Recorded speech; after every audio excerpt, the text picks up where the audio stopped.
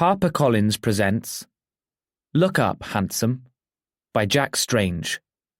Read by Laurie Kinniston.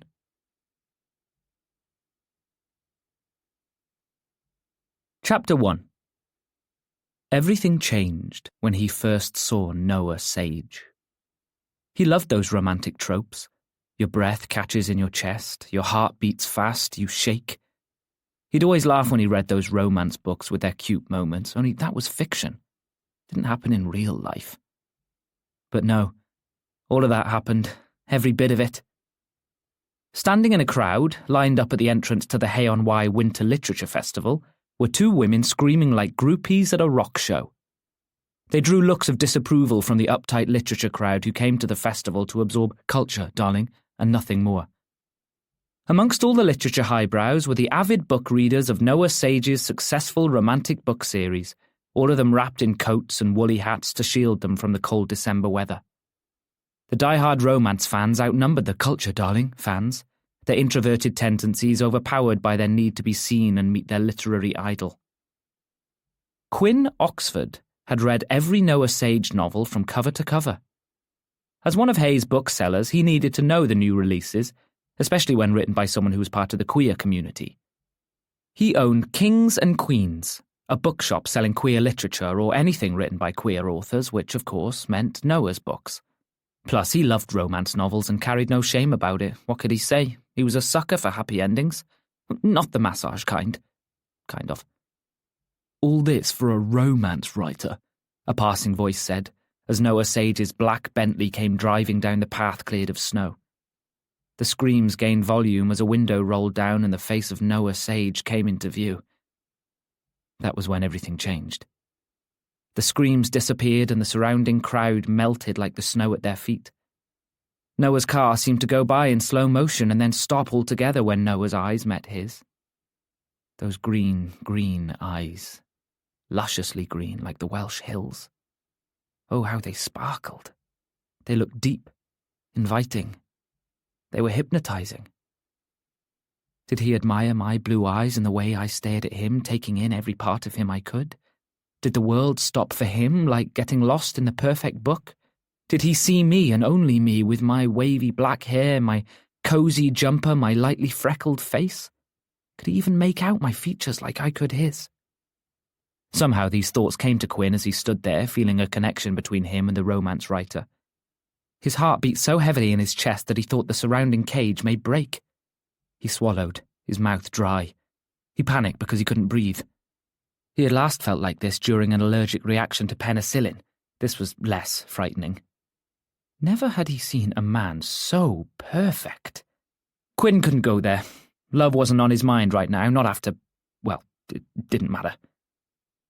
And then Noah was gone, the two girls next to him feigning a faint. He looked right at me. Me too! Did you see those eyes? He deflated. So, everyone else experienced the same thing. The culture lovers and die-hard romance fans alike, starstruck and all drawn in by the writer everyone loved and read.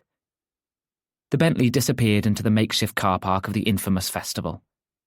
Every year, the Hay-on-Wye Literary Festival sprang up in the same field, white gazebos popping up along the Welsh landscape like wild mushrooms.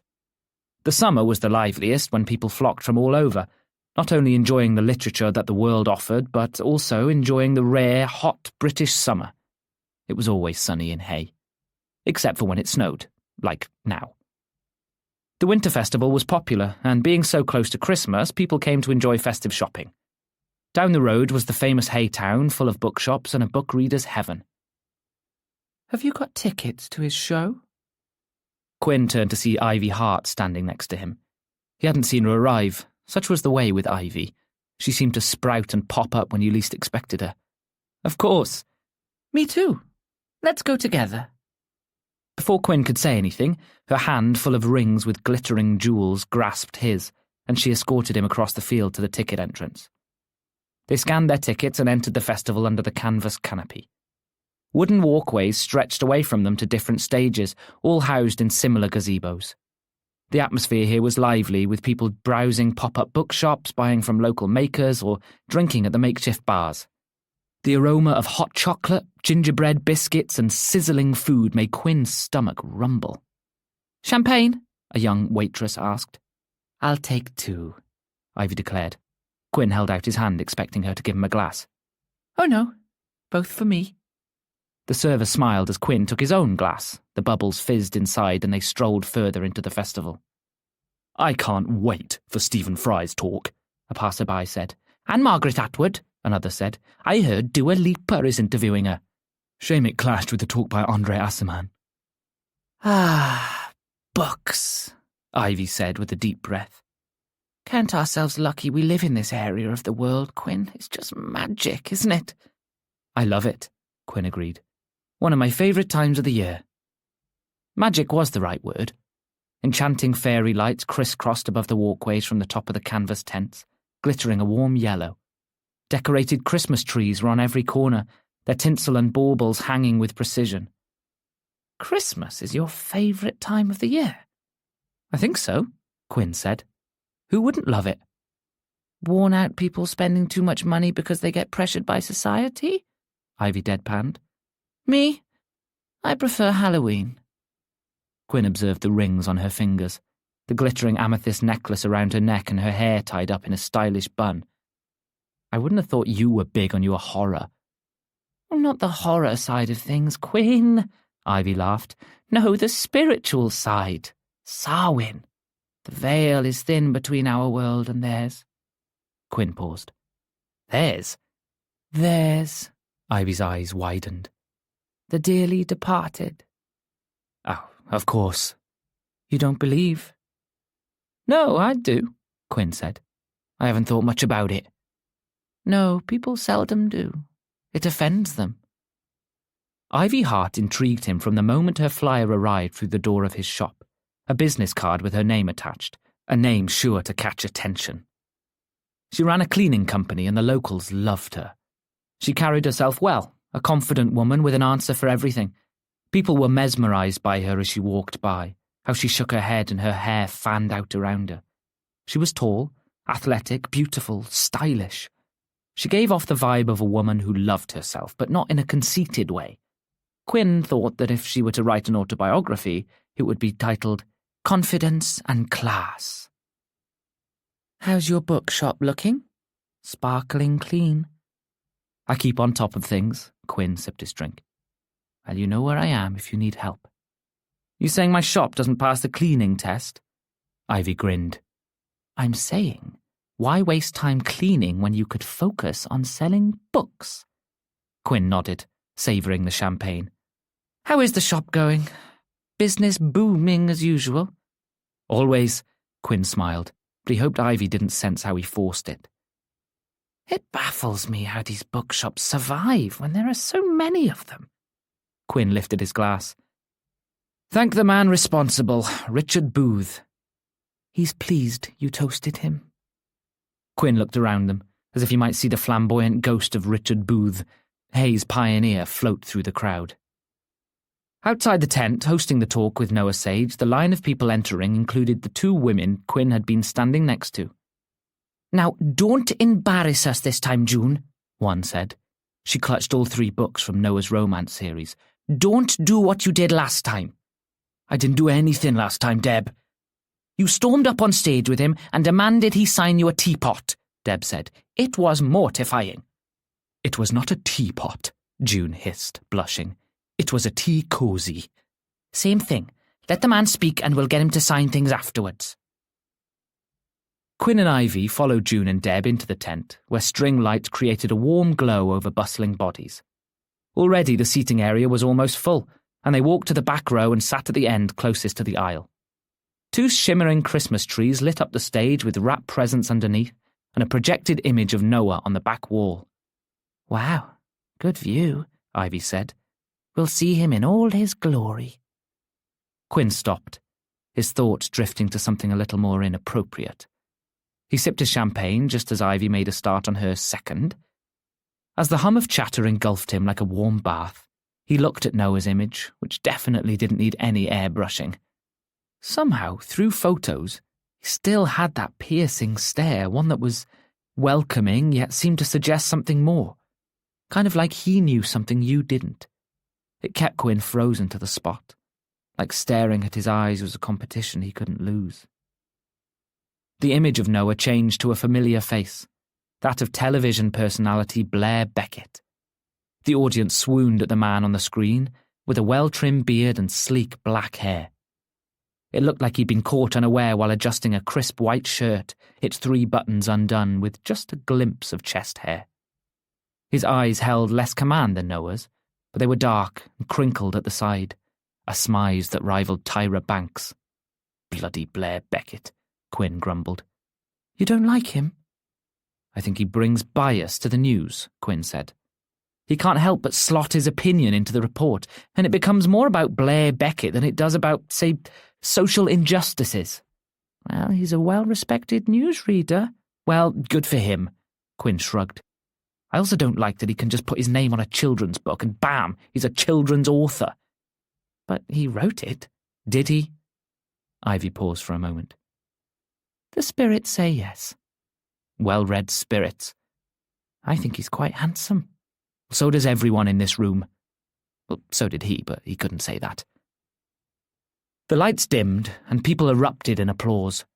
Quinn joined in the applause as bloody Blair Beckett came on the stage, not a hair out of place and a beaming smile on his flawless face, followed by Noah, who cast Blair's handsome features into shadow. Hello, hello! Blair's voice rang out over the audience, and Quinn was almost certain the people in front of him might faint. They were screaming so much they hadn't caught their breath. Let's get the lights on you all, I want to see you! The audience got louder, and house lights lit up the crowd.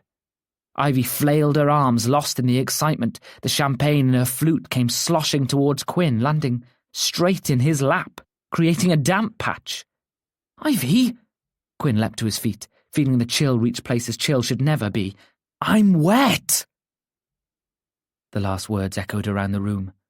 The house lights seemed to act as a spotlight for the wet patch on his grey trousers. Quinn realised every eye was on him.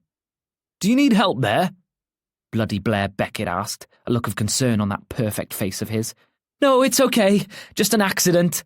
Quinn winced. An accident? Now everyone thought he was incontinent. June clasped a hand to her mouth while Deb looked disgusted. Why did he choose today of all days to wear his heather grey trousers, the ones that felt so soft on his skin and now clung to his crotch with a chill colder than the snow outside? He stumbled down the stairs, his footsteps louder than a crashing giant. Walking in front of the stage, the spotlight illuminating him, he heard an audible gasp from the audience. Good Lord! The man has wet himself! Some people laughed, others made little muttering sounds. Quinn eyed the stage, his eyes finding Noah's. Noah took all of him in, looking him up and down. I'll be right back, Quinn heard himself say as he wished the ground would split and he would fall through the cracks. Carry on without me. He stumbled through the doors as the audience resumed their applause, just as Blair Beckett cracked a joke about excitement getting the better of people. Bloody Blair Beckett, Quinn groaned.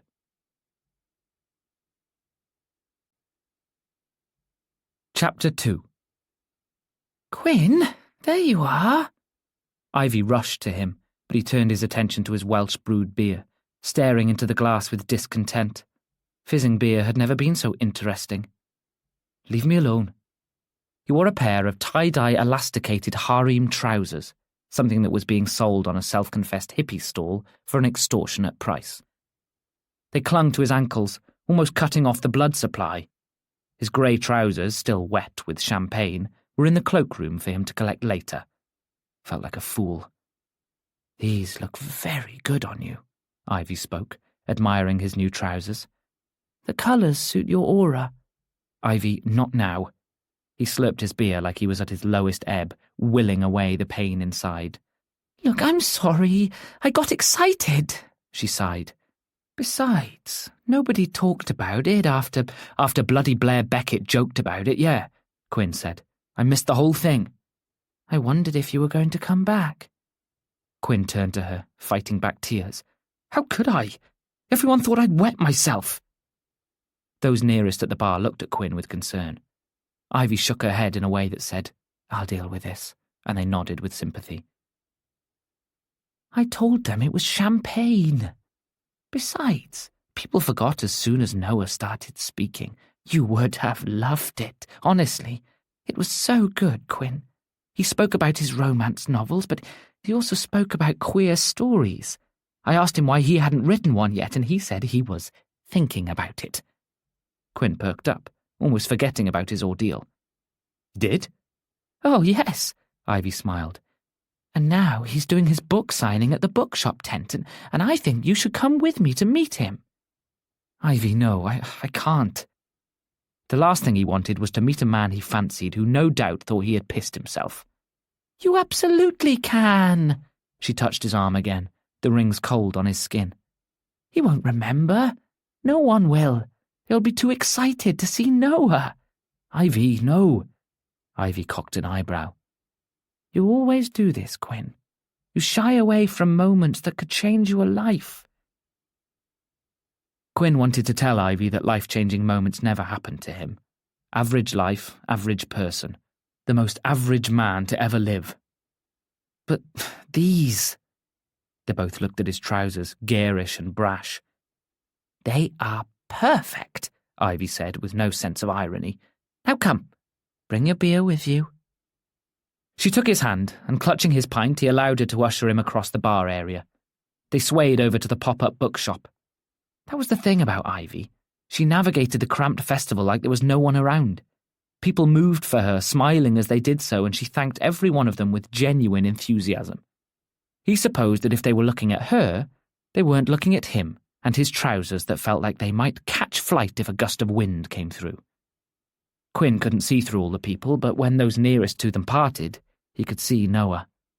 Despite the other authors signing away, Noah had the biggest line. At the corner of the room stood Deb and June, who both looked like they were arguing over a signed tea cozy. Well, Deb, you know I bought you that after all.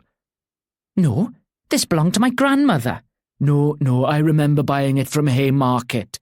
Well, explain this blood stain then. Ivy dragged Quinn away before anyone could question why a tea cozy had blood on it. Quinn took a deep breath as he took in the crowd. He craved the sanctuary of his bookshop. A row of shelves on all sides of the tent were full of people reading blurbs, adding things to their basket and talking. Despite the cold weather outside, the chill didn't reach the tent. Electric heaters glowed Santa Claus red, and the same fairy lights from outside twinkled here in the tent too. Christmas music played over the speaker, but it didn't feel gaudy. Instead, it added to the cozy atmosphere. Warmth radiated from every passerby. They're saying a white Christmas, you know, Ivy said.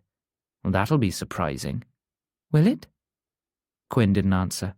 Anxiety twisted in his stomach, his legs feeling like that time he overexerted himself on a treadmill without eating and then never went back.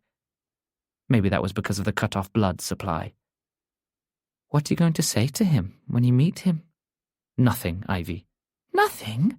Say something. Quinn was more than happy to say nothing at all. He didn't have to have a conversation with Noah Sage because staring at him for too long would turn him to stone. Not because he was Medusa or anything. His hair was too perfect to be compared to hissing snakes, but Noah's looks were enough to petrify him. He struggled to speak his mind at the best of times. Telling Noah how much he loved his books and wanting to know everything he could about him was not an option. Come on, there he is. They joined the back of the queue, miles away from Noah. The pile of Noah Sage books on the nearby round table was dwindling. Quinn recognised other authors who were about to finish their signings early or were twiddling their thumbs, waiting for any last stragglers. Quinn watched Noah as they got closer and closer and too close. No, this was too close. He was all smiles, ever the professional. His teeth were perfect, straight, and Hollywood white done by professionals, and not with whitening strips ordered from Amazon like Quinn tried once. He bared a dazzling grin for photographs, asked every person about their day, signed with accuracy and speed, and wished them farewell. Quinn's heart started beating faster as they got closer. He realised he didn't have any books with him. What would he ask Noah to sign? He thought about the blood-covered tea cozy and wondered if it was too late to go back and ask if he could borrow it. His throat tightened. Was his tongue swelling? Your throat chakra's blocked, Ivy said. My throat is very wide, thank you very much. Ivy held her own copies, the covers crumpled at the edges, well read. She chatted away, telling him about something he couldn't focus on. With every step they took, it was like he couldn't remember how to walk. What if Noah asked about his accident? How would he explain it was champagne? That yes, he was an adult, and yes, he had full control of when and how he peed. That no, he didn't sit there and release. Would he even be able to say one word with that thumping heart of his, the dry throat and mouth, the shakes that made him question why he was getting so flustered over a man he only knew by name? You're being silly. You're starstruck. Yes, that was it. Starstruck. This was one of the most famous authors of the moment. That's all this was. Overwhelming feelings of complete disbelief that he was in the presence of someone with so much media attention and exposure. This must be what groupies feel like when they first meet their favourite rock star. Only the groupies end up joining the band on tour and they get up to many devious and fascinating deeds and then rush to the clinic for antibiotics 2 weeks later. This would simply be a, "Hello, I didn't wet myself," and that would be that. If you could even string a sentence together. Quinn met many authors. You couldn't own Hay's very own and only bookshop dedicated to queer stories without meeting writers. People came from all over to browse his selections on everything from LGBTQ+ history to the latest gay novel. He created a staple piece on the scene here in Hay, which made the ordeal in a tent such an embarrassment. People who lived here knew him. He did not want that to be something that was brought up all the time. Quinn tried to recall being starstruck over the authors he'd met in this small Welsh town that straddled the English border. He was no stranger to author signings, whether they be in his own shop or at someone else's. He'd spent many a night at a pub chatting away about writing and books with authors, with writers, and with those who devoured every page they could get their hands on. So why was this feeling so intense? So scary? A simple high school crush? Maybe. Two people separated them now, with Noah's eyes fixed on the person in front of him. He didn't know that Quinn was about to arrive. So calm down, Quinn told himself. He sees so many faces that he will not remember you. It was dark anyway. Those house lights weren't as bright as you think. But that stare, that moment when everything stood still, had he imagined it? And then it happened again. Next in line, Noah looked up. Quinn looked away, but not before his eyes met with those green eyes once more. Such was the standstill moment of the situation that Quinn didn't see the man with the headset approach. He didn't see the pretty black-haired girl who had been on the phone head towards Noah. "I'm sorry, ladies and gents, but he has to go," said the man with the headset. "Oh dear," Ivy said. What was happening? Noah got to his feet, the woman next to him telling him about something, the man with the headset looking tense but apologetic as he explained to Ivy, to Quinn, to the queue growing behind them that Noah had done his time and that signed copies would be available on the bookstand. "I'm very sorry," Noah said, and for the first time Quinn thought he looked tense. Up close, that carefree persona wasn't as convincing, perhaps because he was moments away from meeting a man who people thought wet himself. Quinn looked at Noah one last time, part of him wanting to savour ever being so close to a man of his stature, another part of him wanting to feed the curiosity that was gnawing away inside him. His heart squeezed, and it flipped when he saw Noah watching him. "Nice trousers," Noah said, before turning away and disappearing into the crowd with the girl and the man with the headset. That voice, thick with the sing-song Welsh lilt, gentle yet firm. "Oh, my God," Ivy gasped. "I told you, they are gorge on you." With stinging cheeks, shaking and aching legs and a thudding heart, Quinn threw back the pint he was holding until it was empty.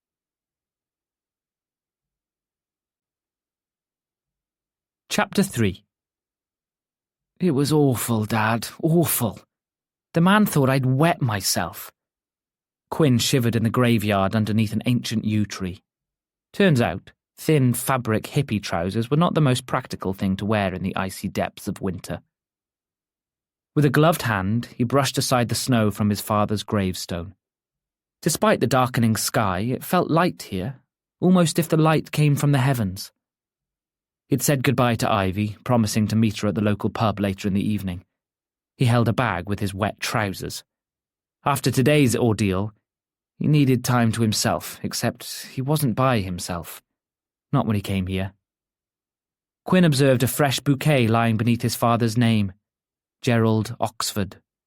Even seeing his name made Quinn want to cry. He wondered if his mother left the flowers lying in the snow. He didn't even know for certain if Claire still visited the grave. They didn't talk about Gerald often, if at all, and his grave was definitely not something to bring up in conversation. Quinn crouched so that Gerald's name was eye level. "Did Mum leave you these?" "I wish you could tell me. I know what you're thinking. Why don't I just ask her myself? In all honesty, Dad, I don't want to." Quinn sighed, white mist floating before him. "She's so... well, I doubt you want to know about Harold, but ever since he came around, she's different." Talking about his mother out in the open felt strange. He glanced around the snow-covered graveyard, almost expecting that people would watch him like he was performing a soliloquy. But underneath the yew tree, everything felt so private. Gerald's plot felt secluded, even though it was in a long line of past souls, some of whom no longer got visitors. He couldn't recall how he'd started talking to his father like this. Since his death, Quinn needed someone to listen to him. He found it hard to talk to people when they were in front of him, as if they might judge him. His father's dead ear wouldn't judge. His father wouldn't judge, full stop. Gerald always had time for Quinn, and he never felt like a burden. He had been more to him than just a father. He was a friend and a trusted source of comfort. Losing that ruined Quinn. When Gerald died, Quinn lost his confidence. The ability to talk to others seemed to die when his father did. A red robin landed on Gerald's gravestone, holding a twig with a red berry in its petite beak. Quinn smiled. "You're listening, Dad," Quinn said. When Gerald had been alive, a reliant robin was a staple piece in the town. Shining red, it would always be parked outside of Gerald's bookshop, drawing stares of admiration from locals and tourists. Quinn remembered as a child clambering in the odd-shaped car and feeling like he was in a spaceship. Robins always reminded him of his dad. Anyway, back to that romantic novelist. I think you would have liked him. His books are fantastic. They sweep me up in ways other romance books can't do. Something about his writing speaks to me, you know? The robin hopped. No, it has nothing to do with the fact that he's fit. The robin cocked its head, the twig shifting.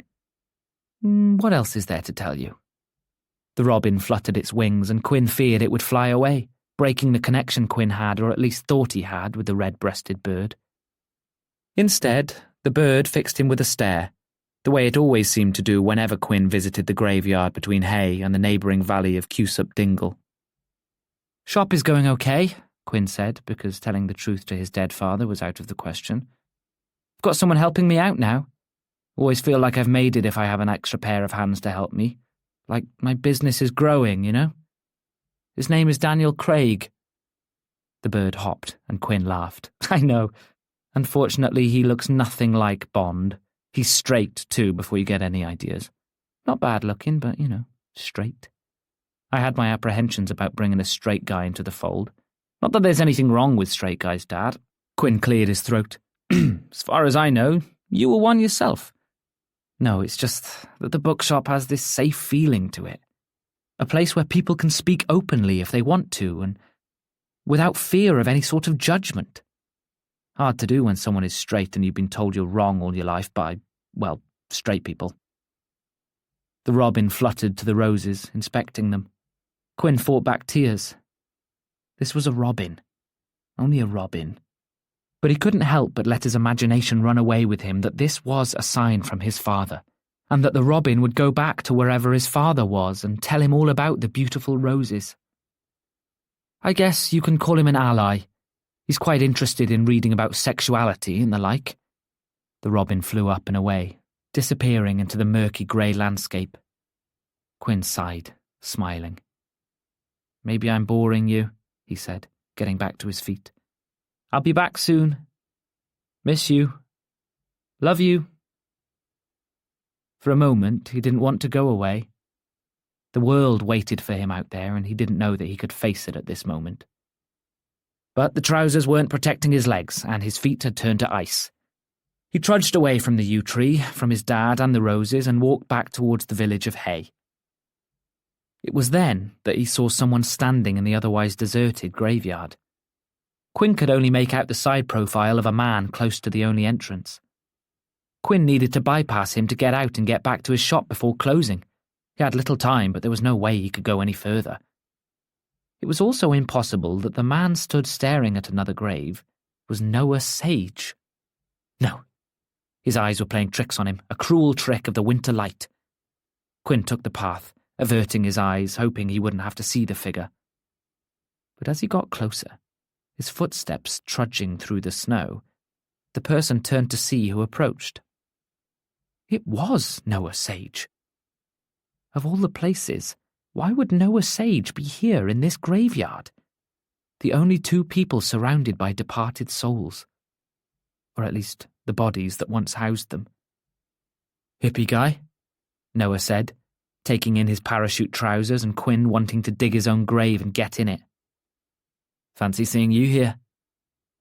Why was he speaking to him like that? Like they were friends, familiar. This felt like he'd fallen and bumped his head and now he was hallucinating. Cat got your tongue? Balls. You're Noah Sage. Great. That will do. State the obvious and wonder why Noah stepped away from him. Because now he looked like one of those fans that wanted Noah desperately, which he did, but not in the way those fans wanted him. Well, maybe like Deb and June wanted him. That's right, I am. A red blush crept up Noah's neck. And you are? Going, Quinn said. Have to dash. Do you always hang around in graveyards? It was a warm question. A gorgeous smile on his rosy-cheeked face. God, he wanted to pinch those cheeks, but he couldn't because that is frowned upon. Pinching cheeks in graveyards was also a little weird.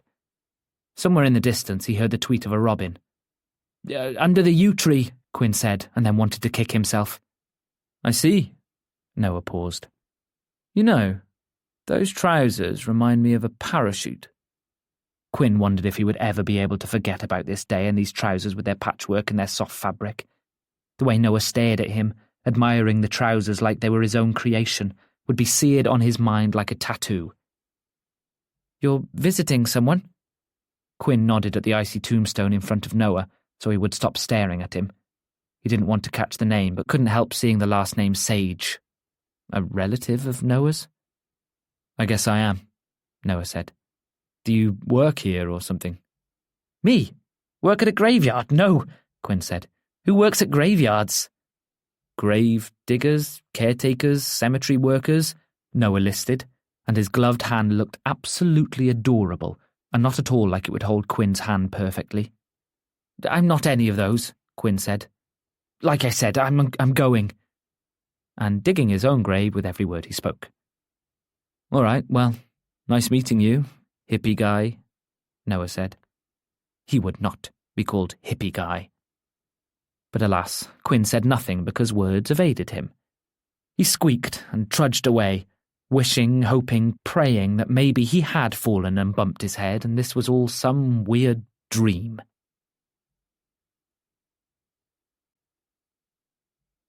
Chapter 4. How are you doing? Dougie. Why did he always text at such inappropriate moments? Every time the text came through, it knocked Quinn off his feet. Not because of those romantic cliches, but because every time he thought he was over this man, he came back to remind him of everything they once had. Quinn stood outside his shop on Castle Street, where foundation walls from the 13th century met the 19th. His shop, Kings and Queens, looked inviting with warm yellow lights, a perfect example of Victorian architecture. You okay? You look like you've seen a ghost. Daniel Craig, not the man who played Bond, exited the shop. He held his set of keys in his hand, ready to lock up. Oh, yeah, no, fine. Quinn struggled to find his words. I'm just going to deal with something in the shop. You go home and have a nice evening. You sure? I'm sure, Quinn said. How's today been? Wonderful. Always wonderful. Daniel's tote bag swung at his shoulder, full of books. Some reading materials. "That's good," Quinn said, moving past Daniel to get to the shop entrance. "Thanks for your help." "Yeah, see you soon," Daniel said before stopping. "What?" "Those trousers look good on you." Quinn recorded his ordeal with Noah in the graveyard. The hippie trousers struck again. "Go home, Daniel. You're tired." Daniel saluted, smirking, and headed to wherever it was he lived. Quinn looked at the converted church building and up to his apartment window above his shop, where a lot of nicer clothes waited for him. The longer he stayed out on the street, the bigger the opportunity for people to see his hippie trousers. He headed into the shop and closed the door behind him, leaning against the wood and taking a deep breath. The champagne, the spotlight, Noah.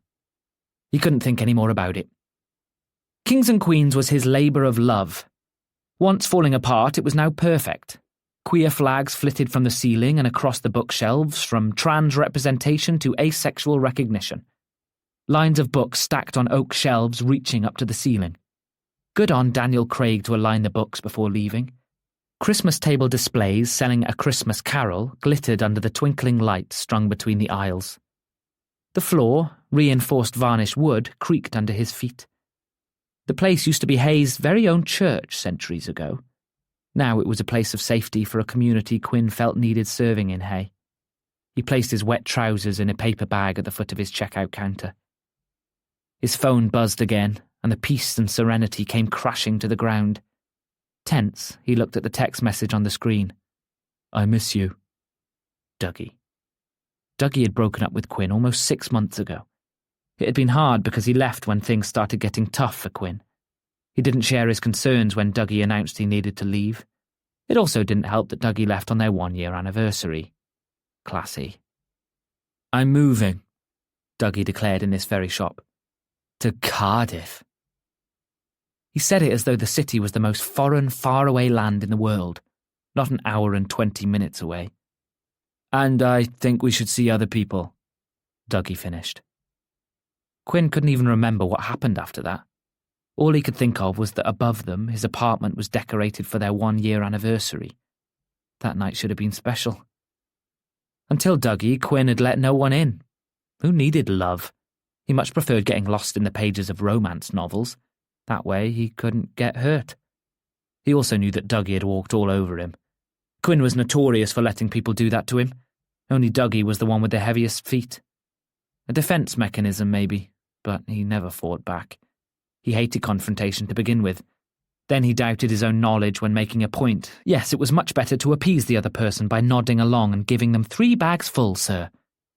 And those romance novels let him escape to a world where the men were perfect, and people like him owned their beliefs. Quinn let Dougie, his first love, step over him on his way out. 6 months later, he had moved on and fallen back into the rhythm of life before Dougie. Now that rhythm was hit with the blues. His phone buzzed. "Cardiff isn't the same without you." When had he even been in Cardiff with him? It wasn't like they had any memories there. His phone buzzed again, and this time an image of Dougie's dick graced his screen. He exited the text, as if a crowd of people surrounded him and might see him looking at something so inappropriate. What a way to make an apology, if that was even what it was. Who said "I miss you" and then sent a dick pic? Guys like Dougie. Guys like Noah wouldn't do such a thing. He considered typing back, maybe saying "don't text me again," an eye roll emoji perhaps, or just block his number. These thoughts left his mind as quickly as they entered. He would say nothing and hope that it would go away. It was something Quinn always did. His eyes drifted to the counter at the window, lingering on a drawer. Yes, everything goes away if you just ignore it. I'll ignore this. But could he ignore his trousers? Quinn observed them complimented by Noah, adored by Ivy. Perhaps they weren't so bad after all. He'd keep them on. He considered himself calm enough to spend an evening with Ivy. He didn't want to be sitting with her flustered over Dougie and his texts. No, he would put this out of his mind, and that would be that. Dougie was horny. He didn't miss him, that was all. Another message. "Remember this in you."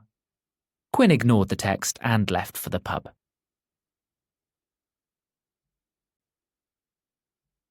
Chapter 5. It was a winter's evening, and Quinn and Ivy found themselves in the Rose and Crown on Broad Street. With flagstone floors, brown beams, and a fire crackling in the fireplace, it oozed traditional British pub. They sat in a window seat on a cushioned bench where they could feel the warmth of the fire. A waiter handed them their third gin and tonic each, garnished with blackberries and an orange peel, and a pint of lemonade to Ivy, before heading back to the busy bar to take more orders. Quinn, still sitting in his tie-dye trousers, much to Ivy's appreciation, stirred his G&T, the ice clinking against the glass. "Come on, smile for me," Ivy pleaded. "It's not fair to see you so low." Quinn forced a smile, but inside he wanted to cry. This morning he had woken up excited about the day ahead. He couldn't wait to mingle with friends, enjoy the winter literary event, and then go back to work the next day as the festival entered its last weekend. He'd been looking forward to the rush that would happen at his shop, something that came every festival season. Instead, he found himself as flat as Ivy's lemonade. "I just keep replaying it in my mind." "Oh, stop," Ivy said. "It wasn't that bad." "But it was." Quinn hadn't told Ivy about the graveyard because it was too humiliating, and the more he thought about it, the more he was sure it never happened. Weird things transpired in graveyards, and being compared to a parachute by a romance novelist was apparently one of them. "You know what I like to do in these situations? I like to break them down." She stirred her gin and tonic. "So let's do that. Some champagne spilled on you. It looked like you wet yourself, I'll admit. But that was, a minute of your day? And? So, the day has 24 hours in it, and you're allowing yourself to feel low over 1 minute of it," Ivy asked. "Look around this room."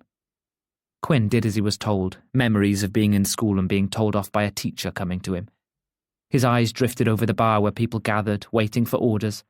Every single table in the place was full, with people eating, drinking, socialising.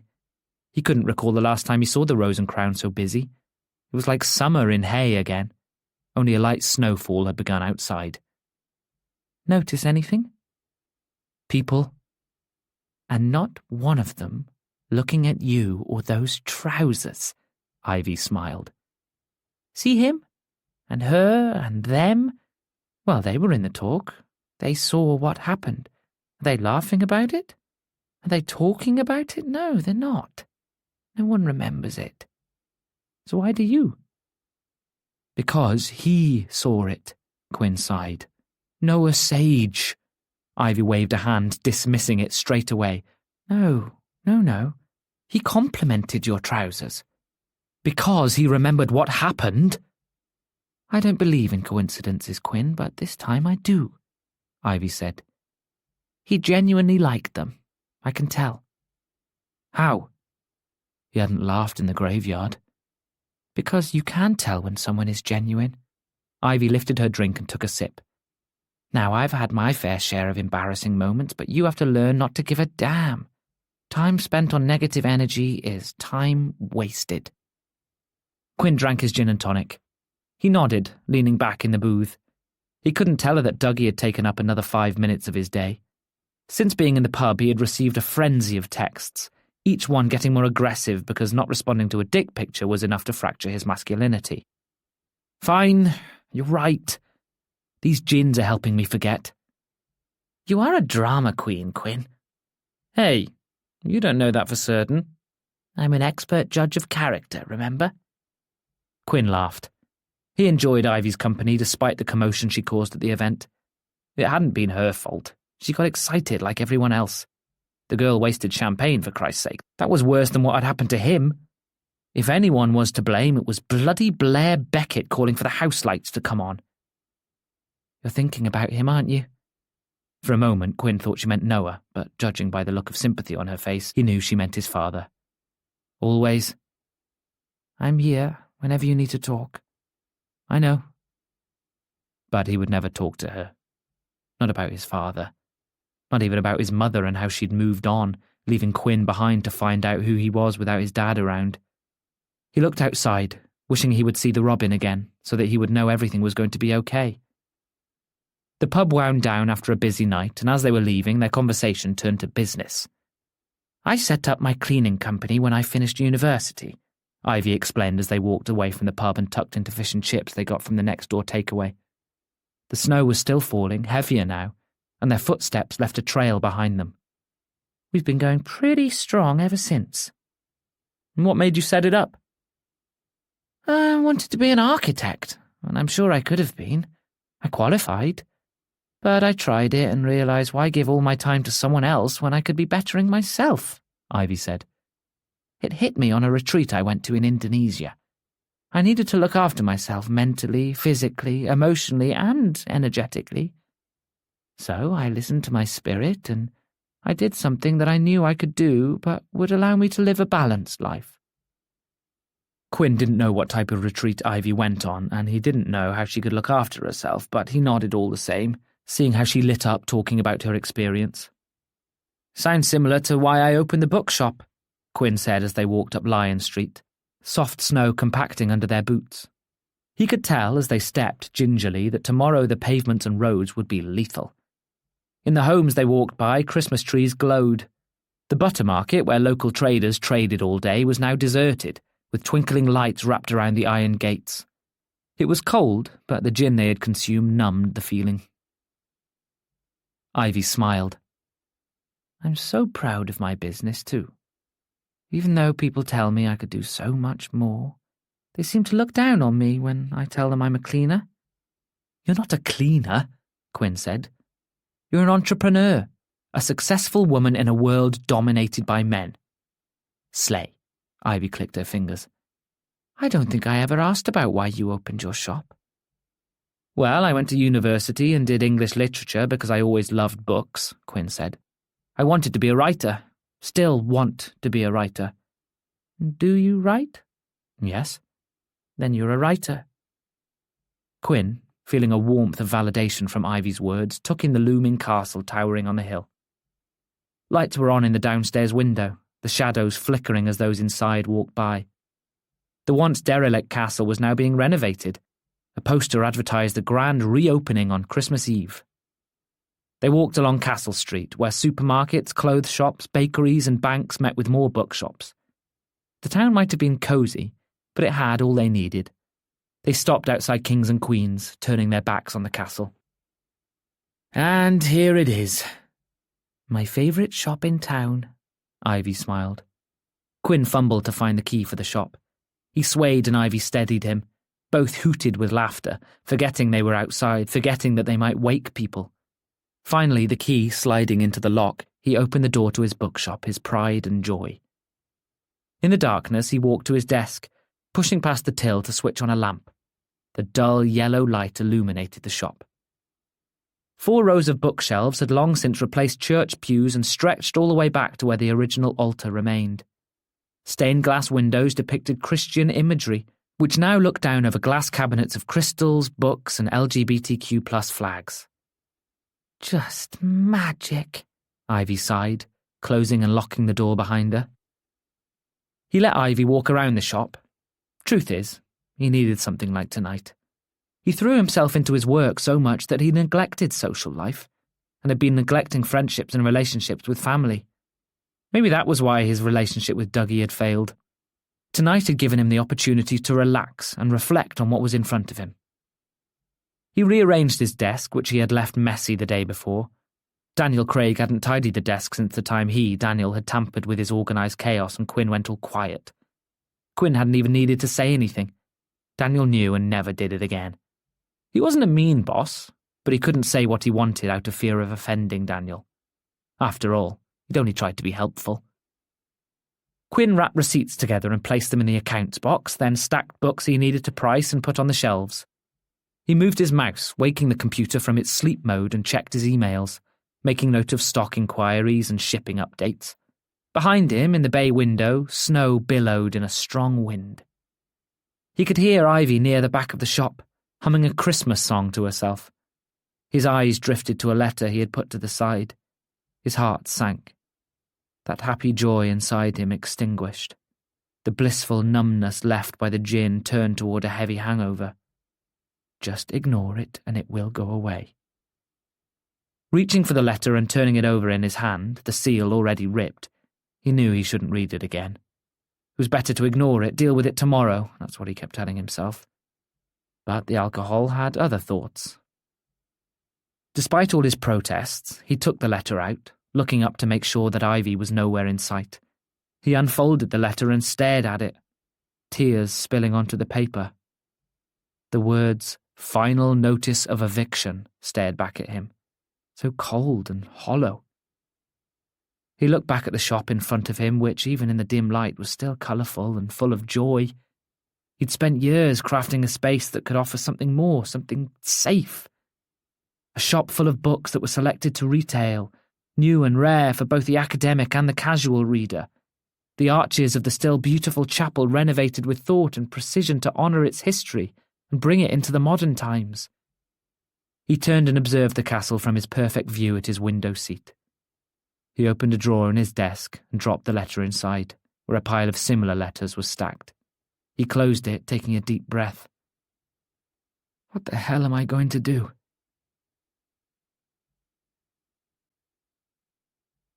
Chapter 6. When Quinn awoke the next morning, his head ached and his mouth was dry. Memories of the incident at the festival came rushing back to him. He closed his eyes, remembered what Ivy said, and tried to think positive thoughts. Only there was nothing positive about this hangover, or the angry messages from Dougie, who seemed to regret thinking with his dick. Quinn texted him back. Sorry about last night, I wasn't in the mood. Not very nice to ignore me, Quinn. Sorry. It's fine, babe. Quinn grimaced. Babe? No, he was not his babe. You know we're not together anymore, don't you? And whose fault is that? Quinn gripped his phone, trying to decide if he should throw it at the wall or change the subject with Dougie. He knew he shouldn't be texting him. To entertain him was wrong. Keeping the connection open meant that it wasn't closed, but blocking him and shouting at him that it was over felt callous and cruel. Instead, he left him on read, the kindest rejection he could think to do. After popping 2 paracetamols, drinking what felt like 2 pints of water and showering, he wrapped himself up and headed outside, feeling more human. He looked at his shop, closed for now but opening before the festival goers came by. Oh, how cruel a world it was to be having such a good book season, only for this to all go soon. Hot chocolate, Quinn? Mr. Andrews from the ice cream shop asked. Don't mind if I do, Quinn smiled, forced to take his mind off the impending doom. How much? Free, my boy. The snow. We're celebrating. A white Christmas on the way? Oh, definitely. Quinn sipped his drink as he trundled along the snow, his feet sinking and his socks becoming wet. So many merry faces, familiar faces, and Quinn could lose it all. Morning, Quinn, Janet from the corner shop waved. How do you do? Michael from Richard Booth's bookshop asked. Fancy a snowball fight? One kid asked. Not today, Quinn said. Tell your mum she has a book waiting for pickup. Will do. He threw a snowball straight at Quinn and ran away laughing. Rude, Quinn thought, but smiled. He thought about a morning coffee brewed at one of the local cafes. Maybe he'd get a bite of breakfast before joining Daniel on site. In the morning, only the locals were around. It was too early for tourists to venture into town. This was the slice of heaven that Quinn cherished. The community aspect of familiar faces getting ready to start their days. Other than the familiar faces heading into their respective businesses, the streets were quiet. As Quinn headed towards the cosy cafe on the corner of Castle Street and Hightown, he spotted someone coming out of the shop. What was he, a child sounding out the alphabet? Noah nodded, as if he expected to see Quinn here. Morning. Where are the parachute trousers? Burned in a sacrifice. Shame, Noah said. They looked good on you. Quinn said nothing, instead looking past Noah into the quiet, cosy cafe, which had yet to have the morning rush and the busy afternoon crowds. Busy day of caretaking ahead? Was that his idea of a joke? This wasn't how he expected an interaction with Noah to go. Whenever Quinn pictured it, at least a clean version of it was a couple of words exchanged and a signed book, not a cheeky man who wound him up like they had their own inside jokes. Noah's collar of his coat was turned up and a scarf was wrapped around him, so thick it almost covered the bottom half of his face.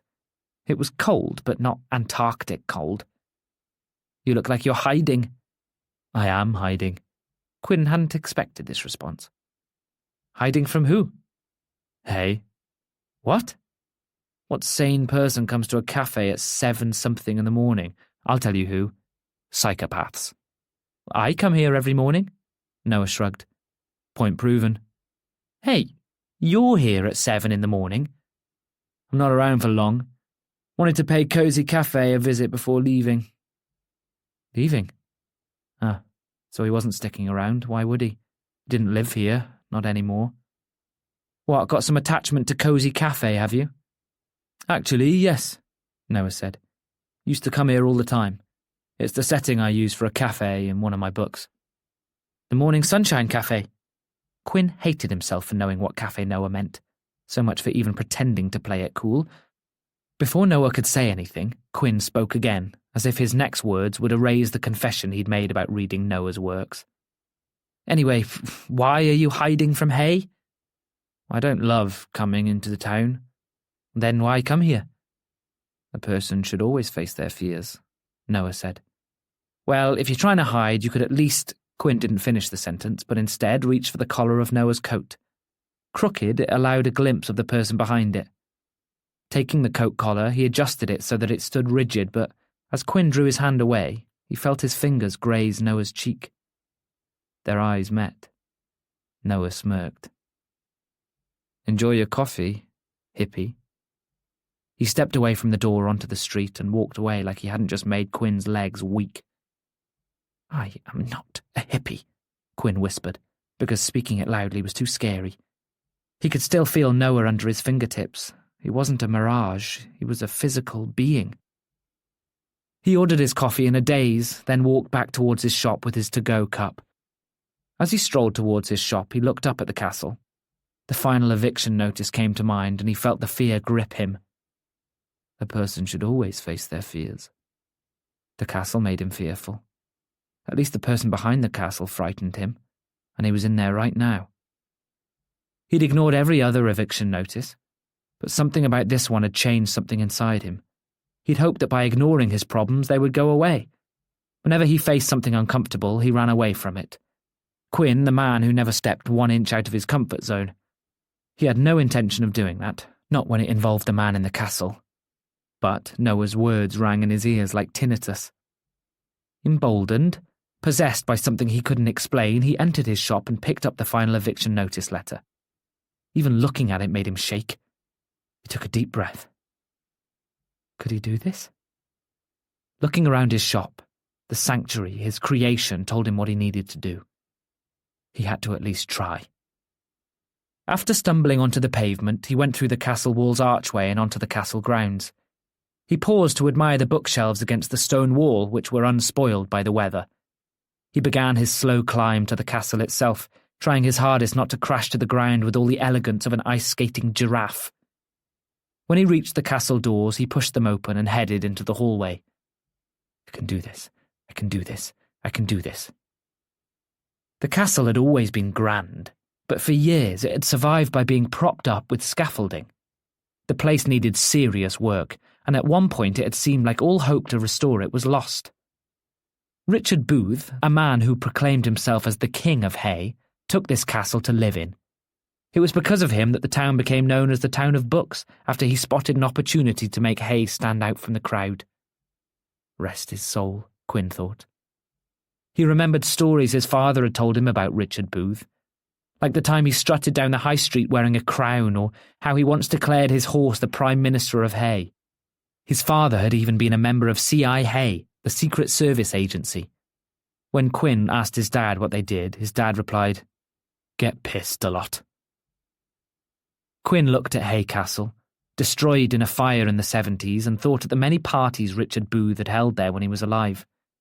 Bonkers and raving, according to his mother. Development work had now almost restored the place to its authentic glory.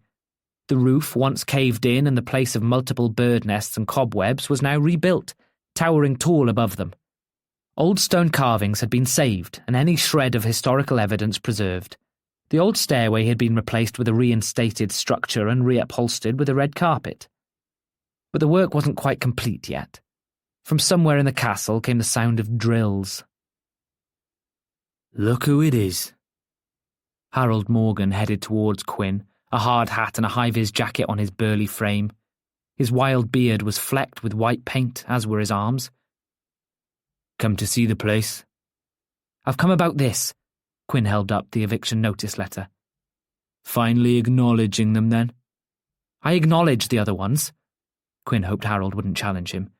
He ignored the other ones by dropping them in his desk drawer and pretending they didn't exist. Technically, he registered their existence. It wasn't his fault if he ignored them. Okay, so maybe it was, but what else was he supposed to do? Eviction notices for a shop he loved were not something he could face. How could he when someone else was handling his fate like a chess piece? Until now, there had been survival on the board. Maybe Harold would make a wrong move or change his mind. But with this letter that he held in his hand, and the word final, it felt like checkmate. "So why the fuss?" "It's scaring me." Harold waved a dismissive hand as if nothing happened. "It's fine. Don't worry about it." "You're evicting me." "No, it's not an eviction." "Looks like an eviction to me." "You knew the risks," Harold said. "Come on, come look around." "No." Quinn shook his head. He wanted to shout, but he knew his voice would carry through this gorgeous echo chamber. "This is my livelihood. My entire world, and you want it gone so you can build some crappy information centre." "I have offered you a new shop here." Quinn watched his stepdad cross his arms, a grim expression on his face. "The shop you've offered me is a box. It's not a shop. There's no way I could sell what I sell now and still make a living. It is a huge downsize." His voice wavered, and he was stumbling over his words. Why was it so hard to say what he felt, to stand up for himself? That confidence that gripped him earlier was crumbling around him. "You're making things more difficult than they should be," Harold argued. "That church is a development opportunity and will be a fantastic resource for us. Business is business. You should know that. If that rainbow shop is a business." "I won't have a job." "You have options." "What options?" "That job offer in London," Harold said. "Time is running out for a career." "I'm 28, not 68. "You can't be 30 and selling books," Harold said. "You've been here your whole life. Don't you think it's time for a change?" Two men carrying a ladder went by, their eyes averted. This was Quinn's whole life. He was comfortable here, safe. People born in Hay rarely left Hay. When they did, they changed. Quinn didn't want to change. "Well, so have you. You've never left." "Haven't had to." Harold held out his arms. "This is my empire." "The castle." "The development firm," Harold winked. "Quinn!" Quinn turned around to find his step-cousin. "Gordon," Quinn said, turning away from him as quickly as possible, "please reconsider." "What's going on?" Quinn closed his eyes. Out of all of the people to arrive now, Gordon was the last person on his list. "This is between us?" "He's my business partner." Harold put an arm around his nephew. "He should be involved in all business discussions." Quinn forced the letter onto Harold's chest, summoning all the courage in the world. "There is no discussion. You're not having my shop."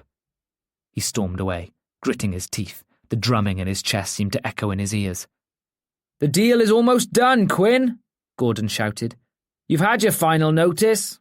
It's just business." The cold hit him hard and he shivered. He winced. The day bright and the street came alive with people slipping and sliding on their way to the festival. The snow remained undisturbed by cars and had only been touched by footprints. Quinn couldn't help but look at his shop, dreading the day ahead and having to pretend everything was all right. Quinn wanted to cry, but he couldn't. Crying wouldn't solve anything. He could only blame himself for thinking the letters would go away. He'd hoped his stepdad would see sense. To get the final eviction notice was devastating. These weren't strangers from a faceless corporation. These were people that should look out for him. Corporate greed had tangled itself in family ties. This was just business to them. Well, it wasn't just business to Quinn. They couldn't have it. If Quinn lost his shop, he would lose himself. He looked at his apartment peeking above the castle walls where his income kept a roof above his head. The locals who all waved hello, who had known him since he was a kid, would become memories. Quinn would lose his community. As the snow fell and Quinn made the steep descent down to the castle walls, he thought of telling someone. What would his mum say? Maybe she already knew. After Harold had entered her life, he couldn't deal with the fact that his mother had moved on. Then he'd ignored it so much that he refused to tell anyone, even his mother. Quinn took out his phone and, after failed attempts with a gloved hand, he called his mum. "Quinn? How are you?" "Not good," Quinn said. "He wants the shop." "I know," his mother sighed. "I've told him to leave it." "Is that all you've said?" Quinn's heart sank at the realization that she'd known and said nothing. He couldn't work out how they'd got to this point. Wasn't his mother supposed to know he was upset about this? Had she thought he'd be okay with the prospect of losing the one place that gave him something to get up for in the morning? If he held that phone any tighter, it would shatter into a million pieces.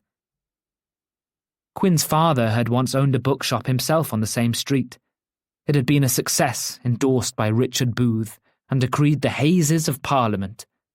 His mother always resented the fact that his dad left behind a career as a pilot, dragging them away from their nice and rather large home in London to Hay-on-Wye to sell second-hand books. His father established himself over the years, gaining a solid reputation, and was adored by the locals who still lived here today. Quinn had been too young to remember London. To him, his life had always been Hay. And then he died. The shop was sold, and that was that. Not a day went by where Quinn didn't miss his father. Now he had Harold, a man who made Henry VIII look good, except he didn't have 6 wives and had never been married before, let alone beheaded anyone, so maybe Henry was worse. Anyway, Quinn knew his father would have defended him, and this would never have happened had he, well, not died. "What can I say?" his mother asked. "Harold doesn't listen. He does what he thinks is right. He said it's just business." "Yeah, I know," Quinn said. "But this isn't just business, is it? This is my life. I'm going to lose everything." "He's not kicking you out of the flat." "Oh, the flat that I own?" Quinn forced a laugh. "No, he's not. Just forcing me out of the shop I've built and nurtured." "Mum, it's not just a bookshop. It's a community. A safe place. Without it, Hay loses some of its character. You can't let him do this." His mother sighed, one of defeat. "I can only say what I've already told him." "You think I should give up, don't you?" "He's offered you an alternative." Quinn could almost hear her choosing her words with careful precision. "The shop in the castle? You seemed okay before this. And the job in London, Quinn. Why would you say no?" Quinn leaned against the stone wall, feeling it dig into his back. An icy breeze made him shiver, but he was thankful to be sheltered from the snow. It seemed if his mother couldn't return to London, she wanted to live vicariously through her son. "The shop in the castle is a box, Mum," Quinn said. "It would only fit a shelf. Nothing more. It's a huge downgrade. No author signings, no evenings with those who need someone to speak to. We sell more than just books, Mum. We help people know they're valued." There was a pause. "I wish you could keep it," his mother said. "So you won't help me?" "I'll see what I can do." She said nothing else. "Quinn, I've missed you. Have I done something wrong?" "It's fine, Mum. I haven't seen you in a while. The shop is right there. For now." This was why Quinn never called his mother. These conversations. When the silence stretched between them a little too long, Quinn said goodbye and stared up at the new refurbished castle. The jewel of Hay, adored by the locals and the tourists alike, but the crux of Quinn's turmoil. When news broke that the castle was being restored to its former glory, Quinn joined the community in celebrating. He celebrated when Harold got the contract, helping him out of a business slump. Another property firm had been absorbing Harold's work left, right and centre. To get the Hay contract was a big FU to the rival firm. Never in his life did he expect family to screw him over so badly. Quinn stood tall, snapping out of the wallowing pit of pity. If it's just business, then they won't mind what I do next.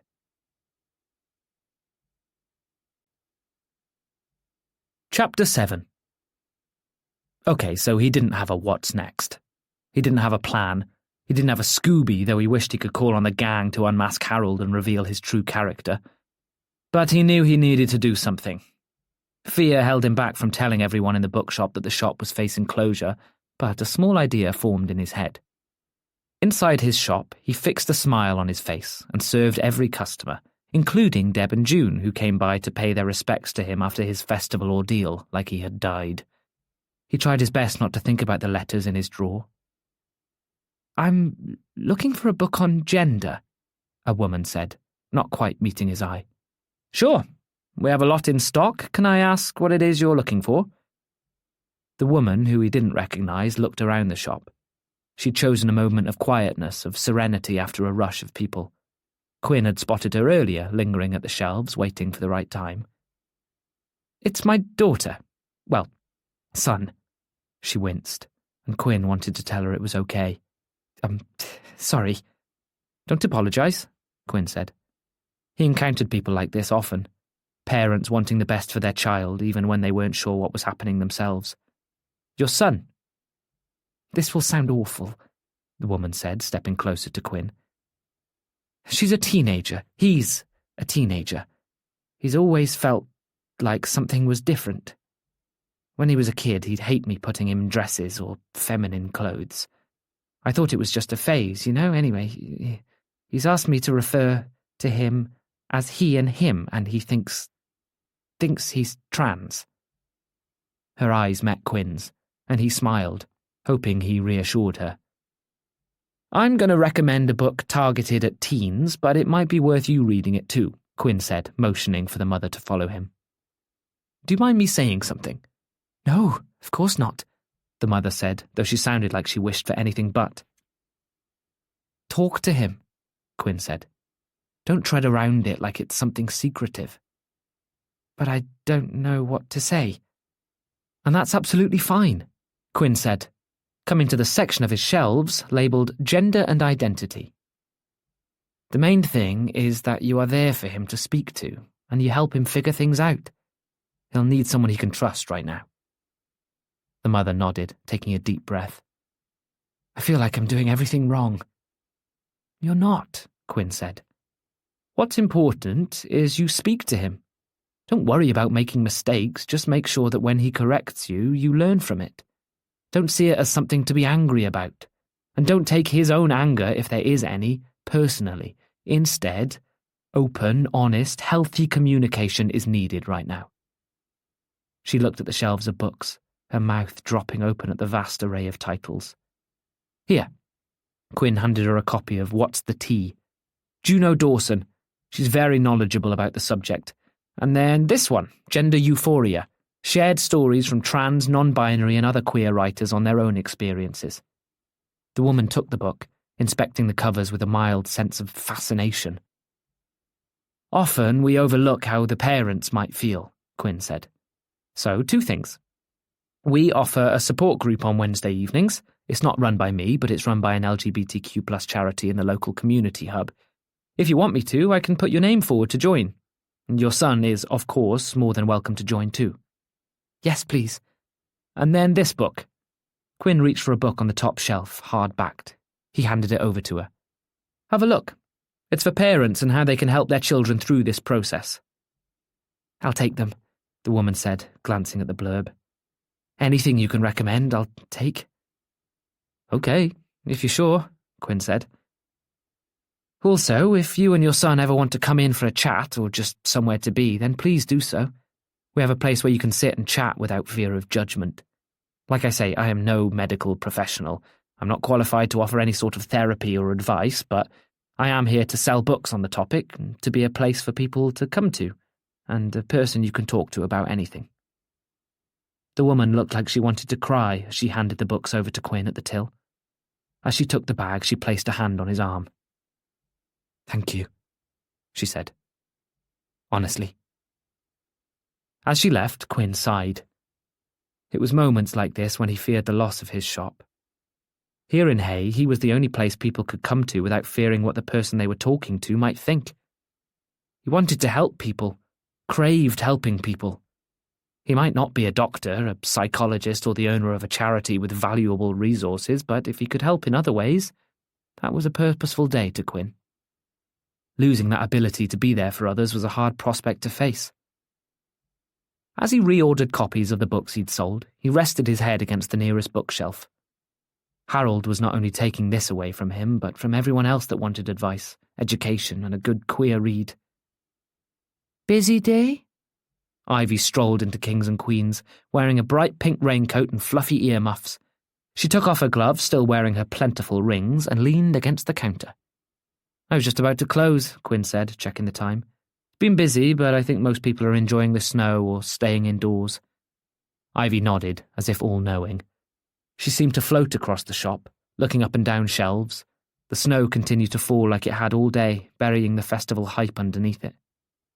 He got to his feet and headed to the door, turning the open sign to closed. "We need to talk." Ivy's eyebrows knitted together. "What's the matter?"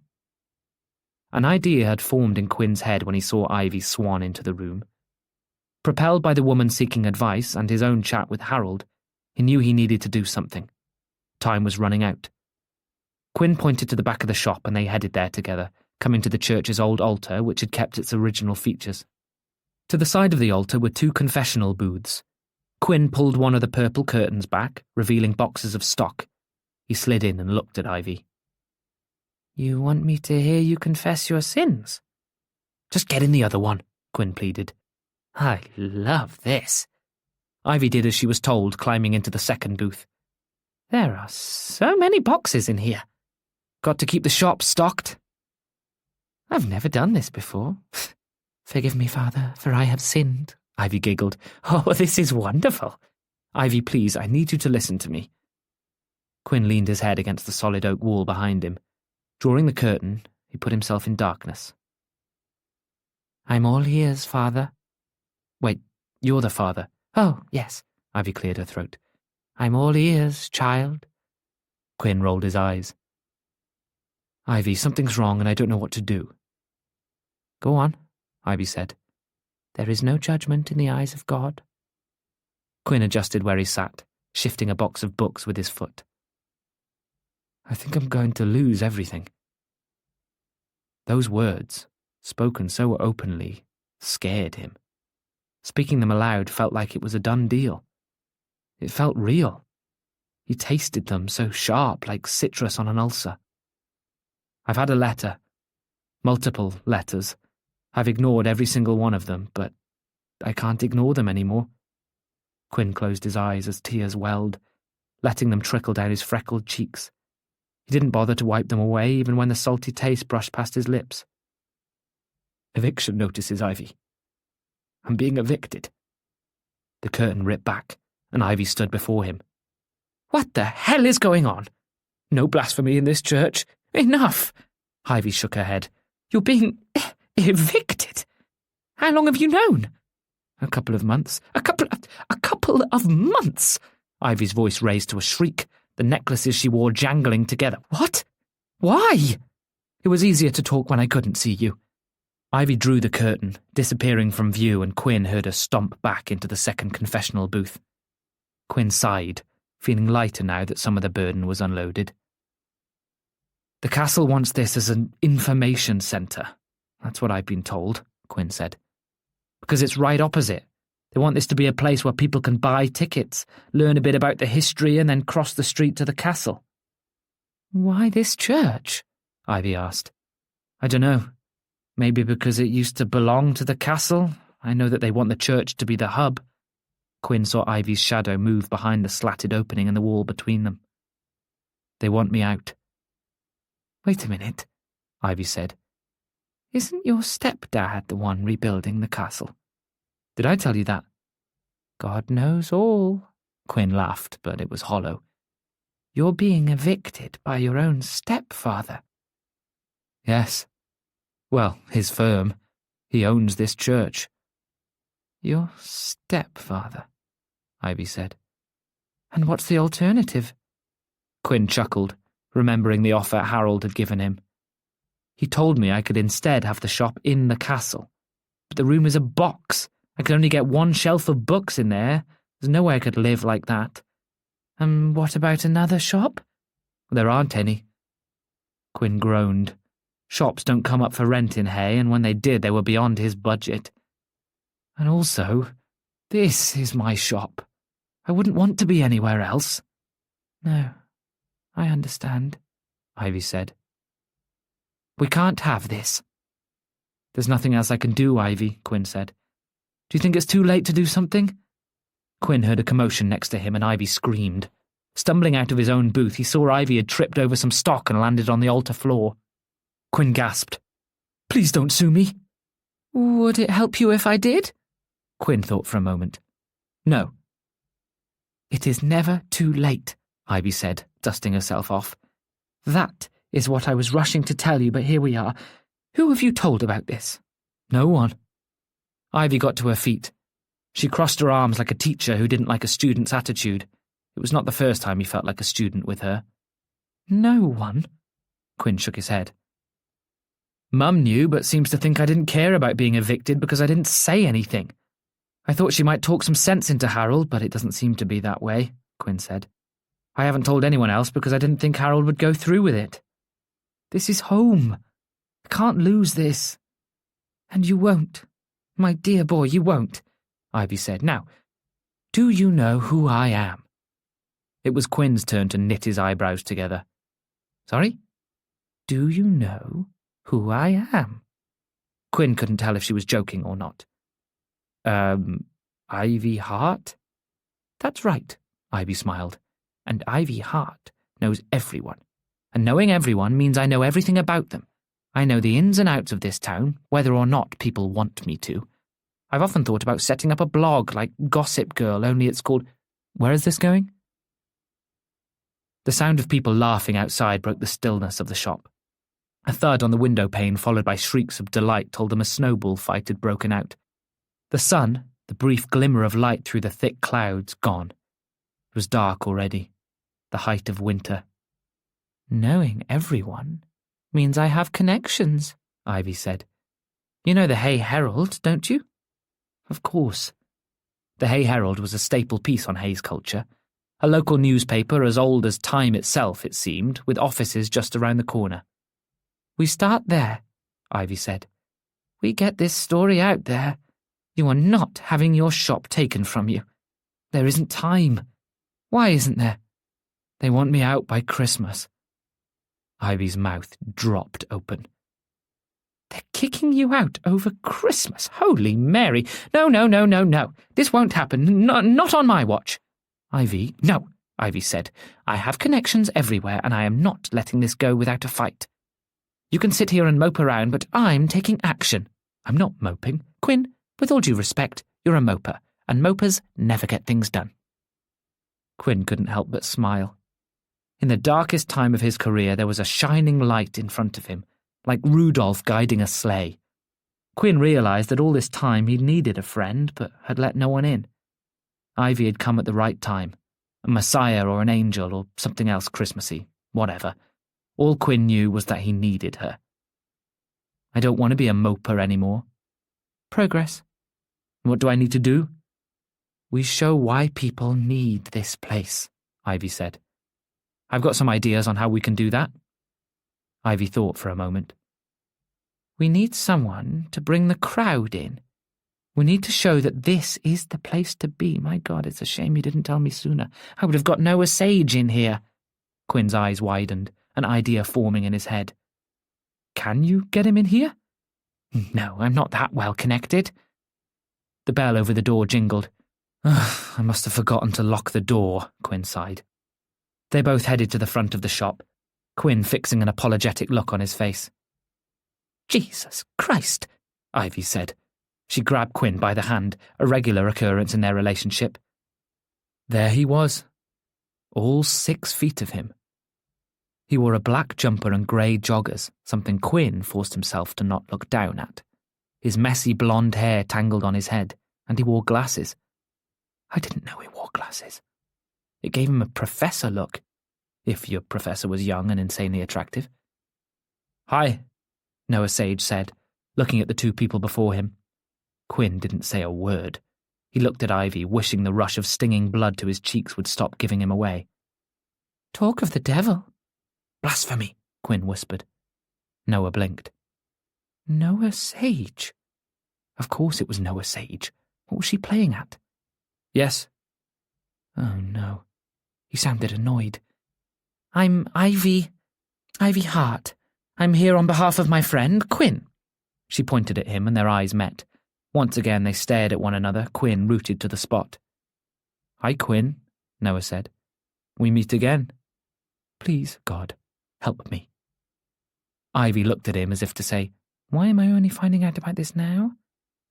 Yes, we do," Quinn managed. "Quinn owns this shop." "The gay shop," Noah stated. "I love that Hay has that." "Well, good," Ivy said.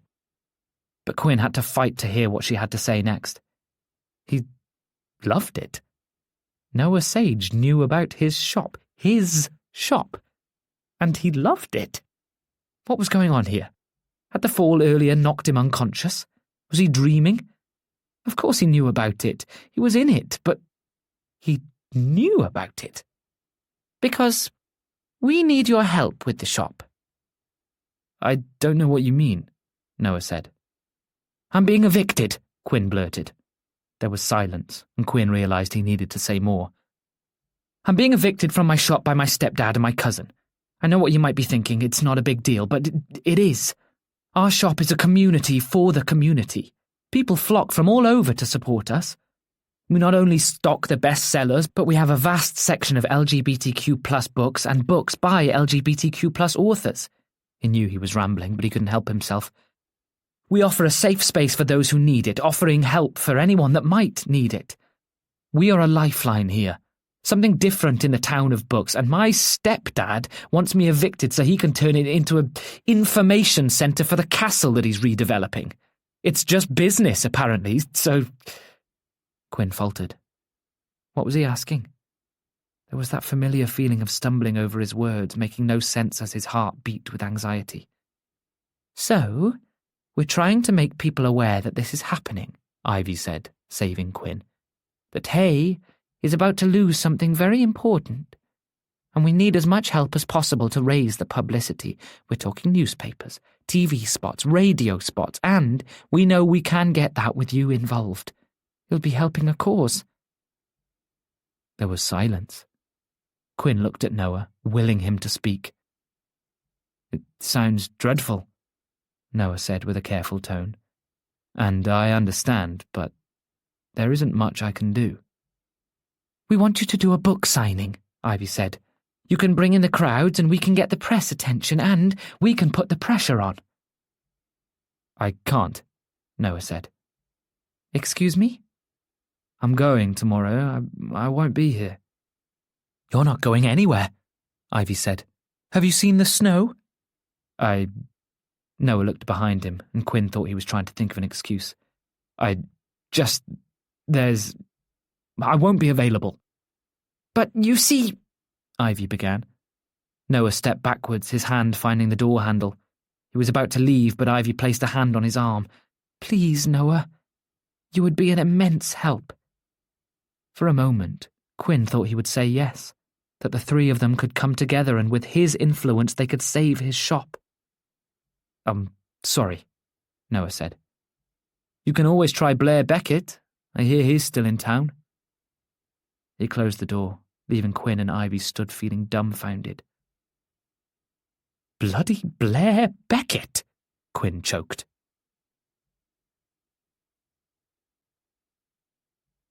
Chapter 8. "I'll ask again. I don't care," Ivy said as Quinn made them a coffee. "He's nervous about getting involved in, politics or something. He will come round." His answer was obvious, Ivy. He's not interested. But Quinn couldn't help wondering why Noah came to the shop at closing, almost as if he knew by coming then he could avoid the crowds. The man had been elusive in the town centre in the early morning, like a vampire about to retire before the sun shone. Was he a vampire? Quinn had yet to see him in direct sunlight. He supposed he would look wonderful, all strapping and glowing, that wonderful glow. "Stop it!" Quinn's apartment was a modern one-bedroom with hardwood flooring and a bright kitchen. The windows looked out on the rooftops of Hay behind his shop, so he could see down to Lion Street and glimpse the bridge across the frozen river. At the other end of the apartment, he could see the castle. It seemed to taunt him every time he looked at it. Minimalistic, the apartment gave the impression of being bigger than it was. As he handed Ivy the coffee, he thought about how lucky he was that he wasn't losing his home, just his income, his bookshop, his livelihood, which would mean he couldn't afford his mortgage, debt collectors, more evictions. Stop being negative. Ivy held the green coffee mug in her ringed hands, the steam rising past her face. I've met many people like Noah. They say no at first, but they always come around. It's disappointing, but we will get him involved. I imagine he wants a fee. Capitalism, Ivy sighed. A horrible thing. The source of all my problems, Quinn said. Literally. They sat in the kitchen opposite each other at Quinn's breakfast bar. Ivy reached for a banana in his fruit bowl. It's not the end, though. Ivy unpeeled the banana. Oh no. We're just beginning. She bit into the fruit, looking thoughtful. Quinn got lost in his own thoughts of what life might look like without his shop. He already knew rent rates were out of the question, and he refused to move his shop out of Hay. There was nowhere else. His shop was home. I can't lose it, Ivy. Because I enjoy helping people, and I love my job, and how many people can say that? Then there's Dad. I'm his son of a bookseller. I feel like it's a reputation of mine, and that by losing my shop, I've failed. Failed him, even. You haven't failed him. Quinn looked at a small painting of a robin hung up on his wall. I hope not. Okay, think. Ivy placed her fingers on her temples. She looked like a psychic trying to tell the future. We have snow, meaning we will have stranded authors and notable people in Hay. We get them on board. Why do we even need those people? Quinn asked. No, not to be offensive, but can't we just rally the community together? Ivy took her phone out of her pocket and began typing away. What are you doing? Just bought a megaphone. It will arrive at my apartment tomorrow. We might protest. Something like that, Ivy mused. Do you have Instagram? I do, but I don't think now is the time to... You need to do an appeal. An appeal? Ivy got to her feet. Her eyes were wide. Oh, this is going to be perfect. Right, where is the best lighting? Here. Sit in this armchair and this lamp... Oh, how glorious. Quinn looked at her standing by the chair. I don't get what you're doing. Do you have a social media marketing team? No. I took a course once, Ivy said. I like to learn things, and being a boss babe entrepreneur, I had to better myself, so I know what I'm doing. Now, sit here and let me film you. Do we want to do a live, a reel? You did not just say boss babe. Do we want to do a live or a reel? Ivy repeated. I don't know what any of this is, Quinn admitted, heading to the chair. He sat down and she turned the lamp on, angling it towards him. He squinted and she smiled. Get used to it, movie star. We need to get you doing as many of these as possible. I don't know what I meant to say. Shouldn't I have a script? Ivy finished her banana and headed back to the kitchen where she dropped the skin into the bin. She sipped her coffee as she walked towards him again. No, just be you. Natural. Maybe we can mention your dad? Can I use your phone? We can film it straight on Insta. I don't think I can do this. He wanted to kick himself. There was an urge within him to say what he believed to be true, but whenever it got to actually speaking, he couldn't do it. Ivy removed a ring. What are you doing? She handed him the ring with a polished violet stone. This is tanzanite. It will help with your throat chakra. Ivy? No, Quinn, it's yours. Ivy held her hands away as if the ring never fit her. It will help you open up about your truth. It will help with your self-expression. Quinn looked at the stone, the silver band. He slipped it over her finger, surprised it fit. Ivy let out a little gasp, as if he was Cinderella fitting into the lost slipper. Quinn unlocked his phone and handed it to Ivy. Use the bookshop account rather than my own? Yeah, of course, Ivy said. Okay, so just talk about what's happening and what people can do to help, and we can go from there. Quinn took a deep breath and looked into the camera as Ivy counted him down. When she nodded, signalling him to talk, he spoke. Hello. I'm losing no. I work at Kings and Queens, and well, it's a great shop, and my dad used to... He heard his own voice play back. We ran out of time, Ivy said. It needs to be quicker, and action. Hello, I'm Quinn. I live here in Hay, and I'm the one that sells you your books here at Kings and Queens. His mind went blank. He stared at the camera, his mouth open with no sound coming out. Okay, it's fine. Actors have many takes. Take 3. 10 takes later, and they still didn't have a cohesive video. Quinn waffled and fumbled his way through the dialogue, trying to get all he wanted to say condensed into one tiny video. After yet another failed attempt, he groaned. Ugh, I can't do this. Yes, you can, Ivy encouraged. No, I can't. It's not working. What the hell am I meant to say? He looked away, lost in thought. This bookshop means everything to me. It's my heart and soul. It's run by me, for the community, and it's a shop that people shouldn't be without. And I'm being evicted so they can turn it into a soulless corporate info centre for the castle. We're about to lose my shop, and I need people's help, otherwise Hay loses something special. And you want me to get that into a short video? I don't know how to do it. He looked back at Ivy to see her grinning. What? Oh, I'm posting it. I got it. I wasn't looking at the camera, Quinn said. No, but you said what needed to be said. Ivy tapped a few buttons and then handed his phone back to him. And now we wait.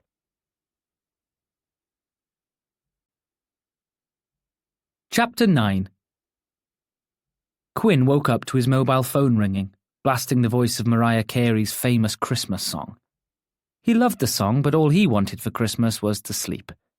And keep his shop, that was obvious. Hello? His voice was thick with sleep. Have you been ignoring all the calls? Ivy sounded excited on the other end of the line. Quinn sat up, the blanket falling from his body. He felt the chill in his apartment from the outside snow and drew the blanket over him again. What calls? Quinn, our video, it's gone viral. What?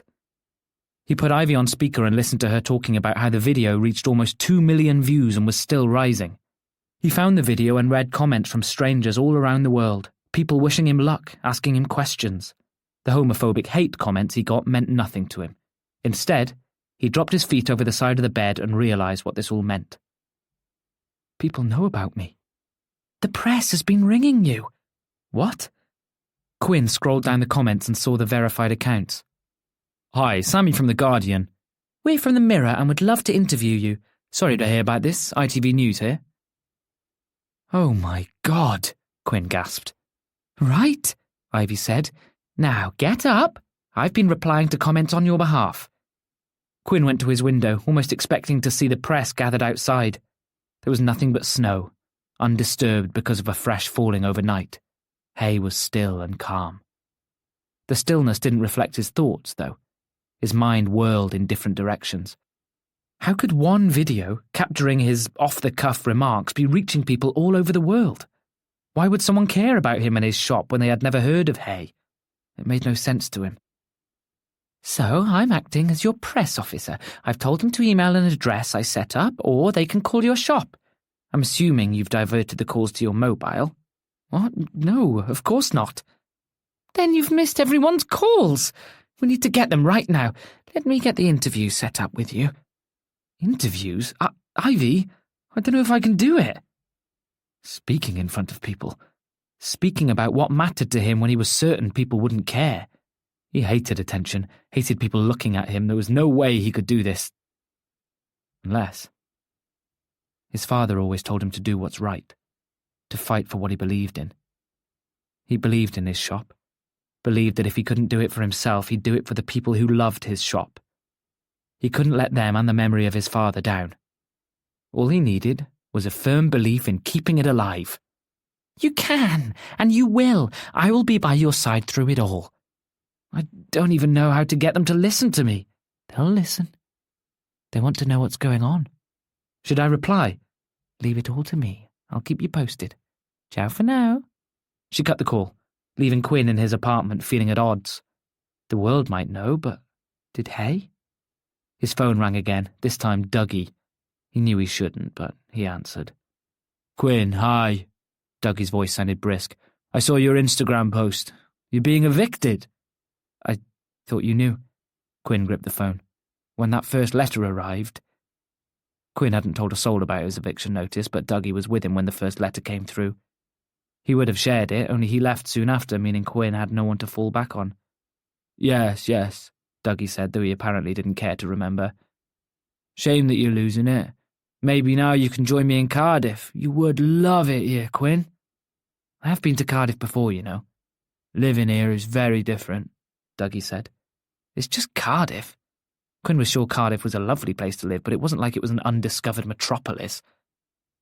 Look, I hear you about this shop, Dougie said, but I think you should focus on us. Us? Dougie, there is no us. You made sure of that. Silence. Quinn surprised himself, too. Perhaps it was the Tanzanite. Would he have said that had Dougie been in front of him? Right now, Quinn couldn't play whatever games Dougie wanted to play. It was exhausting, and he was exhausted. You want us to end?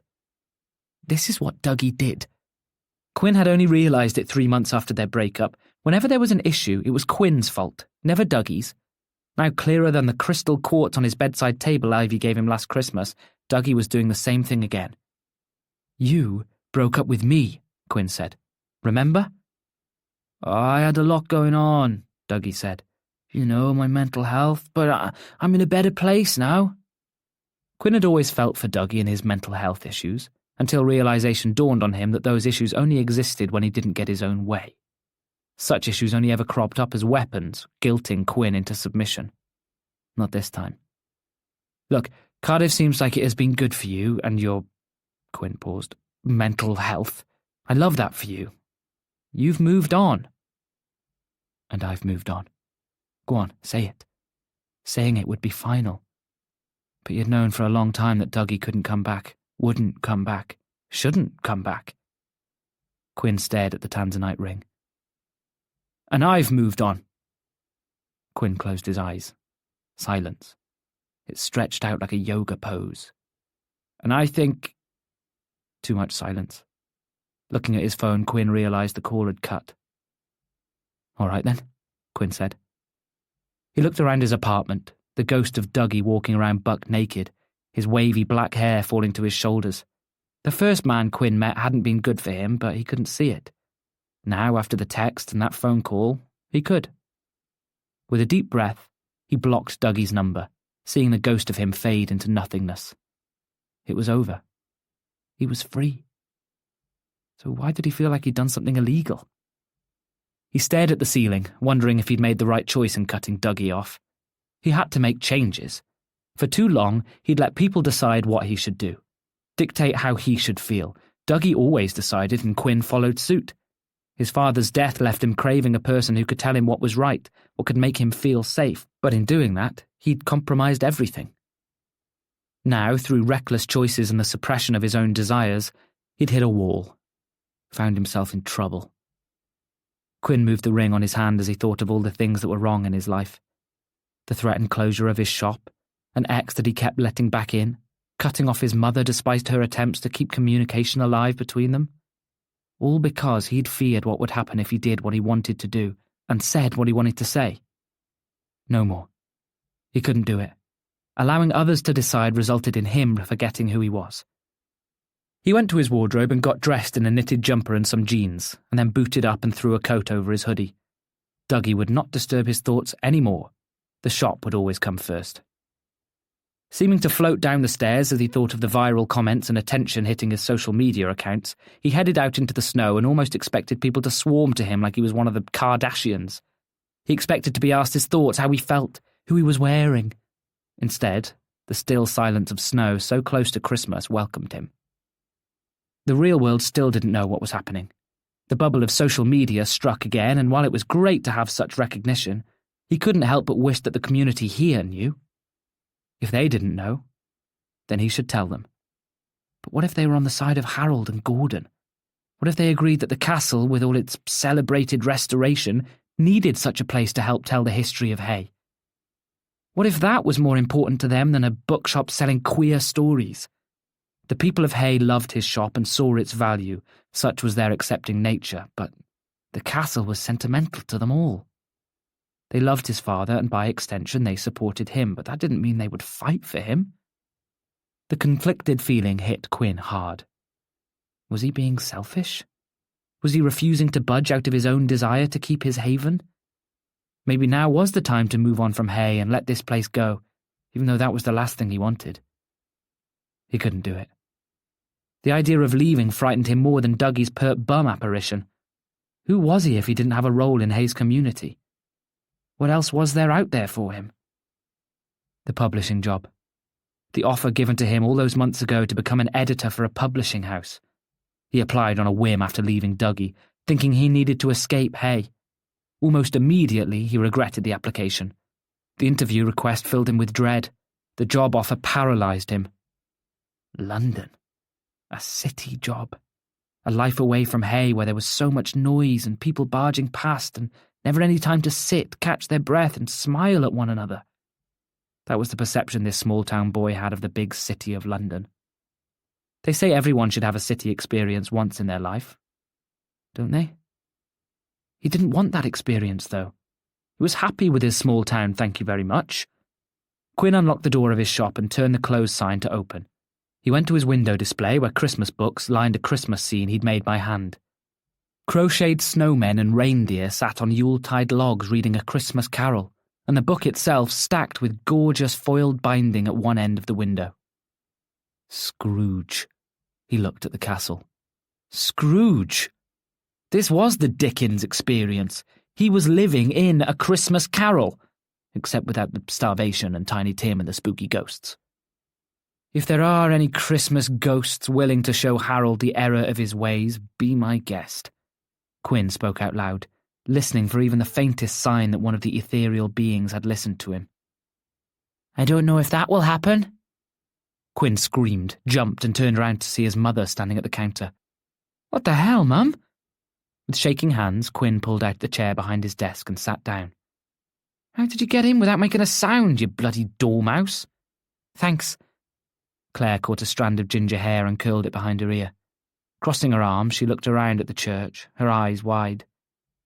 This is such a relaxing atmosphere when you come in. I haven't put the music on yet, Quinn said. I always loved the music. Relaxing. That's what this place is. To what do I owe this visit? I thought maybe we could get a coffee. We should talk about this. I need to run the shop, Quinn said, but he didn't move from where he sat. He felt lethargic, his mind racing with the comments on his social media distracting him. Besides, she didn't need to know that Daniel Craig would be here at any moment. Claire reached into her handbag, an old leather thing that peeled at the edges, and unfolded a newspaper. What is this? She dropped it on the counter and turned to the 6th page, where a small column about his shop stared back at him. Quinn's eyes widened. He snatched the paper up, gripping it so tightly it almost ripped, and read the sentences. It wasn't much, but it was enough to get the point across. The story of a developer at Christmas evicting a queer bookshop seller was clear to see. A small picture of the shop, old and taken from Google Street View, accompanied the article. It's in the paper, too. What do you mean, too? Claire asked. Quinn took out his phone, showing his mum the video. She clicked into the comments, her mouth dropping open as the strand of ginger hair fell down again. Oh no, this isn't good, Claire shook her head. You can't speak to journalists about this. Why can't I? Do you know how hard Harold has worked? Claire handed Quinn the phone back. He brought us from the brink of bankruptcy with this contract. This makes him look terrible. Your dad left us with a lot of debt, Quinn, and Harold brought us back from that. Quinn couldn't believe what he was hearing. You don't think what he's doing is bad? Claire crossed her arms again, seeming to withdraw into herself. Look at this place. It's gorgeous. You've had a good run. Harold's been kind to you by letting you pay not nearly as much as what it's worth. But this building is part of Hay. This building is part of the castle. It's part of its history." Quinn remained silent. Claire let the silence stretch out. "Sometimes we have to let go," she whispered. "This shop has served you well, but it can't be forever. This is my job. My career, of course it can last forever."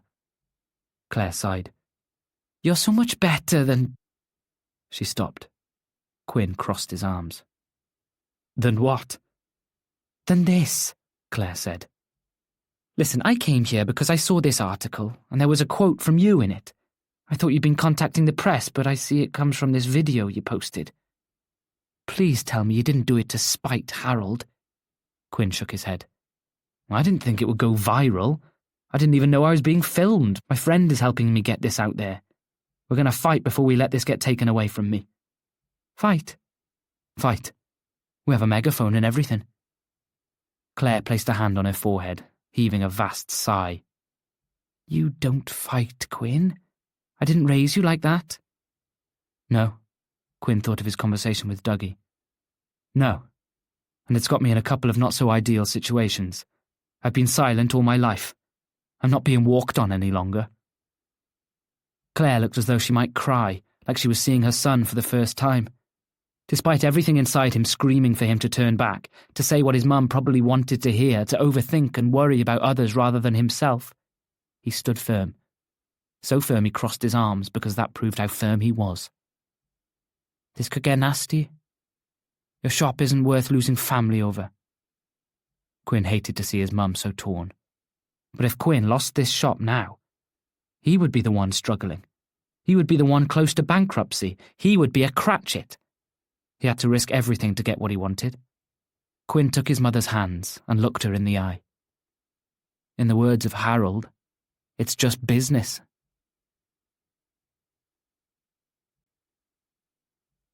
Chapter 10. The phone rang. Quinn answered. "Hello, kings and queens, Quinn speaking. How can I help?" "Hello, Emma here from Hay Herald.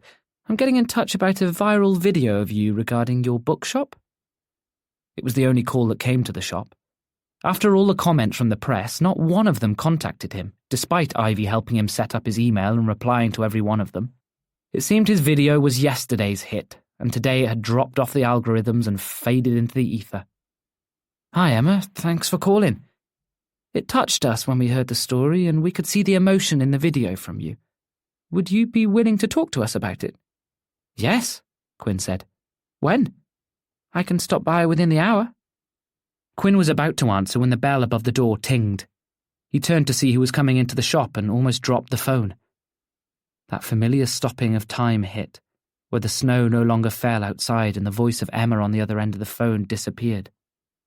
Noah stood in the doorway, his eyes locking with Quinn's. They were no longer in the shop, but in the universe, surrounded by beautiful lights of red, pink, green, and everything in between. "Quinn? Hello?" With a thud, time sped back into action, and Noah hadn't been standing at the door staring at him like he thought, but somehow he was right at the counter and stood looking at a nearby display of books. Quinn cleared his throat, looking away, feeling embarrassed. "Sorry," Quinn said to Emma. You were saying?" "I'll arrive with a photographer, and he can take your photo either before or after the interview. He'll probably want to take a few photos of the shop, too. We'll aim to get this story out by the end of the week." "Yes, absolutely, of course." It was something. The Hay Herald wouldn't set the world on fire, but it was in circulation enough here in Hay for at least the locals in town to find out about it. Emma said her goodbye, and when her voice cut, there was silence. Not even the familiar calming music that Quinn played over the speakers sank in. His own heart seemed to stop as he stood there, phone in his hand, at a loss for what to do. "This is a gorgeous book cover." Noah held a Christmas Carol in his hand. "I've never seen it like this. The foil is such a stunning touch." Quinn nodded but said nothing. Damn it, why couldn't he speak? Say something. "Thank you." Thank you? What was he saying thank you for? It wasn't like he had handcrafted every book cover and foiled it himself. Noah placed the book back on the display, which Quinn had painstakingly worked on. He grimaced, and Noah looked at him. "What?" "Nothing. No, something's wrong," Noah said, his hands slipping into his pockets, recoiling from the books. I did the display carefully. Every book is at just the right angle. It doesn't matter. I can sort it out." Noah looked at the display with a smirk, and that smirk alone was enough to make Quinn want to worship him. "It looks perfect to me." Quinn came around the counter, surprised his wobbly legs would carry him.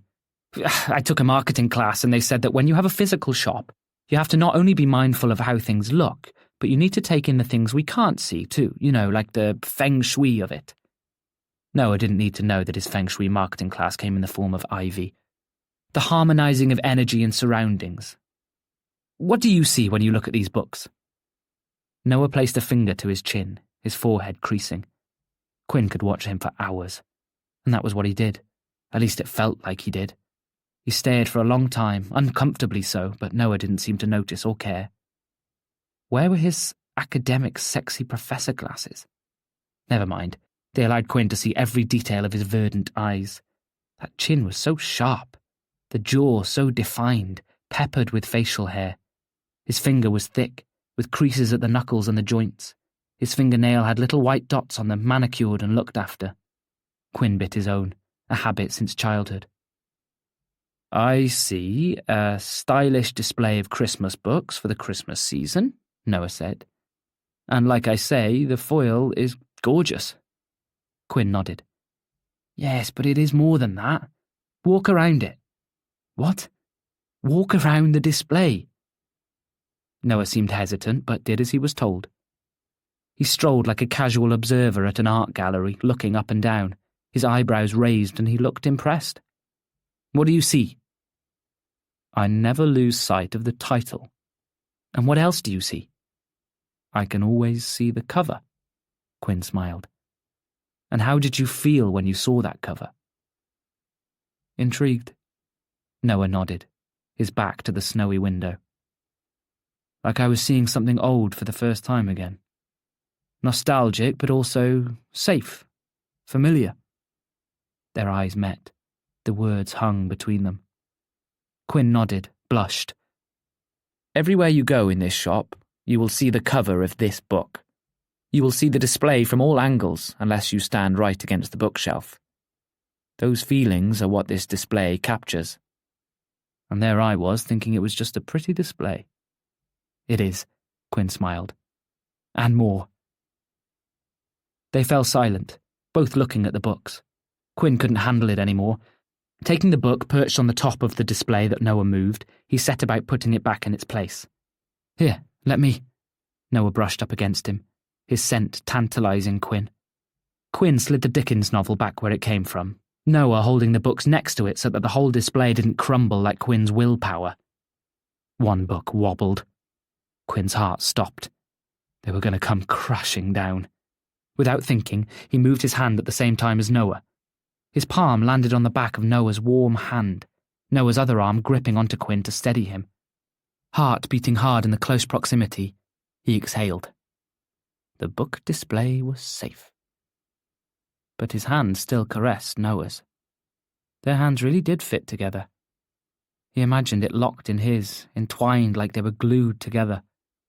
He swallowed, realizing that Noah's grip on his arm had slackened. Quinn cleared his throat, moving away, but not before Noah met his eye with that same flirty smile on his face. "You're still here?" Quinn had to say something, and the obvious felt like the safest bet. "Still here." Noah looked at the snow, as if the winter scene outside explained it. London felt a long way away from here now. "Your friend sent me the fundraiser." "Ah, yes." Quinn recalled the email from Ivy that morning. Their fundraiser was live and he'd seen how much they had raised. A measly £5. "I tweeted it." "You did? And Instagram storied it." "Storied, that is good grammar." "I knows," Noah smirked. "Well, thank you." "Of course." Noah crossed his arms. "I hope you don't lose this shop." "Me too. Do you think you will?" Quinn left the display in Noah's strong, warm hand and headed back to his desk. Yes, I do. You do? Quinn sat on the chair behind his desk. Maybe it's for the best. Nothing can last forever. Noah headed to the counter, placing his hands on the countertop. Quinn looked at them, taking in every wrinkle, every crease. He couldn't get enough of them. You sound like you've given up. The words hit Quinn hard. He gripped the table, more so to steady himself than anything else. You think so? If this place is as special as you say it is— Hey, it is, Quinn said, almost shouting. It's special to me. Then it isn't for the best, is it? Quinn hated that Noah was right. Hated that this man didn't know him as much as he wished he did. Yet somehow, he saw straight through him. Called him out, even if that isn't what he intended to do. Maybe Noah had tanzanite on, too. What will you do instead? His hand crept ever closer to Quinn's. I can get work elsewhere, Quinn said. He had to focus on Noah, but that was hard to do when he looked like that. But will it be as fulfilling as this place? No, Quinn admitted. Not one bit. Can't you compromise with the developers? My stepdad? No, he's headstrong. He will never listen. He has it in his sights and won't see anything else? Yeah, Noah nodded. Sounds like my mum. Quinn bit his tongue, knowing who Noah's mum was. He heard all the stories and was aware that he'd be on shaky ground if he acknowledged it. If Hay was a kingdom, Noah's mum had become the town fool. Does it? Pitiful. Was that all he could say? She's a typical Aries, Noah said, and his hand definitely moved closer this time. Quinn bit his tongue and kept his hands firmly on the edge of his end of the table. Determined, skilled, acknowledged. A true leader, everything good, but ruthless. She did what she had to do. Salute to her. I haven't seen her in a while. How's she doing? He felt like he'd gone too far. Noah's hand slid away ever so slightly. Noah shook his head. It doesn't matter. What matters is you, and what you want to do. A secret floated between them. Quinn let it disappear. I don't have a choice here. Quinn recovered from trying to acknowledge Noah's mother. I thought the press would get on board. I thought more people would care, but... Quinn's voice broke. His eyes welled up and tears rolled down his cheeks, beginning to burn out of embarrassment. He covered his face, not wanting Noah Sage, the Noah Sage, to see how pathetic he was. Then he felt him. He smelled him. He experienced him. First the cologne, just enough to be powerful but not enough to overwhelm. It smelled of citrus and of something he couldn't quite put his finger on. Fresh and airy, despite the colder month and the season. Earlier it had been a hint, now it was like showering in all its glory. He felt Noah's warmth, like a radiator on the highest setting, and the brush of a comfortable knitted jumper against his neck, warm like it was fresh from the tumble-dryer. Closing the gap, wrapping an arm around him, he comforted him, letting him cry, soothing him with his hypnotic voice that should be on audiobooks. Jesus, he was crying in Noah's arms. Wiping the tears away, wishing he could stay pinned against Noah's shoulder longer, he moved away, trying to regain control of the situation. If Noah thought him weak or foolish, he didn't show it. But Noah didn't let him go completely. His hand slid down Quinn's arm, and his fingers linked with Quinn's. It was only a comforting handhold, Quinn told himself. Nothing else. What sign are you? The words left Quinn's mouth before he'd even thought them. Noah looked amused, an eyebrow cocked. Aquarius. And you? Pisces. Quinn managed a small laugh, making a mental note to look up Aquarius and Pisces compatibility. Sorry, I don't know why I asked you that. You said your mum was an Aries, and I guess... Stop talking, Quinn. You cried in his arms and then asked for his star sign. You're not doing yourself any favours here. Noah stepped closer, his eyes roving over Quinn's flushed face. His hand dropped from Quinn's and he wondered if he imagined his touch. But then Noah wrapped his thick arms around him once more, this time stronger, a reassuring squeeze. You should fight, Quinn. Fight for what you believe in. A shiver ran over Quinn's spine, but it wasn't because of the cold snap outside. It was his visceral reaction to Noah's words that carried a weighted truth. I need to be brave enough, Quinn sighed. Noah held him even tighter. Look, you're going through a lot right now. You need to take your mind off it. Why don't we... The bell above the front door tinged. Noah's voice stopped. The sentence never finished, leaving Quinn in agony, wondering what he might have said. He looked to see who had disrupted such a moment, then spotted the woman in a black wool coat shifting snow from her shoulders. A man carrying a large rucksack stood behind her, brushing snow out of his hair. Quinn wiped his eyes as they took him in with Noah Sage's arms still around him. Blimey, it's Noah Sage, the woman in the black coat said.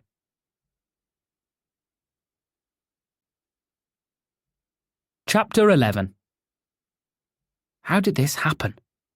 Quinn watched Noah sitting at the altar of the church, the camera guy snapping photos of him as he held his book. Noah fixing a forced smile on his face. The black coat reporter, Emma, a beautiful girl that was riding on the wave of luck she surfed in on, poised and ready to interview him. Something inside Quinn sank as he saw his opportunity overshadowed by the author, who was born and bred in Hay. So, Noah Sage, back in Hay. How does it feel to be back home? I got stuck here, Noah said, his eyes darting around the shop, trying to find Quinn. The snow cut me off. I couldn't get back to London. Just won't stop, will it? The snow, I mean. Some might call that fate. Do you believe in fate? Sure, maybe. I don't know. I think the roads are clear now, Emma said. Yeah, but they're pretty treacherous for a 4-hour journey back to London. But you're home now. You came for the festival. How did that go? I always love coming to the festival. The words sounded rehearsed to Quinn. It's great to know that the festival continues to have fans that flock from around the world, and it's always great to get to know others. And good to come home? Not really. Emma looked baffled. Not really? This isn't home. Quinn averted his eyes, biting his lip. It hurt to hear Noah talk about his distaste at being back here in Hay, like it was some sordid place that nobody should ever go to. I think the readers of Hay Herald would disagree. Let them. Quinn tried to pretend he wasn't listening, but he wanted to turn and lock eyes with Noah to see his expression. His words sounded angry, tense, like he resented coming back to this town. Emma cleared her throat. Quinn knew this wouldn't make the article. It would put Hay in a poor light. Imagine churning out a best-selling novelist, only to find that he didn't enjoy being back in the town he came from. Your new romance novel is blazing through the charts. Any more in the works? I always have a lot of ideas, and I'm halfway through my next instalment. The reaction to this book has been so special. Quinn rolled his eyes, realizing how easily Noah became interview-ready. I would have never imagined this book doing better than the others, as it was a little harder to write. Why? A pause. Heartbreak. Quinn, his arm raised to put away a book, froze. I see, Emma said. Would you like to tell us about that?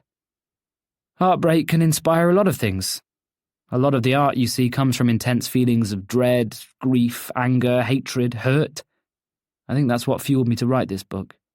It feels rawer than the others, I guess, and I guess people relate to that because of what happens in the world. Right. There is a lot to be sad about.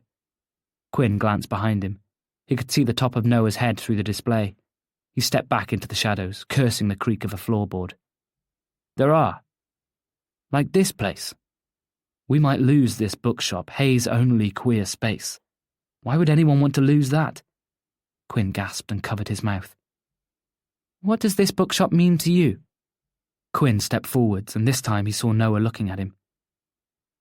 This bookshop means everything to me. Noah broke the gaze first. When I was a kid, growing up here on the border of England, I felt so lost. The world seemed so much bigger than this corner of Wales with its bookshops and its history. It felt old to me, it felt rigid. And inside me was this feeling that I was trapped as someone else, that I needed to escape. Not only the confines of this small town, but escape me. I had never heard the word gay. When I did, it hit me. I was gay. Could I have been gay in Hay? Of course I could. Did I want to be? No. I wanted to see the world. Their eyes met again. He smiled, and Noah smiled back. So I ran from Hay. I left it behind. I'd didn't know if I would ever come back. All I knew was that I needed to escape me, escape Hay, and escape some other things. Quinn wondered if Noah's words alluded to his mother. But would I have done that if this shop had been here? Would I have wanted to escape so much if someone had been here to listen to my demons, to talk to me? Would I have stayed in Hay if I had instead escaped the multiple pages of gay literature, of real-life queer stories and experiences, of queer history? My story may have been a lot different, and this interview may never have happened.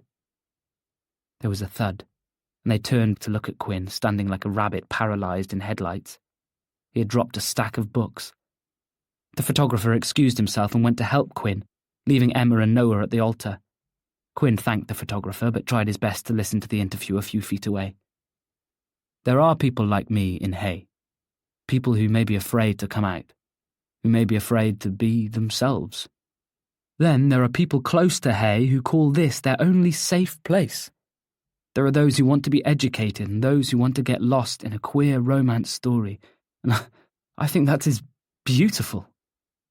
Noah nodded at Quinn, who held all the books he'd dropped. The story isn't me being back in Hay, Emma. No one cares about that. The story is about this bookshop and how if nothing is done, we will lose it. You should talk to Quinn. Emma turned to Quinn, standing there with his eyes wide, his mouth ajar, his hands propped on the books he'd dropped. The photographer raised his camera and took a photo of Quinn, a flash blinding him. Delete that right now. Noah crossed his arms, smiling at Emma as she got to her feet, her trainers echoing on the church floor. Quinn allowed her to guide him through the shelves towards the front of the shop. Noah sat alone in the middle of the church, lost in his own thoughts. Well, that is quite something, Emma said to Quinn. I don't think I've been this flustered since a woman had her baby in here. Excuse me? She came in and she gave birth right there. Quinn pointed to the glass cabinet against the wall. Said she wanted to use my phone to call the ambulance and then refused to leave because she was in so much pain. She named her child Charles, like Dickens. Wow. This place has so much history. Apparently it was the site of a murder when the castle was functioning, Quinn said. Oh, and Richard Booth used it. Rumour also has it that this place was a boudoir. Emma probed Quinn on his thoughts about the closure. Quinn recited as much as he could, feeling like his words weren't communicating its importance enough, which then made him talk too much.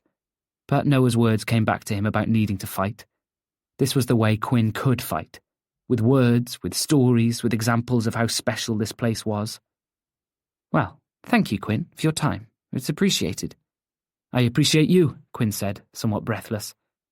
When will this go out? End of the week? Emma said. Let's say Friday. Great. Noah joined them at the front of the shop, moving much too close to Quinn. He froze. Only recently he'd been touching him, hugging him. Now he was back like he'd never left. Emma turned to Noah. Thank you for your time. Happy to. One last photo? Emma asked. Sure. Quinn held his hand out to Noah. He'd be lying if he wasn't using it as an excuse to feel Noah again. Where do you want him? Oh, the both of you, please, Emma said. Noah patted Quinn on the back. An author and his biggest fan, Quinn said. Noah laughed, and Quinn laughed too. The camera flashed, catching them mid-laugh. Emma smiled. We'll catch you soon.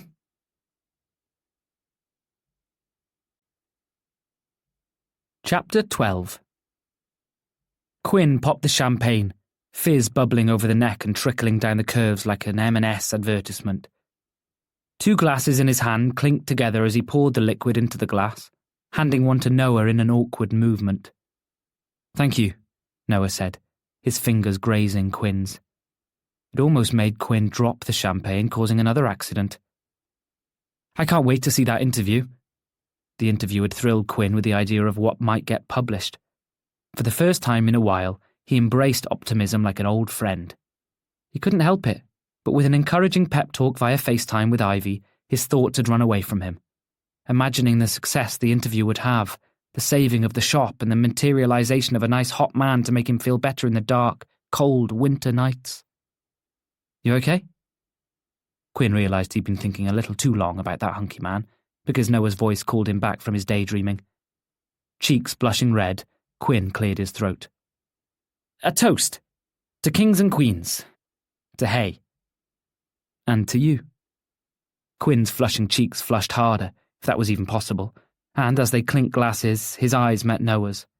They sipped their drinks with the snow falling outside the window. Night had fallen in Hay, lit only by the fairy lights in Quinn's shop. Tell me about you. Me? You, Noah said. I want to know the man behind this shop. Quinn wished he had somewhere proper for them to sit. Instead, he sat behind his counter and Noah sat on a small chair that he found in the children's section. It was bright pink and offensively plastic. What do you want to know? As much as you want me to. Quinn drank from his glass, his eyes darting around the shop. Thank God for the atmospheric lights.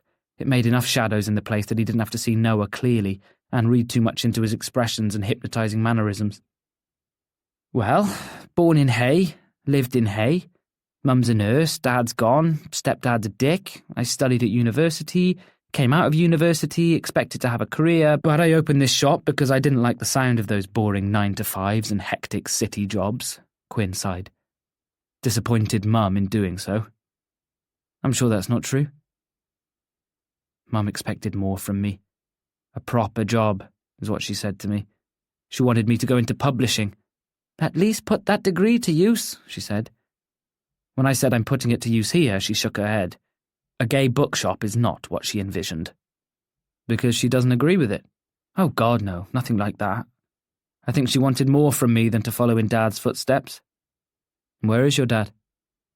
He died. Quinn thought about his dad's wide smile, blue eyes and always unkempt hair. 6 years ago. Quinn's gaze fell to the floor as he tried to fight back the tears. It didn't matter anyway. It was too dark in here to see the small tear that fell down his face. He waited, hoping time would move on and that Noah would change the subject, but there was silence. The kind of silence that seems hollow yet full of static energy. It felt charged with something unexplainable. His thoughts raced, yet not fast enough because there wasn't enough to distract from how empty everything seemed. Emotions could be a fickle thing. 3 sips of champagne and already he was crying? Wow, that was a record for Quinn the Pisces. He'd always tended to live up to that slippery fish water sign. His father's voice swam back to him, passing the Piscean fish in the stream. Your emotions will get the better of you, but that does not make you weak. Those words, spoken to him in his father's North Walian accent, seemed as clear to him as if he was in this very shop. Quinn sometimes wondered if that was why he let people walk all over him, why he needed to appease others. He was so in tune with his own emotions that they overflowed to others. What happened to him? Noah seemed to have the tendency to bring Quinn back to land. Hooked, lined, and gutted. Car crash, Quinn managed, and the tears fell now. He was a quiet crier, but his shoulders must have betrayed him, shaking like an earthquake because then Noah was next to him and his hand held tight to Quinn's. One day, he was a smiley classic dad. Next, we're burying him. I'm sorry. Quinn pulled away from Noah, overwhelmed by how close he was. That citrus smell was back, making him feel like he was on some Aegean fruit farm. He wiped his eyes with his free hand. Don't apologise. It's fine. Quinn cleared his throat again, forcing back the tears that wanted to come, but damming them up as best as he could. I'll see him someday, I'm sure. He would have been proud of this place. I know he would have been. You said you followed in his footsteps. Was he a bookseller? He was a pilot at first, lived in London. Then he was a bookseller, Quinn said. Knew everything there was about good first editions, limited editions, what would sell, what wouldn't. He owned the shop 2 doors down from here and people loved him. People often speak fondly of him. They come in here to talk to me about him and it's like he's still here, you know? Quinn got to his feet and pointed to a photo of a man pinned on a notice board. That's him. My dad. Noah joined him at the board. His face broke out into a smile and Quinn loved to see it. He looks kind. He was kind. And he looks like you. Thanks. Handsome. And Quinn made a noise that sounded like a whimper and a mouse's dying squeak. Noah's hand was on the small of Quinn's back now, rubbing him, and a tender jolt rushed through Quinn. "He'd be proud of you." Quinn choked, Noah's resting hand feeling like a paperweight. "Thank you." "And so this is why you wanted the shop?" Quinn nodded. "I guess in some ways, yeah, I wanted to follow in his footsteps. Wanted to be like him. Because I learned so much from him. I thought maybe it would be like the two of us owning bookshops in Hay. It would add to Hay's character and its history. And then he went and left us, and here I am with a shop that's going to close. It won't close down. I promise." "Nothing's promised," Quinn said. "We think we're in charge of our fates, but we're not. Something higher pulls us where we're needed, and we just go with it." Noah headed back to the plastic chair and sat down. It crunched under him and he froze. Quinn couldn't help but smile, feeling the weight of his father's absence leave his chest and the cold where Noah's warm hand had been. "I don't know if I agree with that," Noah said as he steadied himself. Outside, two huddled figures trudged past the shop, their faces shielded by the snow. Quinn watched them go, wondering why people were out in the cold so late. It reminded him that there were more people around, that it wasn't just him and Noah left alone on Earth. This wasn't their world and their world only. "You don't agree?" "I made a choice to be a writer. Nothing else would cut it until I could be. I was prepared to starve until then because I was not getting myself stuck in just anything for the sake of it. Well, paid off for you. And it paid off for you. You made a choice that was similar to mine. You pursued your dream and made it happen. Many people don't and won't do that. So give yourself credit. It's the fight that makes us. When we want something, why let others stop us? Why let people get in our way and dictate what our lives should be like? We're dreamers, Quinn." Dreamers. That felt nice. The pair finished their champagne and poured another, and then another, until all that came out was a single drop into Quinn's parched glass. Time went fast, and the two of them were heavy-headed and giggling. "I can't believe you're still here." Noah stared out at the dark street. "I don't want to be here." He paused, catching Quinn's eye. "No offense." None taken. Loads taken. "I mean, I don't want to be in Hay." Noah's words in the interview came back to him. By the end of the week, they could be in print. Why not? Noah rolled his shoulders as if they might be tight. Quinn thought about offering him a massage, but he wasn't drunk enough for that. "Too many bad memories," Noah cleared his throat. "Never felt like this was home." "But it was home." "No," Noah said with some force. I feel claustrophobic, like I need to escape, almost as if I needed to shed my skin again and run far, far away." "Is that why you're a vampire?" Noah blinked. "Sorry?" Okay, so maybe Quinn was drunker than he thought. "A vampire? Really?" "I mean, you don't come out in the day," Quinn said, as if this made complete sense and was the evidence needed to call Noah a vampire. "Not true," Noah said. "You saw me in the graveyard." "Yeah, about that." "Mum's sister," Noah said, preempting Quinn's question. "I visit her whenever I come to town, which isn't often." "You would never come back here to stay?" "Never." His words felt so final, weighted words that couldn't budge, an opinion so immovable Quinn wasn't sure what to say. So he changed tack. "I'm surprised we never met." Noah smirked. "This town isn't as small as we thought it was." "I need to ask something," Quinn said, drunk on adrenaline and too much bubbly. "Ask away." "In that interview, you said heartbreak inspired you." "You're heartbroken." Noah waved a hand, trying to dismiss the conversation, but Quinn, giddy, wouldn't let it drop. He moved closer to Noah, but not too close because too close was too dangerous. "I only asked because I was heartbroken," Quinn said, surprised by his own courage. "Guy called Dougie. A little while ago now, but he's been hanging on." "Well, I would have known he would break your heart. Any guy called Dougie is going to be a heartbreaker." Quinn laughed, even though it wasn't all that funny. Maybe he had reached that stage where making fun of an ex felt good, like he could rebel against the mere memory of him. "Yes, well," Quinn said. "I thought he had my best interest in mind, and then he moved to Cardiff and thought he was better than me." "Oh, don't you know?"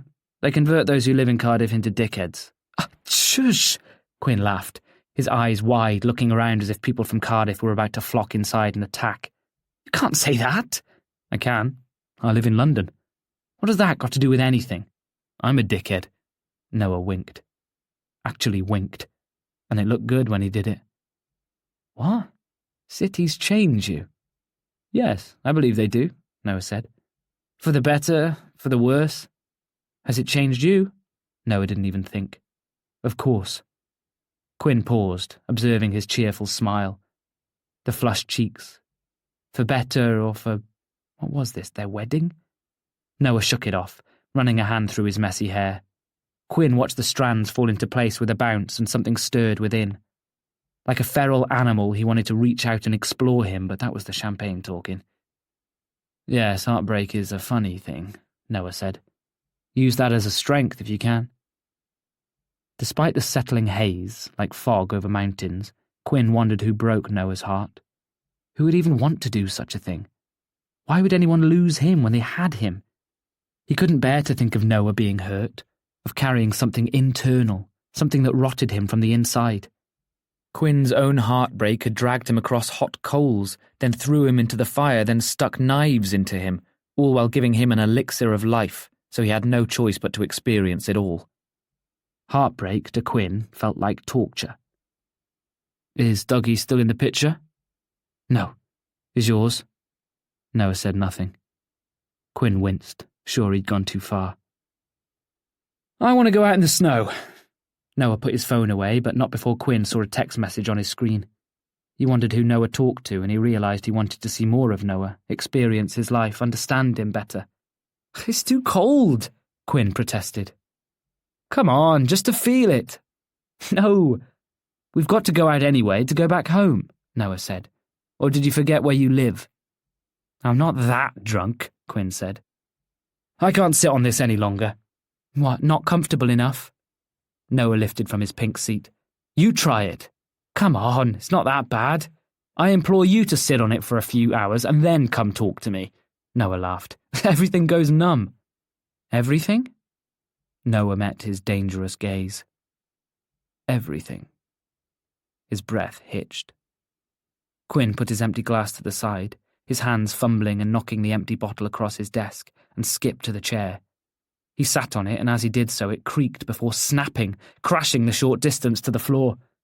They both burst into raucous laughter, hunched over as tears rolled down their drunken faces, merry on the interview, on winter spirit, and on the cheap champagne. Quinn was glad there were no tenants upstairs, otherwise they'd complain at the racket the two young men were causing. Come on, I think it's time to call it a night, Noah said. You can clear that up in the morning.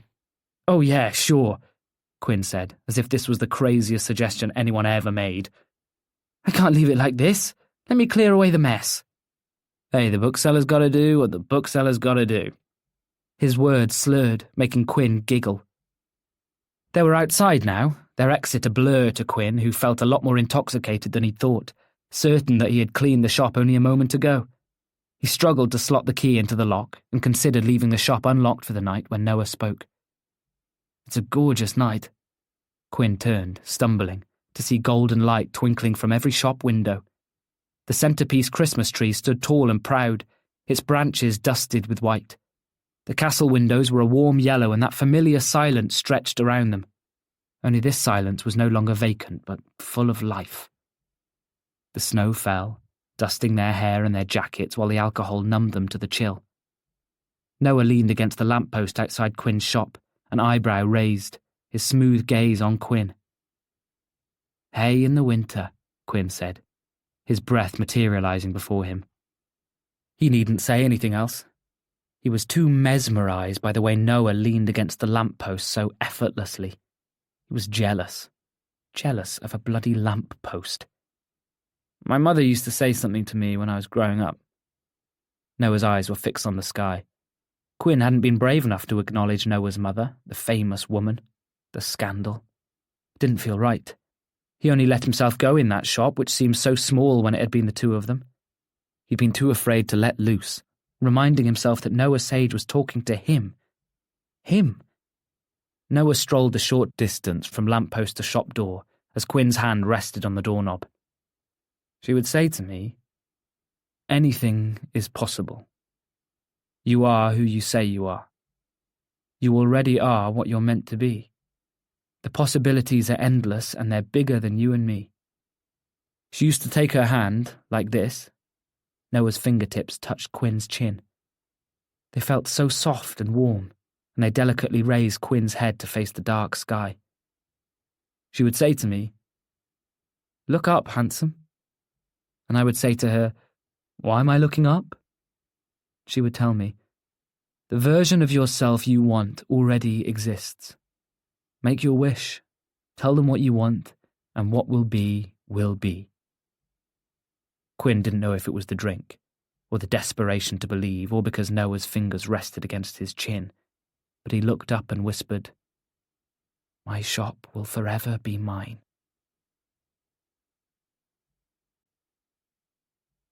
Chapter 13. Last night was a dream. It must have been. A teenage dream, a fantasy, but 100% a dream. Except, as Quinn arrived at his bookshop, carrying today's paper, realising that he had in fact not cleaned away the glasses and the champagne bottle like he thought, memories of his night with Noah came flooding back to him.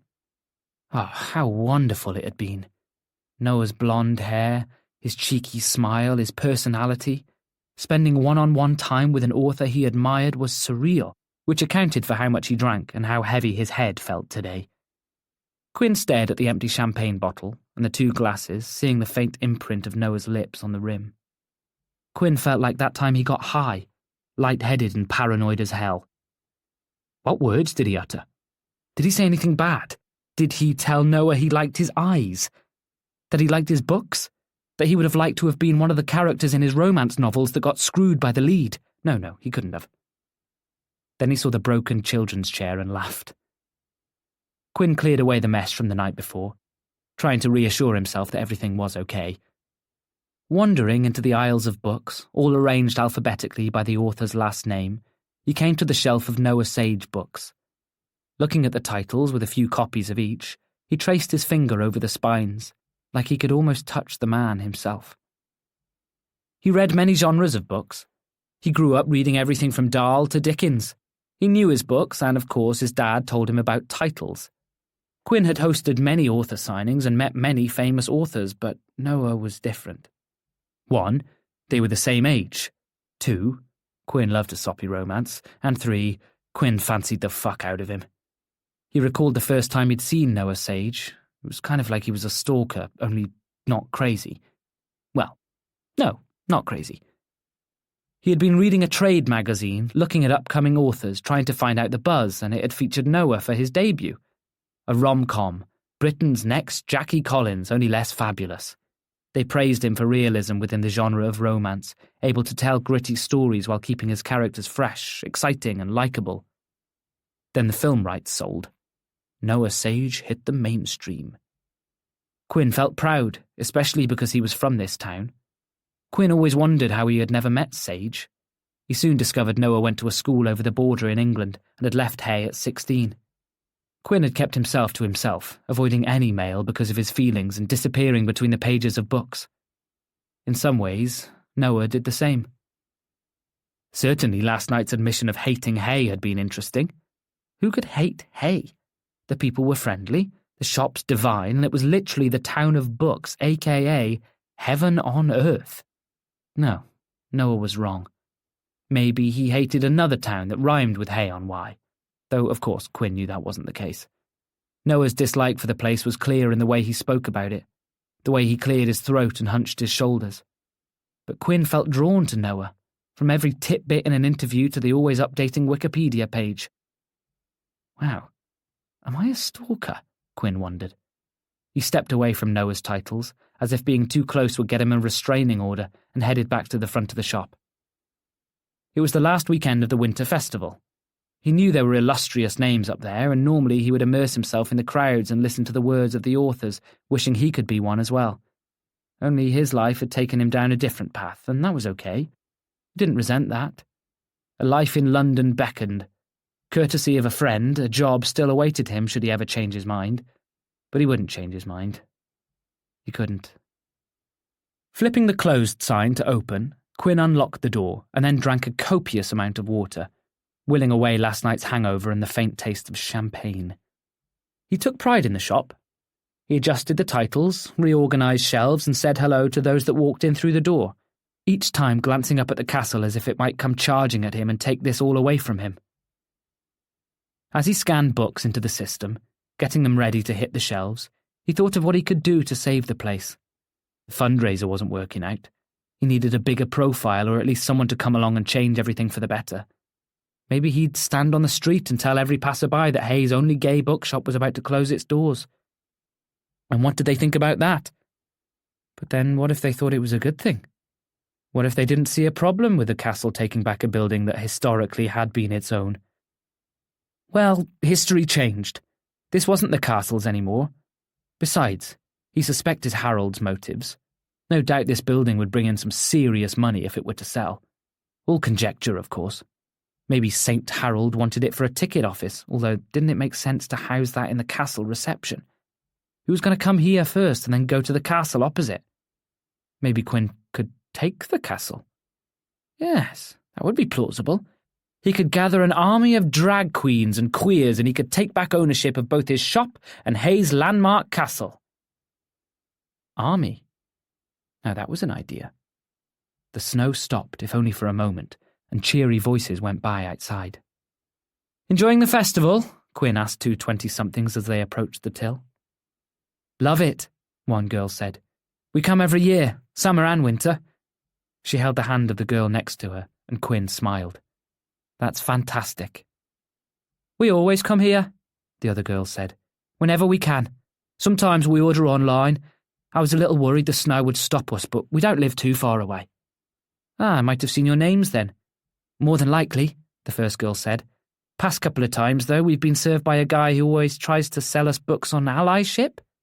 Daniel Craig." The girls both mirrored the same humoured expression, and Quinn giggled. "Yep, Bond," Quinn said. "He's straight." The girls gasped, and Quinn laughed. "But of course, an ally." "That explains the pushing of those books, then." "These straight people, always shoving it down our throats." They shared a laugh, and Quinn handed them their bag of books.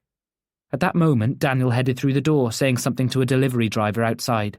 He held 2 boxes and letters and looked over them at Quinn. "More stock?" Quinn asked, as the 2 20-year-olds disappeared into the winter street. "Seemed like it."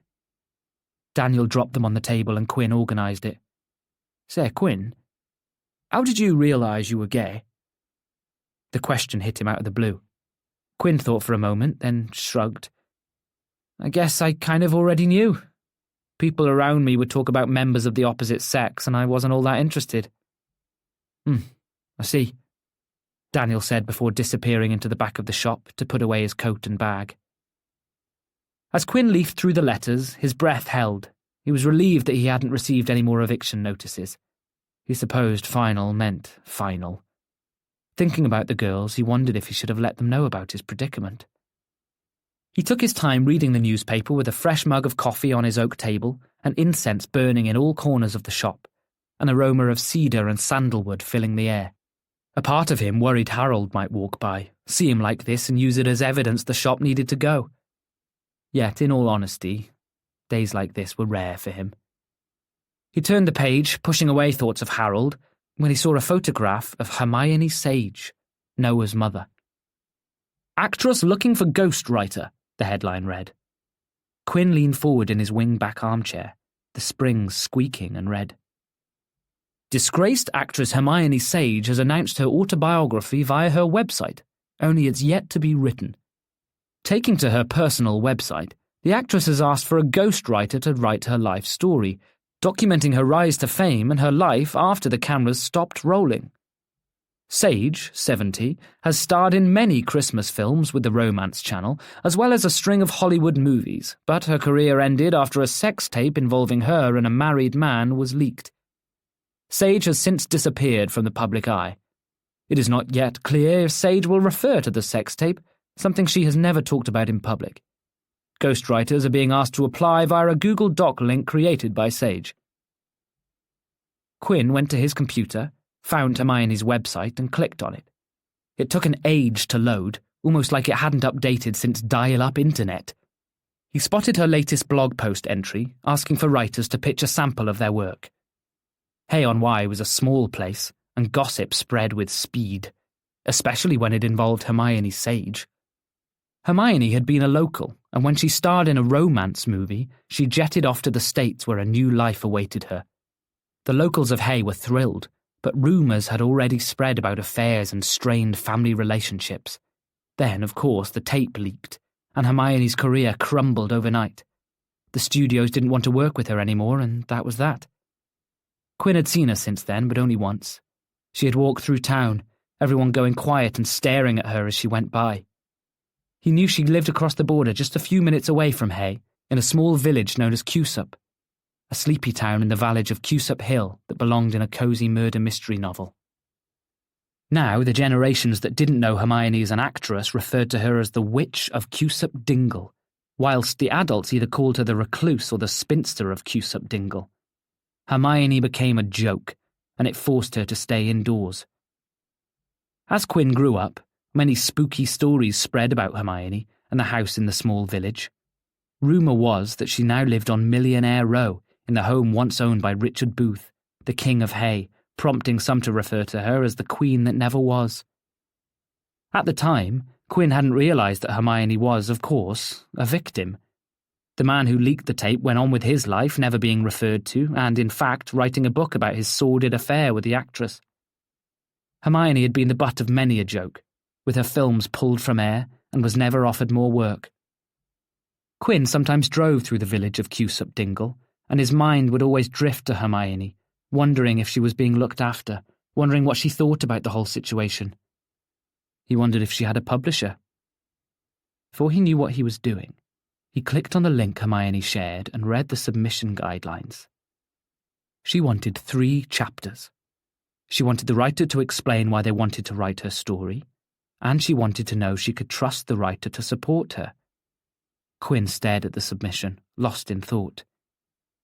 There was no way he could write it. Could he?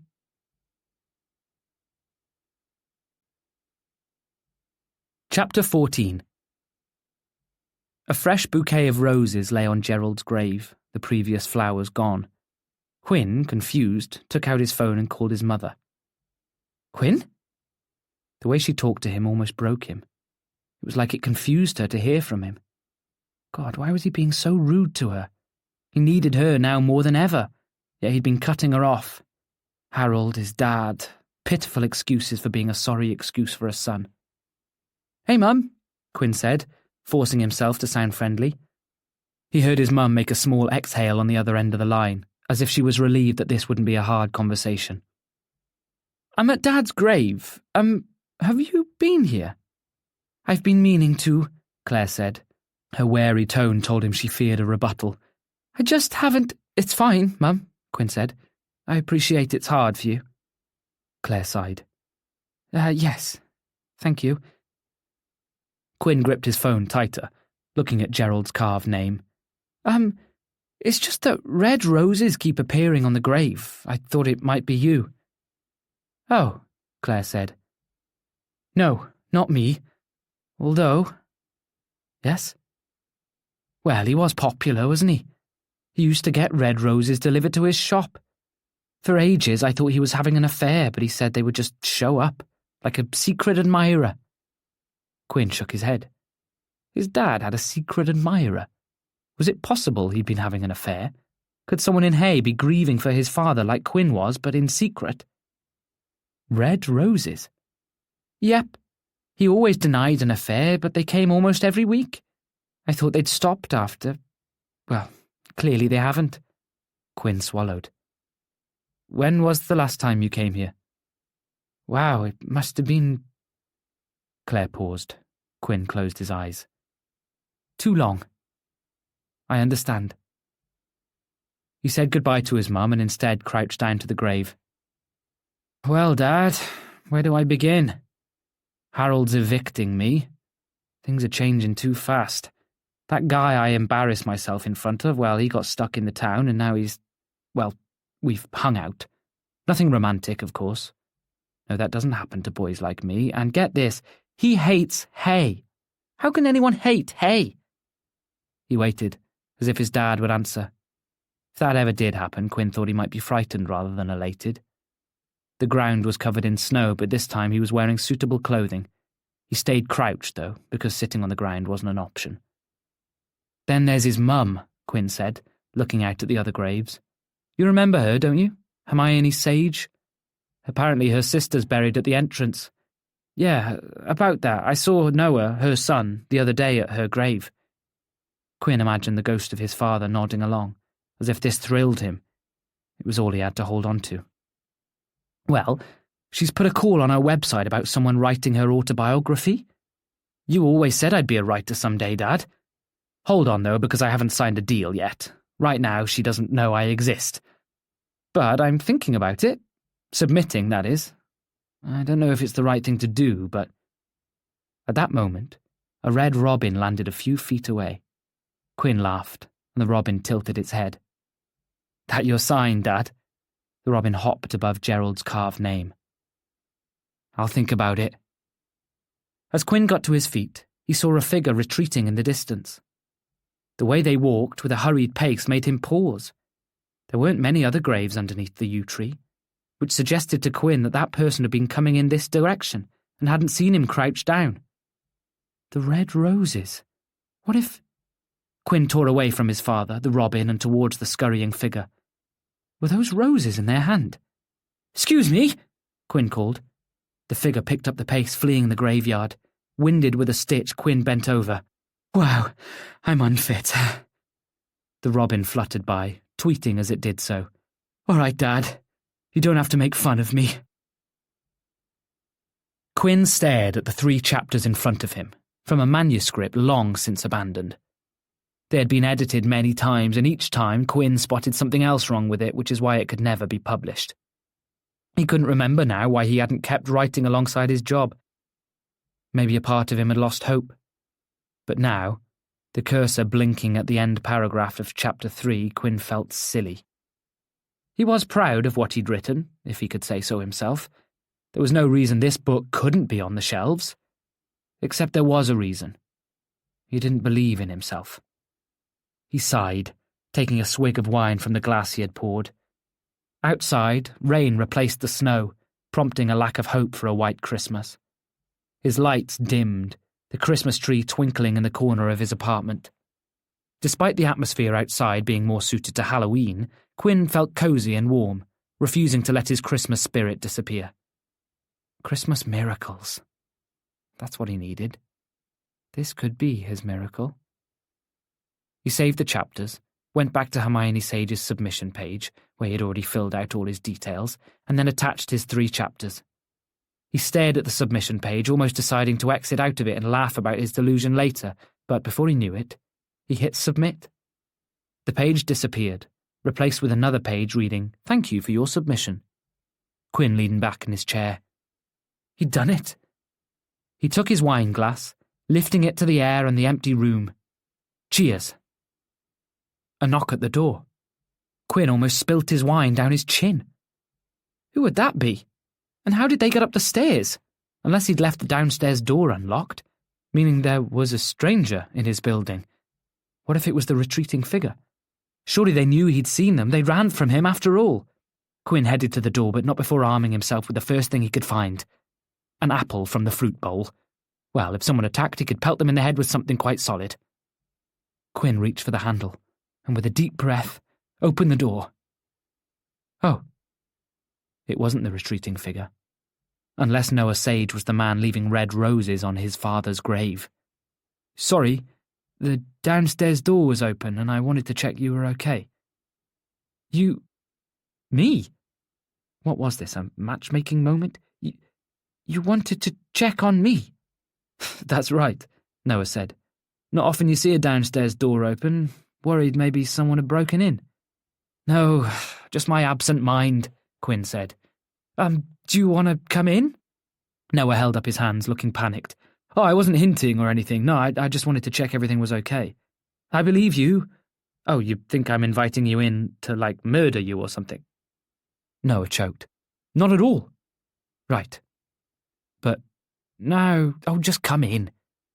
Quinn stepped aside, and as Noah walked in carrying his wonderful scent with him, he thought of what he'd just done.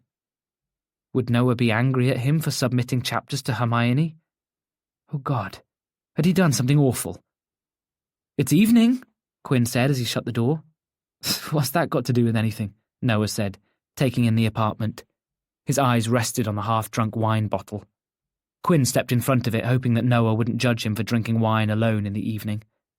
Normal when others did it, but not him. You're adding to the vampire mystery, you know? Noah rolled his eyes. Please, if I was a vampire, I'd be sucking your blood right now. Sucking his blood? Oh, God. No, he would not think of Noah sucking any part of him. Well, unless... No. You could fight it, Quinn said. Like Edward Cullen? Wine? Oh, sure, Noah nodded. Edward Cullen? Twilight fan. Team Edward, Team Jacob. How absurd to be standing in his apartment with Noah, pouring him a glass of rich-tasting wine like this was normal. He handed him the glass and watched him drink, mesmerised by his neck and his Adam's apple. Noah gave an awkward smile, standing in the middle of the room. Sit, Quinn said, as if he were a dog. They sat apart on the sofa, Quinn trailing his foot along the carpet. What to say to a romantic novelist? What if he noticed his own books on his shelves? You know, you're never meant to invite a vampire in. Quinn panicked, like maybe he'd made a huge mistake and sealed his fate. But then he remembered vampires didn't exist, and he relaxed. Well, you're here now. Quinn held out his glass. Cheers. They clinked glasses, and Noah's eyes turned to the laptop. Writing? Oh, yeah, sure. Noah cocked an eyebrow. Hiding something from me? He couldn't tell him. What if he got angry? He couldn't handle an angry vampire in his apartment. That was the last thing he needed. Just thinking about some stuff, Quinn said. Anyway, how come you're out at night again? Must be freezing out there. I can't stay at Mum's for too long, Noah said. Sometimes I need a break from her. Quinn must have looked shocked because Noah seemed to sense he'd said something wrong. Sorry, that sounds harsh. Mum is hard to live with. Noah glugged down more of his wine, as if it might stop him saying anything more. But Quinn's stare must have prompted him to speak. Mum fears the world. She has been ever since her career ended. It makes living with her quite difficult because she keeps talking about the press. The press? She thinks the press are out there to get her. Noah rolled his eyes. The press. People who dislike her. She almost expects villagers to walk up the driveway with pitchforks. People won't do that, Quinn said. Have you seen how long it takes to walk from here to Cusup Dingle? Like 5 minutes? Yeah, we can't be arsed, Quinn said. Besides, my pitchfork has got rust on it. Noah snorted, covering his mouth. Quinn swore it was the cutest thing he ever saw. Right now, she's fixated on her autobiography. Noah said this with such distaste that Quinn almost forgot about his submission. She gets these ideas and runs with them, but they never happen. Quinn tried not to look disappointed, which was hard not to do when he thought of how much time he'd wasted going over those 3 chapters for no payoff. If Noah was telling the truth, did that mean Hermione wouldn't even get in touch with him? Well, regardless of what happened, he'd tried. That was all that mattered right now. Is your mum okay? He almost didn't want to ask, but he felt like he had to. What have you heard about her? Not much, Quinn said, but his lie was feeble. A lot, then. Noah swilled the wine in his glass. Whatever you've heard, I bet you it's not true, but it makes Mum seem 10 times worse. But she must be thrilled to see you when you come here. She's part of the reason I avoid this place. Oh? Quinn thought of his own mother, how he'd been avoiding her. That was something he didn't want to have in common with the guy before him. Mum can be heavy, Noah sighed. She went through a lot, and I know she's struggling to process everything that happened to her. Sounds awful, but she put a lot of that on me, and I'm not equipped to deal with that. Noah finished his wine and nodded at the bottle. May I? Please. Noah refilled his glass, leaning back in the chair. Quinn tried to relax too while putting aside thoughts that Noah looked like he was comfortable here, like he planned to stay. She refuses to speak to people. Professionals. Refuses to even combat her issues and the problems in her life. Expects me to come along and hold her hand and clean it all up for her. Noah glanced at Quinn. Sorry, it sounds awful, and unless you've lived with someone like that, then you wouldn't understand. I'm not judging, Quinn said, telling the truth. He thought of his shop, the space he created. In some ways, this felt like an extension of that. I listen to people. I'll always listen. Noah looked Quinn up and down, and honestly, Quinn thought he might faint. I know it's not her fault, Noah clarified. It's my own stupid issues and my ill-ease with anything that makes me feel uncomfortable. I've tried, Quinn. Many times I've tried to help her out, to link her with help, but she refuses. Thinks the world is out to get her. It exhausts me. Is that why you were so keen on leaving? In some ways, Noah said. But also because Hay holds too many memories for me.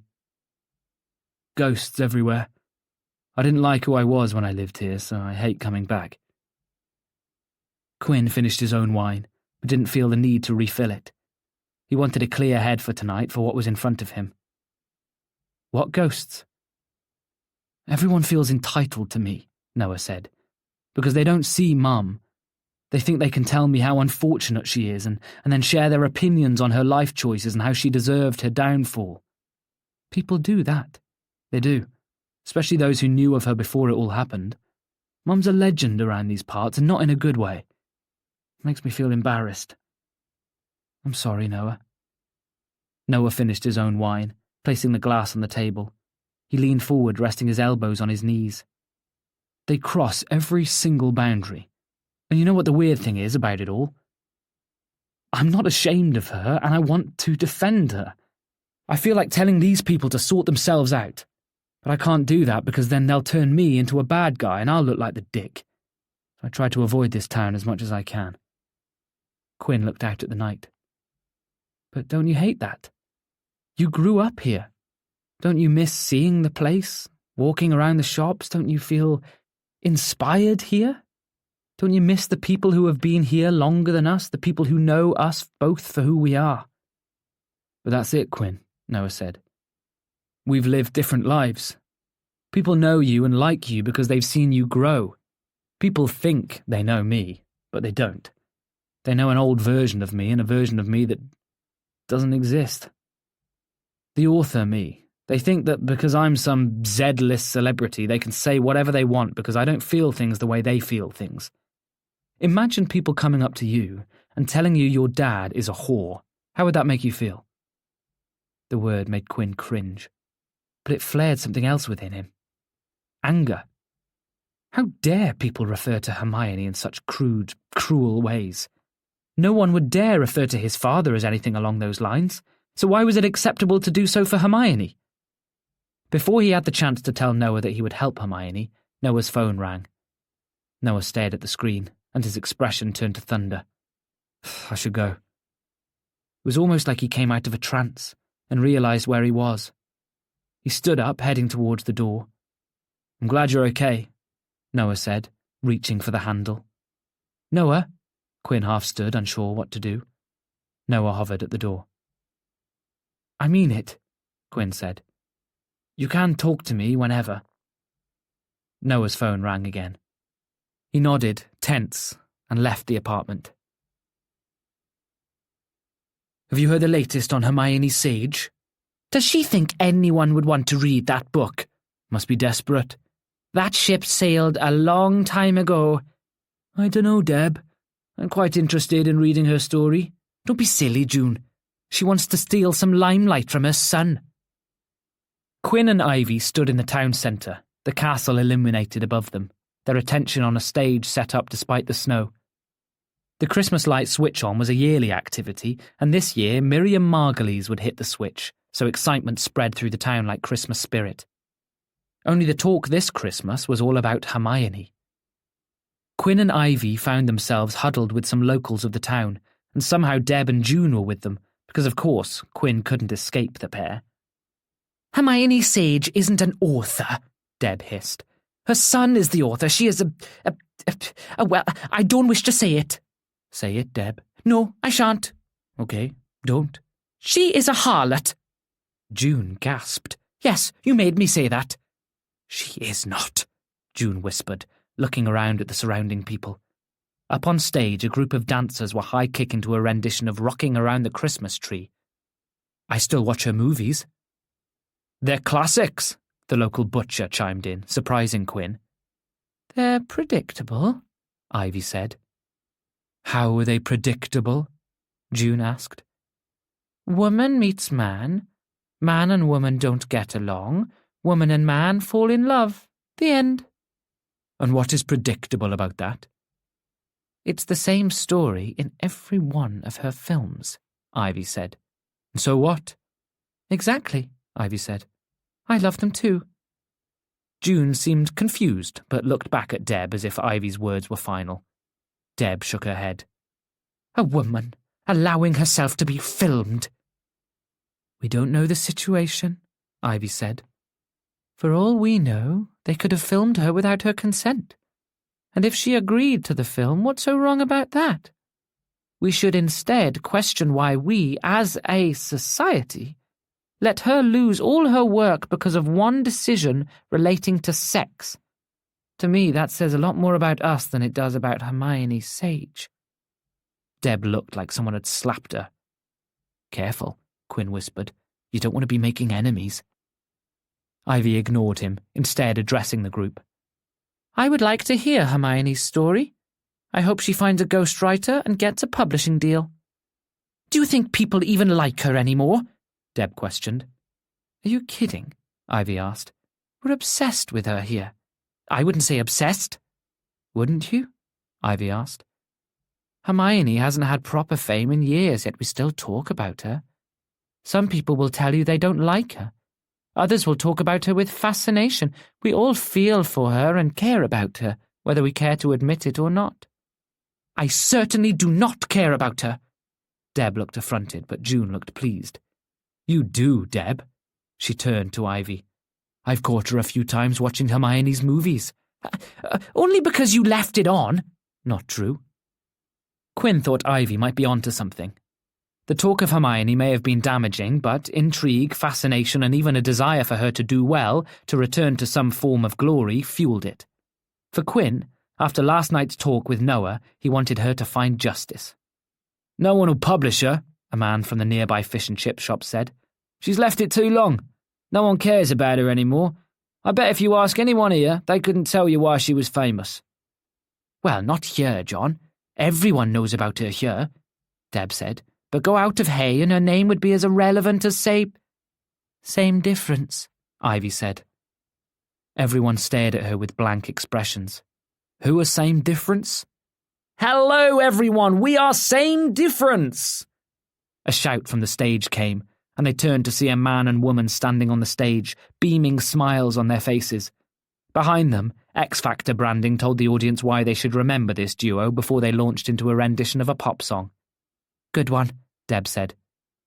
I quite like Same Difference, June said, and she turned back to the stage and waved with excitement. Deb rolled her eyes but turned her back on Quinn and Ivy. The others in the group disappeared into the crowd, leaving Quinn and Ivy standing together alone, watching the rendition of the X Factor contestants on the stage. I submitted some chapters to Hermione, Quinn said. You did? Ivy gasped. I did. Oh, but that's wonderful. You have the connections, too. I don't know about that. The job offer? The friend in London? Ivy said. Come on, she has to go with you. Depends on if she likes my chapters. She will, I'm sure of it. How are you sure? Ivy winked. I know all. Same Difference finished their performance, but not before telling the crowd they had a new album coming out, and then they went off stage to cheers. Quinn groaned when they were replaced by bloody Blair Beckett. Be nice. He can't hear me. Hello, Hay! Blair boomed over the microphone. Deb and June jumped in front of them. Quinn looked around for any stray champagne. Well, it's almost time to turn on the lights and get this town feeling even more Christmassy than it already is. Even in the snow, you've all turned out to see this, and we could not be more thrilled. Why is he even still here? Quinn asked Ivy. I'm still here because I just love hay, and I've decided I'm going to stay for Christmas, Blair said to the crowd, and Ivy's eyes widened. You didn't tell me you had the gift. The gift? Psychic! Ivy, please.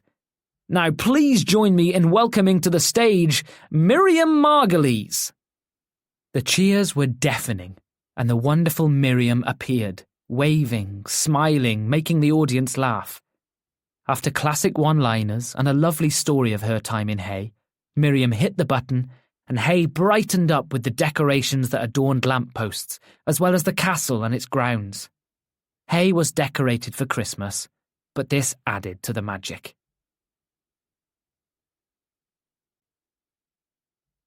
Chapter 15. You're a star, Quinn! Ivy came crashing into the bookshop, startling the customers inside. She threw the newspaper at him, which he dropped. Bending to pick it up, he saw Emma's article published. Only he was on the front cover, caught in a laugh, with Noah at his side. What is this? Author calls for protection of kings and queens, was the headline. He read the article, expecting it to be dominated by Noah, but it quoted both of them like they were equals. The main story, that Quinn was about to lose his shop, was clear to see. Emma did his story justice. Ivy, this is amazing. And we're getting emails again, from all the journalists that ignored us after that video you posted on Instagram. Yeah, they're getting back in touch. What does this mean? We're getting your story out there. What's going on? One customer standing closest to the counter asked. Quinn looked at the customer, then at the shop. The newspaper in his hands rustled. This was his moment. The wheel was in motion, and it was now or never. Do you love this shop? I know you do, and I bet the rest of you do too. The other customers nodded, listening to what Quinn had to say. Well, this shop is being threatened with closure. I'm being evicted, and it's all because of the castle. What? Now Quinn thought he saw genuine concern on the customers' faces. Is this Hay's only gay bookshop? Gay, lesbian, queer, trans, Quinn said. We have it all here. It's Hay's only shop for LGBTQ+ support. And they want it closed, and you gone? Yes. Homophobia. Transphobia. It's got to be. I hadn't thought of that, Ivy said. No, wait. Quinn felt panic rise in him. His stepdad may have been a greedy businessman, but he needed to make it clear the reason this shop was going. My stepdad has renovated the castle. They want this church to be part of the castle as a sort of information centre before people head into the fortress across the street. Possibly a ticket office, though that doesn't make much sense to me. Part of me wonders if he realises just how much this place is worth and he knows he can get a lot of money for it should it sell, but he won't tell me otherwise. It's just business to him. He's not coming for the shop because of its content. He's none of those phobic things. It's because he's thinking of greed, of business and nothing else. He offered me a shop in the castle, but it turned out that the shop front would be a box room and nothing like this. I wouldn't be able to live if I opened up a shop there. I'd barely get a shelf full of books inside. He can't do this, a customer said. She lifted her phone and took photos. I'm an influencer. I'll make sure I help raise the word. Oh, you will? Ivy grinned as Quinn wondered what an influencer was.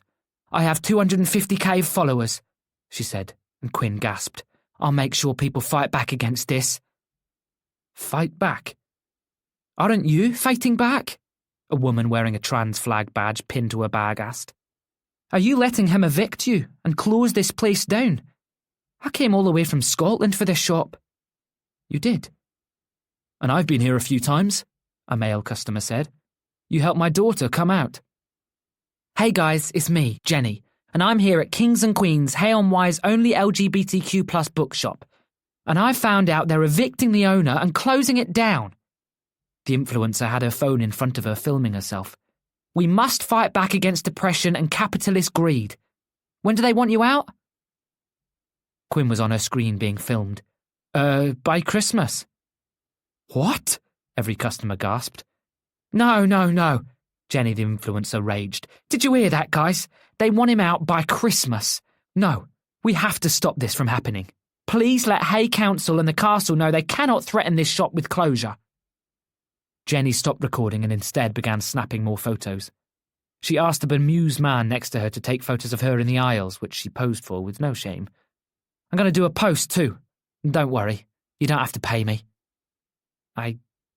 Quinn didn't want to finish the sentence. He had no intention of paying her. "Oh, Quinn, this is wonderful," Ivy exclaimed. "Please, if you can, please get the word out there, everyone." The door opened, and a group of the town's locals came in, each of them holding a newspaper. "Quinn, is this true? Are you really about to lose your shop?" "I've had my final eviction notice."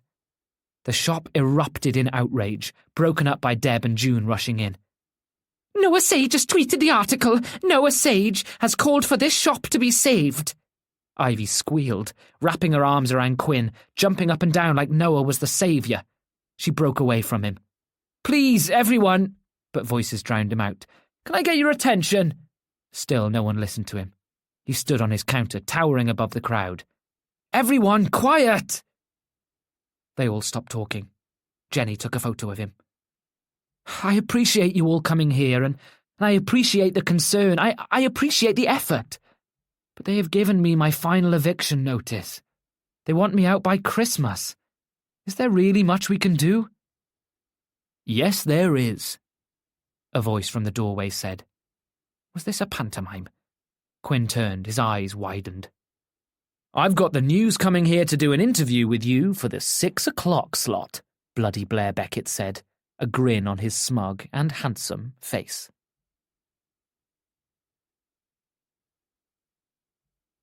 Chapter 16. By the afternoon, Hay had been set alight with the gossip of kings and queens. To Quinn's amazement, everyone seemed outraged on his behalf. Many stopped by with concerns, voiced their anger, or asked how they could help. It made Quinn realise for the first time how important his shop was to the community and the town. Bloody Blair Beckett stayed in the shop all day, attracting admiring glances and excited conversation from many of the customers and locals alike. Jenny the influencer disappeared, but her impact resulted in people sending emails and messages to Quinn and his shop. This must be what it's like to be famous. "The 6 o'clock segment will be live," Blair said as a camera crew arrived. Quinn nodded, shocked he was about to be on BBC News. "Do you want me to be there?" Ivy asked. She was being polite. He knew she worried he would fuck it up. "I'll wait behind the scenes, ready to jump in," she said, before he could say anything else. All Quinn could think about was the interview, which was creeping towards him. He felt like a drag queen standing before RuPaul at the deciding lip sync, waiting for the words, "Good luck," and "Don't fuck it up." Only Ivy was RuPaul as she continued to fret about the appearance. The usually calm, centred and grounded Ivy had been replaced with a woman he didn't recognise. "Ivy, breathe," Quinn said, after she knocked over a green tea and a stack of books. Thankfully, the books weren't damaged. "You're making me nervous." "I'm sorry, it's just... this is the moment." Her phone rang and pinged all day. Emails, texts, calls from other news outlets, all of which wanted Quinn to speak to them first. "BBC gets first rights in this case, my boy," Bloody Blair Beckett said to Quinn. Quinn let Ivy take over selling stock on what proved to be a very manic, busy day. As it turns out, when people think they're going to lose something, they buy, hoping an influx of sales will prove its importance to the town. Daniel Craig hadn't answered his calls and texted an apology that he was at a friend's house. Quinn didn't mind. It was his day off, and he couldn't be the type of boss that demanded staff come in on their day off. Quinn had one of the busiest days he'd had in a while. People bought stacks of books, with some sales bringing in as much as £300. Ivy refused help, even when she was juggling sales and phone conversations with journalists at the same time. Blair mingled around under the pretense of getting ready for his live, but Quinn knew he basked in being Britain's hottest and most popular television presenter of the moment. Quinn got sick of the swooning from the customers and sick of himself for swooning too. As 6 o'clock approached, Quinn asked about having the customers leave the shop, but Bloody Blair Beckett insisted they stay. "Makes for an interesting live." Ivy acted as the doorman and stopped more customers from entering. Quinn hoped Noah might appear, but his heavenly body didn't walk through the door. It was 6 o'clock, the moment of truth. Blair's live hit for the headlines went smoothly, mainly because it didn't require Quinn to be on camera. Nerves took hold of him as he watched Blair talk, and he felt sick. I can't do this. Blair wrapped a brawny arm around Quinn with a smile on his face, his lovely aftershave aroma engulfing them both. Yes, you can. Just follow my lead. Quinn got into place, Blair's face one of concentration. He was apparently in the zone, Ivy whispered from behind the lens. Quinn forced a smile. The camera was on them, and in the background was the frosted glass window and a group of customers standing outside, with some of them holding signs of protest. Protest that the shop faced closure, not that he was about to speak to the nation like a prime minister begging for votes. Quinn glanced behind him, and with dread, saw Harold forcing his way to the front of the shop. Ivy, he gasped, moving away from Blair with the intention of stopping Harold. I'm on it. She tore to the front of the shop, heading to the window as Blair spoke. That's right. Well, as you know, I'm meant to be on holiday here in Hay-on-Wye, and I believe fate has led me to Quinn and his bookshop, Kings and Queens, which is being threatened with closure just days before Christmas. Blair strolled through the shop, walking past customers, and joined Quinn. Quinn glanced behind him, seeing Ivy panic, moving back and forth, unsure if she should stay on camera or disappear. Harold began knocking on the glass door, to which Ivy squealed. Quinn, tell us what's going on. Could he not hear the noise of Harold? They have given me a final eviction notice for my shop here in Hay, Quinn began as Harold began pounding on the glass with two hands. Because of the castle. The castle is refurbishing and they want to close my shop here and turn it into an information booth. Blair nodded with enthusiasm. And why is this shop different from all the other bookshops here in Hay? Well, Quinn began. Quinn, stop talking! Harold's muffled voice came from outside. He barged past the crowd towards the door. Ivy followed him, still on camera. She tripped over a box of books, letting out a yelp before plummeting to the floor. Oh, my, Quinn made to turn, but Blair brought him back. Because isn't this like any other bookshop here in Hay? Quinn turned back to bloody Blair Beckett and his bloody handheld microphone and felt a bloody rage rise inside him.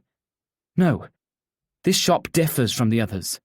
It's Hay's very own and only LGBTQ+ bookshop. We've been here for years now, and we have offered a safe place for LGBTQ+ individuals to have a place where they can feel like they can get support. We have many books from queer authors, some established, others not, and we also sell books that are educational. I have seen people find their voices here, and others find their favourite authors. People come from all over the country to visit this shop.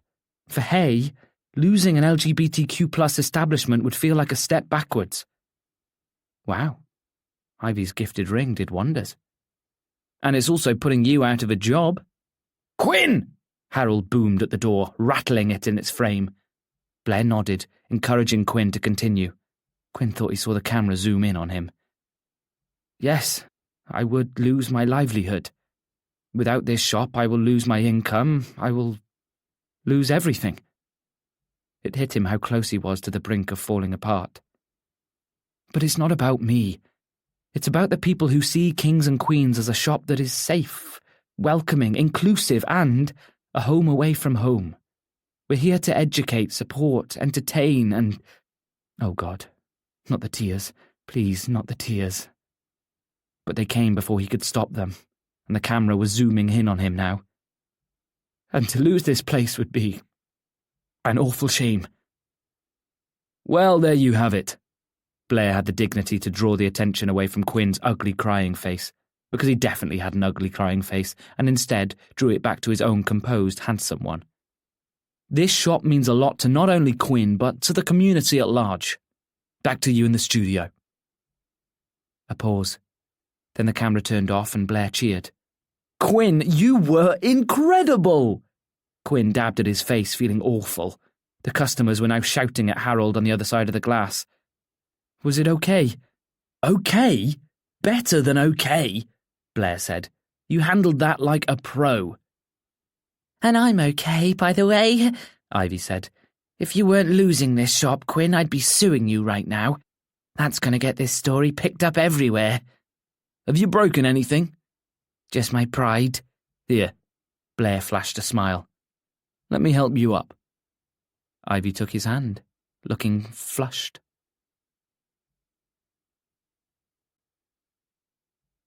Chapter 17. Ivy was right. After the BBC interview, articles appeared in other mainstream newspapers lifting his quote from the Live. Some articles focused on the story, while others used the clip of Ivy falling over. Quinn watched the report and realised that no one could hear Harold shouting.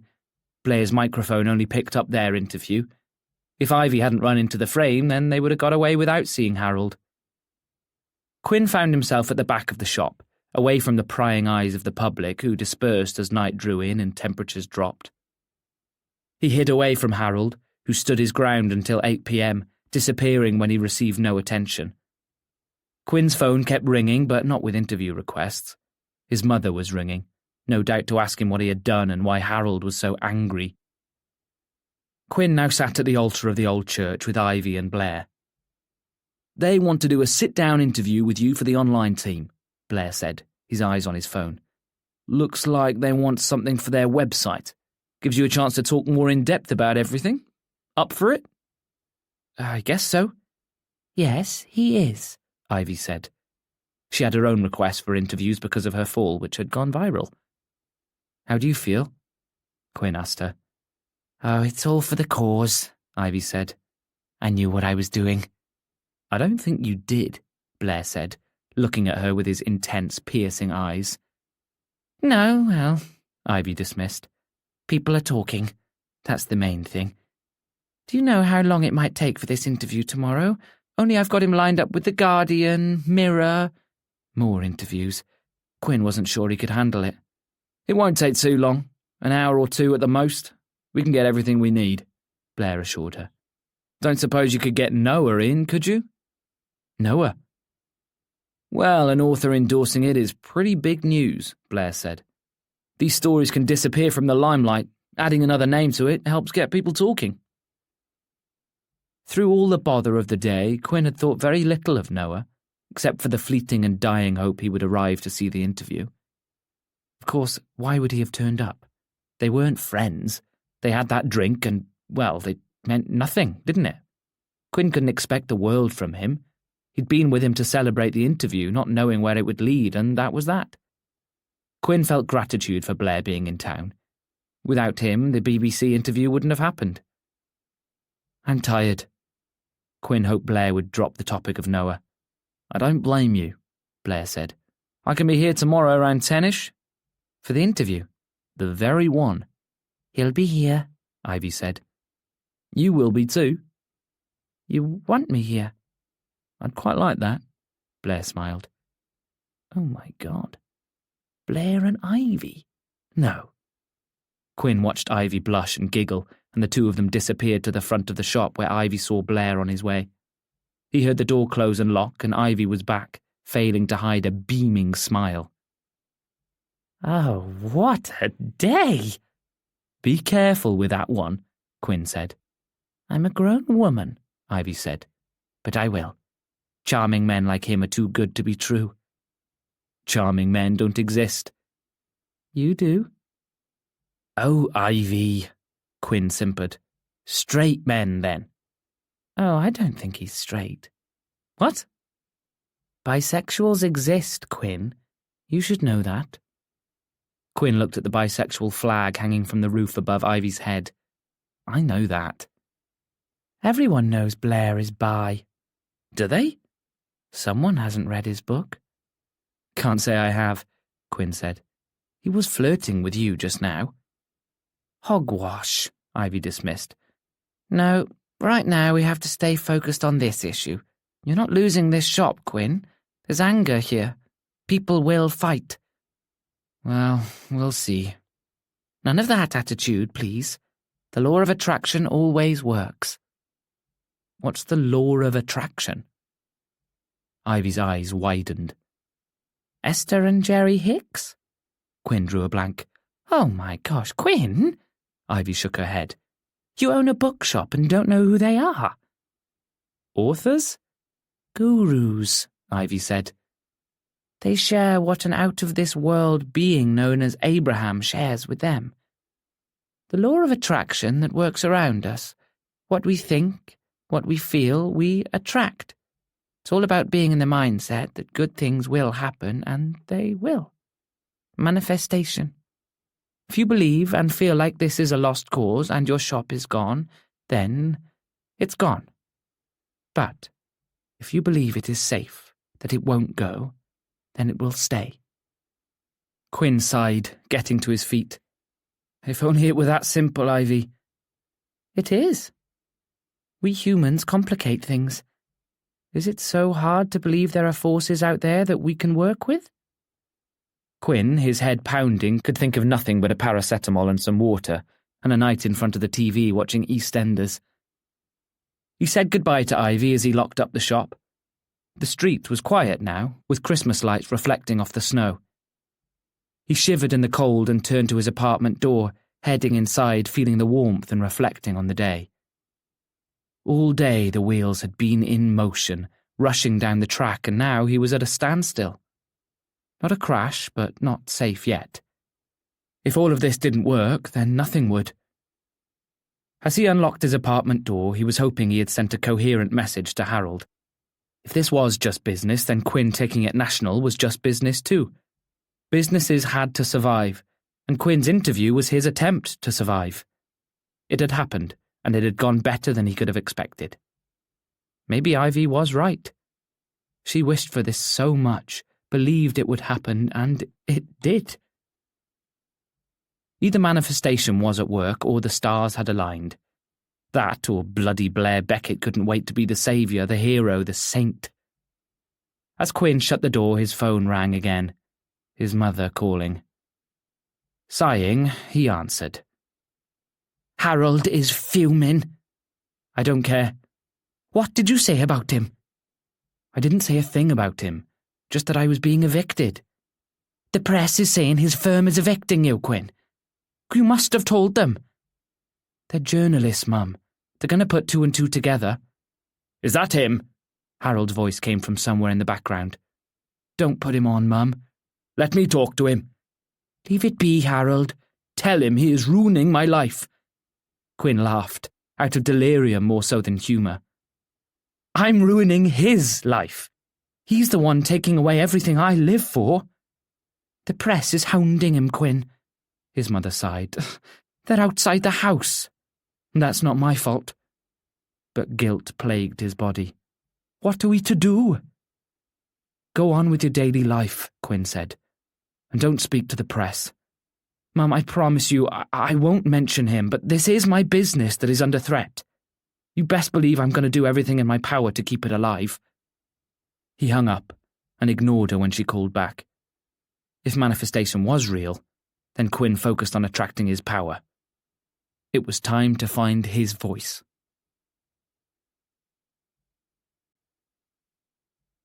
Chapter 18. Knock, knock, knock. What? Knock, knock, knock. What time was it? 3 a.m.? Quinn, in bed, looked at his phone, the light from his screen blinding him. It was close to 7 a.m., the dark of winter still lingering outside. Quinn groaned. Knock, knock, knock. Who is it? The ghost of Christmas past. Noah's voice. Noah again. Had he left the door unlocked downstairs once more? Hold on a second.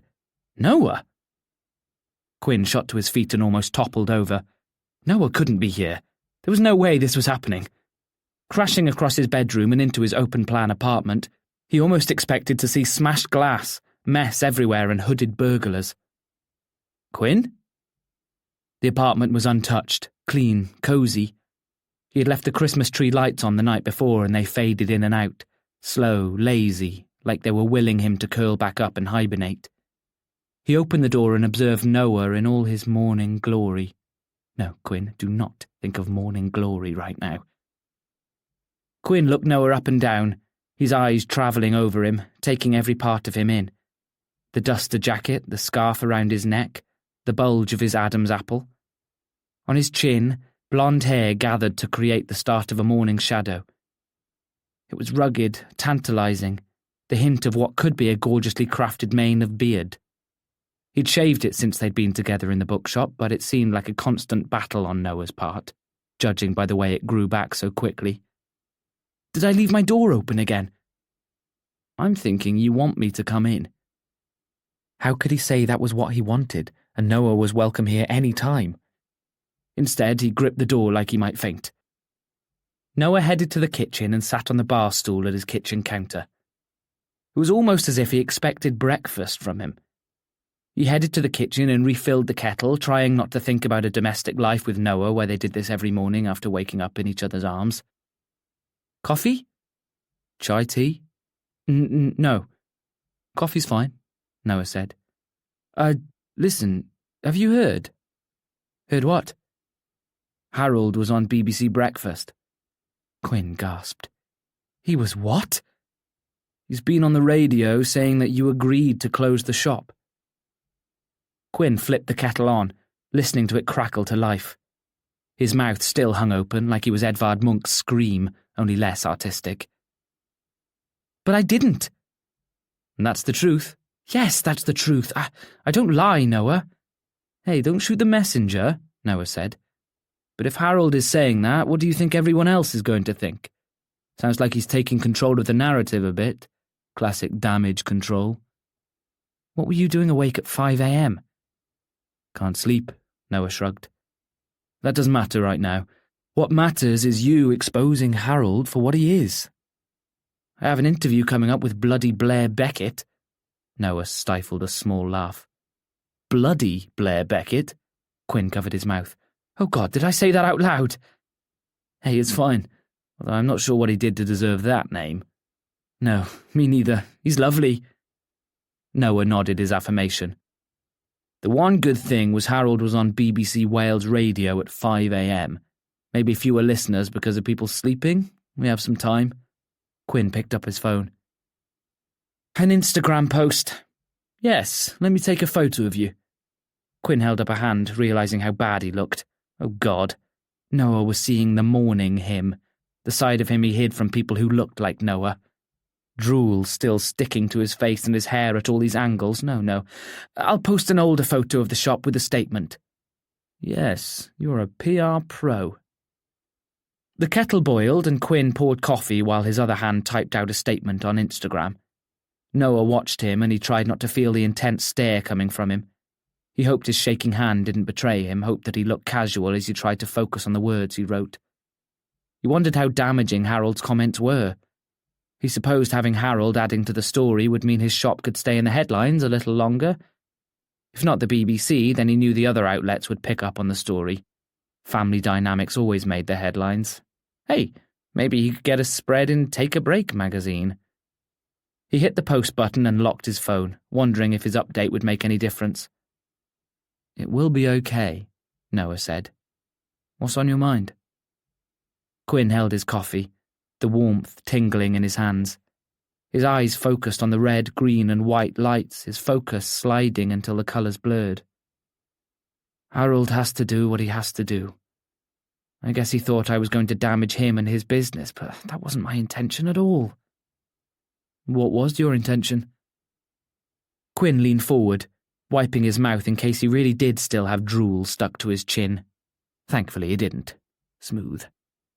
I've been thinking a lot about how I ended up in this mess. I let it happen, and I can only blame myself. Since Dad died, I've ignored things, I guess you could say. I always had this fear of taking responsibility for anything, but also when I took responsibility, I had Dad there to ask advice. Mum, too, but when Dad died, things changed. I felt alone. Truly alone. And ever since, I've let myself get lost in the emotion of things. Get overwhelmed easily. I hid all these letters and avoided Harold because I thought I could ignore it and it would all go away. I guess Harold didn't feel so bad taking this away from me because I hadn't really formed a good bond with him. Noah moved closer and Quinn's breath hitched in his chest. Don't blame yourself. Oh, but I have to. Why? Because it's my fault. I've been so pathetic and let things happen to me for too long. Forgetting I could make a change. Forgetting that if I didn't like something, I could speak up and change things. I've sat on the fence for too long. Noah's hand reached for Quinn. Then he paused, seeming to think better of it. He let out a small, wistful sigh, giving Quinn a pitying look. It's family too, isn't it? That can't be easy. I always worry about what others think and never think about myself. Quinn glanced at Noah's hand, wishing it went all the way. Time to be a little selfish, I think. It didn't have to be this way, Quinn said as Noah sipped his coffee. The large pink mug he held suited him. I told him so many times how my shop wasn't in the way. Told him not to get rid of me. Let him know I needed this. He ignored it. There was every intention of keeping him and his business out of this. He's panicked because an article put two and two together and now he feels like he has to say something? I know, it's crazy. What did he say? He said that you had agreed to go, that you had a job offer in London and that you were planning to move. That the shop could have moved into the castle, but you refused. Yeah, forgetting to mention the size of the so-called shop. Noah met Quinn's eyes. Are you considering London? Quinn shook his head. Not at all. Shame. Quinn tried not to overthink what he meant by that. Why was it a shame that he wasn't considering London? It wouldn't suit me, Quinn said.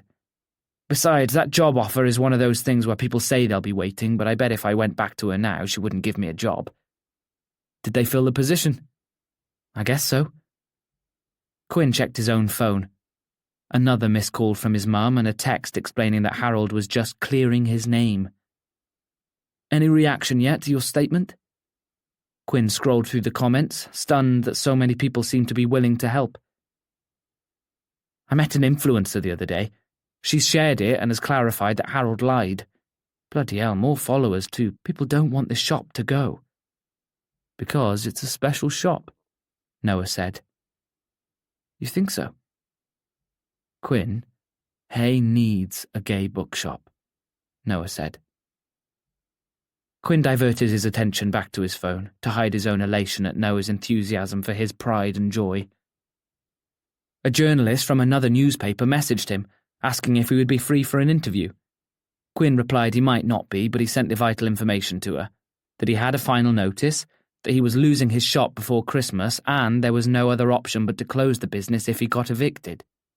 He thought about asking Ivy about a press pack similar to the one sent to him by publishers for their authors and their latest releases. Maybe he could have it distributed to any journalist that got in touch so that he wasn't going back and forth with interviews like a desperate celebrity. His phone buzzed again, and he expected to see another comment, but instead he saw an email from Hermione Sage. Quinn did yet another impression of the scream, only this time one of his hands came to his face. The other also would have done if he wasn't holding his phone. Why was she emailing now when her son was across the table from him? Noah hadn't seemed to notice that anything was different, so Quinn turned his back on him again and opened Hermione's email with shaking hands. He scanned the email, expecting to see "unfortunately" and "you were very close," but he didn't see that. Instead, he saw a very direct, almost personal response. Quinn, thank you so much for your submission to write my autobiography. I appreciate it. I knew your dad, you know, he was a wonderful man. I was sad to hear of his passing. I have read your chapters, and I am in love with the world you have created. It is fiction, I know, but I can see your passion and your talent come through. I need someone to listen to me, to take down my words and tell my story. I would love it if we could meet. Doing a quick search of your name last night, I saw that your shop is under threat. Please tell me this isn't so. I don't venture into town much anymore, but I have been an avid follower of your shop since I heard it opened. I would like to discuss the options you have when I see you. Quinn, please confirm if you are still interested in writing my story and if you will meet up with me soon. We can meet at my home. I am sure you know where my home is. P.S. Please take a copy of this email and then delete. I cannot afford for the press to hack my emails and leak that you are my ghostwriter. He couldn't believe his eyes. Hermione Sage wanted to meet with him. He reread the email once, twice, 3 more times. Was she confirming she'd hired him? Was this an interview? Was she more interested in finding out about his shop? Did she like his writing? Quinn, everything all right? He must have tensed his shoulders. Maybe he made a sound. Noah might have a sixth sense, and if he did, he would need to introduce him to Ivy so that she could understand him better than he ever could. I don't know how to say this. Noah stayed silent. Instead, he fixed him with a look that made Quinn feel like he needed to confess his entire life story, including all his sins. Not that he had that many. Remember your mum's autobiography? How could I forget? Well, Quinn handed over his phone, showing Noah the email. He held his breath as Noah clasped the phone, his phone, and seemed to take the whole morning to read the brief email. Oh, wow, Quinn, you, applied. I did. To write Mum's autobiography. That's right. Noah handed the phone back to Quinn. He stood, walking around the table until he was in front of Quinn. Placing 2 hands on Quinn's shoulders, he grinned. Come on.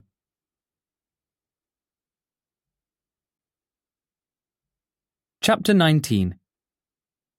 Noah, where are we going? Quinn's feet, chilled even through 2 pairs of socks and a thermal skin-tight suit, trudged through the deep snow. The roads were empty, but lethal with ice, and Noah discarded his car to the side of the road and insisted on walking a country lane that looked like it hadn't seen life walk through it since the 1800s. The dead branches were taut and overgrown even in the middle of winter, their skeletons twisted at odd angles, as if they were full of pain and broken. It's not too far now. Do you need a hand? All he wanted was for Noah to hold him, to guide him through this snow, but he had pride. Plus, he was certain if he slipped he would bring Noah crashing to the ground with him. Quinn looked through the dead trees, glimpsing a house covered in snow.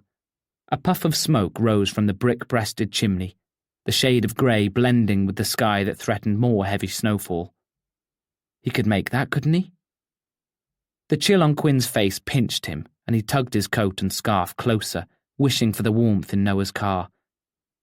Or maybe the warmth of Noah himself. As his foot was hit with a fresh dosing of undisturbed snow, he groaned. Come on, hippie boy, Noah said, flashing his sexy smile. He tugged at Quinn's coat, adjusting it as if it would make him warmer.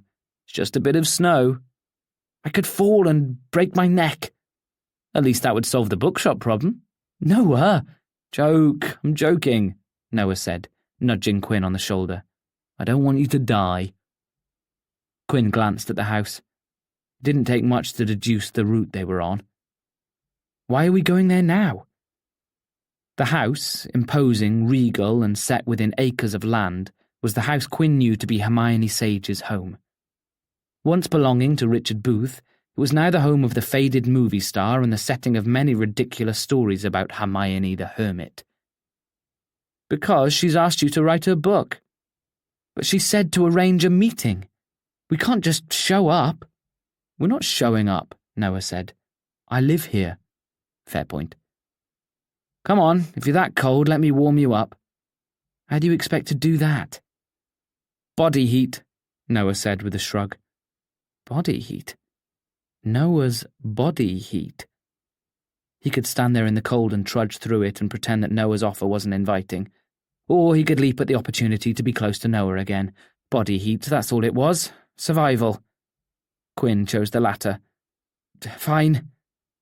Noah wrapped an arm around him like he was a friend, a brother, and Quinn slipped his arm around Noah's waist with some uncertainty. You'll have to hold me closer if you don't want to break your neck, Noah said, an eyebrow raised. Quinn said nothing but did as he was told, feeling Noah's toned back underneath him. The warmth was enough to convince him that this was a good idea, and he prayed that he wouldn't slip and take them both out.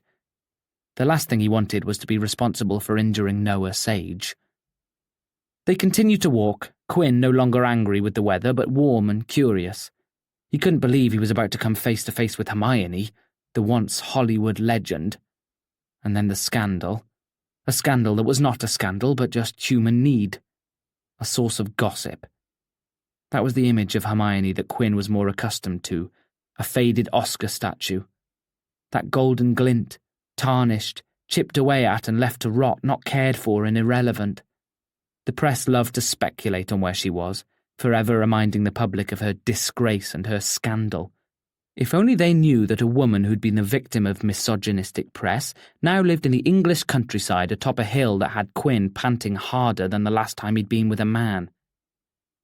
Noah hadn't even broken a sweat and didn't sound out of breath. He held Quinn like he was a delicate vase that needed protecting. They stopped at iron-black gates with green ivy growing over the bars, twisting like a beanstalk that could one day take them up to the snowy clouds. "We made it," Noah said, and he gave Quinn a little squeeze. "Thank you." Noah grinned, letting Quinn go. He feigned falling, and they laughed. "Ready?" "Ready," Quinn said, before taking a deep breath. Noah pressed the buzzer, looking into the camera. Quinn crossed his arms, observing the deserted landscape. "You don't just walk in." "This is Mum we're talking about," Noah said, and when Quinn looked confused, he sighed. "You'll see." Quinn turned his attention back to the door. "Hello?" Her voice was quiet, almost tired. "It's me." "Come quickly. Don't let them in." Noah exchanged a glance with Quinn that said not to ask, and the gate doors opened, which was a miracle considering the drive was covered in untouched snow. A Rolls-Royce sat on the driveway, dwarfed by the mansion of the house that was from the Tudor period. Quinn thought it was a black car, but it was hard to be certain with the snow that lay on top of it. They climbed 2 small stairs to get to the front door when Noah rang the bell, and they waited. And they waited. And they waited some more. Then the door creaked open half an inch, and one blue eye peered at them. "Are they with you?" "No," Noah said. The door opened, but there was no one there. Quinn thought a ghost answered until he saw who was behind it. Hermione Sage was mesmerizing. She blinked bright blue eyes through thick eyelashes, like they were a fan used to cool down a Greek god. Her blonde hair bobbed, curly and natural, and reminded Quinn of Marilyn Monroe. She wore a floral shawl with patterns of yellow daffodils and pink lilies stretching down to a hemmed line. It was a transparent mesh, revealing casual white shirt and cotton trousers. "They're always out there, never giving me any privacy." He was struck by the hallway. Well, a foyer. He felt incredibly poor. The tiled floor had marble arches holding up a wide balcony that led to the east and west. 2 spiral staircases led up to the next floor, which was dressed in a pristine red carpet. Paintings hung on the wall that looked like they'd come straight from the collection of Hans Holbein, and an antique cabinet near a closed door was full of books. Hermione saw Quinn staring and crossed her arms. "Who is this?" Quinn felt somewhat affronted. "Mum, this is Quinn, the man you emailed," Noah said. "He owns—" "Kings and Queens," Hermione said, a smile revealing straight, white, Hollywood dazzling teeth. "I like that shop." "Oh, Quinn, I only sent that email this morning." "Noah was with me," Quinn said, then panicked. She might want to know why her son was in his apartment.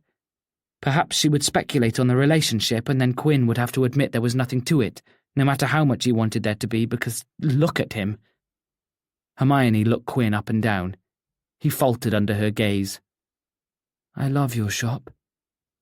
"Have you ever been?" He felt bold asking. "I've tried," Hermione said, "but the press."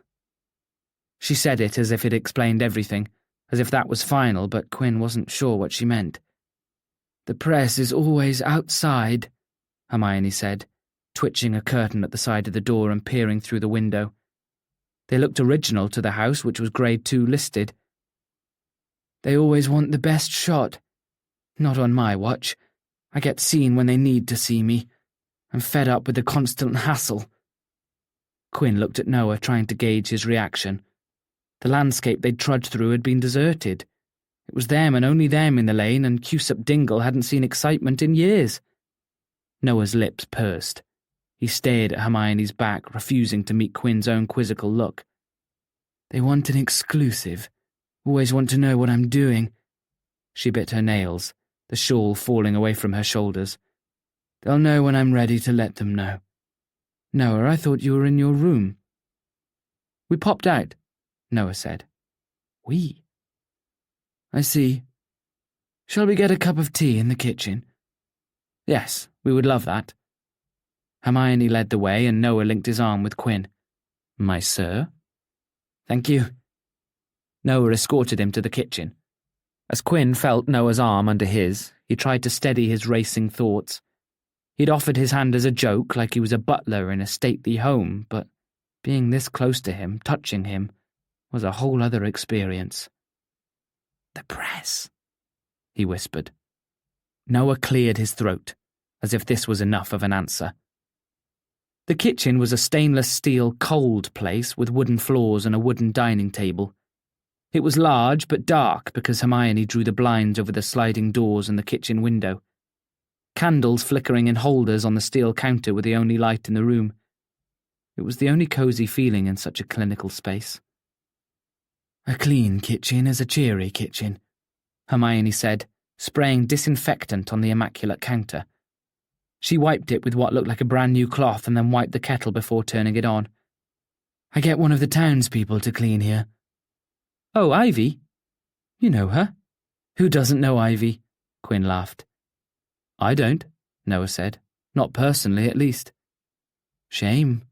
You're missing out on a lot from her, Hermione said. Why are the blinds closed? Quinn asked. Photographers. Hermione took mugs out of a cabinet. She paused. Want a hot chocolate instead? Oh, yes, please. I have marshmallows, too. Hermione showed a door at the back of the room. She looked at Quinn. Mind fetching them? Of course. He curtsied and then looked at the mother and son. Noah burst out in laughter. What the hell was that? A curtsy. I met the Queen once. Hermione had a wry smile on her face. Curtsied on a broken leg. I think even then I did it more gracefully than whatever that was. She didn't say it unkindly. They shared the joke and Quinn, cheeks burning, headed to the pantry. He gasped when he saw inside. It reminded him of Sleeping with the Enemy or Khloe Kardashian's organised pantry, same thing. Every tin stacked upon the other, labels facing out. There were glass jars hosting stacked biscuits, assorted in colour coordination. Not one thing was out of place, and as Quinn stepped into the pantry, he noticed that not even a light coating of dust clung to the steel shelves. Shivering, feeling like he was being watched, he almost forgot what he went in for. Looking past the biscuits, he saw bags of marshmallows in front of one another, as if they were straight from the supermarket shelf. He took a bag, the one behind it flopping over, and felt the need to adjust it to keep it perfectly positioned.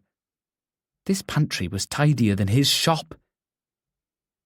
He closed the pantry door in time to see Hermione carrying a tray with 3 mugs of steaming hot chocolate to the kitchen table. He followed her, noticing how the wooden floor was spotless, and he wondered why she employed Ivy to clean this house. The hot chocolate made his stomach rumble. The sweet aroma and the floating pink and white marshmallows were the perfect sickly treat he needed. He shivered from the cold, his feet still damp, and berated having to walk back to Noah's discarded car. If Noah would even take him back to the town. Kings and queens, what a shop. Hermione stirred her marshmallows into the dark liquid. I always thought Hay needed some diversity. When I heard you were opening, well, I was so pleased. I knew your dad, you know. Quinn knew. His dad had always been proud to talk about his memories with Hermione Sage, the famous movie star. It was sad when he... Quinn prayed she wouldn't say it. Well, you know. How's your mum? Moving on, Quinn said. But always grieving. Yes. Hermione sipped her drink. Quinn watched her, drawn in by her. My husband was a wonderful man. When I lost him, I felt like the world fell apart. But women don't need a man to feel valued. I was at the top of my game and my career went from strength to strength. You still are top of the game, Quinn said. Everyone loves you. It was the first time Quinn had seen Hermione look vulnerable. I don't think that's true. The press won't leave me alone because all they want to do is remind everyone about how much of a slut I am. Quinn avoided both of their eyes, but the room was silent, and he knew Noah was avoiding eye contact too. Was this difficult for him? To hear his mother recall something so traumatic in her life. The elephant in the room paraded around them with tassels and trumpets, impossible to ignore. Quinn bit his tongue, waiting for the elephant to finish the show and move on. We can talk about it, you know, Hermione said. I want to talk about it. You do? Nobody has ever wanted to hear my side of the story. I've bottled it up inside me for years. That's why you want someone to write the book. Hermione placed her mug on the wooden table. It made a dull thud echoing in the steel room. Why don't you write it for me? Quinn almost choked on the warm drink. Noah raised an eyebrow, his smile spreading. Are you sure? Your father said you always wanted to be a writer, Hermione said. I've been waiting to tell my story for years, but I've not trusted anyone to do so. But you, I can tell you're a safe soul. I want to tell my story, and I want you to write it.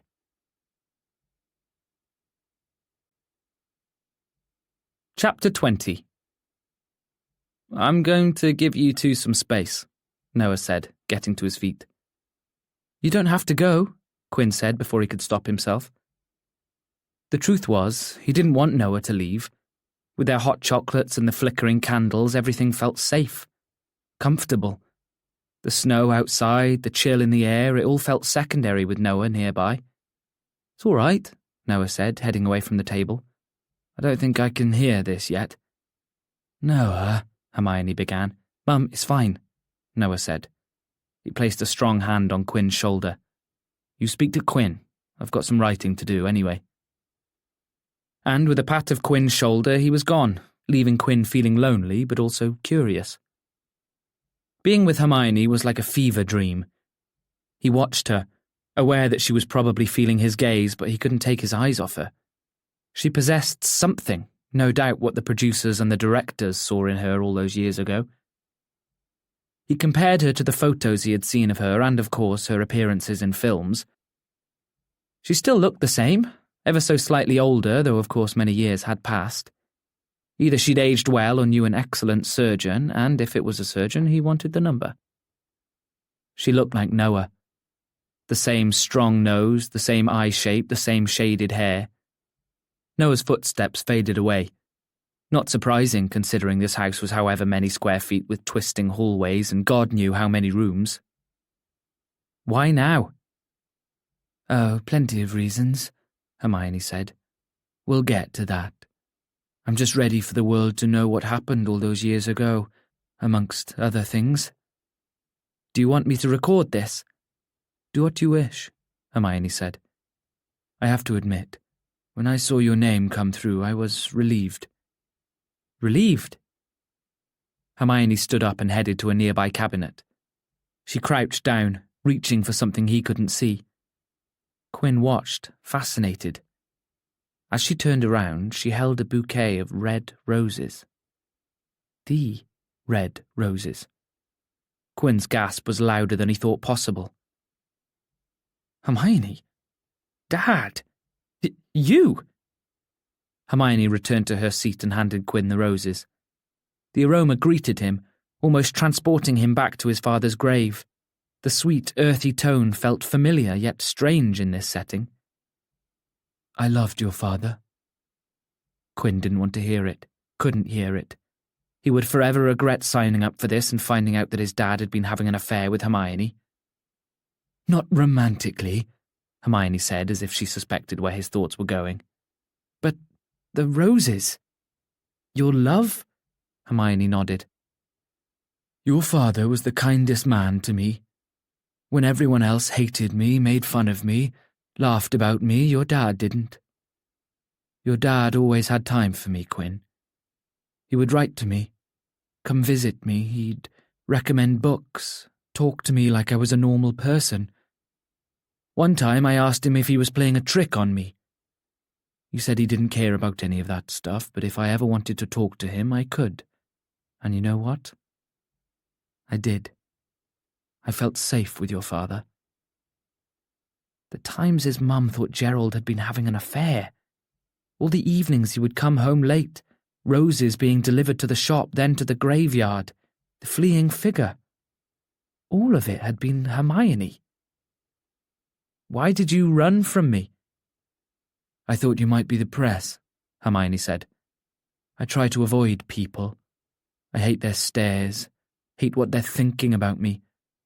Like I say, your dad was my only friend here in Hay. He never judged me. Quinn leaned back in his chair, dumbfounded. Wow, Hermione. Drink your hot chocolate. The drink helped him process everything he was thinking and the way Hermione's admission made him feel. She watched him the whole time as he thought of his father and the secret life he'd led with the Hollywood actress. As soon as Quinn got out of here, he would go straight to the graveyard and wait until the robin hopped on by and he would question everything. This time, he would make sure the robin responded. If you're going to write for me, Quinn, then we can't dance around the subject. Quinn cleared his throat, feeling that familiar sting of embarrassment in his cheeks. You're ready to talk about the sex tape? The sex tape, Hermione said. Yes, that, but more. More. People seem to only remember me as the actress who got filmed doing the deed, Hermione said. Well, is that so shameful? There are people out there who will want to know what I did after that. What happened when everyone dropped me? Yes, I want to get it all out, from beginning to end. To now. When do you want to start? Quinn sipped his hot chocolate, thinking maybe she would start in the new year. Now? Oh, Quinn said. Well, I can... Yes, you're busy, I suppose, Hermione said. But we have to get this written fast. If you don't have the time... No, I have the time. He didn't, but he would not lose this writing opportunity. Besides, how could he when he found out that Hermione loved his father so much that she visited his grave almost every week? But the shop, there's a lot of press attention at the minute. I'm going to fight until... You won't lose it. It looks likely that I will. No, you won't.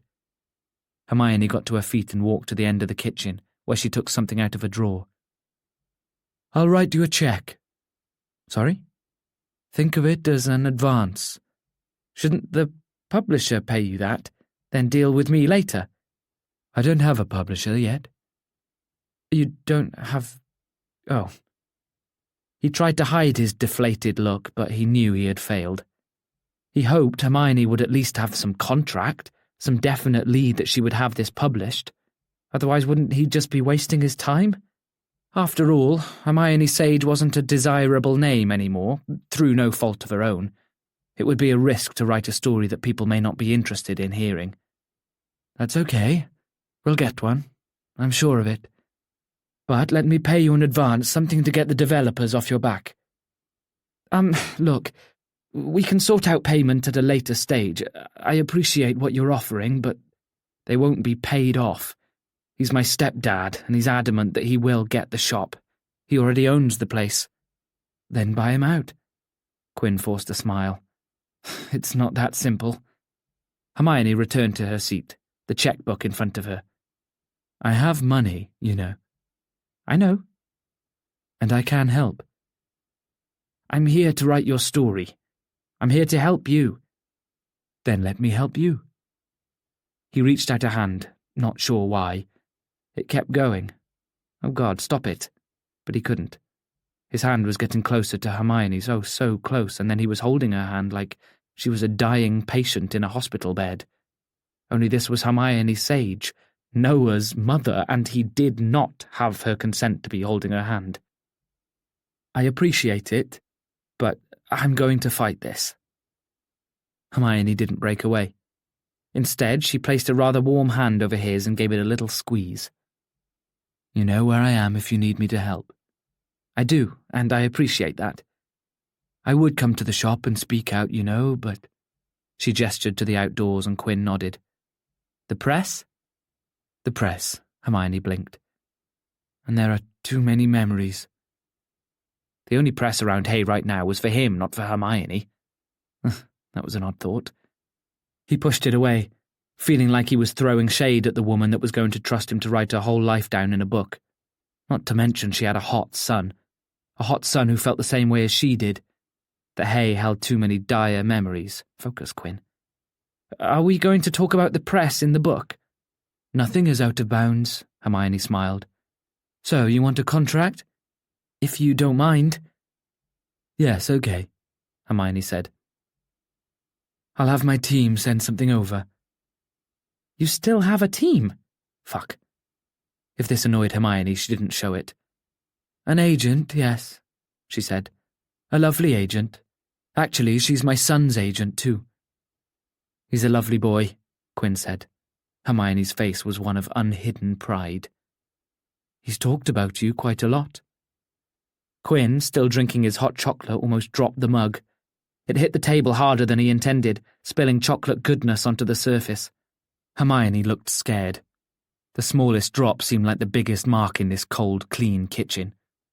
I'll clean it up, he gasped, getting to his feet and rushing to a kitchen roll dispenser on the nearby counter. Hoping to change the subject, Quinn spoke in a high-pitched voice and then blushed again. He's spoken about me. Yeah, a few times. It's lovely to have him here for a little while. I don't see him often. Lives the luxury life down in London. I'm always asking him to come stay with me, but he never seems bothered. Quinn tried to focus on that change of subject, but he could barely focus on cleaning the hot chocolate. Noah spoke about him. This was almost as shocking as finding out about his dad's relationship with Hermione. Noah has been quite supportive of the shop, Quinn said. He's showing me support in his own way. Did you see his talk with the Hay newspaper? I think that helped get the rest of the press interested, that and Blair Beckett. Oh, isn't he so handsome? Yes, he is. Quinn definitely meant Blair, not Noah. Yes, Noah. Noah, who now entered the room looking like he didn't know that Quinn was hyperventilating about him. Everything all right? Oh, dandy. He'd never said that in his life. What happened to needing to write? Hermione asked her son. Well, I remembered something. Don't you have your interview with the BBC today, Quinn? I do. Shouldn't we go? I should. The BBC, Hermione said. Please don't tell them about me, about this. Not yet. No, of course not, Quinn said, though he was sure they wouldn't ask. Or care. We'll see you later, Mum, Noah said, giving her a soft kiss on the top of her head. As they left, Quinn wondered if it was appropriate to be jealous of Noah's mother.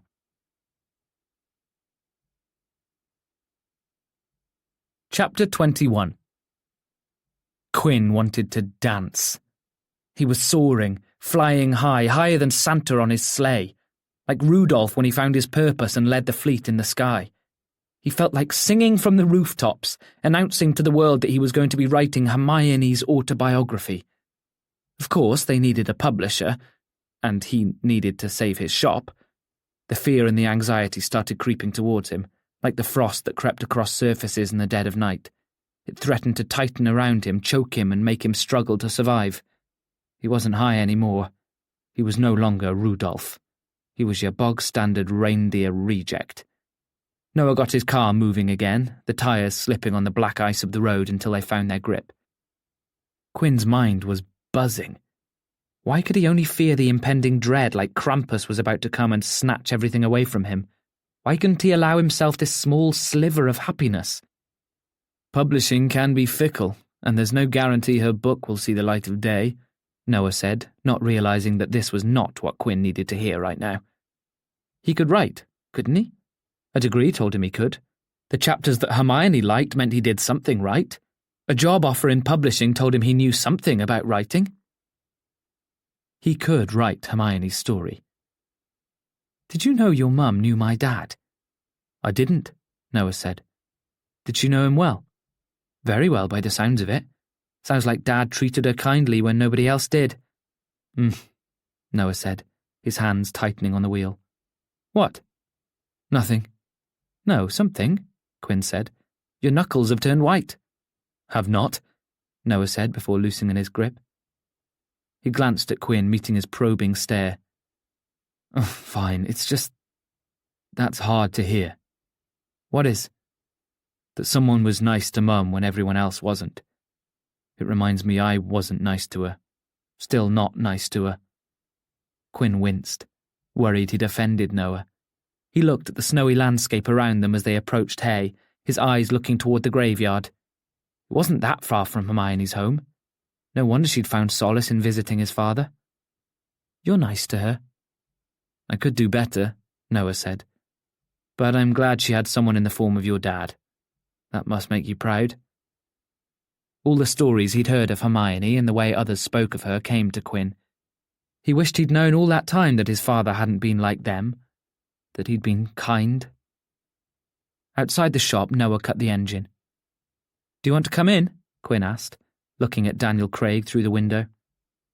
Best not, Noah said. Got to do something. Writing? Something like that.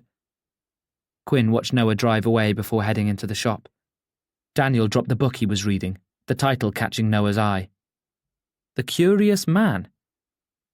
I was curious, Daniel said, his cheeks blushing. Quinn stepped a little closer to Daniel, noticing that the shop had a flurry of browsing customers. Daniel, if you wanted to talk to me about anything... Coffee? Daniel asked, snatching his book up from the counter. He hugged it to his chest as he disappeared to the back of the shop before Quinn could answer. Message received. The bell above the door tingled, and Blair Beckett sleeked back his hair. Interview ready. His interview with BBC News for their online website went off without a hitch. Quinn, still thinking of Hermione, somehow said all the right things to Blair. After the interview, they filmed him doing things around his shop, such as taking orders from a customer in the form of Daniel and stacking the shelves. Blair explained that a digital segment, along with an article, would appear online in the morning. The rest of the day went by in a blur, with racing thoughts of Hermione and her book, how the BBC coverage might look, and Noah's wonderful hair. Now, if he could figure out a way for Noah's hair to save his shop, then he'd be grand. 10 minutes to closing, Quinn decided to step outside and bring in a board advertising his Christmas reads. Dazed from the day, he barely paid attention as he left the warmth of his shop, crashing straight into the chest of a man. He skidded, gracelessly crashing to the ground.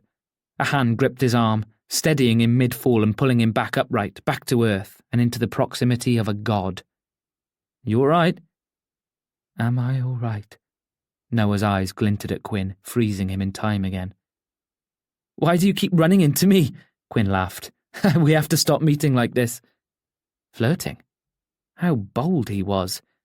It was because of this feeling inside him, now rushing back. That elated high, gathering momentum now that Noah stood before him. His hand, hair growing on the back, clutched a disposable cup of coffee, and Quinn wondered why Noah wasn't wearing gloves. His hands would freeze in this weather. He imagined their icy touch on his skin, remembering how his touch felt. But in another circumstance, with different meaning, would they be rough? Gentle? Stop it. He was beaming so bright that if Icarus flew by, he would melt. Noah watched him, intrigued. Have they saved your bookshop? What? You seem happy.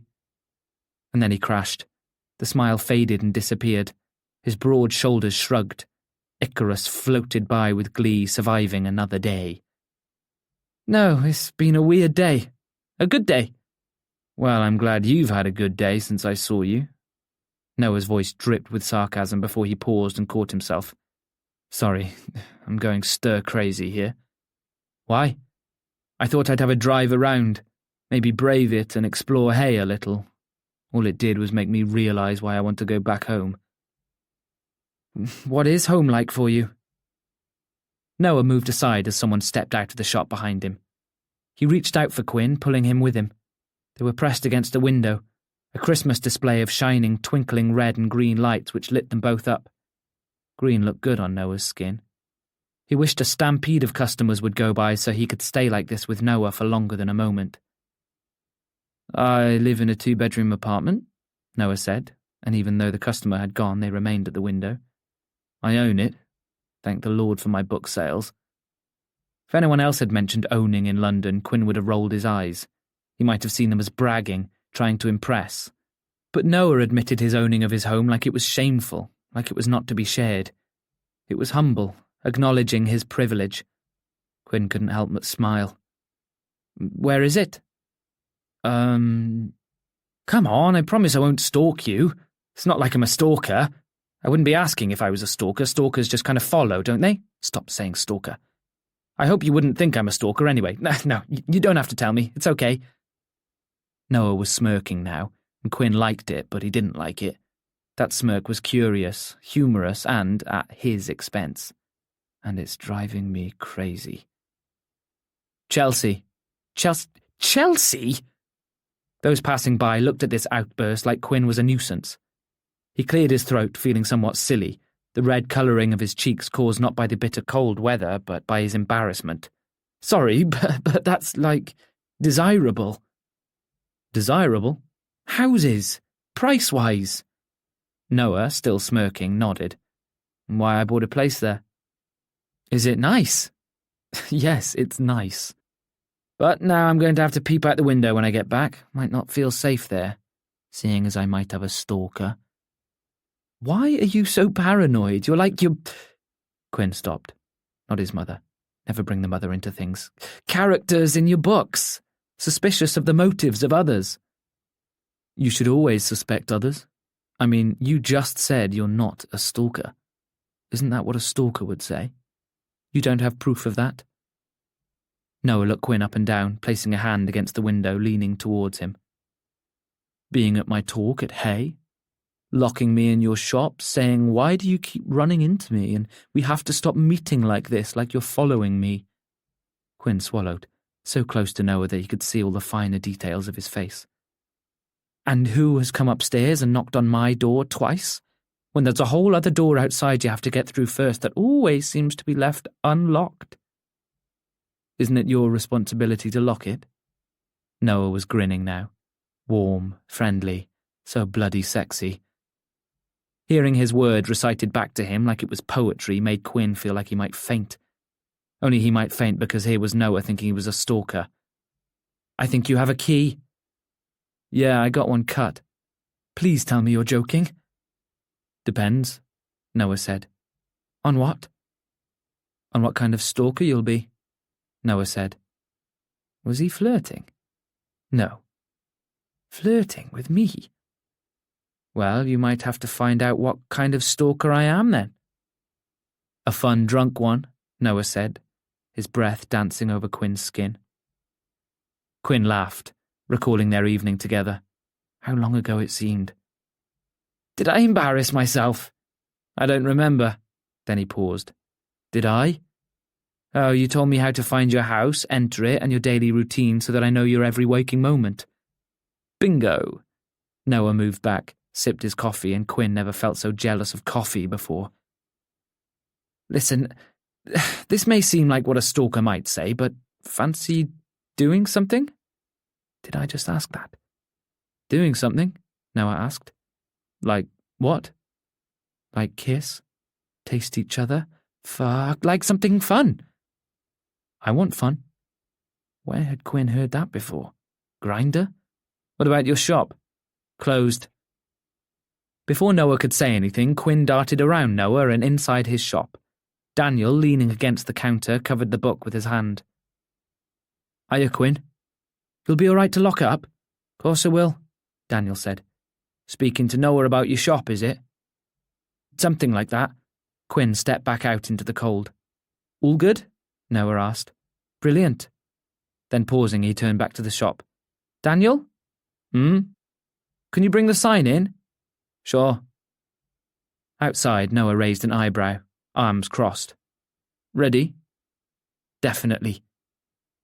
So, throwing caution to the wind, they headed out onto the snowy street, trudging into the layers of snow that wouldn't budge. As they exhaled, their breath formed misted shapes in front of them, which they could interpret if they paused. The winter dark took hold of Hay, and despite the cold, the place felt warm. Shops stayed open later, aromas of fresh-baked confectionery and steaming caffeine drifting throughout the night. "I smell something fruity," Quinn said, and before Noah could object, Quinn took Noah's hand and dragged him down the slippery street. They went past the butter market, which was built to be cold, so God knows how cold it was in there now, and around the corner where a woman in a large puffer jacket stood in the doorway, her face visible through the top like a mare ready to race. The two men laughed, jostling each other like it was only them in the street. "Mulled wine, gents," she smiled, taking them in. Her eyes settled on Noah, touching Quinn's forearm. "Oh, I heard you were in town." "You did?" Noah asked, dropping his hand and stepping away from Quinn. Quinn fixed a faltering smile on his face, convincing himself he was overthinking. "Gossip spreads fast here, Mr. Sage. You should know that." Quinn looked at Noah to gauge his reaction. He smiled, but he wondered if Noah felt a little awkward. His eyes glanced at Quinn and darted away. Hay didn't change. Everyone knew everyone, and everyone loved everyone, which meant that everyone gossiped about everyone. But it was a kind place, a joyful place, a place where neighbours looked out for one another. The woman turned away from the door and went into the kitchen of a cafe that wasn't allowing people to sit inside during the dark night. She came back carrying 2 disposable mugs, steam rising from the top. Inside was dark red wine, scented with spices and citrus, a spicy scent that made Quinn already feel warm.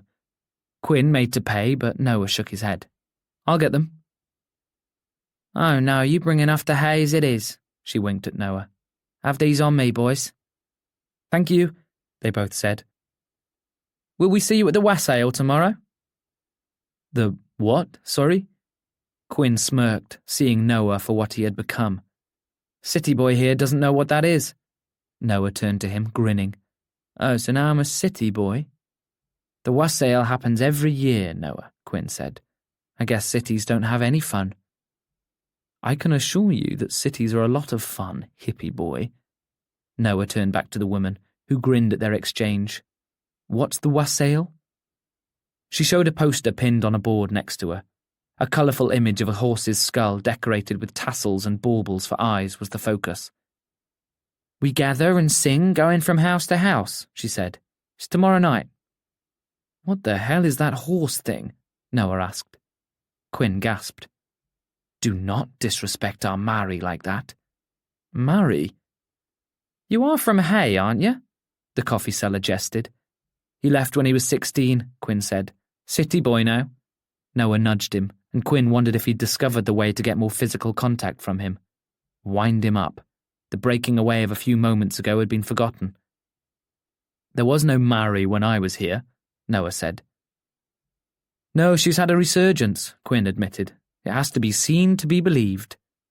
"There's a free drink to get you started," the woman said. "We'll be there," Quinn said. "We will?" Noah asked. "Free drinks, Noah." "Great," the woman beamed. She bade them farewell and waited at her door for another passer-by. They strolled down Hightown Road, the snow slipping off the Buttermarket gates as they trod on by. At the bottom of the street, All Souls had disappeared. It was just Quinn and Noah. "Have you tasted yours yet?" "Not yet," Quinn said. "Go on. Warms you up." Quinn did as he was told. He sipped, feeling the warmth on his lips and the sweet taste pinching his taste buds with a hint of spice. Swallowing, he felt like he had drunk ginger. It tingled as it went down, warming his chest. He drank some more, clutching the mug tight, savouring the warmth. Warm lights from inside homes on the street spilled out onto the snow. "Hay in the winter. Beautiful," Quinn said. "Hay any time of year is beautiful." "Ah," Quinn's eyebrows raised. "So you don't hate it completely, then?" "I don't hate it here. I could never hate it here." "Don't you ever think of coming back?" Noah pondered it, his eyes drifting to the stone homes, sandstone walls and crooked windows. He smirked. "No, I don't. Shame." If Noah sensed the same words being used on him, he didn't show it. Quinn wanted to ask so much more. How could anyone dislike Hay? The thought of not being here made no sense to him. Quinn loved his life here, saw his future here. The London job had been rejected because Quinn couldn't bear to leave this place behind. And now, with its snow and the glimmering lights, it reminded him why he fell in love with Hay. They walked down St. John's Place, neither of them saying anything, instead listening to the stillness of the night. No cars, no birds, no people. Just silence. Imagine if Noah came back. What might happen then? Quinn could be his friend. Who was he kidding? He'd be his boyfriend. There wasn't any possibility that he could be only friends with Noah. But he refused to come back. He didn't see his life in this small town. When I was a kid, I always wanted to be a vet, Quinn said, filling the silence that he could no longer stand. They stood outside a tapas bar where laughter punctuated the still night. Quinn's voice, so docile, gave permission for the raucous noises of the restaurant's inhabitants to speak again. I thought that would be the career I would have. I always loved to read, of course, but I loved animals. Then, when I was 8 or 9, I had an English lesson and the teacher was telling us about the story structure. Then I wanted to be a writer. You did? I did, Quinn said. So I wrote, and I submitted. I got nowhere. I studied English literature and realised that if I can't be a writer, I can be a champion of it.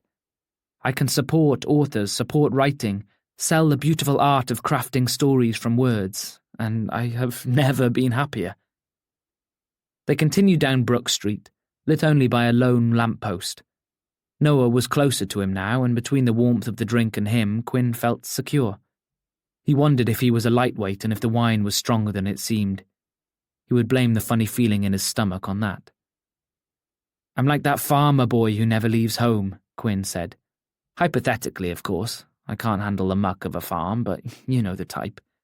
The ones born into the farm and their dads teach them the trade and they do that. My dad got his bookshop. I spent so much time there and it just reinforced what I knew I wanted to do.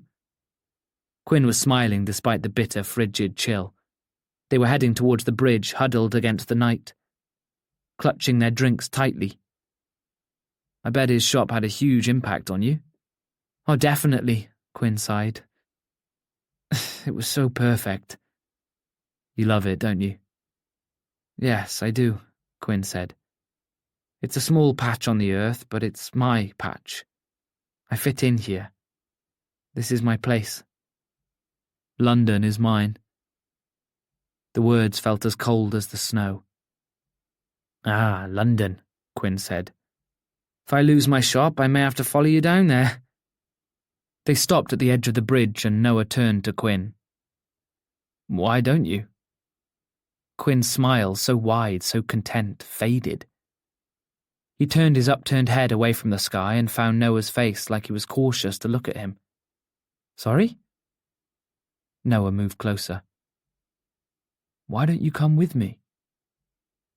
What was he doing? Why was he asking me this? Maybe he was drunk, bloody wine, bloody Blair Beckett, bloody Hay. Come with you to London? You said you might have a job down there. An offer still standing? Noah asked, and Quinn nodded. You may lose your prized possession, and I get it. It's hard, but think of the opportunity down in the city. I don't know if I want to start again, Quinn said. Maybe in my early 20s I would have, but now I've left it too late. It's never too late, Noah said. You can do anything you want at any moment in your life. What's in London for you? Why don't you move back here? My life, my friends, and my partner. Wham. There it was. He thought he'd doubled over, as if being punched, but he knew it was only a feeling inside. That warmth turned cold, like the snow was falling straight onto his heart. His smile faded until he stared at the icy water. His partner. The conversation in Hermione's kitchen, the plural we. Oh, I didn't know you had a partner, Quinn said, hoping his high-pitched voice didn't give away the pain he felt inside. His name is Matthew, Noah said. Matty. Of course it is. He sounds nice. Yeah. Silence. Stiffness. cold. Quinn had to say something, anything. Is he staying with you too? He knew the answer, but needed to hear it. At Mum's house, Noah said. Spending Christmas with her. I haven't done that in a while. Why not? I spend it in London with... A patch of silence nipped in the bud by Quinn. Matty, yeah, Noah said. I invite her every year, but she always says no. Why? Though Quinn knew the answer. The press. Right. They don't exist, by the way. What? Mum thinks she is still being hounded by the press, Noah said. She's paranoid to leave the house for fear of them harassing her, but the only time she's appeared in the press is when she calls them herself. The true reason she won't go out is because of the people here. On this bridge, alone, feeling small and like a blip on the landscape, the words between them seemed to pour out. Quinn felt safe, and he thought Noah felt safe too. Trust stretched between them like the bridge, linking them to each other. Everyone knows, don't they? They all know about Hermione and her author son. Everyone thinks it's so simple, but they don't get it. I bet you all gossip about it and have a right old laugh. Actually, Noah, no one cares, Quinn said. Noah stepped back, defensive, his arms crossed, his warm drink held in his hand. Hermione is someone we wish came here more than she does. We miss her. What happened to her is a sad story, and you're one of us. You're both one of us. But neither of you wants to be here because neither of you seems to care. You don't remember the support available to you. You both just hung up in your own little world, and that world isn't a real one. How dare you? It's true. You don't know me. No, I don't, Quinn said. But I'd like to.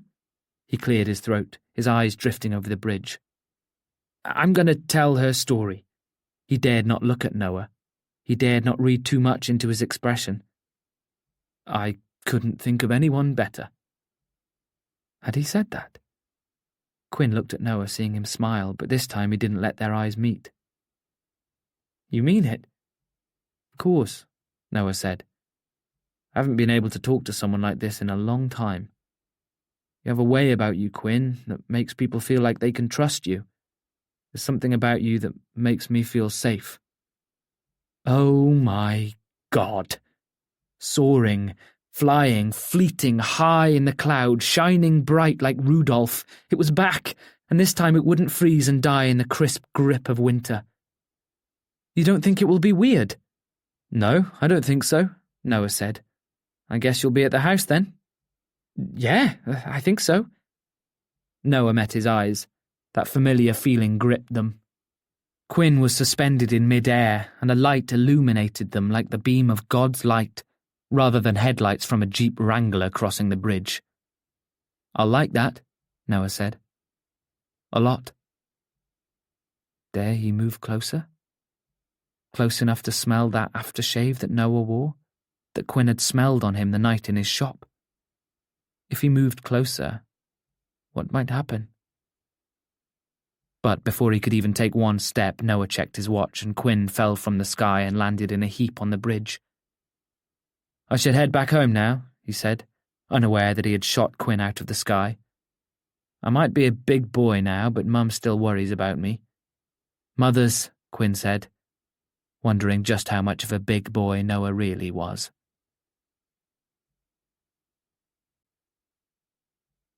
Chapter 22. The morning came, and with it memories of his night with Noah. Like every waking moment of his life, Quinn could only think if only and what if, wishing he said something more profound or at least something bold and clever. Yet last night felt like he had cemented a friendship with the author. They spoke openly, talking like they had known each other for more than just a few days. It almost felt like they were old souls, together again, reunited after a past life. He was sure Ivy would know something about past lives. He texted her last night, filling her in on Hermione and her book. As he showered, he couldn't help but think of the faceless Matty. Who was he? Why did he get Noah? How long had they been together? What did he look like? These open-ended questions left Quinn imagining the worst. The worst being that Matty was as desirable as a film star. that he had the media-approved body of muscles and a perfect symmetrical face, meaning that whenever he went outside, a scouting agent would stop him and say, "Matty, you must be in our fashion campaign for Calvin Klein." And then Matty would say yes, and he would pose in those wonderful tight boxer briefs, not needing any Photoshop on what was inside those boxer briefs, and Noah would be on the other side of the camera, a smile on his face as he swooned over his conventionally attractive boyfriend. Yes, Matty was a Greek god, a perfect match to Noah's glorious features. Matty was no Quinn. Matty's better. Feeling like the stalker he so desperately tried to assure Noah he wasn't, Quinn searched the internet for Matty No-Face. He typed in Matty Noah Sage, for which nothing came up, and then typed Matty Model. Being greeted with the men Quinn thought Matty would be didn't help. Any of them could be him. He found Noah's Instagram, trailing back in time to see if there were any posts of Noah with another man. There were none. Quinn, however, did click on a photograph of a topless Noah taken on a beach somewhere tropical. He had a V-line. A V-line. That classic V that seemed to point down between his legs, disappearing into red swim shorts. His blonde hair was windswept, damp with salt water. Alone, the beautiful scenery paled in comparison. But someone had taken that photo of him. No doubt, Matty. A tattoo of a book was visible on the top of his arm. Quinn tried to zoom in by double-tapping the image and, with horror, saw he liked the photo. A red love heart appeared on the screen, fading away, betraying him so disastrously. "No, no," Quinn groaned, triple-tapping, unliking and liking the photo again. In dismay, Quinn exited the app, swiping it off his screen, his heart thumping heavily in his chest. What could he say? What could he do? "That's it, I'm moving to Ecuador." Yes, that is what he would do. Delete all the socials, change his name, and disappear to Ecuador. He would have a lovely life there, he was sure of that. He would live in solitude, in a home that didn't have internet, and he would forever think of how he had liked a topless thirst photo of Noah Sage by accident. And then Matty would find him. His face would be one of beauty, only it would be angry, contorted into hatred because by him liking the photo of Noah, which was a year old, by the way, he had come between the couple, who were about to get engaged and get married, of course. The community would then oust Quinn in Ecuador, and he would have to be a nomad on the run from Noah, Matty No-Face, and an army of haters. Tired, with not nearly enough coffee, Quinn stumbled out of his apartment building, feeling the cold winter chill, and trudged the few steps to his shop's front door underneath his apartment. Only he walked straight into a burly back, almost falling to the slippery floor. He looked up and saw a small crowd of people, all of whom he knew by their faces, some of whom he knew by name. They were outside the shop, his shop. They were clutching newspapers in their hands, and when they saw him, their voices erupted. "Is it true? You can't sell. You just can't do it. My daughter would never have told me she was gay if you hadn't been here to help her. This shop is Hay's heart. You can't go. Screw that developer. We won't have it. And that video on the BBC was fantastic." "Whoa, guys," Quinn held up his hands, trying to calm the crowd. "It's not even 8 a.m. I'm tired. What's going on?" A woman at the front of the crowd unfolded the red-top newspaper she was holding. A tabloid paper. He'd gone national. On the front cover was that same photo of him from Hay's paper, mid-laugh, Noah standing next to him, his eyes bright and his laugh as big as Quinn's. The headline read, "Queer today, gone tomorrow." Quinn took the paper and looked at the photo, pretending as though he was seeing it for the first time. He looked happy. In that moment, when the camera snapped, Quinn had forgotten all his worries. It was almost like looking at someone he remembered from childhood, but their name and face evaded him. Only it was himself, of course, and he didn't recognise him. This article used quotes from the BBC interview and a few quotes from his interview in Hay's paper.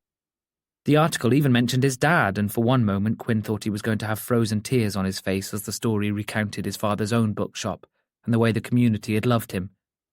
But despite everything, the newspaper had captured the heart of kings and queens. If his first published piece had been a whirlwind, this was even more so. With the BBC and now national newspapers publishing the story, and even ignoring Harold, he almost thought there was a chance to keep his shop alive. "What can we do to stop this from happening?" "They want you out by Christmas." "Well, that's next week." Excuse me. Ivy's voice was like Gabriel floating down to greet the shepherds. The sea of people parted, like that dude in the Bible did once, only it was the actual sea and not a small crowd of middle-aged locals in Hay-on-Wye. Now, what can I do for you all? Some people smiled. Others looked annoyed at Ivy's arrival. Her eyes darted to the newspaper, but judging by the copy she held in her hand, she already knew the story. Ah, yes, Ivy nodded with vigour. Look, Kings and Queens is falling victim to capitalism. By his own stepfather, can you believe? Anyway, we love that the castle has been restored. We do not love that the castle wants to close the bookshop and instead open something for the castle here, behind these gay rainbow doors. We will not be silent. There will be a group meeting tomorrow at Hayes Community Hall. Be there so we can plan our protest. People nodded, muttering that they would spread the word, and dispersed. Only 2 women remained, Deb and June. What was he like? Did you smell him? I bet he smells wonderful. I hear he likes bourbon biscuits. Did you eat bourbons? Anyway, we just want to say that if Noah is behind this, then we are too. Not that we wouldn't be anyway, Deb. No, that's right, June. June rolled her eyes. But we will not let this shop close. You can count on us to be there. Great, Quinn said, already exhausted. Tomorrow at 7 p.m, ladies, Ivy said. Spread the word. And yes, he smelt wonderful, Quinn said, and they erupted in excited squeals. They headed into the bookshop, leaving Deb and June peering over their shoulders in case they saw Noah. Because of course Quinn must be keeping him tucked away to roll out for publicity. The excitement that his story hadn't faded into obscurity almost made Quinn forget about his experience with Noah last night. Almost. But he needed to focus. The newspaper lying on his desk, his radiant smile looking back at him. What the actual hell has happened? We got the attention we needed, Ivy said. She shed her pink coat and hung it up on the coat rack. Now, I'm going to call the town hall and make sure that we can host a meeting there tomorrow. In the meantime, you will make me tea. Oh, right. Quinn had a few choice words to say about being bossed around in his own shop, but he bit his tongue. Without Ivy, things wouldn't be happening. I didn't know about the talk tomorrow at the community centre. Neither did I until I said it, Ivy smiled. Shame, because I had plans to eat my weight in gingerbread biscuits. Never mind. There's always the day after. Ivy stood at the counter, looking out the window at the towering castle. Just bad energy. Hmm? I sense terrible energy from that place. Ah, okay. Ivy nodded as if she had said something profound, and Quinn watched her with fascination, wondering what was going on in her head. He was learning she was always 5 steps ahead, somewhere else in her brain working something out. Before he could ask her, the door dinged and in walked Bloody Blair Beckett, Quinn muttered. I'm sorry? Blair asked, a grin on his face. He was so pretty he hadn't heard a word Quinn said. Nothing. Hi, Blair. Online article went down well, boys. I'm a woman? Yes. Blair looked at her. Yes, getting lots of hits on the website and the socials. We thank you for your time, Ivy said. Blair strode around the shop, taking it all in. His hands slipped into his trouser pockets and Quinn tore his eyes away from the perfect peach bum toned in the gym. Bloody Blair Beckett. He would not be attracted to bloody Blair Beckett. Is this an original church pew? Blair shouted from the back of the shop. Yeah, we kept one back. You can even see some carvings in there left behind by some anxious people confessing their sins. It says Quinn was here 2K9, Blair called. Yeah, I wonder who that was. Ivy laughed. Blair came back into view, holding a copy of his own book. You sell these? Obviously. I'm surprised, Blair said, and Quinn hated to admit that he seemed surprised. It was a shameless cash grab for Christmas. Didn't think people would still care about this Llanelli boy now broadcasting the news. Quinn shrugged. Seems people care. Unfortunately, I don't sell your children's books. Blair nodded and put his book on the nearest shelf, something that annoyed Quinn and his need for order. Let's do a book signing. Are you serious? If you'll have me do one. Did he want to be advertising an evening with Blair Beckett? Yes, we do, Ivy answered. Tomorrow at 7, Blair, the community centre. Meet us there and we'll flesh out all the details. Yes, Mom. Blair smoothed his hair into place before stepping closer to Ivy. Are you going to the wassail tonight? I am. Ivy twirled her hair in her fingers. Are you? Yes, Blair said. Shall we go together? Okay, Ivy said. As Ivy and Blair arranged their date for the evening, Quinn couldn't help but wish that it would be that simple for him and Noah. Wassailing in Hay was almost as exciting as Christmas itself. The small town came alive with people gathering on the streets, clutching hot drinks and alcohol. Starting at the top of Castle Street, a group waited for Mary Lwyd and her companions to lead the way. I've never seen anything like it, Noah said. Floating like an ethereal spectre in front of them was a pale white horse's skull, snapping its bone jaws together. Ribbons of red and green flowed from a white cloak, which trailed down to the snow-covered floor.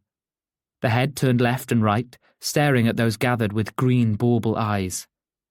A woman wearing a red scarf held Mary by a lead, guiding her around like a horse to its stable.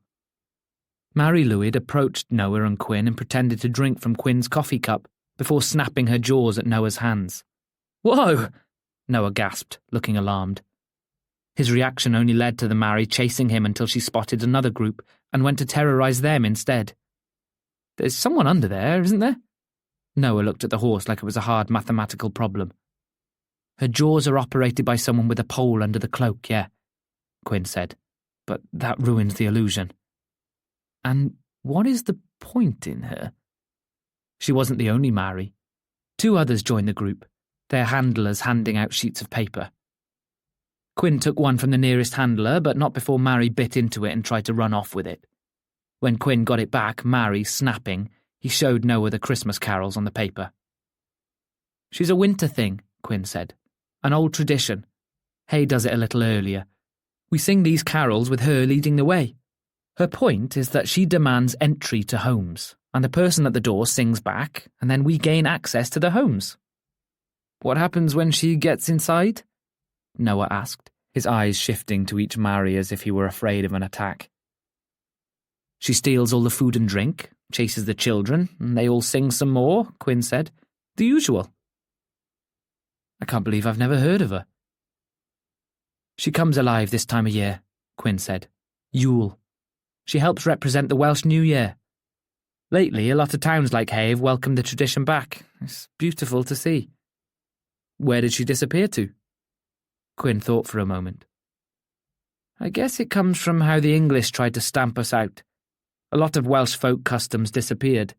She survived, though, and she's making her comeback, like that time Britney did Womanizer on the X Factor.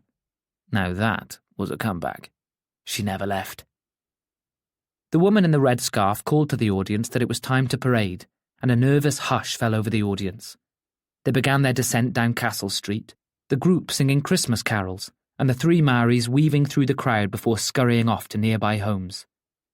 I can't believe people are going with it, Noah said, as they watched one Mary dance through someone's hallway before running back out into the street. People get on board with it, Quinn said.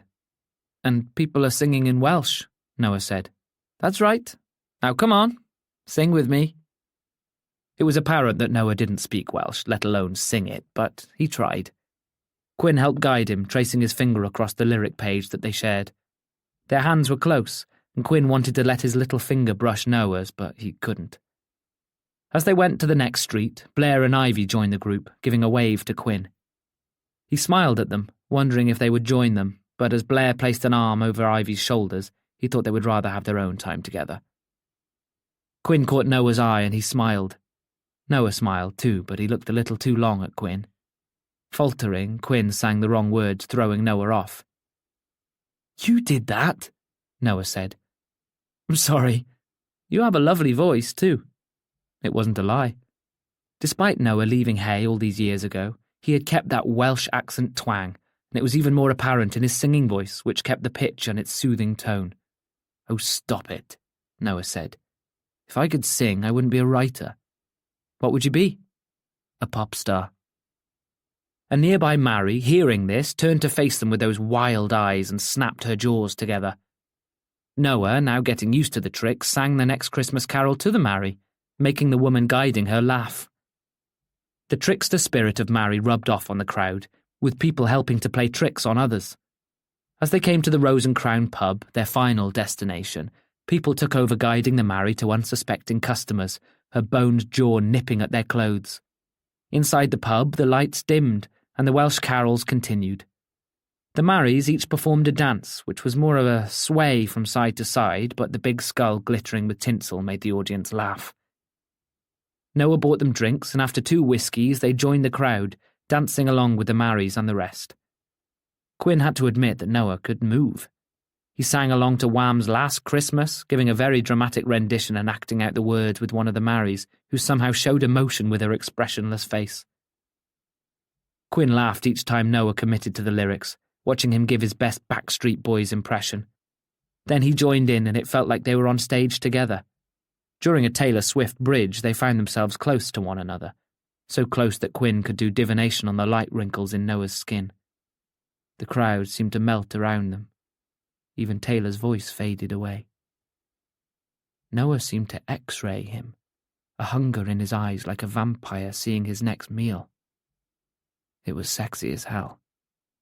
Quinn placed a hand on Noah's shoulder, trying his best to muster up the energy not to move closer. Noah's hand found Quinn's. Looking at his fingers, that familiar expression of lost thought knitting across his brow. What was he thinking?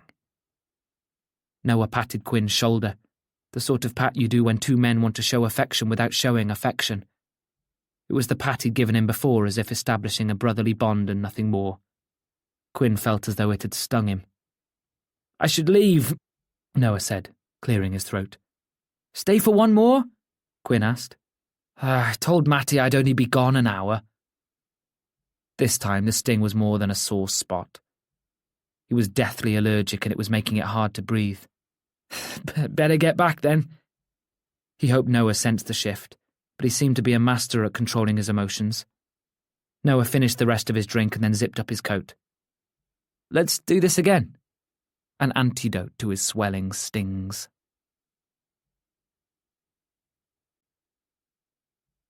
Chapter 23. Quinn found himself in the bright community centre that Ivy had booked, still high on last night's activities. The building was full of familiar faces, all of whom were here to see what they could do to save Quinn and his shop. Blair Beckett, in all his television glory, seemed to strike the locals as royalty. He shook their hands, asked them questions, and seemed to care what they had to say. It warmed Quinn's heart to see these people here, for him and his shop. Friends of his dad, customers of his shop, and Deb and June. He suspected they might be here more so for the chance of seeing Noah Sage, but he had yet to arrive. Quinn suspected he would not appear. "I have invited him," Ivy said. "Who?" Ivy gave Quinn a look. "Noah. I know you're thinking of him. He's invited." "Oh, it doesn't matter," Quinn dismissed, but he wondered if Ivy genuinely was psychic. "You two seemed to have a delightful time last night." Quinn tried to fight away the memory of dancing with Noah, so close yet so far. If Ivy noticed, how many others had? "And what about you and Blair?" "That is not on the agenda this evening," Ivy said as she consulted her imaginary list. Quinn headed to pour a mug of coffee, something that the local cafe owner had provided, and changed his thoughts to his mother. Would she come tonight? Hay was small, and she'd heard this was going ahead. She had texted him, even tried to call after seeing the newspaper and BBC article. But she was more concerned about how Harold might be feeling, rather than how Quinn was feeling. Quinn imagined what he would say if she arrived. "I know you're in a tricky situation, Mum, but for God's sake, stop him from selling my shop." He added a splash and then a dash of milk to his black coffee, stirred with a flimsy stirrer, and then brought it to his lips, feeling calmer now that he had something in his hands, and something to distract himself from the eyes of the people in the room. Somehow, Ivy had found them enough seats, and those who couldn't sit on the fold-out chairs provided gathered at the back of the room. The hall, with its tall roof and single glazed windows decorated for Christmas, On the stage stood the set of the nativity play that the local school kids would put on for the community, something they did every year, and something Quinn avoided when the time came. A Christmas tree stood at the back of the room near a serving hatch where there was a kitchen. From the bathrooms to the storage cupboards, tinsel and Christmas lights were strung from the ceiling, hovering above the heads of the town's locals. Ivy trilled from the stage over a PA system that whined and wailed. Where the hell had she got that? The warm, welcoming hush of voices, that lovely hum, faltered, fading away, and all eyes were on Ivy. She had tinsel in her hair and she was wearing a Christmas jumper with a waving Santa. Thank you all so much for being here with us tonight, Ivy said as yet more people arrived. Yes, there is room at the inn. Come in, get yourself settled. Now, we're here to discuss Kings and Queens, Hay's only LGBTQ+ bookshop. Over the years, Kings and Queens has been a welcoming, safe space and one that has helped bring Hay into the modern era. Now, it is being threatened with closure. You all already know this from the radio interviews, the magazines, newspapers, and online reports. We've gone viral. At that, the room erupted into cheers and applause, and Quinn couldn't help but smile.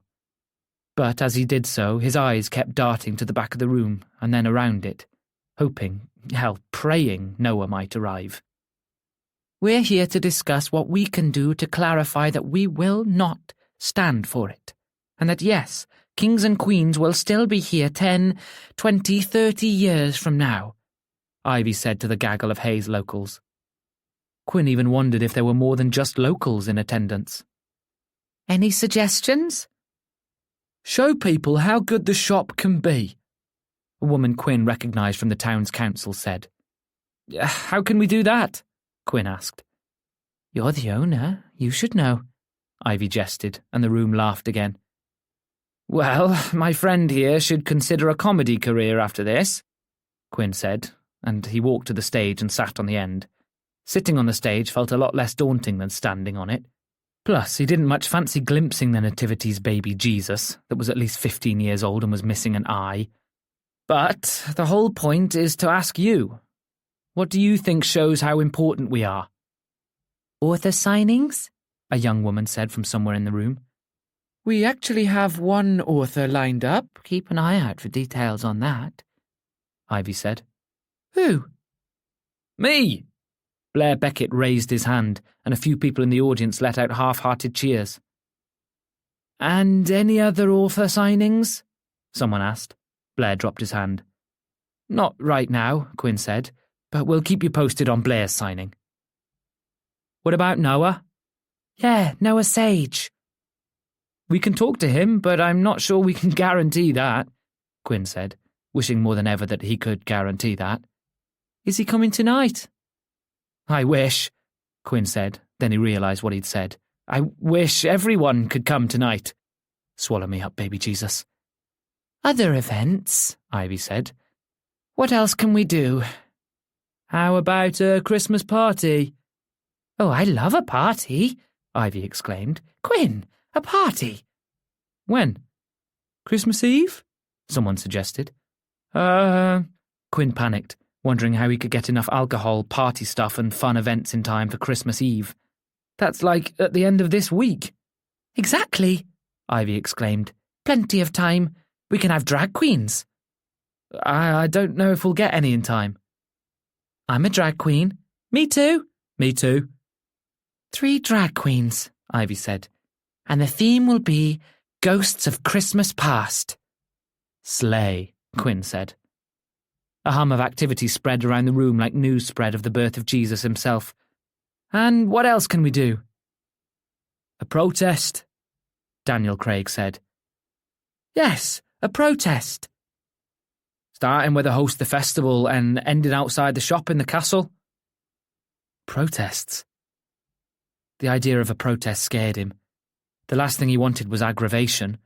He pictured books flying in anger, maybe burning, and Santa falling off his sleigh, while the star on top of the Hay Christmas tree fell to the ground and landed on Blair Beckett's head. A peaceful protest, Ivy said. Yes. When? The same day as the Christmas party? Quinn heard himself suggesting. Why that day? Gives people an excuse to come to the shop, Quinn said. Protest and champagne. Obsessed with that, Ivy said. Are there any other suggestions? Are you still looking for another author to sign some books? His Welsh-accented voice, angelic, majestic, deep and soulful, rang through the room, bringing the spirit of Christmas with it. And that harmonious feeling shattered when Deb and June screamed like someone had stabbed them in Hay's murder mystery bookshop. Is it him? It is him! Respectfully lost, ladies, Ivy said. Thank you for joining us, Noah. Quinn sought him out, standing near the back of the room, just a few feet away from the Christmas tree. His blonde, messy hair had one loose, curled strand at his forehead. His glasses were back, giving him that studious look, and he wore a black parka coat with grey trousers, which Quinn noticed were slim fit and clung to him with shapes in all the right places. The image of him, topless, displaying his V-cut body flashed in Quinn's mind. Fighting to keep his eyes at eye level, Quinn smiled at Noah, trying to feel nonchalant, even though every fibre in his being was vibrating, crying out from the hunger and the desire that ripped through his body. Yes, we can make room for you to sign some books, Quinn said. I'd be honoured. Their eyes met again, and Quinn took a breath like he'd been plunged into the depths of icy water. Then Matty No-Face came floating into the ether, and Quinn forced himself to look away from Noah, even though he wanted to study him like he was Michelangelo's David. Great, now I'm thinking of Noah naked. That V-line. In the meantime, spread the word about what we're facing, Ivy said. Let your customers, your friends, your family know that we could lose this shop. We should remind each other of love, acceptance, and pride. Let's make sure that capitalism will not prevail. She said these last words like a king leading his army to battle. The people applauded and cheered, getting to their feet, ready to fight. Isn't anyone going to listen to my story? Boo. Hiss. Bah humbug. Harold's voice boomed across the room, and people stopped in their tracks, turning to the Henry VIII figure in the doorway. Harold found Quinn and walked towards him. Quinn, torn between running away and wanting to stand his ground, felt Harold's hand on his shoulder, gripping tight. Quinn wondered if Harold was trying to hurt him. We're family, Harold said. You're my stepdad? Quinn clarified. Family, Harold barked, and family can be complicated, can it not? If Harold expected applause at this, he didn't get any. Flustered, he cleared his throat and relinquished his grip on Quinn's shoulder. I offered Quinn a room in the castle, a simple moving of premises. Quinn decided he did not want this room that was offered. Show them the floor plans, Quinn said. They'll see how small that offer was. And businesses these days are online, Harold said, as if he hadn't heard a word Quinn had said. Most of my custom comes from physical customers, a bookseller at Clock Tower Books said. And our bookshop does better here than it does online, another added. Mine too, Quinn said. Harold turned a horrible red. Quinn almost felt sorry for him. The point is, Hay changes. Business is business. We need a place to display history, and we need an information centre. Quinn's shop is part of the deal. A deal I haven't signed or agreed to. You don't have to when the castle wants their chapel back, Harold fumed, turning wide eyes on Quinn. But I don't understand why they want it back now. I convinced them it was a good idea, Harold said to the room. You lot have to agree with me. Why refurb and open the castle and not get back its full heritage with the chapel? Quinn, shaking though determined to stand his ground, got to his feet. He looked down at Harold and his thinning hair. When you got the contract, Harold, I asked you if my shop would be safe. What did you say? That doesn't matter. What he said was the shop would still continue to run, untouched, and I had nothing to worry about, Quinn said to the room. Everyone was glaring at Harold, some people even shaking their heads, and Deb had to hold June back. Harold has owned my shop for years. He helped turn it around into something habitable again, and now he wants to give it back to the castle and chuck me out on the street. Business is business. Yes, it is, Quinn said. And we're all business owners here, and we're fighting the man. The room applauded, and Quinn was pleased to see Harold speechless. Noah reached the front of the stage, and this time 2 people had to hold back Deb and June. I think you'll find you're not welcome here, sir, Noah said to Harold, with an ease that made Harold gasp. An eviction notice is an eviction notice, Quinn, Harold said. I think you forget that shop is mine. Can't you sell it to Quinn instead? Daniel asked. I'm leasing it to the castle, not selling, Harold said, and there is no way Quinn could raise enough money to buy me out. Quinn pinched between his nose as a headache took hold. Please, sir, if you would leave, we would appreciate that, Noah said, and Harold, realising he didn't have the support of the room, stomped out in a rage.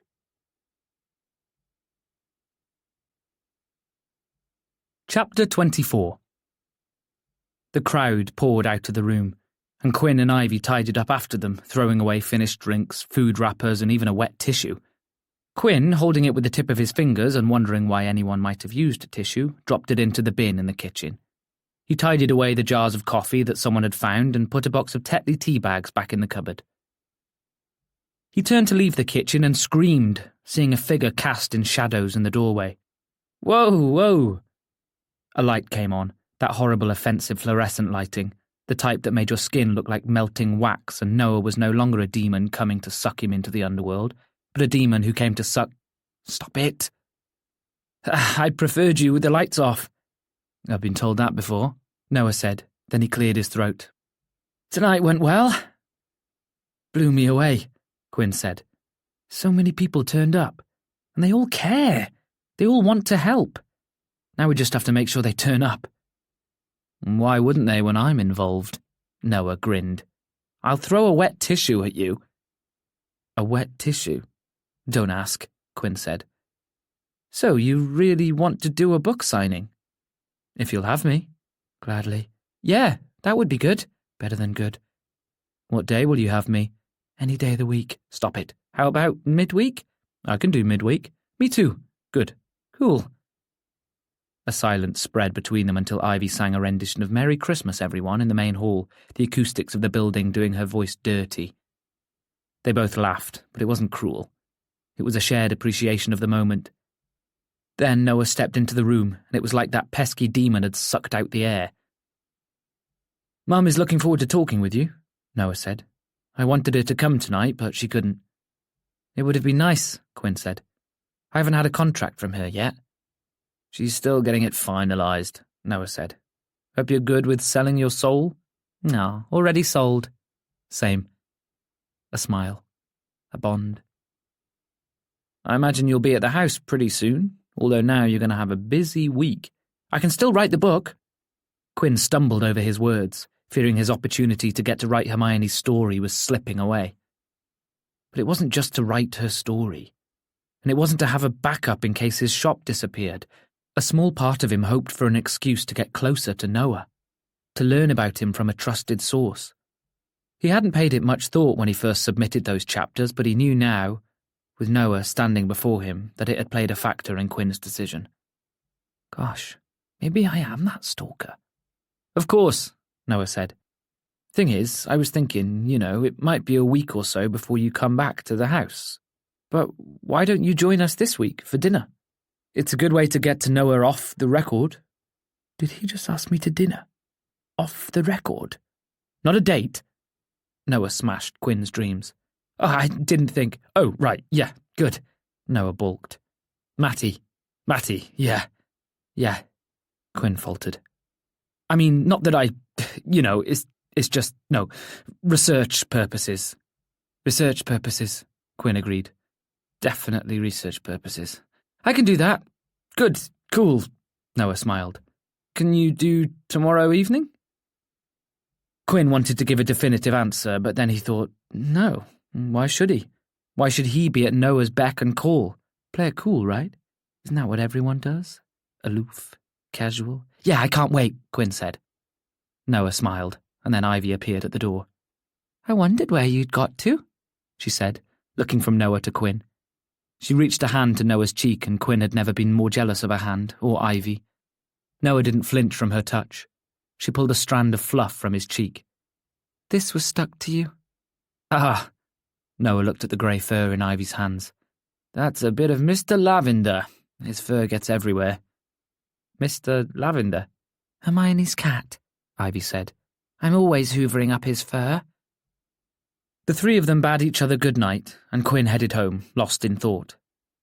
An evening of research. Research purposes. A talk off the record.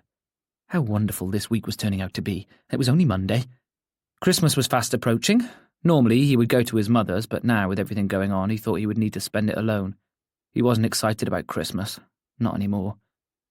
Instead, the protest filled him with excitement. The 2 author signings. The party. Oh, one-eyed Jesus, the party!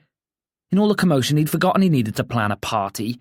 The drag queens were no doubt planning their outfits and makeup, the locals writing their protest signs and then picking out their evening outfits, and him? He was thinking of Hermione, Noah, and the girl band Girls Aloud's television series Off the Record, which Noah put into his head by the power of association. As he got to his apartment, recalling a quote from Nadine Coyle and trying to voice his own Irish accent in his head, he allowed his eyes to drift towards the castle that he could see from his living room window. Lights were glowing inside, no doubt the last preparations being made for a public opening. And then he realised. His planned protest was on the day of the castle's opening. Oh, what a bad idea that might be. Would the curiosity of a refurbed heritage site and a much-loved staple piece of hay distract those willing to protest for his shop's sake? His phone buzzed. Quinn looked at the screen. People will protest inside the castle. 2 birds with 1 stone. Save your shop. Appreciate history. Ivy, her ever more convincing psychic abilities striking again.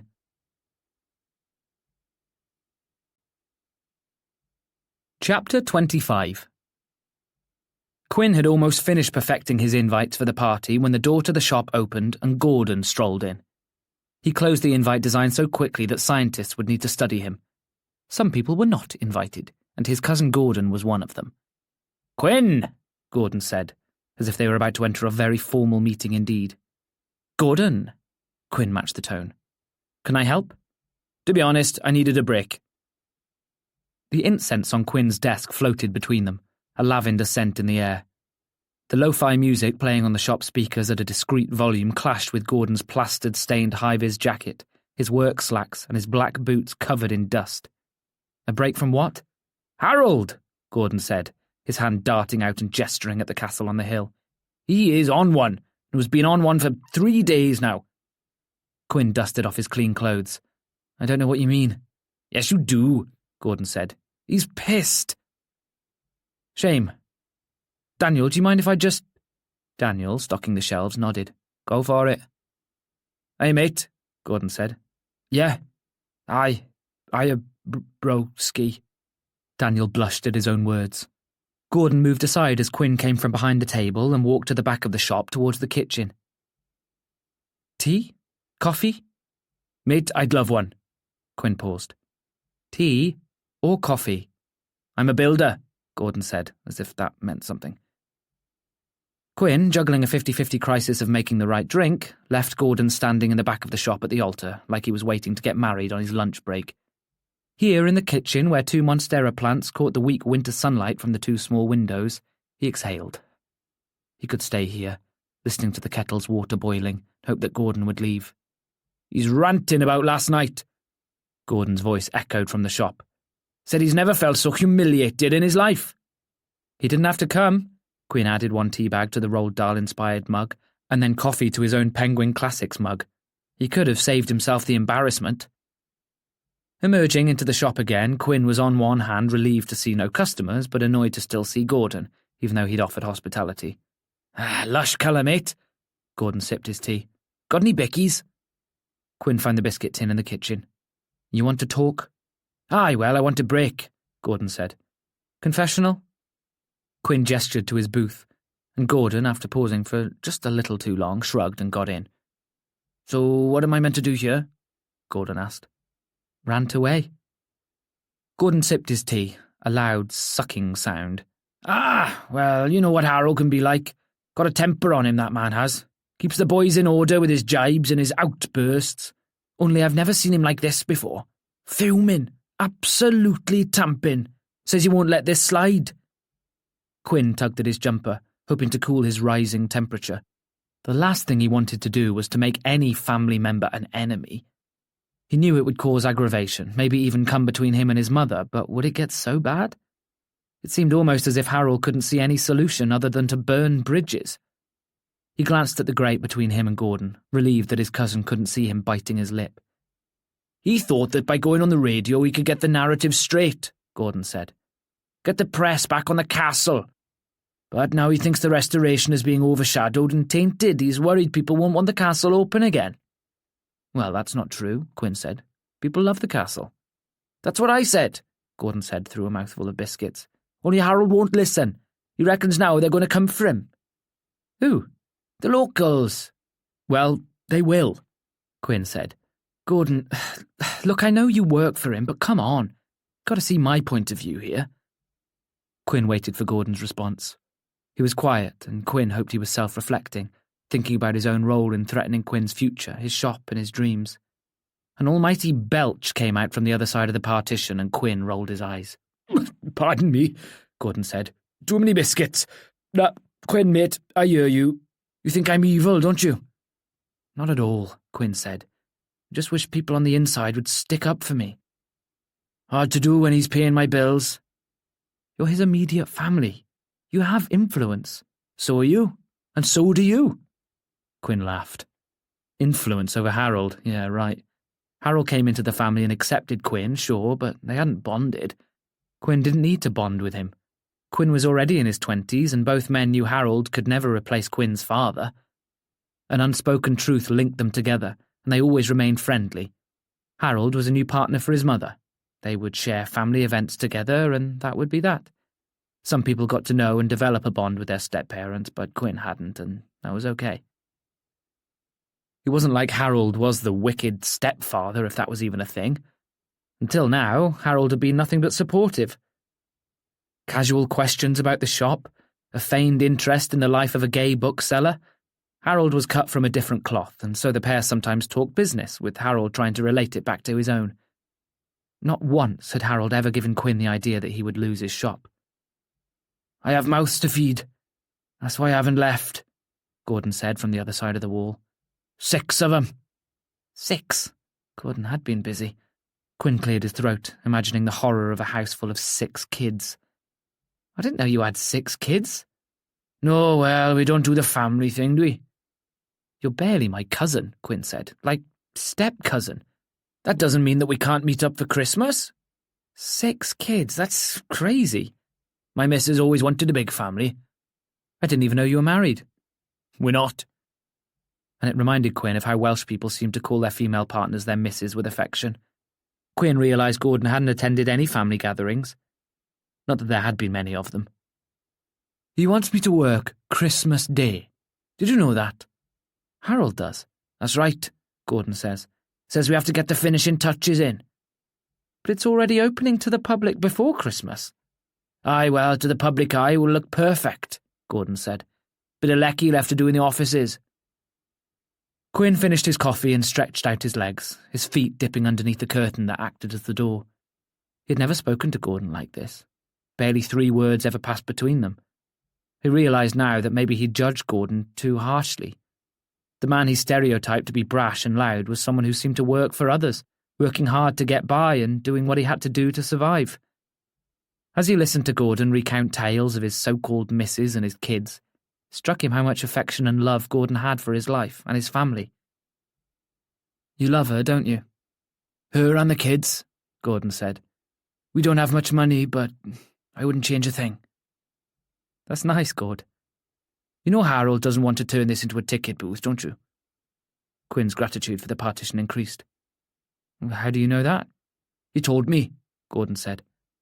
Said that he's been sitting on a gold mine for years, and now with this castle opportunity he's seen another way to make even more money. You remember Harold was broke before this, don't you? Yes, I do, Quinn said. He would often say he regretted ever letting the shop out. Said he should have sold it the moment he bought it. So that was why Harold tore away the safety of his shop. Money. When his mother met Harold, he'd been doing the odd job here and there, wasn't raking it in.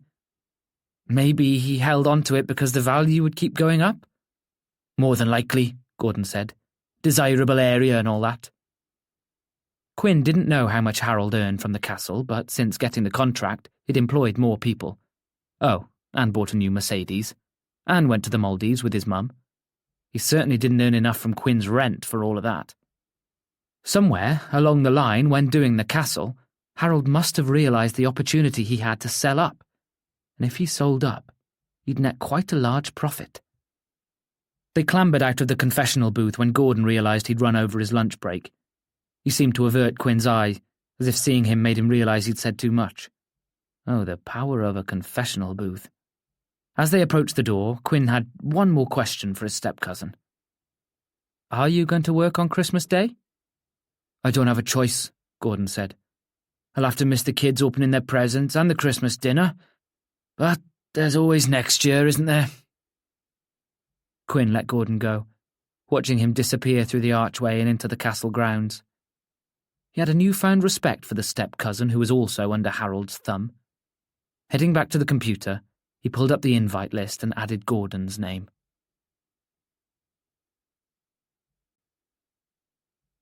Chapter 26. Hay went a full day with no snowfall, and the locals took advantage of the weather by clearing the roads leading in and out. As Quinn drove gingerly to Cusup Dingle, he passed others who were braving the weather.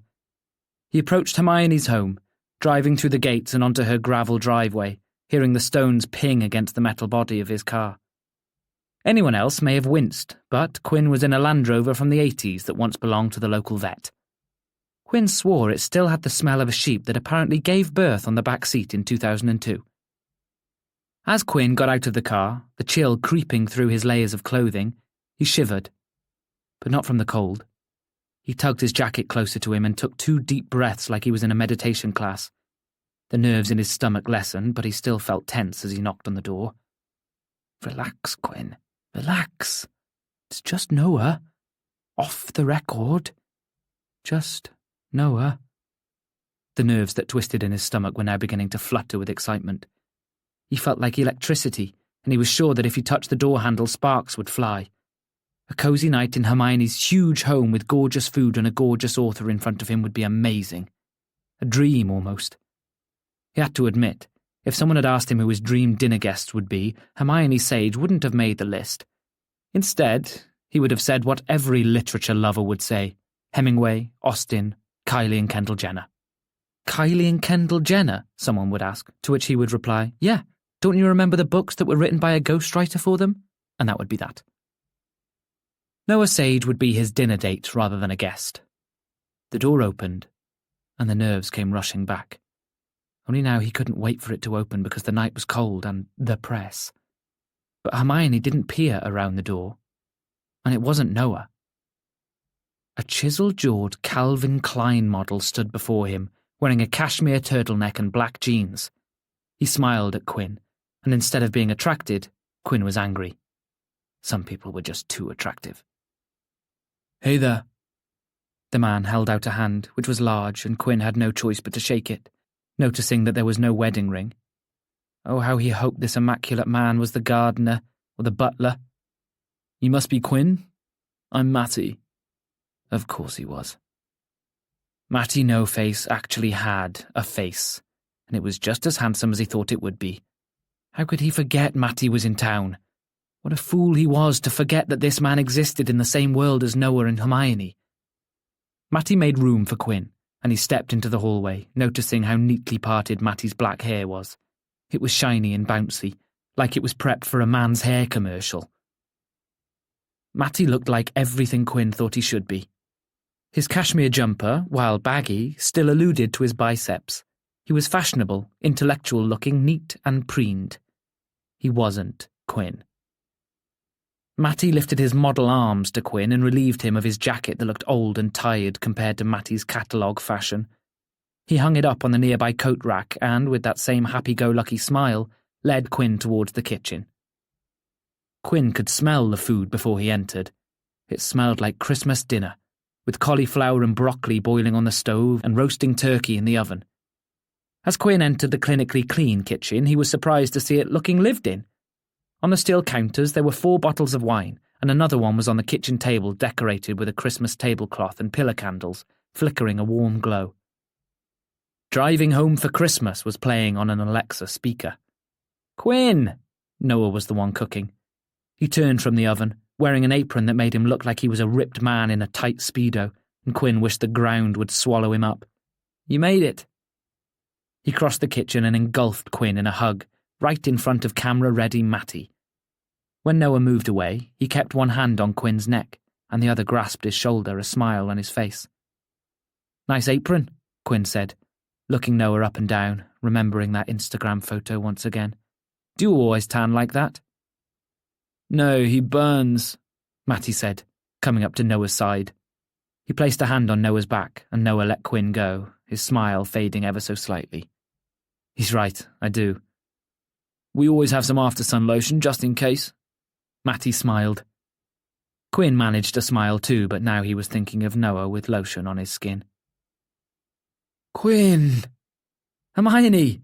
Quinn said, rather too loud, and turned away from the handsome author and his Calvin Klein model with a hot-faced boyfriend. "You went all out. You didn't have to." "Well, when Noah said you were coming over for food, I thought we should have an early Christmas meal." Hermione wore a glittering dress, which shimmered as it caught the light from the candles.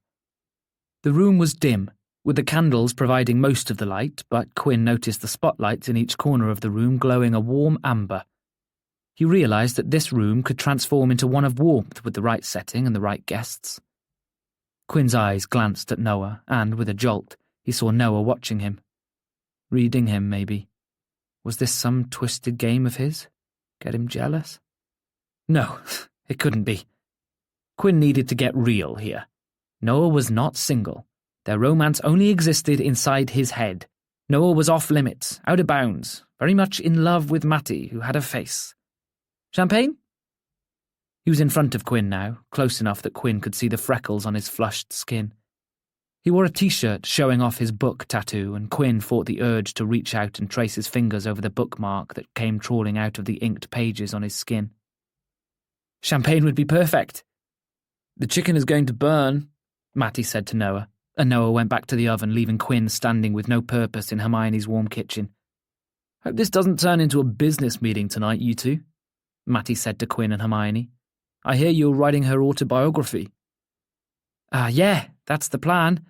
Quinn eyed Noah again, wishing he had his champagne just so he had something to hold, something to put his attention into. "Yeah, I was going to write it, but I'm far too busy." Matty wrapped his arms around Hermione, bringing her close. She giggled. "I'm sure you'll do just as well, Quinn." Not only did Matty have a face, he had the personality of a dick. "I can only try." "Noah says you're a bookseller?" Matty said, still holding on to Hermione like she was his and only his. "That must be nice." "Yeah, that's right." Quinn had no intention of bringing up the rocky future he had as a bookseller. "And what do you do?" Noah handed Quinn a flute of champagne, and he took a hearty sip. "I'm a model," Matty said. "Sure, why not? A poet? That too. A writer? Got an acting gig coming up in the new year too." Matty smiled. "Who are you playing?" Quinn asked. "I can't share too many details right now. Contractual obligations." "Food is almost ready," Noah interjected, and Quinn was relieved from hearing about the rest of Matty's successes and how much better he was at life. He chose a seat at the other side of the table from Matty, keeping as much distance from him as possible. He shook the feeling of discontent for Matty's chiselled face because Matty hadn't done a thing to him, other than calling Noah his partner, of course. Quinn drank a little too much of his champagne as Noah served dinner and, as a guest, was the first to receive a plate full of tantalising food. 4 slices of turkey lay to one side of the plate, dressed in gravy. Cauliflower, broccoli, carrots and peas created a burst of colour next to the meat, and potatoes of the boiled and roasted kind let off steam, which floated in front of Quinn's face. His stomach rumbled when he eyed the fluffy Yorkshire pudding.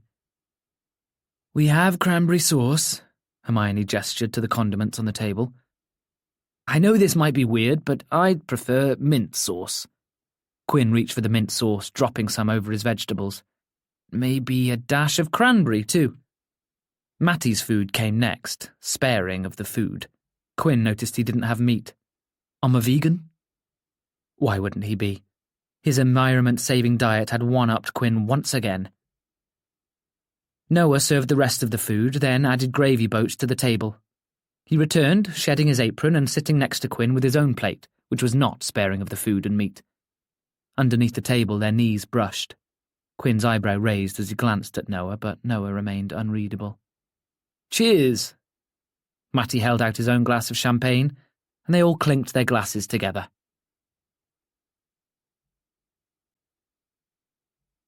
Chapter 27. Quinn wiped the sweat from his forehead and let out a pant as he leaned backwards. He wished this satisfied feeling in his body was from a sexual activity with the man next to him. Only it wasn't. It was from sheer greed and gluttony. His plate sitting empty before him, his champagne full once more, and the announcement of dessert all made him consider his life choices.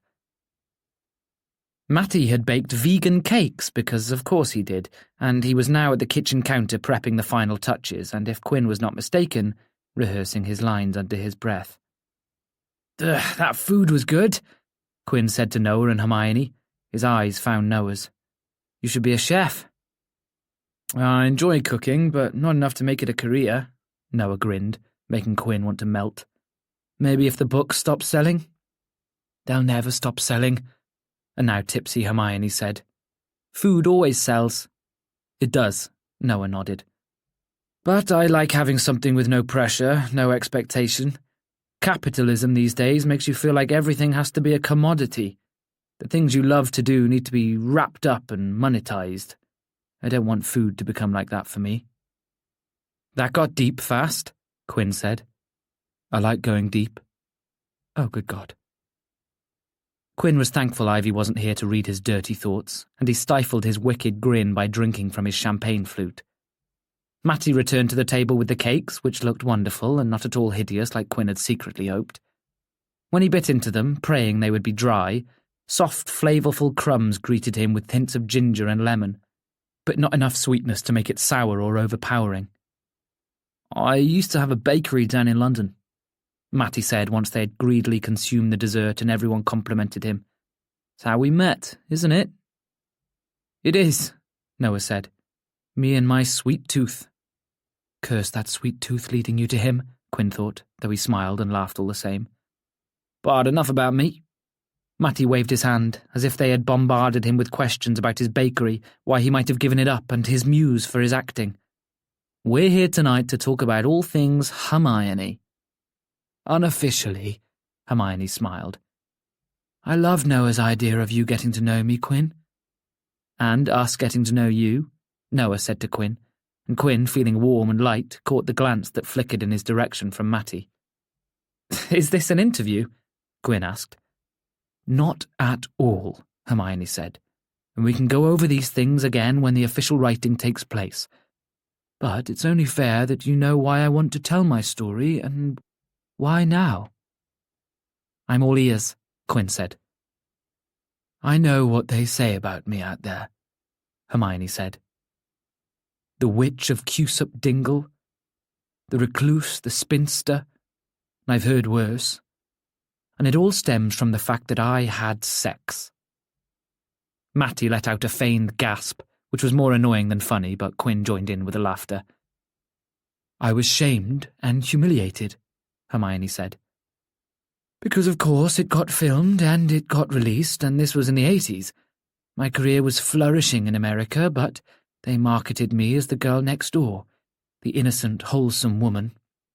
I thought I had it all." Hermione sighed, looking wistful at nothing in particular. No doubt her mind wandering to a time that she missed. "Then I met him. His name was Roger. Never trust a Roger. He was a movie producer, so he said. Said he loved my work and thought we could work together. Our relationship blossomed, but he never told me where he worked. Maybe I was naive, trusting, but I assumed he was a producer for the big studios, you know? Everyone around me was a somebody. Hermione shook her head. He took me to his studio once. It was less than glamorous, but I'd been on a few sets in my career and they often weren't glamorous. Again, I didn't think much of it. Infatuated, I suppose, by this man. He took me onto a set and the moment took us and we... Well, don't say it, Noah said. I don't need to hear it. Fornicated, Hermione said, and Noah pulled a face. Your mother had sex, Noah. It's how you got here. I prefer the baby with a stalk theory, Hermione laughed. Not the case. Older people have sex, you know. After that night, he didn't see me again. Next thing I knew, I was being told about a sex tape that had me in it, which had found its way onto the public domain. We didn't have the internet back then, so it was good old-fashioned videotapes. And it was in all the seedy shops on Hollywood Boulevard. Turns out, Roger was a movie producer. Pornographic one. Quinn gasped, one that was genuine. He led me there and filmed me without my knowledge, without my consent, and starring in one of his own movies, Hermione said. Got off on it, apparently. He'd left a camera on, and the USP was the voyeuristic home footage aspect of it. Turns out his studio was going bankrupt, and when he saw me, he spotted an opportunity. An entrepreneurial spirit, some people said. With that one video, with my image and name attached to it, he saved his business from bankruptcy and had a lavish career in Hollywood's porn industry. And me? Well, you know what happened. Quinn gripped his champagne flute as if it was the neck of the man that had set Hermione up. He tried to erase the images in his mind of the aftermath of such an event, and he could only imagine how she must have felt. Noah was biting his lip, a disappointed expression on his face.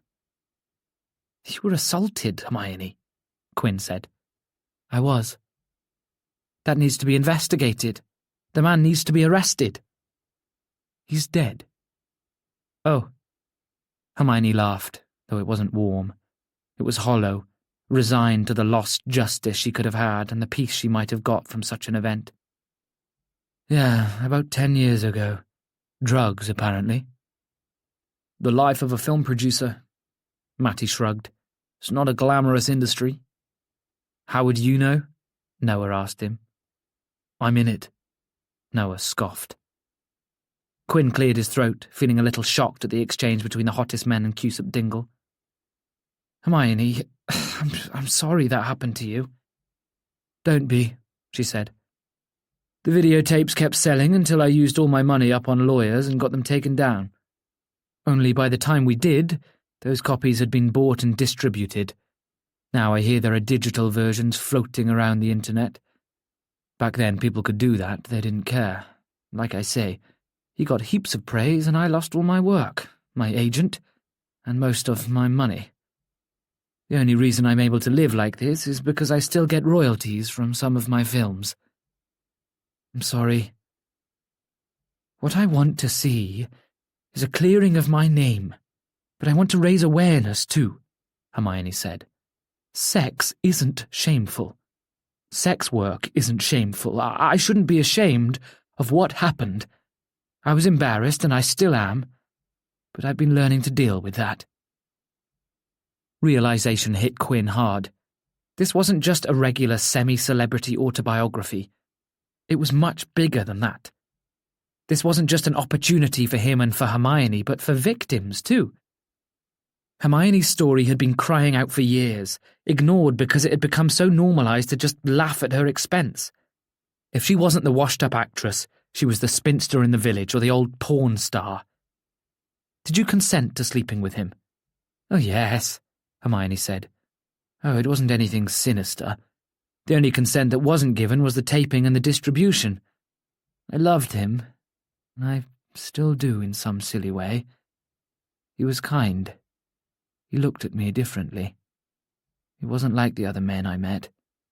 Hermione seemed oblivious to the consensus at the table that Roger was not, in fact, kind.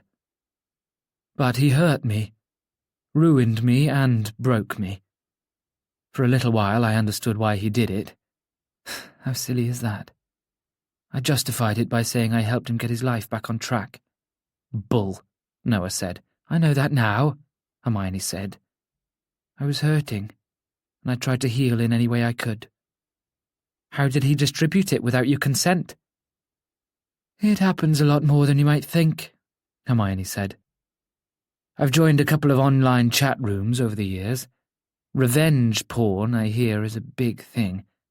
It's now a criminal offence, but it still happens. People have their images, their videos distributed without their consent all the time. I found out through my lawyers that he forged my signature in case anyone asked. Nobody did. They saw who was on the tape and knew there was money involved.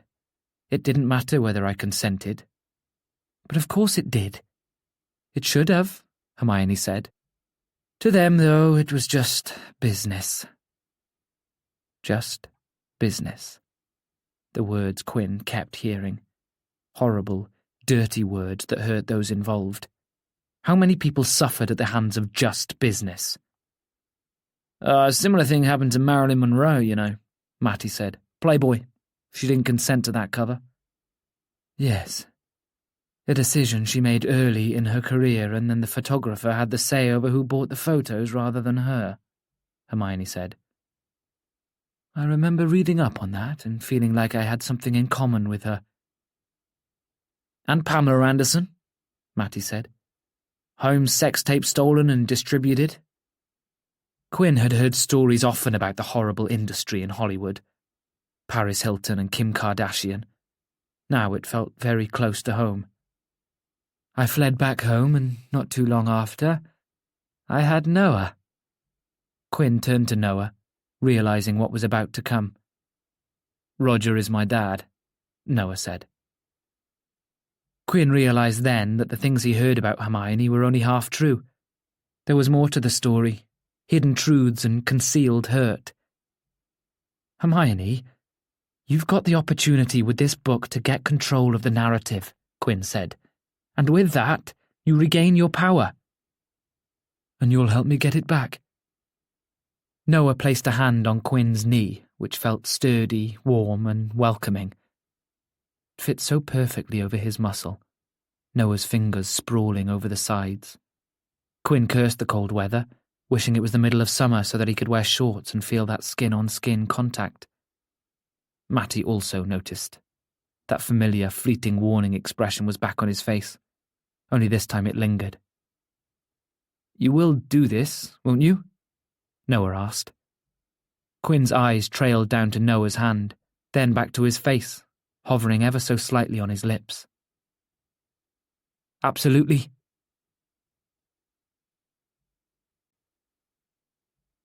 Chapter 28. Matty and Hermione agreed to wash up the dishes, leaving Noah and Quinn free from any chores. Come with me.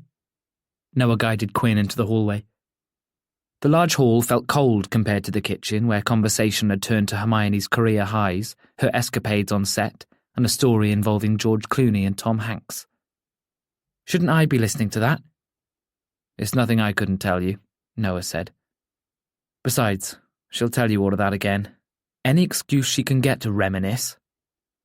He loved Hermione for wanting to recount her blessings with no shred of shame, knowing that he would do the same if he experienced a life like hers. The house was impeccably clean. Quinn made a mental note to compliment Ivy when he saw her next. A Christmas tree flashed in the hall's corner with wrapped presents underneath the boughs. Quinn noticed that she drew red velvet curtains over windows, no doubt to stop the prying eyes of the non-existent press. Upstairs. Noah climbed the sweeping staircase, his hand trailing along the polished oak banister. Quinn followed him, curious, wondering what Noah wanted to show him. They emerged onto a landing that was bigger than Quinn's apartment bedroom, he was sure of it. On the wall, a painted portrait of a man with a crown beamed down at them, and Quinn stopped to admire it. Richard Booth was a character, wasn't he? Shame the Booth monarchy didn't last. I would have married into it. Me too. Ah, but there would have only been one prince, Noah said. Then who would have got him? A love triangle like one of your romance novels. As Quinn said it, he realised maybe he was in a love triangle himself. He knew Noah was well and truly off limits. He rationalised that any attraction, any flirtation had been in his head. Yes, Noah was attractive, but that was it. Just attractive. He fancied him, sure. Completely normal. Off limits. You all right? You look like you've entered a daydream. Noah brought Quinn back to the hall. Yeah, just thinking about the prince that could have been, Quinn said, and no, he had not been thinking about him being a king with Noah as king consort by his side. No way. Noah smirked, then showed him an antique cabinet at the end of the hall. Quinn hadn't noticed it, such was the imposing artwork of Richard Booth, but he saw behind the glass of the cabinet were trophies that made his mouth drop open. Golden statues winked at him, catching the light from the hallway's chandelier. As Quinn approached, he saw the bright face of a BAFTA and 2 flaxen statues of knights. Hermione won 2 Oscars! She did indeed. Noah failed to hide his pride. And the BAFTA. She had something from an indie film fest too, but I don't know where she put that. Noah, this is incredible. Isn't it just? Noah said. Since being here, I've caught her a few times standing here and staring. She won 2 Oscars in a row, both for Christmas films she was in. The BAFTA was for a drama portrayal she did for TV. I think I underestimated her acting talent. Hey, that's not a bad thing, Noah said. She went into hiding by the time you and I were born. Went into hiding? Quinn asked. You think she's hiding? Don't you? There was a meow, and then a thud followed by the fluffiest cat Quinn had ever seen. Orange eyes contrasted with tortoiseshell fur, and its tail looked more like a fluffy brush. Without thinking, Quinn fell to his knees like an olden-day peasant seeing their king for the first time. Mr. Lavender the cat trotted straight past Quinn, because of course he did, and rubbed himself instead around Noah's legs. Never had Quinn been so jealous of a cat. Quinn cleared his throat, getting to his feet. Noah was laughing. I've never seen someone fall to the floor when they see a cat. Noah laughed. What were you in a past life, an ancient Egyptian? Funny, Quinn said. I'm always on my knees. Did he just say that? Noah raised an eyebrow. Are you? For cats? Quinn spluttered. That still didn't sound good. Of course. Mr. Lavender left Noah and came to Quinn, a purr emanating from deep within. Quinn got to his knees again and scratched behind Mr. Lavender's ears. Wow, he never does that to strangers, Noah said. He won't go anywhere near Matty. Ah, no way. Quinn tried to hide his pleasure that he was better at something than Matty. Mr. Lavender decided he'd had enough of saying hello to the humans and trotted down the stairs, running to the kitchen. I'm surprised he didn't come for food. He's only now realising there was any, Noah said. By the way, I heard what Matty said to you about writing Hermione's book. That's bull. She didn't ask him, and he didn't submit a thing. Matty lied. And if he lied, Noah was telling him this because... Quinn observed Noah's crossed arms, the way his eyebrows knitted together. Are you okay? Matty can be... difficult. Quinn clasped his hands together, the rush of adrenaline sending quivers through him. This seemed like dangerous territory. Him and Noah alone, talking about Matty. How so? He needed to play it casual, but he wanted to find out how Noah felt. Quinn thought back to Noah's interview in his bookshop and how he'd mentioned heartbreak. Quinn assumed he'd been heartbroken, but if he was still with Matty, that wouldn't make sense. Unless something was happening underneath the surface. And if it was, what did that mean for Quinn? Did it mean he stood a chance? He pushed these thoughts away before they could fully form. Here he was at Noah's side, and all he could think about was how he benefited from it. No, that was bad. We're having a few problems at the moment. But those words couldn't help but alight the hope within him. Problems? If there were problems, then there could be a potential breakup. And if there was a breakup, well, maybe that would mean he had a chance. Again, Quinn hated himself for even going there. What problems? Matty has an ego, Noah said, not meeting Quinn's eye. I don't know why he told you he was going to write Hermione's book, because that wasn't the case at all. Hermione wanted you because she knew your father, end of. Didn't even consider anyone else. Lucky I applied then. Yeah, Quinn nudged Noah. I didn't mind him saying that, you know. I worried he'd offended you. They turned from the cabinet that held the awards, and Noah walked away from the stairs. Quinn followed, not sure where they were going, but hoping and praying that this moment with him would last forever. Not offended, just... Made you realise what I have to deal with? Matty lied. Noah noticed. And now Noah was sharing his grievances with Quinn like they were friends. Like he could trust him? He admitted to himself that he'd been relieved to hear that Matty wasn't a choice at all. At least he could wholeheartedly remind himself that Hermione wanted him, and only him. Noah, is everything all right with you and Matty? Noah shrugged. Does it matter? Yes, it matters. Why, Quinn? They hovered in the hallway, lost in the shadows of Hermione's home. Noah, close to him. His eyes were so beautiful. They held him pinned to the wall. Why does it matter if everything is okay with me and Matty? Even now, in this moment, Matty's nickname sounded playful. I want to know that you're okay, Quinn whispered. And I want you to know that you can trust me. Noah's hand found Quinn's, sending shockwaves to his heart. Matty cares about how he can get ahead in this life, Noah said. He cares more about his career than anything else. I support that, but... Noah let go of Quinn's hand and leaned against the wall. Noah's arm so close to his face, Noah so close to him. Are you happy, Noah? That's a loaded question, Noah breathed, his eyes darting over Quinn's face. Are you happy with Matty? I don't know. Quinn closed his eyes, wishing he could say everything he wanted to say. He'd got better at finding his voice, speaking his mind. He'd felt proud of himself for finding the fight within, something that had faded when his father died. Right now, he sensed he should fight.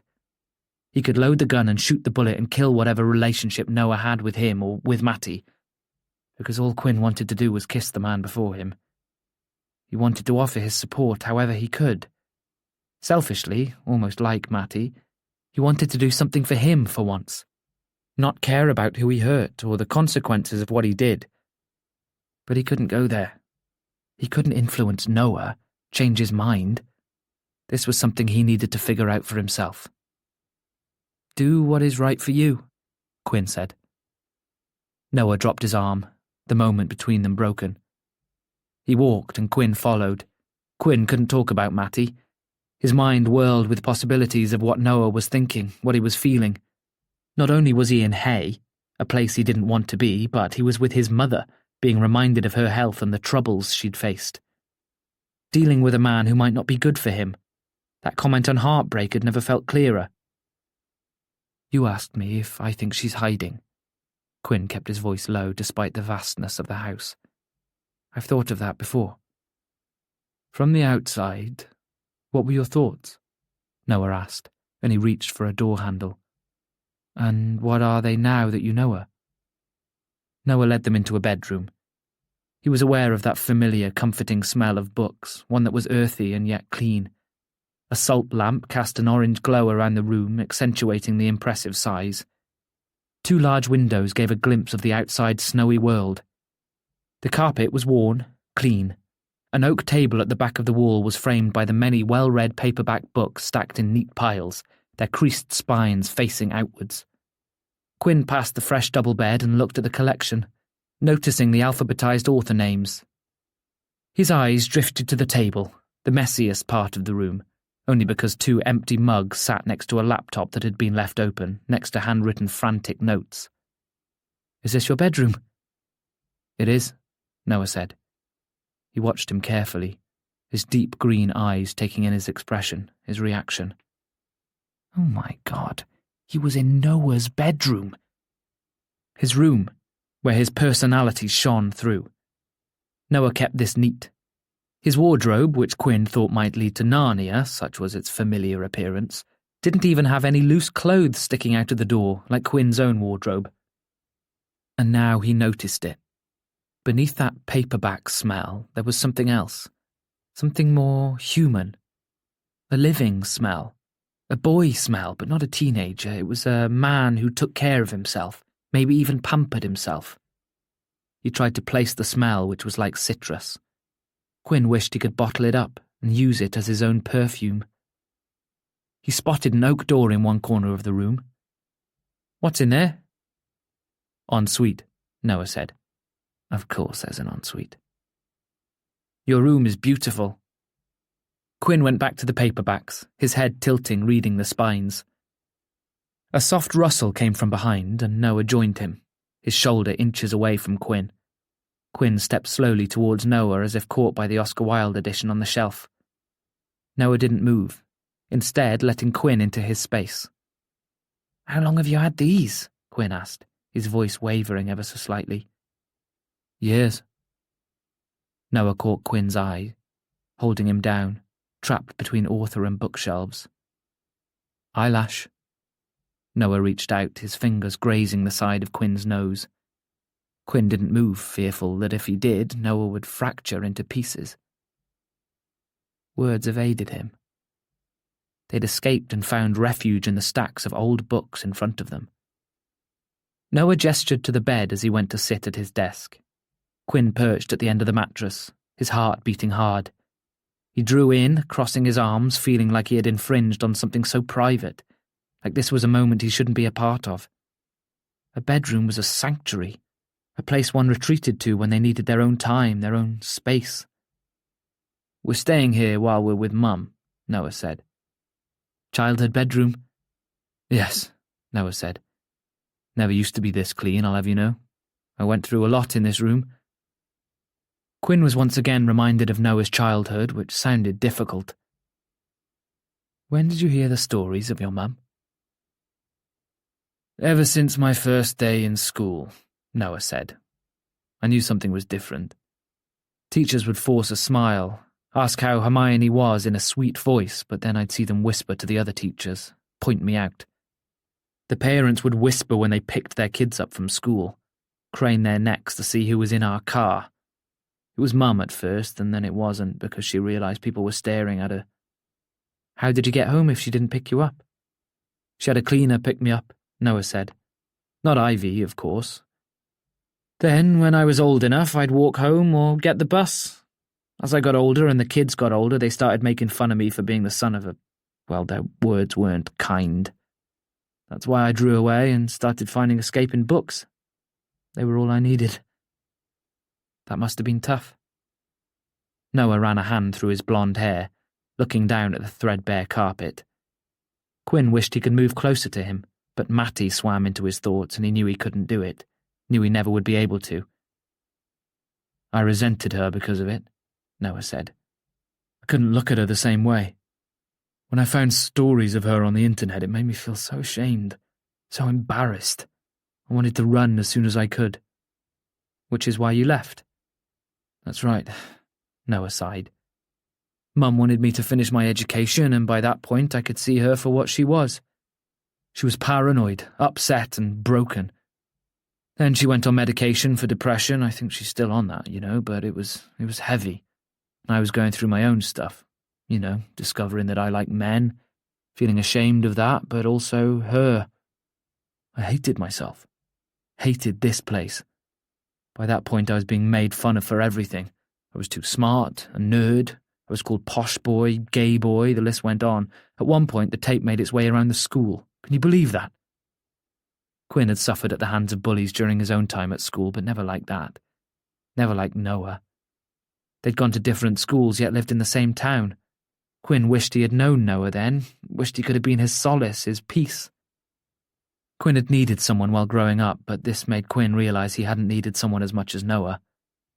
It was then that he was on his feet, sitting on the edge of the table just a few inches away from Noah, who turned towards him, their knees almost touching.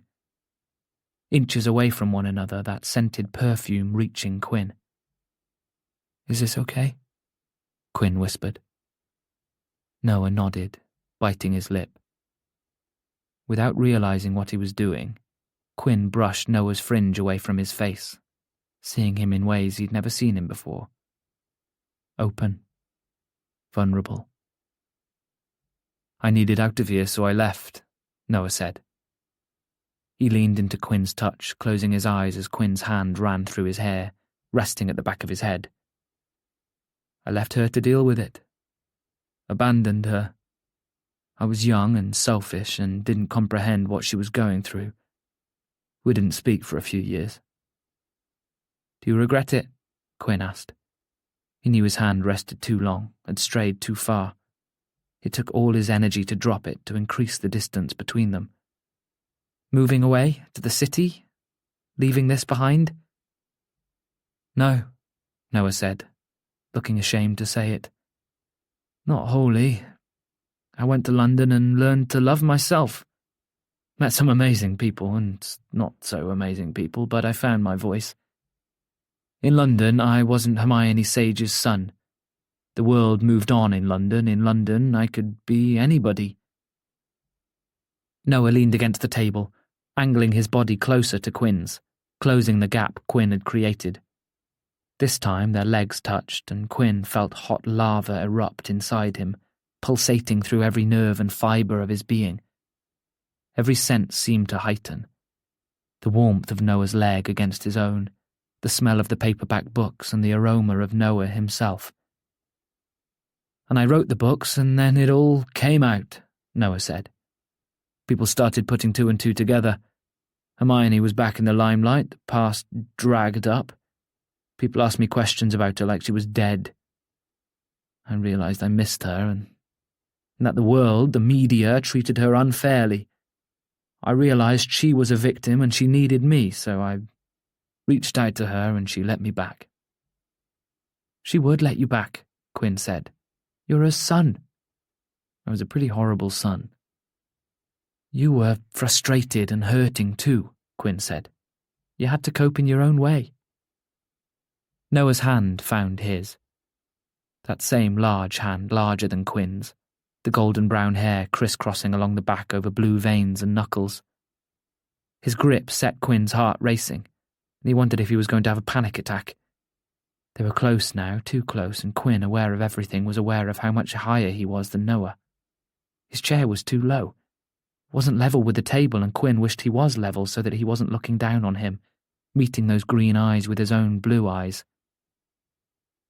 You're the first person I've been able to tell this to, Noah said. Did Quinn imagine the tightness in his voice, the slightly breathless way he uttered those words? Properly tell this to. Without feeling like you'd judge me. Matty rolls his eyes at me. He was on his feet, still holding Quinn's hand, but he towered above him now, a shift in the balance. His other hand was on Quinn's knee. Quinn looked up into his handsome face, and it felt right, like they were equal, like this was how it was meant to be. Noah's hand left his knee, now tracing his jawline. A smile was on his face, one that was kind, one that seemed to be tinged with sadness. Quinn couldn't move anymore. This was all in Noah's power. That familiar feeling of time standing still came back, only this time moving slow so that every movement, every feeling seemed 10 times longer. If I had stayed, I would have met you sooner, Noah breathed. Quinn could see every crease in Noah's plump red lips. Quinn reached out, about to touch them, about to feel more of Noah than he ever thought possible. This was it. This was everything he'd craved since that winter day when Quinn first set his sights on Noah. The door handle rattled. Noah wasn't there anymore. Sitting on the bed like his last words never happened, like he had been a mirage in front of Quinn just a few moments ago. Matty appeared at the door. He looked between them, his eyes lingering a little too long on Quinn's flushed face.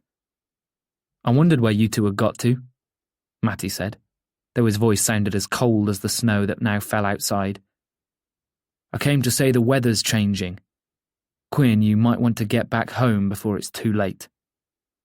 Quinn knew those words held a much different meaning.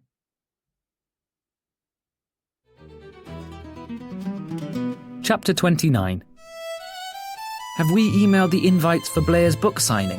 Quinn asked upon returning from his father's grave. I don't think so, Daniel said. It's tomorrow. Yeah, I thought maybe a word of mouth. All good, I'll get on it. Quinn turned to the computer. Is it worth ordering stock in now? Too late for it to be delivered. You make the call. You seem down today, Daniel. All okay? Huh? Oh, yeah, fine, Daniel said, his voice low. Quinn would have tied up any loose ends way before this. The Winter Hay Festival had already ended, and by this time, Quinn's shop had mounted a healthy amount of profit to see him through the quiet winter months of January and February. This time of year for Quinn usually involved selling last-minute gifts, and he could handle that. It gave him time to plan his own Christmas, start unwinding and enjoy the season like the rest of the townsfolk of Hay. This year was, of course, very different. His shop was stumbling on a tightrope, and he'd never hosted a protest, 2 author signings and a Christmas party on the week of Christmas before. Well, maybe only 1 author signing. Last night at Hermione's home in Noah's childhood bedroom, everything had changed. Now Quinn was certain that Noah had feelings for him. He couldn't believe it, but unless he'd misread the situation, they almost kissed. And he felt awful about it. How could he have let that almost kiss happen, knowing that Noah's boyfriend was in the same house in the kitchen playing happy families with Noah's mother and Quinn's now client? Yes, client. Hermione had sent through the contract and Quinn had signed it and sent it back, promising to get to work as soon as possible. He'd hoped that today he would have been able to start, but he hadn't found the time, because he'd been fretting about the shop, the protest, the party, and now Noah. Would Noah still sign books? Would Noah even want to see him again? Was Noah feeling that heavy, gut-twisting guilt that Quinn was feeling? The type of guilt that made him not want to eat, go on hunger strike, change his name and leave the country. Noah had been worse, hadn't he? Noah had the boyfriend. Quinn didn't. But if Noah had kissed him, Quinn would not have stopped him. No, he wouldn't, and that made him just as bad. His thoughts turned to what would have happened if he'd kissed Noah. Would they have kissed again? And then harder, with hunger? Would they have ended up on Noah's bed, stripped down to nothing, kissed, and then... No, of course not. But Quinn couldn't be so sure. Never had he felt so conflicted, so confused over one man. He had lost the map to navigate Noah, and now he was adrift. Despite everything, he wanted it to happen once more. The hope of Matty not being as perfect as he first thought, that maybe there was trouble brewing between them, didn't fill him with pleasure. Not at all. An upset Noah wasn't what he wanted. Quinn worried about him and wanted to help.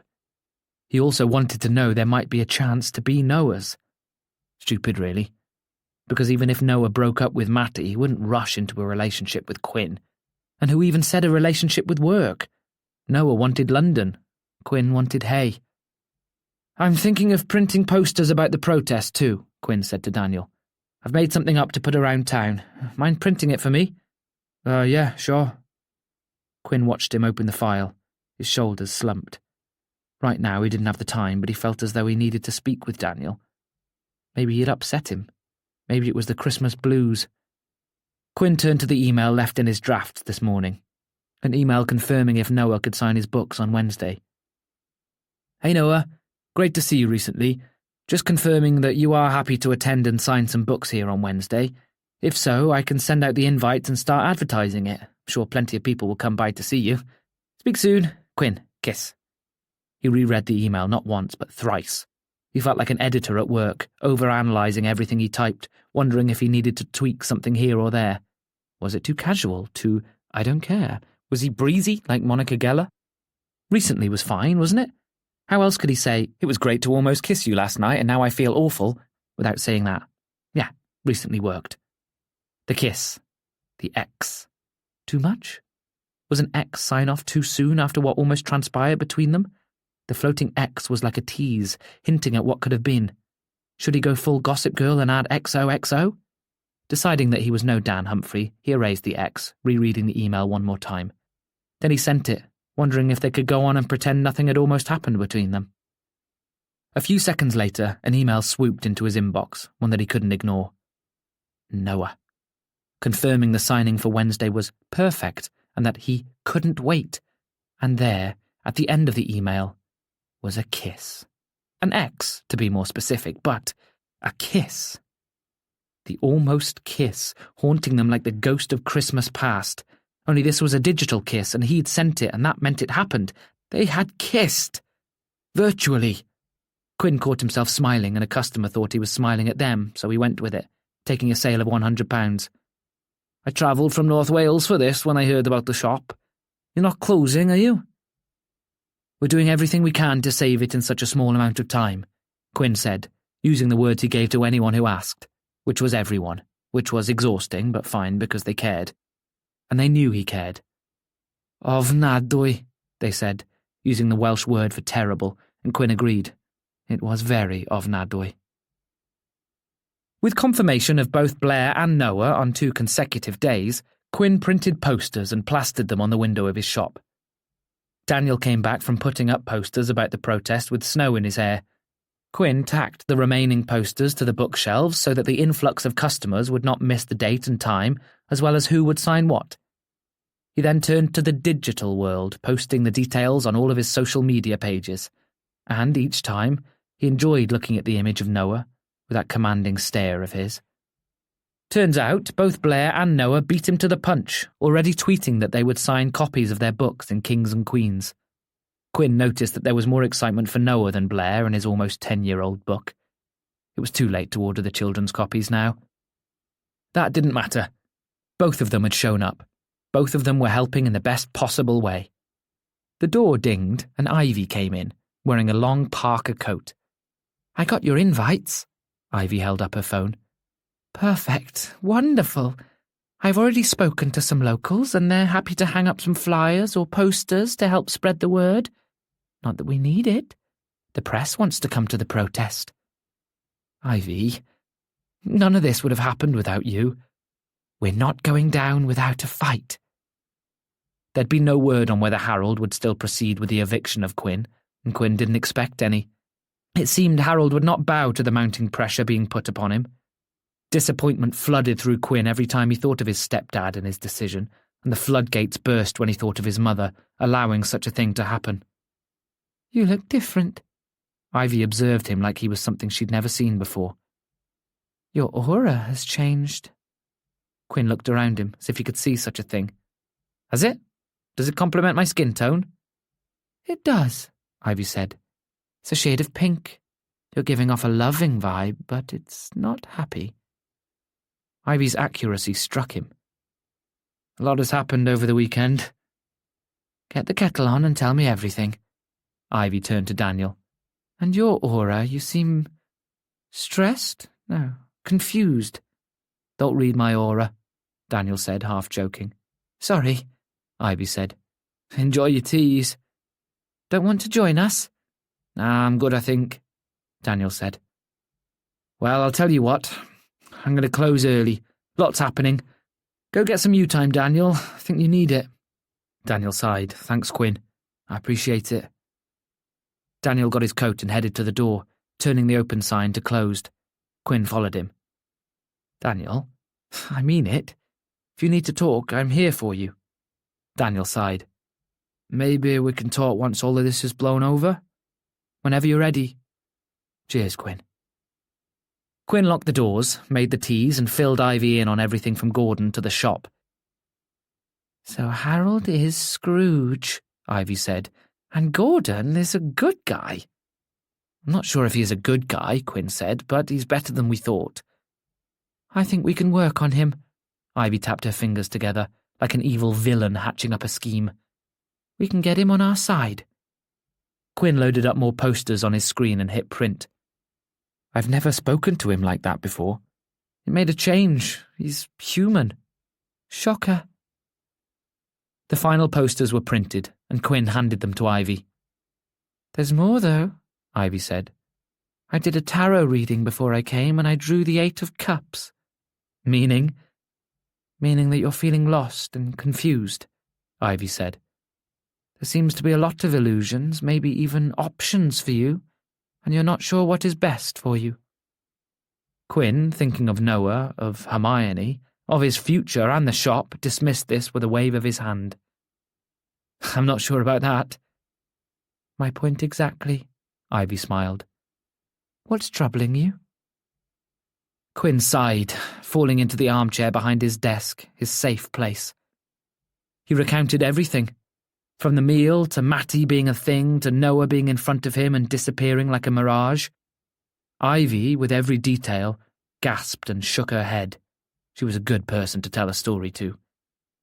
Well, what happened when Matty entered the room?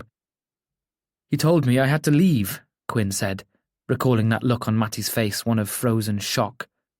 Not in a Peggy Mitchell get out of my pub way, in a passive-aggressive way, something I think he's rather good at. Ivy reached into her handbag, a Louis Vuitton, which looked immaculate.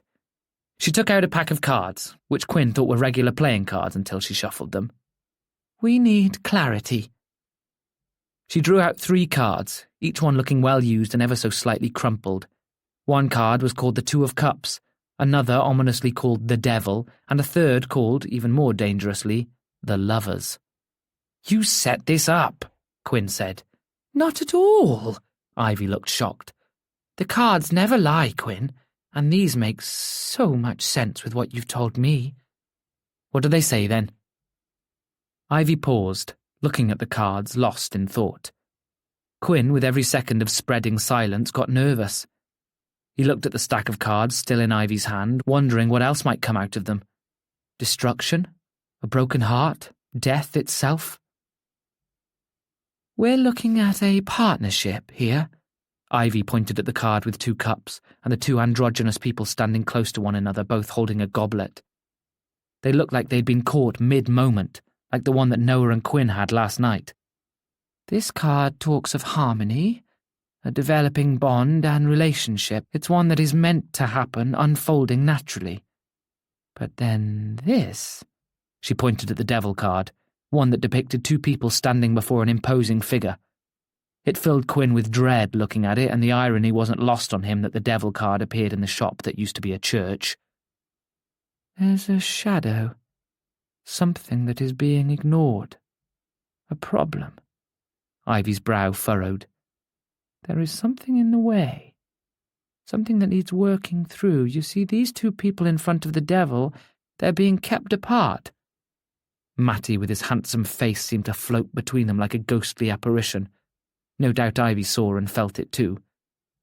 And then this? Ivy smiled at the Lover's card. 2 people, male and female, naked, stood together. The Devil was absent, and in his dark place grew trees and flowers. The Lovers. Tells us everything we need to know. Remove the obstacle, the block. She slid the Devil card away and drew the 2 remaining cards together. And these 2 people survive together. Quinn looked at the cards and was reminded of Adam and Eve, thinking that maybe he would be Adam and Noah could be Eve. Or Steve. Could it also mean the relationship I have with Hermione? Ivy shook her head. No, not at all. I think this is very clear about what it's about. Don't you? They're just cards, Quinn said. They can't tell me what's going on. Ivy didn't look offended. Instead, as she packed away her cards, dropping the deck into a silk pouch, she looked amused. I can read you, Quinn. You don't have to pretend with me. Quinn smiled, but he knew Ivy was right. It scared him how accurate the reading was. How could 3 cards confuse him yet offer him a glimmer of hope? Because, as Ivy had read the Lovers to him, it had given him an expectation. The flame inside him, stamped out by Matty, began to blaze again. All because Noah sent that X in his email. Now they burned together as 2 lovers. The Devil, on the other hand, well, the sooner he was removed, the better.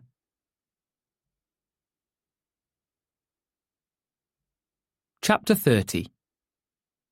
Who knew tarot could shake him up so much? After Ivy left and closing the shop, Quinn tucked himself into bed, with only a lamp and his laptop for light. His curtains were drawn, though he noticed snow falling again from the shadows cast on the fabric. He was pleased to be in the comfort of his own apartment, in privacy, having time to unwind, something he felt like he hadn't been able to do for a little while. only he couldn't relax. Such is the way.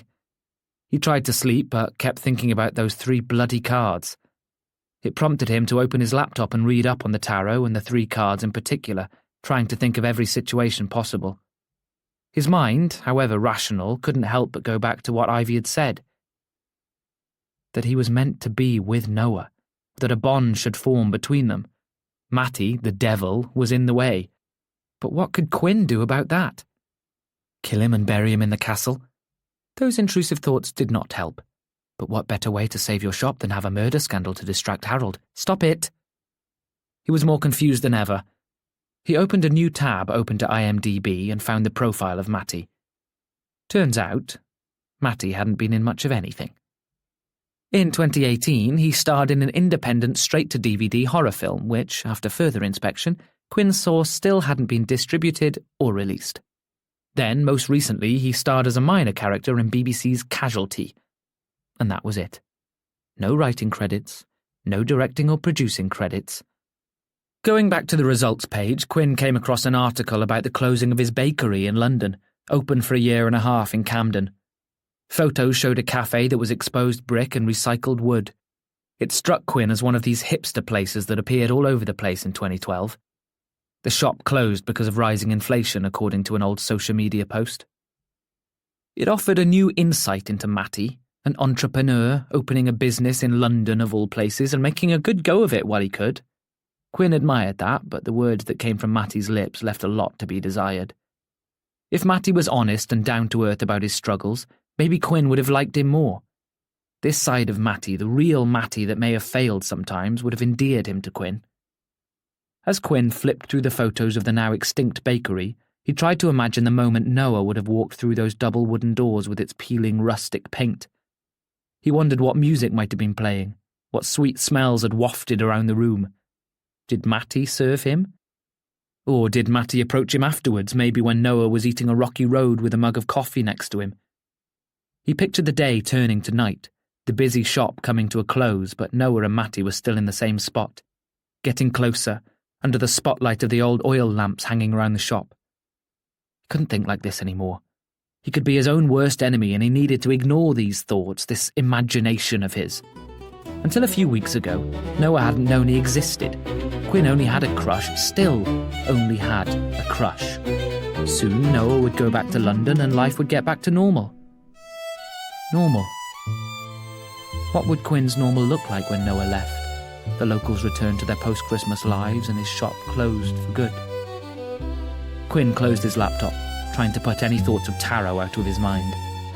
He made his way to the kitchen, opting for a decaf tea rather than a coffee at this hour. Underneath him, his shop was prepared for the early afternoon signing of Blair Beckett.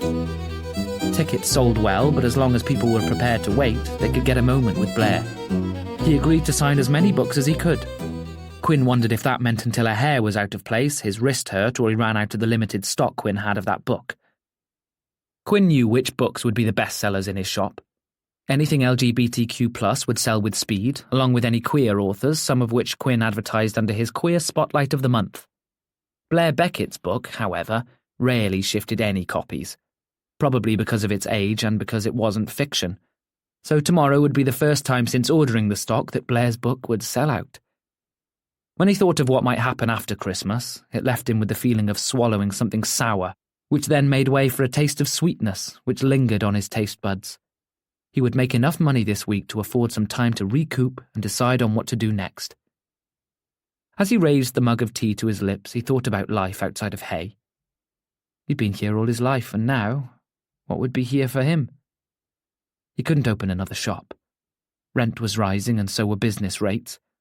He wouldn't work for someone else. He valued his freedom too much.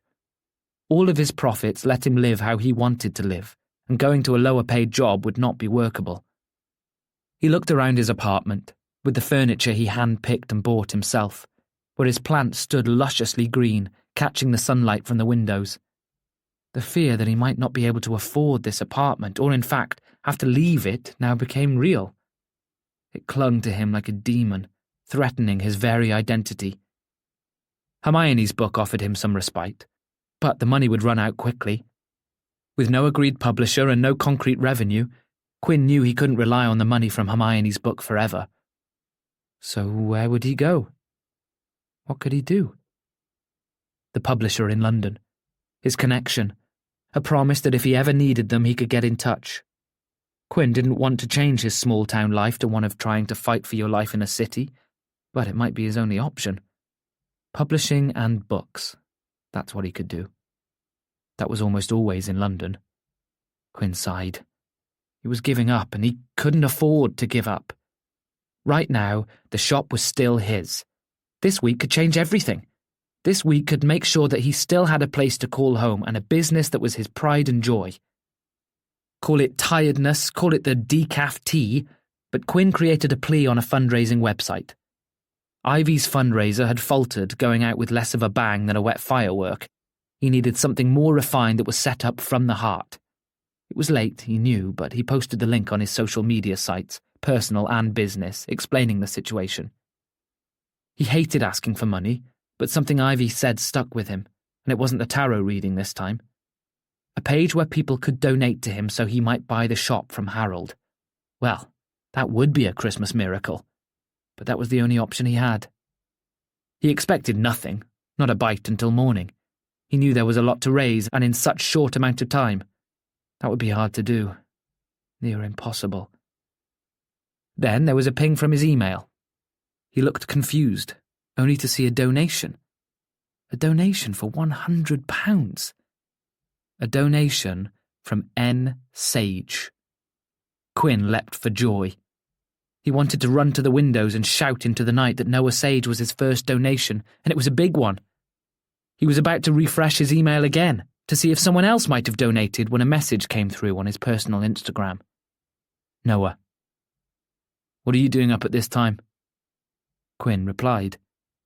The witching hour. I'm a witch. Figured. What do you mean by that? I had a feeling you cast a spell on me. Quinn's eyes widened. He reread the exchange, waiting for the moment that Noah might unsend the message, but it stayed. A little green ball next to the profile photo of Noah blinked at him, telling him they were both active in the chat and online. Quinn pictured Noah in that cosy bedroom, maybe alone, but no doubt with Matty. He wondered if Noah was waiting for him to reply. Or maybe he was already offline and the chat hadn't refreshed. Why are you awake? It was a safe reply, one that wasn't flirty, one that didn't break boundaries. Though he wanted to break everything. He did. I do my best writing at night. Quinn could picture him now at his oak desk, cast in a low orange glow, maybe topless, his back muscles rippling as he typed. Thanks for the donation. You're welcome. Then Quinn thought of something. How did you know to message me on this account? It was his personal account, and as far as he was aware, Noah hadn't followed Quinn back, which was rude, but totally okay, of course. The 3 little dots came dancing at the bottom of their chat that flirting had entered and left. Why was his heart beating so fast? Why were his palms sweating? Noah's reply came back, and it made Quinn weak at the knees for all the wrong reasons. Might have something to do with you liking this? And then, that photo. That photo. With the topless Noah on the beach, with the sun highlighting every muscle on his toned body, from his pecs to his six-pack, to that V-line dipping down underneath those red shorts, those thick thighs, toned legs covered in a dusting of hair. He sent it in the chat. So now here it was, in a private space, forced to be admired again. He knew Quinn liked it. Curse his clumsy fingers. He hadn't replied quickly enough, and he was making it obvious that he lusted over the photo once again. He needed to say something. Anything. I hope you know I like that photo for the beach. Oh, I didn't think you liked it for any other reason. Good, because it was just the beach. Yeah, of course. If Quinn were on a quiz show, and they asked him the colour of the bird in the blue sky, or the shade of the ocean, he would fail every answer, because he hadn't looked at that beach, or the bird, if there even was one. You should get some rest, Quinn. You've got a busy day tomorrow. Quinn stared out at the dark room, lost in thought. After everything Noah said, their moment together yesterday, it wasn't too late. Want to come over? He knew it was daring, knew that he was playing with fire. Noah did his best writing at night.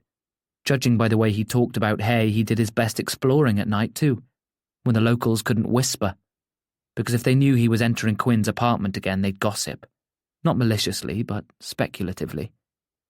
Thudding heart pounding in his ears. No response. He shouldn't have done it. He'd crossed a line asking Noah over. In all honesty, he wasn't sure where the bravery came from.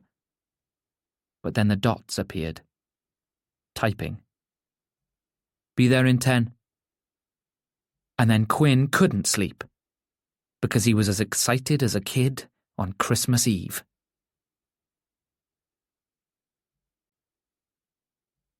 Chapter 31. What took you so long? Noah buzzed in because this time Quinn had locked the downstairs door and he looked amused. His hair was messier than usual and he was dressed in a thick coat and relaxed jogging bottoms. It was quiet in Hay and late at night, so Quinn was optimistic that he got in without being spotted. Noah smiled. Had to get dressed. You call putting joggers and a hoodie on getting dressed, Quinn said, taking Noah's coat and hanging it up. You're not much better, Noah said. Besides, I wasn't wearing anything. Quinn almost dropped the coat. You write naked? Sometimes. Oh, Jesus. Noah's hands slipped in his jogging pockets. He looked around the apartment, cleaned only 5 minutes ago by Quinn, who panicked that he'd asked the author over. How come you invited me over? I don't know, Quinn said. Can't sleep. No, me neither, Noah said. I broke up with Matty. Quinn yelped, covering his mouth. Sorry? It's okay. No, I mean, did I hear you right? That I broke up with Matty? Exactly that. Quinn sank onto the sofa, light-headed. Maybe it was the hour of the night. What? Why? Oh, God. Was it my fault? Did I do something? It wasn't yesterday, was it? Noah joined Quinn, but not close enough. Sitting across from Quinn like they were mutual friends at a party. Actually, Quinn, yes. Quinn shook his head, unable to believe his words. He'd broken up a partnership. How would he be able to live with himself? You've gone pale. I'm scared. Why are you scared? Please, Noah, tell me I didn't break you up. Noah grimaced. Well... Quinn let out a groan, hunching over. Noah, next to him now, patted his back. It's okay, Noah soothed. Honestly, Quinn, it's not your fault. Quinn took a deep breath, feeling hot. He'd never wanted to break them up. Maybe that was why Noah accepted the invite with ease. He wanted revenge. Sitting up, Quinn braved a glance at Noah. He didn't look distraught. He looked dashing, like he had no worries and everything was together for him. It was time, Noah said. I think last night reminded me of that and brought it home. Matty and I, we'd been having problems. He flipped when he saw you with me in the room. He knew what happened. Quinn put his head in his hands. Nothing happened, Noah said. But something almost did. Noah touched Quinn's hands, removing them from his face with a gentle ease. They looked at one another, Quinn trying to understand what he was thinking. It was the final straw for me, Noah said. Things he said, the way he didn't believe me when I told him nothing happened. There was no trust there. He didn't trust me not to do anything. Assumed the worst of me. Would something have happened, Noah? Quinn whispered. If Matty hadn't walked in? Noah bit his lip, almost making any reserve Quinn possessed wither into pieces. That was another thing. Noah moved closer to Quinn. I wanted to kiss you last night, Quinn. This couldn't be happening. Quinn threw his head back, leaning against the sofa. He glared at the ceiling, aware that Noah stared at him. Poor Matty. I'm not saying anything has to happen, Noah said, especially with what's happened between me and Matty, but we've not been good for the whole year. I'm surprised we've lasted this long. It's not your fault. The relationship was over and it ran its course. It's just you helped speed up the process. If what Noah said was true, Quinn could feel somewhat better about the ordeal. Sure, maybe he'd been the crux or the straw that broke the camel's back, but that was it. He'd stepped in at the last moment when the foundations were ready to cave in. This is a lot. I appreciate that. Quinn fixed Noah with a stare that he hoped told him he was in control of the situation, even if he felt anything but. You mean it when you say it wasn't my fault? Yes. You remember when I spoke about being heartbroken? Noah asked, and Quinn nodded. Well, I've been heartbroken for about 6 months, because I haven't had the heart to tell Matty that it's over, and the way he's been towards me behind closed doors, well, it hasn't been good. We would have broken up after Christmas, if not now. These things happen. This needed to happen. Quinn reached out for Noah, taking his hand in his. Noah breathed, looking down at Quinn's fingers. Where is Matty now? Well, that's the thing, Noah sighed. He can't go home.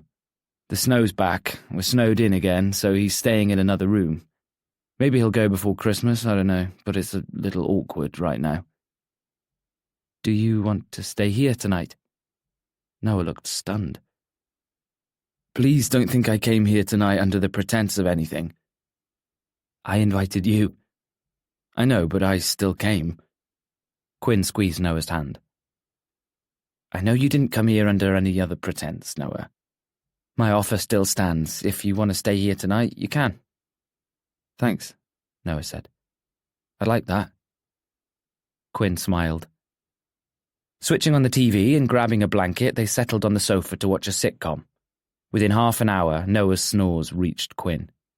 He looked uncomfortable, so Quinn tried to tilt his head. Noah groaned, eyes flickering open. Sorry, Quinn whispered. But Noah smiled, reached for Quinn and hugged him. Quinn took a breath, unsure what to do. Hug me, handsome, Noah whispered.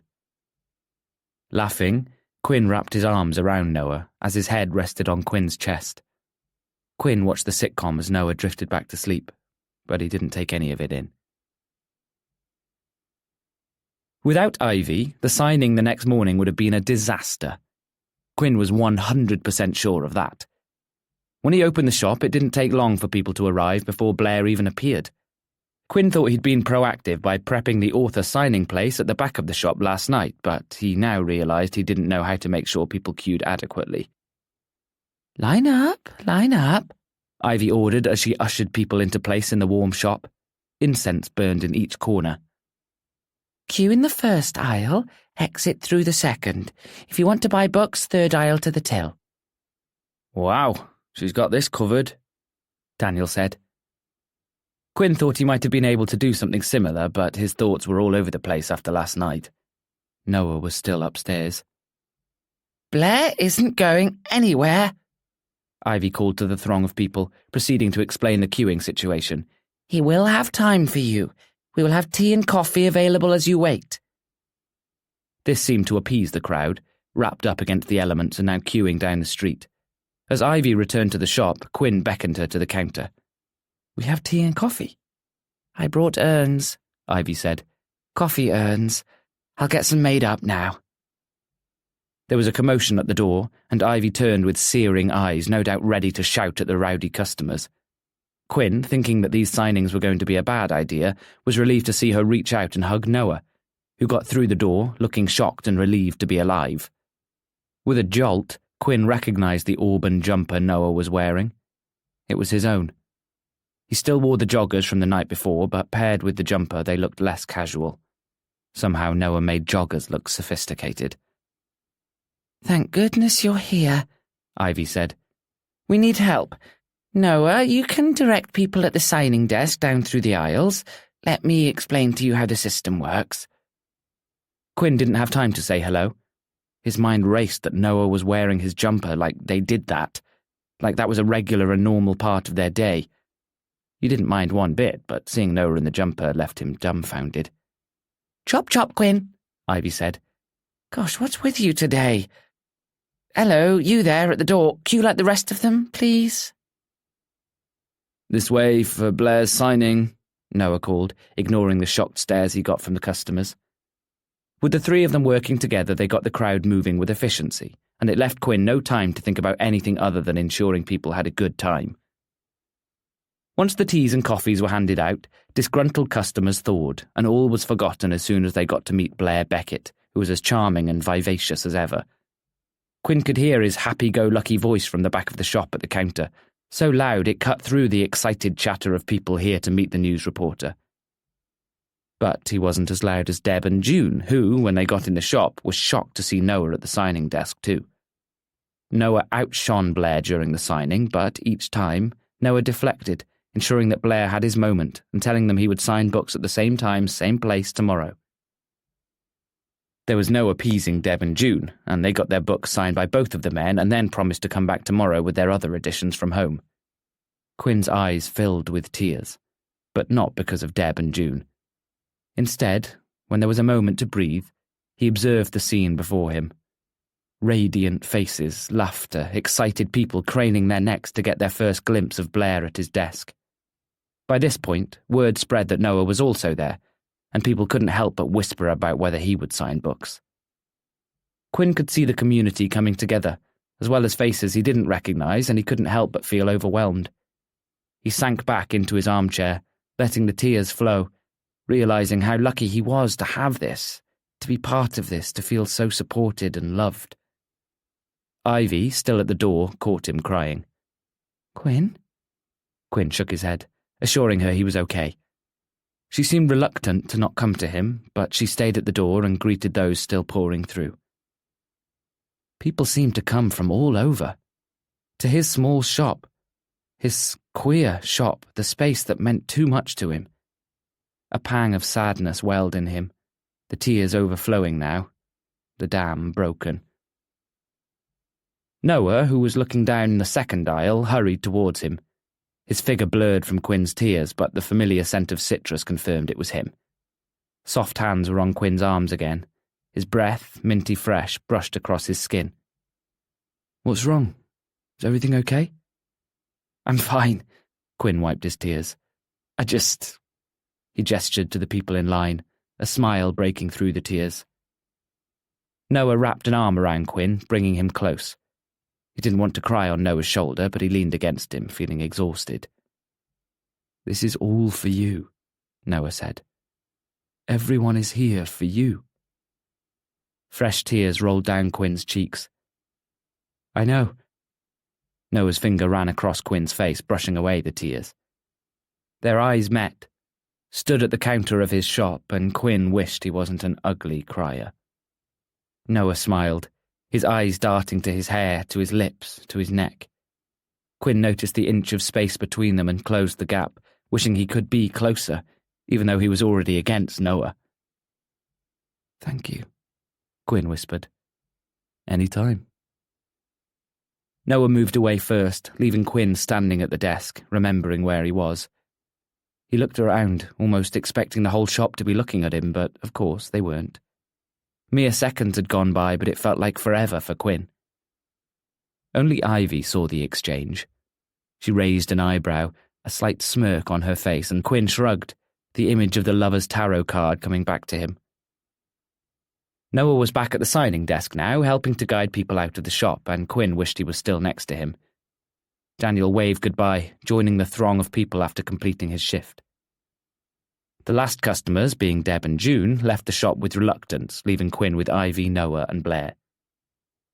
Ivy closed the door, a thud that was a bit too loud, and turned the sign to closed. She wiped her brow. "Phew, what a day!" Her exhaustion was reflected in Blair's immaculate face and Noah's casual lean against the nearest bookshelf. Quinn was sure he looked just as tired because he felt like a 30-year-old slinky with no slink left. "I can't thank you all enough." Quinn fell back into his armchair, feeling like he needed cracking like a brand new book. "Thank us? Thank you!" Blair leaned against the bookshelf next to a poster of himself advertising today's event. "That was the most fun I have had in a long time." "More fun than presenting the 6 o'clock news?" "So much more fun." Ivy made her way to the signing desk, calling as she went. "I think tomorrow's signing will be just as busy. Quinn, do you have Noah's books?" "They're in the confessional booth." "Blair, would you be so kind as to help me set them up?" "Of course." Blair followed Ivy to the back of the shop, looking like a golden retriever who was fetching his ball. "I can do that later, Ivy," Quinn called. "You need to rest." "Nonsense," Ivy dismissed. "You rest. I've got this covered." It left Quinn with Noah at the front of the shop. Noah smiled, walking towards Quinn. He sat on the edge of the counter, a mere few feet from him. The messages from last night, the feeling of him a few hours ago, all came back to him. Noah looked good today. His hands were in his pockets and he let his feet dangle off the table, waving them back and forth. How such a simple action could make Quinn want to explode with admiration was beyond Quinn's comprehension. "My jumper? Oh, I hope you don't mind." "No, it looks good on you," Quinn said. "You should keep it." "Oh, no, I couldn't. Seriously, suits you better." Noah brushed at the jumper, somewhat self-consciously. Quinn admired him and the way his hair fell over his forehead. "I'm looking forward to tomorrow," Noah said. "I'm glad. Me too. Today was a success." "It was." Noah's eyes drifted to the window, no doubt taking in the castle above them. Quinn wanted to follow his gaze, but right now he couldn't allow himself to think of the castle and what the opening meant for his shop. From the back of the shop came a tumble, and Ivy yelped. "We're okay," Blair called, and there was laughter. "Ivy dropped some boxes." Noah smiled at Quinn. Quinn sunk back into the armchair. "What?" "You're just—" He said nothing more. Quinn was a fish on a hook, being drawn in even though he didn't want to be. "I'm just what?" "You're fun, Quinn," Noah said, as Quinn was torn out of the water and into a world where he couldn't breathe. Fun? Wasn't it time he had a little fun?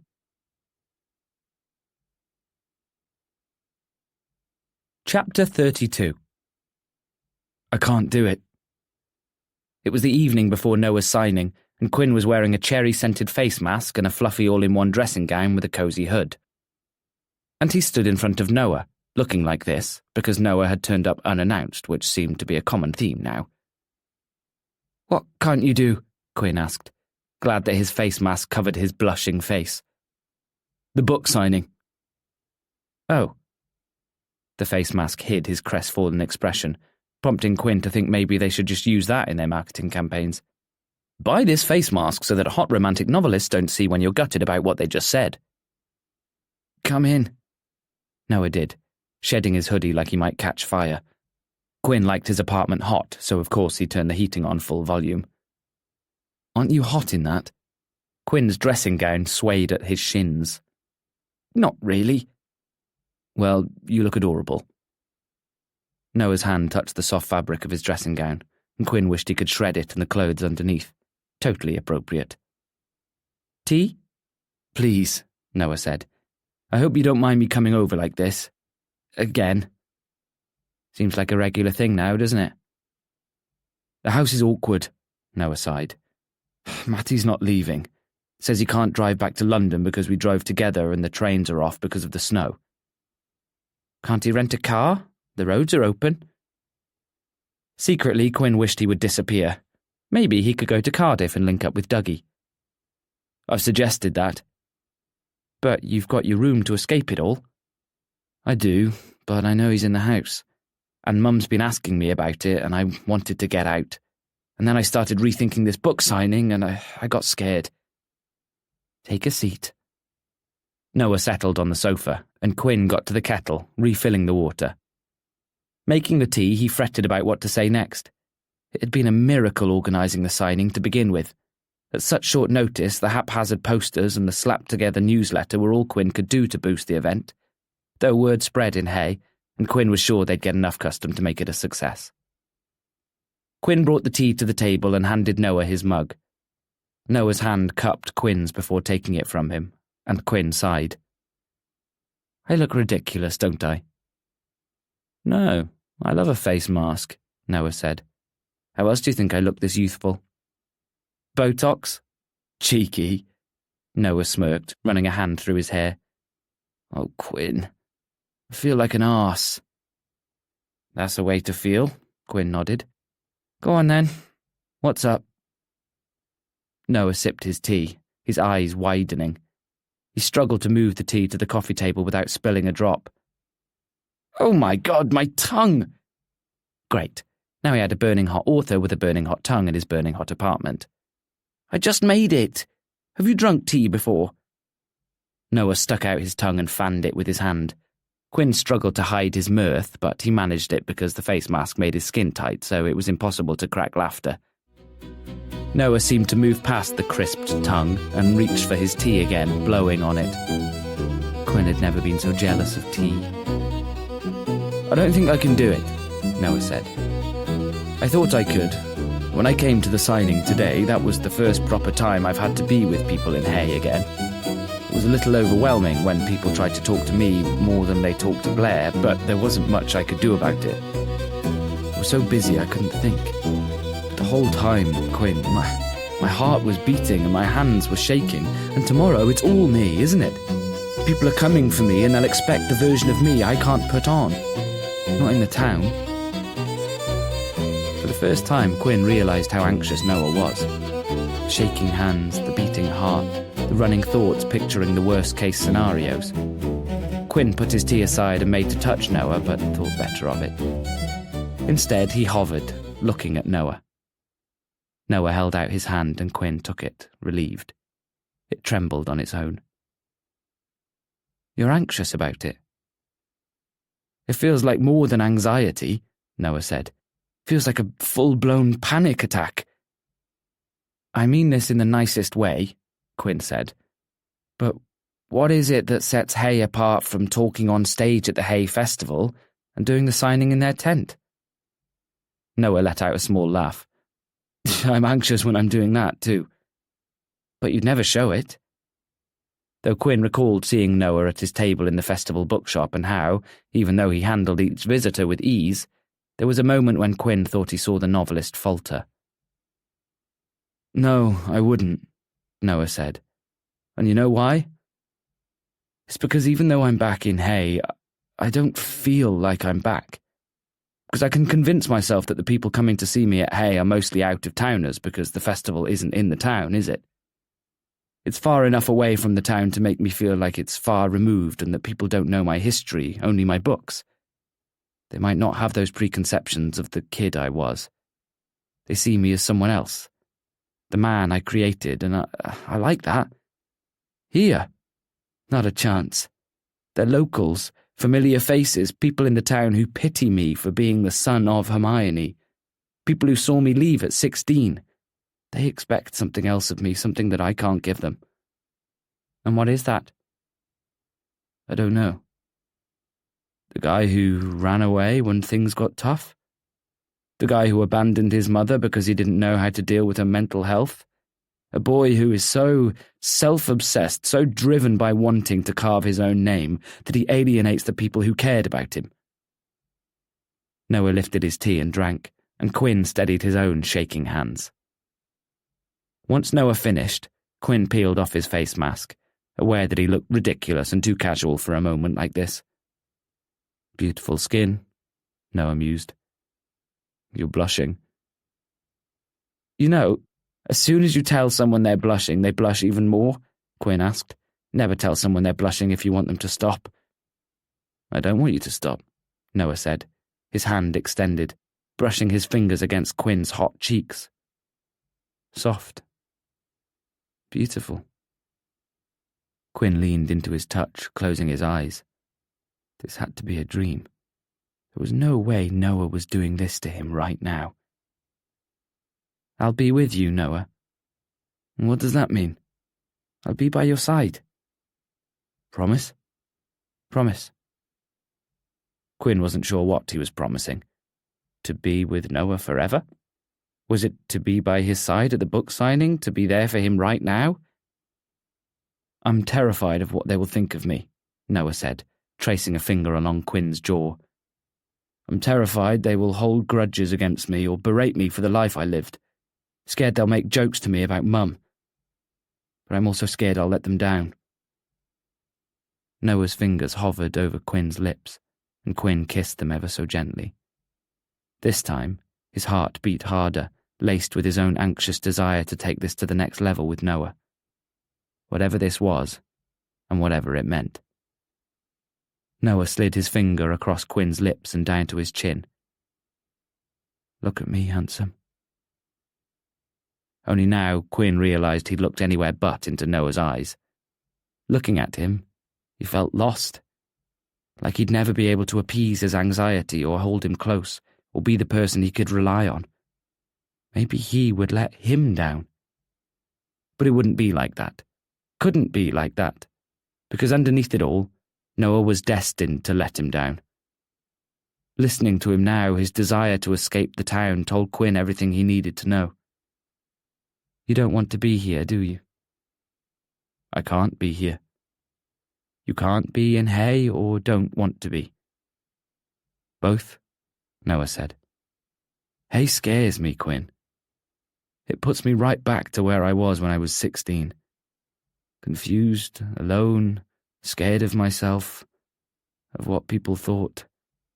It brings back all my insecurities, and it makes me face moments I don't want to face. Like what? Like Mum? I don't know what to do to help her. Be there for her, Quinn said. He linked his fingers with Noah's, and his hand felt so rough, so gentle, and so strong. The anchor that helped him say what he needed to say. Talk to her because she needs someone to talk to. Have you thought that maybe you should be the one to hear her story? To write it for her? Have either of you ever spoken about how the other makes you feel? Noah shook his head. Never. I understand they are hard places to go to. I know it isn't what you want to be doing, but your problems stem from how others treated your mum and how they affected you.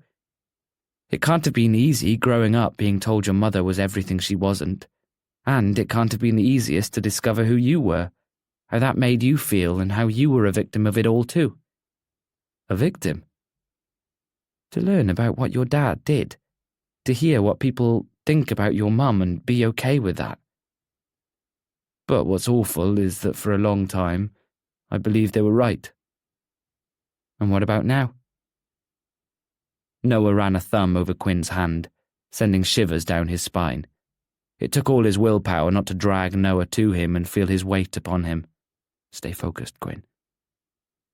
All I can see is how I failed her. I should have been there for her. Be there for her now. Quinn let go of Noah's hand, almost immediately feeling the chill of where he'd been. You intrigue me. What? Intrigue me, Noah repeated, though they both knew he didn't need to do so. He intrigued Noah. How was that even possible? You get me, Noah said. I don't know how, but you do. You understand that side of me I can't show to others, and it confuses me. It intrigues me. It panics me. If I'd met you sooner... Stop it. Stop it. He looked at Noah now, properly looked at him, and wondered if he'd read him all wrong. A man like him, so put together, so successful, so much more than this small town, could never be his. The promise he'd made moments ago already broken. Stop talking to me like that. Like what? Like that, Quinn said. That I intrigue you? That you wished you met me sooner? I can't do that, Noah. Noah moved towards him and Quinn flinched like he'd been pinched. Quinn. The way he said his name was perfect. Soft, questioning, curious. Quinn could let this happen, let the feelings unfold and regret it all later, but now, of all the times in his life, He found his voice. No. Quinn shook his head. I might be wrong here, Noah, but I think I've been picking up what you're putting down. It's hurting me. It's keeping me up at night. I can't go there right now. You can't go there right now. You hate this place, and I don't. Speak with Matty. Sort that part of your life out, your mother. You have a whole other life, Noah, that I don't fit into. Oh, God. It hurt to admit it. Hurt to utter these words that were laced with truth. In an alternative universe peddled by Ivy, Quinn would be with Noah. But this wasn't the other universe. This was real life, and real life was complicated. Since meeting Noah, the days had bordered on fantasy. Well, now the spell broke. Quinn, listen. I can't, Quinn said. Noah, I want to, but I can't. We can't. Noah moved closer, leaned closer, his eyes level with his own. Quinn felt trapped, but part of him wanted to be trapped. The other part of him wanted to lean forward so that he could experience that static shock again, that feeling of safety and warmth. I'm sorry if I've done something wrong. Quinn gripped the arm of the sofa to steady himself. He was a glass and Noah a hammer. His words shattered him right there and then. We're wrong, Quinn interrupted. I'm wrong. This is wrong. He wished he hadn't ruined whatever might have been forming between the two of them. He wished he could be carefree and go-lucky like bloody Blair Beckett, but he couldn't. Sure, Noah excited him. The idea of them being together was one that could develop, and it was so easy to get lost in the illusion of something simplistic and fun. But every moment came down to the same thing. Noah didn't want to be in Hay. The only alternative to be with Noah was to leave Hay. What was the point in fighting for his shop if he couldn't be in Hay to enjoy it, to run it, to revel in the success of saving it? Why hadn't Noah realised that? Did he think he could draw Quinn away from what mattered to him on the basis that he was the sweetest man to enter Quinn's life? He couldn't entertain such frivolous moments with Noah. Not when his fear held him back. Not when his life didn't align with Quinn's. Quinn reached out to Noah and cupped his chin. He felt stubble that was yet to flourish. Noah looked at Quinn with a pained expression, one so instinctively lustful Quinn was sure it was reflected in his own gaze. You said you wished we met sooner, Quinn whispered. I do too. Maybe our lives would have been different. But whatever might happen here, because I know you've realised something is, just like I have, we can't have it happen. We need to forget it. Come Christmas, you'll be gone, and me, well, I don't know where I'll be. But it won't be with you. It can't be with you. Noah, sweet Noah, was broken like a beautiful Christmas ornament before him. The shards cut through Quinn, but he had to ignore the pain and let them slice him. Noah placed a hand on Quinn's, but he didn't remove Quinn's touch. Instead, his lips found Quinn's hand. Staring at Quinn, he kissed his fingers, his knuckles the back of his hand. The kiss was light, tender, and it hurt every single fibre of Quinn's being. He could take his hand away. He could set the boundary right now, but he couldn't. After the third kiss, Noah linked his fingers through Quinn's and let them drop to their knees. Quinn felt his eyes sting, aware now that he was crying, but feeling foolish for doing so. Noah wiped the tears away once more. I'm sorry, Noah whispered. Me too, Quinn choked. He could still feel the linger of his lips on his skin, wishing to feel them again. He would not fight. Quinn wanted him to, but he knew Noah had heard him. He must have agreed with his words, because if he saw another option, he'd stay. He'd tell Quinn he was wrong, that there was nothing to worry about and they could move past this silly moment and everything would be okay. Then he was gone. The warmth faded from his hand.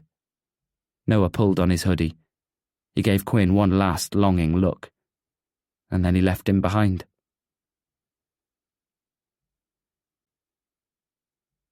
Chapter 33. Quinn couldn't shake the feeling that something was wrong. First, he almost missed his alarm and tumbled out of bed and stumbled into the kitchen in a way that would make Dolly Parton wince. Next, his coffee was ruined by gone-off milk. He showered, then looked out at the day, expecting a winter wonderland, but instead seeing nothing but black slush, with heavy rain falling down on Hay. Black clouds lingered over kings and queens, and Quinn hoped this wasn't an omen for the day ahead. Today was Noah's book signing day, and Quinn stood in his shop in the early morning, biting his nails as anxiety gripped his stomach, reached tendrils of spiky anger to his heart, and shot pain through his blood, giving him a searing headache. Noah hadn't replied to Quinn's email confirming if the signing was still going ahead. He sent it early in the morning, brisk and businesslike. As he had sat in bed in the early hours, Quinn considered messaging Noah again on Instagram, but each time he saw the green active sign, he closed the app and wished there was a box to lock his phone in. Why did he say those words? Why then? In that moment with Noah so close to him, the clouds in Quinn's life cleared and he could see the obstacles in front of him. He was wasting time by preoccupying himself with feelings for an author that would be gone too soon, on a relationship that would never work because Quinn's life was Hay. He needed to focus on his shop. What a moment to choose clarity. What a moment to decide, you know what, I'm looking after me. Now Quinn felt worse than ever, hopeless and despondent. He entered the shop that morning with a determination rooted in distraction. He couldn't bear to stay in the apartment any longer. After 2 hours of sleep, he woke up feeling wide awake and like he needed to do something. The nerves building inside him forced every part of him to move, like standing still would leave him open to hurt and worry. With shaking hands, he spent his morning typing out the first few chapters of Hermione Sage's book. He didn't know what she wanted, and now he was unsure if the book would still go ahead, but she was on his side, a relic of what might have been. Mother-in-law, obviously. Before he knew it, 9 a.m. arrived, and with it, the time to open the shop. Customers trickled in, which was always a pleasure, but when Quinn had a quiet moment, he found the old email from the job offer in London. Googling the name of the person who he'd spoken with during his interview, he saw she was still active, still working in the same role, and no doubt would remember him when he got back in touch. Well, if he needed to get back in touch. The possibility seemed more probable as time went on. Fearing he'd been sitting for too long, Quinn darted around the shop, making sure all books were in the right places and that the signing, prepared the evening before, hadn't been destroyed by, say, a tornado or a raccoon. Not that Wales had raccoons, of course, but you never knew what could happen. "You've been on your phone a lot," Quinn said after he caught Daniel in one aisle for the 5th time that day. Daniel jumped, slipping the phone back in his pocket. "Sorry." "Oh, don't apologise," Quinn said. "No, I'm not that sort of boss. I don't mind. Who are you texting?" A friend." "Right, none of my business. When is Noah coming in today?" "You know what? I have no idea if he's even coming at all." Daniel's mouth dropped. The signing was ready to go for mid-afternoon. Noah's books were stacked on the table, and when Quinn looked around his shop, all was quiet. With the black cloud swirling above, this was his own calm before the storm. "So much for a white Christmas," Daniel said, as if he knew not to pry. The anxiety within him mingled with dread and fear like a poisonous cocktail, and he wished Noah would reply, would confirm that despite everything, despite the rejection, he'd still show up. He refreshed his emails whenever he got a moment, checked that Instagram message for a green active bubble. The queue formed outside, most of the people the same from yesterday, this time understanding the queuing process. Faces peered into the window, maybe hoping to see Noah at the counter, but of course he wasn't there. Would he be here? Quinn hadn't thought about the prospect of seeing him. He wouldn't feel excited this time, he would feel embarrassed, scared, even a little awkward. But Quinn could see the bigger picture. Noah's signing was part of the Save the Shop plan. That was all he ever was and would be. Just part of the plan. He couldn't be anything else. Customers trickled into the shop, forming the queue from the top of the aisle leading out of the door. They talked amongst themselves, but he felt like he should tell them the truth, letting them down gently, just like he hoped he had let down Noah. Could you even let down someone romantically if they were only a friend? Once again, hoping the customers along the window wouldn't see, he checked his emails, then Instagram, flicking between them both like tennis players at Wimbledon, hoping Noah would reply. Noah could be a total dick to him. He didn't even have to be kind. Right now, Quinn just wanted to feel relief that, despite everything, Noah would still be here. Ivy came through the door, telling customers gathering in a crowd in the shop to form an orderly queue and that the system was as important as, say, Nicola Roberts winning The Masked Singer. When she saw Quinn's face, she shook her head. "Oh, no, she said. "Your aura is dark blue today. You don't look good either." "Wow, thanks. Black bags under your eyes." Ivy peered at him like a doctor. "You look pale. That blue glow, something is wrong." "Noah hasn't replied to me," Quinn whispered, aware that customers in the shop might be listening. "I don't even know if he's still coming." "Diva!" Ivy exclaimed. "No, I will not have this." She rooted in her handbag and took out her phone. "What are you doing?" She held up her hand. "Hermione, hello. How are you? Oh, good, yes. I'm just wondering if we are still on for today. You know, Noah." A pause, Ivy nodding, her expression so blank that Quinn wished he could read minds like she seemed to do. That familiar, twisting, horrible feeling inside him made him want to sit down, or drink some water, or get blackout drunk. Then she said goodbye, turning to Quinn. "He left." "Oh, thank God." The anxiety inside him melted like the snow outside. He looked at the shop again, trying to recall that feeling from yesterday before Noah, of the smiling faces and the experience he provided for his customers.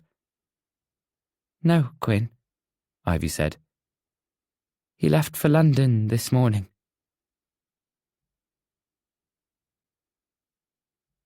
Chapter 34. The customers disappeared, huffing and grumbling that something they'd been looking forward to was cancelled at such short notice.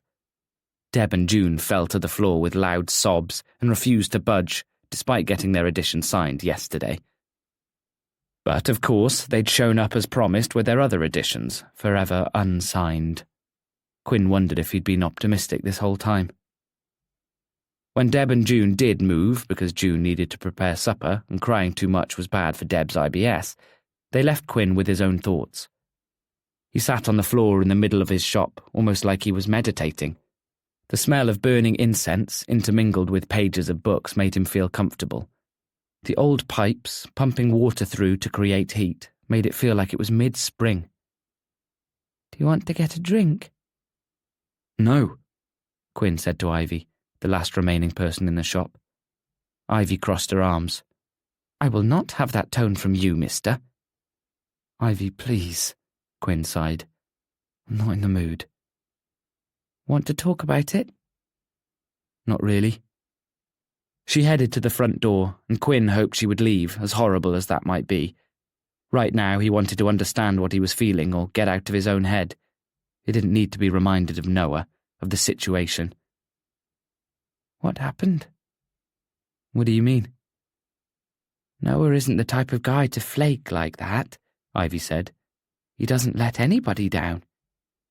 "How do you know that?" "Because I do." "Oh, please don't give me something about his aura." Ivy turned the sign of the door to closed and knelt in front of Quinn.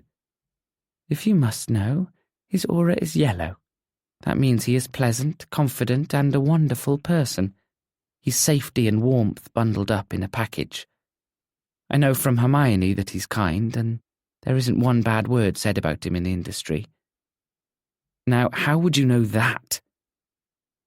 "Friends of the festival," Ivy said, and then, with a slight hint of shame, "and Heat magazine." Quinn smiled, a genuine one that made him feel lighter, if only for a moment. "But I know something is wrong," Ivy said. "Do you want to confess your sins to me?" Quinn shook his head. I either misread the situation or I stood up for myself for the first time and it's fucked everything up. In what way?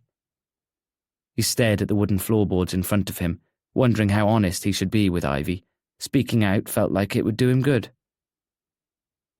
I told Noah that we couldn't do whatever was going on between us, Quinn said. I swear he was flirting with me. We were getting closer, and it felt like we were going to end up doing something we would both regret. And he was scared, and I mistreated him. He kept saying how much he didn't want to be in Hay. It would never have worked between us. But I wanted it to, desperately. And I just cut anything short because I was scared, and I couldn't do that. Oh, Quinn, Ivy sighed. When did this happen? Last night. Oh. And then what happened? He left. Said he was sorry. And then he didn't come to the signing today, and the next thing I know, he's back in London. The hurt floated between them, and Ivy placed a hand on Quinn's knee. She said nothing more, but somehow it was enough. Don't let this get to you, Quinn, Ivy said. He'll see sense, and then I think you both need to talk about it. He's gone, Ivy. Probably for the best. Ivy got to her feet, placing her pink earmuffs atop her head. I'll let you be alone. Call me if you need anything. Thanks, Ivy. After Ivy left, a part of Quinn wished she'd stayed. Only if she'd stayed, he would have had to talk, and he couldn't. It wasn't his intention to sit in the self-help section, gazing at a title about dealing with heartbreak. He scoffed, closing his eyes, and took 3 deep breaths. As he tried to clear his mind, all he could see was Noah smiling at him, touching him, breathing close to him. He snapped his eyes open, bringing him to the centre in his shop. He would not let Noah get to him. What a dick. That was the only word for him. What a letdown. What a disaster. What a fool I have been. How had he allowed himself to get so carried away with his infatuation with Noah? The excitement had bundled him up with a bow on top like he was a Christmas gift, making him feel like he could conquer all with Noah by his side. But Noah had betrayed him. He was embarrassed, but only because he couldn't admit to himself how much he'd relied on Noah's help. All this time he'd allowed his feelings to explore what could have been, allowing them to guide him, finding any excuse to get Noah involved in the saving of his business. Yet underlying all of that was the feeling that maybe, just maybe, Noah might become something more to Quinn. Then there was Matty and all the complications that came with a fresh breakup. What if Noah realised the error of his ways, and they rekindled their relationship? Quinn knew he hadn't misread the signs. The feelings Noah gave him, their private moments exchanged, all felt intense, different, brand new.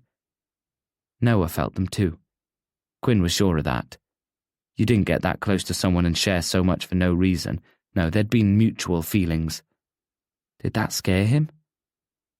The embarrassment, a twisting, horrible feeling, came from the fact that Quinn felt like he'd made it obvious how much he wanted Noah to be involved in his life.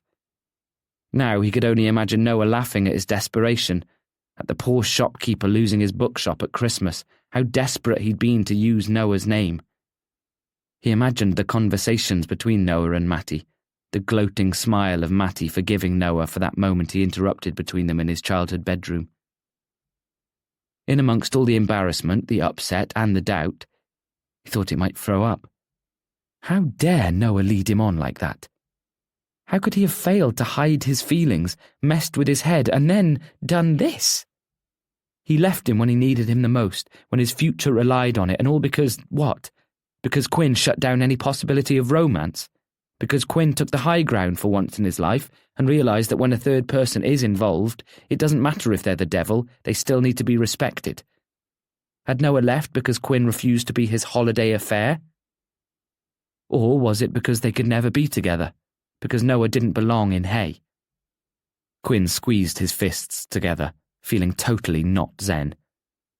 He needed wine, or whiskey, or a punching bag, or a whiskey-dispensing punching bag in a winery. Pacing now, Quinn knew the anger was so much more than Noah. All of his life he had never stood up for himself. He feared what others might think of him or thought about other people's feelings rather than his own. He watched people flourish, progress, find happiness, and where did appeasing others get him? Here, on a stormy winter's night, losing everything. Being made a fool of by hot authors and their model ex-boyfriends. Being pitied by the locals. The fight wasn't over yet. Screw Noah Sage. He didn't need him or his perfect body with the V-line, or his poetic mind, or his intellect, or his immense talent and kind, warm personality. There were 3 more days before Christmas, 3 more days to save his shop. The party, the protest, they were the next milestones. Both fell on the same day. Looking up at the castle as rain fell from the sky and battered its stone exterior, he knew this was his last chance. Either he could build himself back up from disrepair, or he would lose the fight. Quinn typed out emails, not only hyping people up for the protest and the party, but trying to convince himself that there was something to look forward to. He swallowed his pride as he started the emails with apologies for letting them down that the signing didn't go ahead.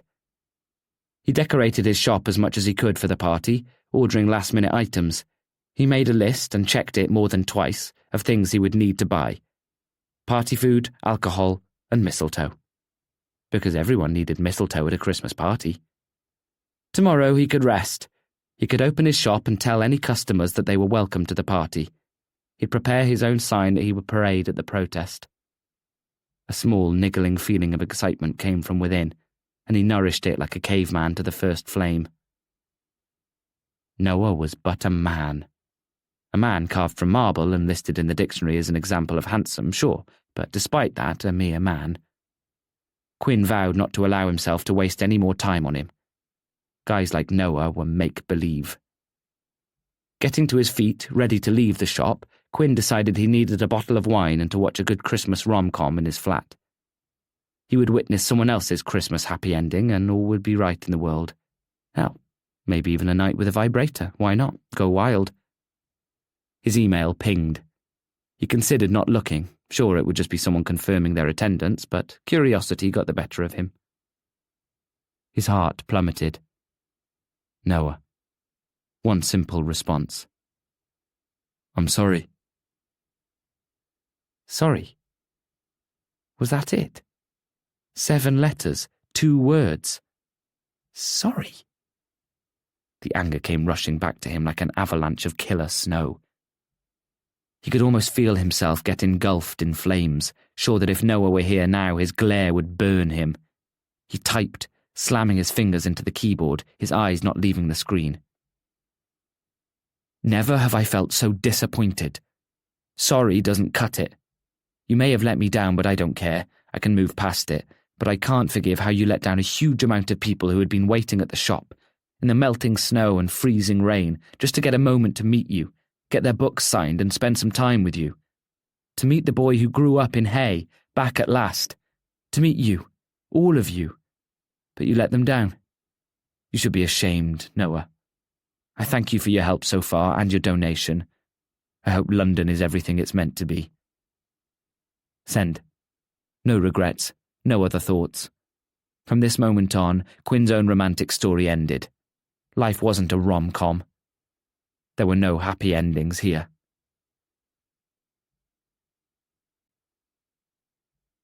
Chapter 35. God, you look terrible, Daniel said as Quinn walked into the bookshop. Oh, thanks, Quinn said. Truth be told, Daniel didn't lie.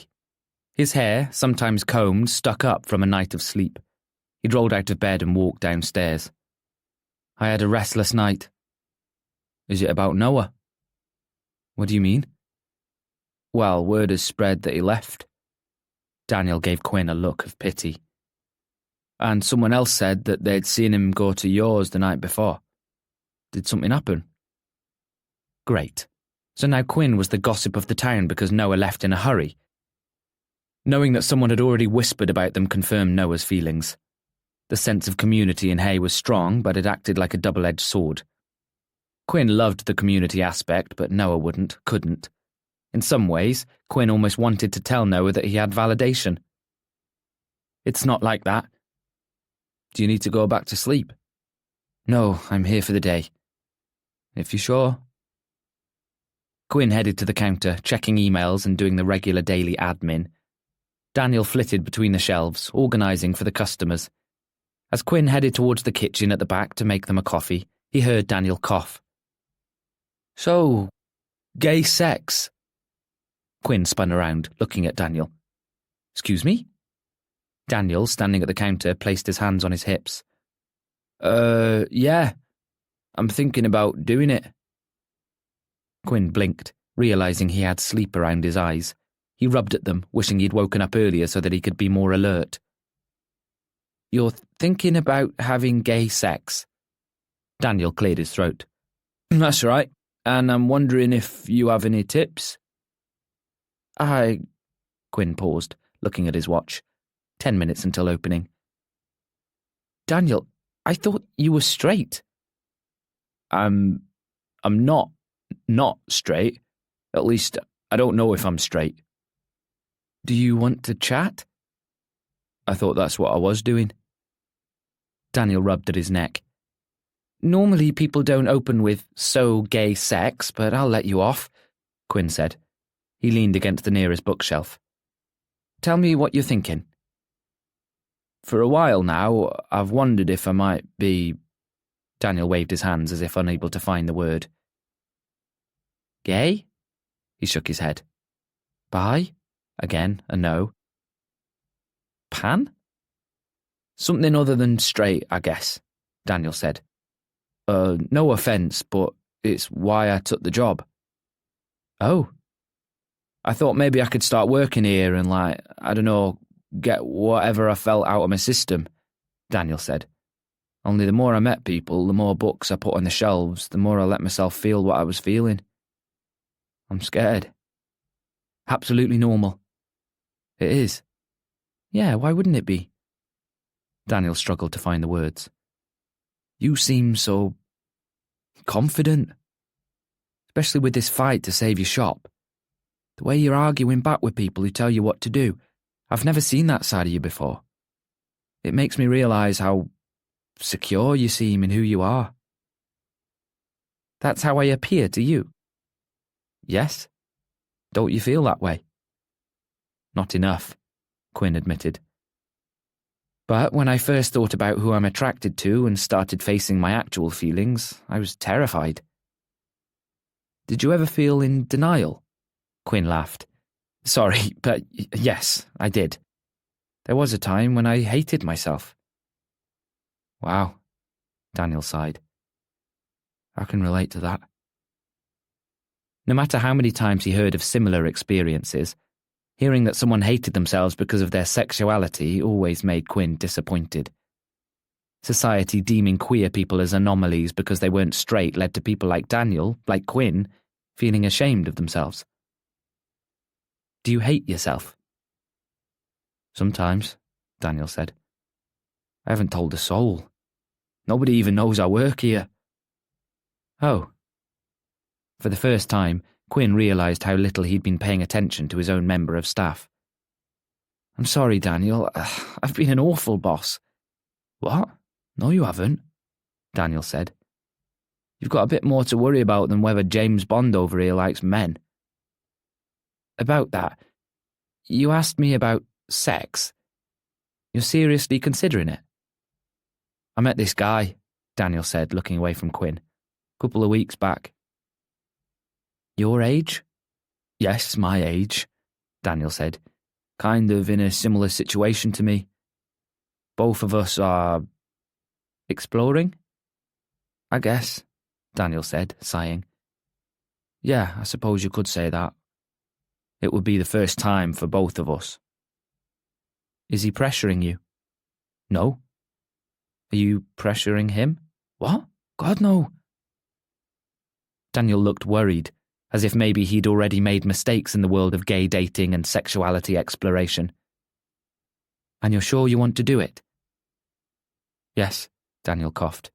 Don't get me wrong, I've had sex before, girlfriends, had no complaints. Oh, well, that's good then. Quinn was unsure of what else he was meant to say.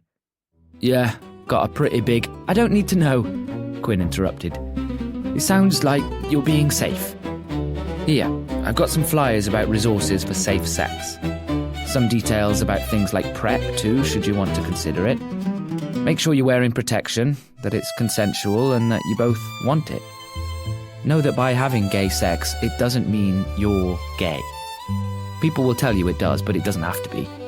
What I'm saying is, you won't have sex with a guy and immediately know your sexuality, and that if you feel confused, that's okay. You don't need to rush in discovering who you are. But if I like it and do it, doesn't that mean... It could mean a lot of things, Quinn replied. The fact you're thinking about the same sex and you're exploring that is something to go on. You might not believe it, but some people think they might be one thing and never go back to it. Is that to say they're straight or that they're gay? Sexuality is fluid. Have you read any of the books on it? I'm not ready for those yet, Daniel admitted, taking flyers from Quinn. All in good time, Quinn said. Look, do what you think is right. If you think sex is right, go for it. But maybe consider what you feel when you kiss someone, or how it feels to be intimate with another man that doesn't involve sex. You don't need to have sex straight away to rule out a feeling. I understand, but I want to. He does too. Quinn nodded, watching Daniel flick through the leaflets on the sexual resources that he'd given him. Does it hurt? Daniel asked, blushing. Yes, it can hurt. Go slow, lubricate, and only do what makes you feel comfortable. Don't rush it.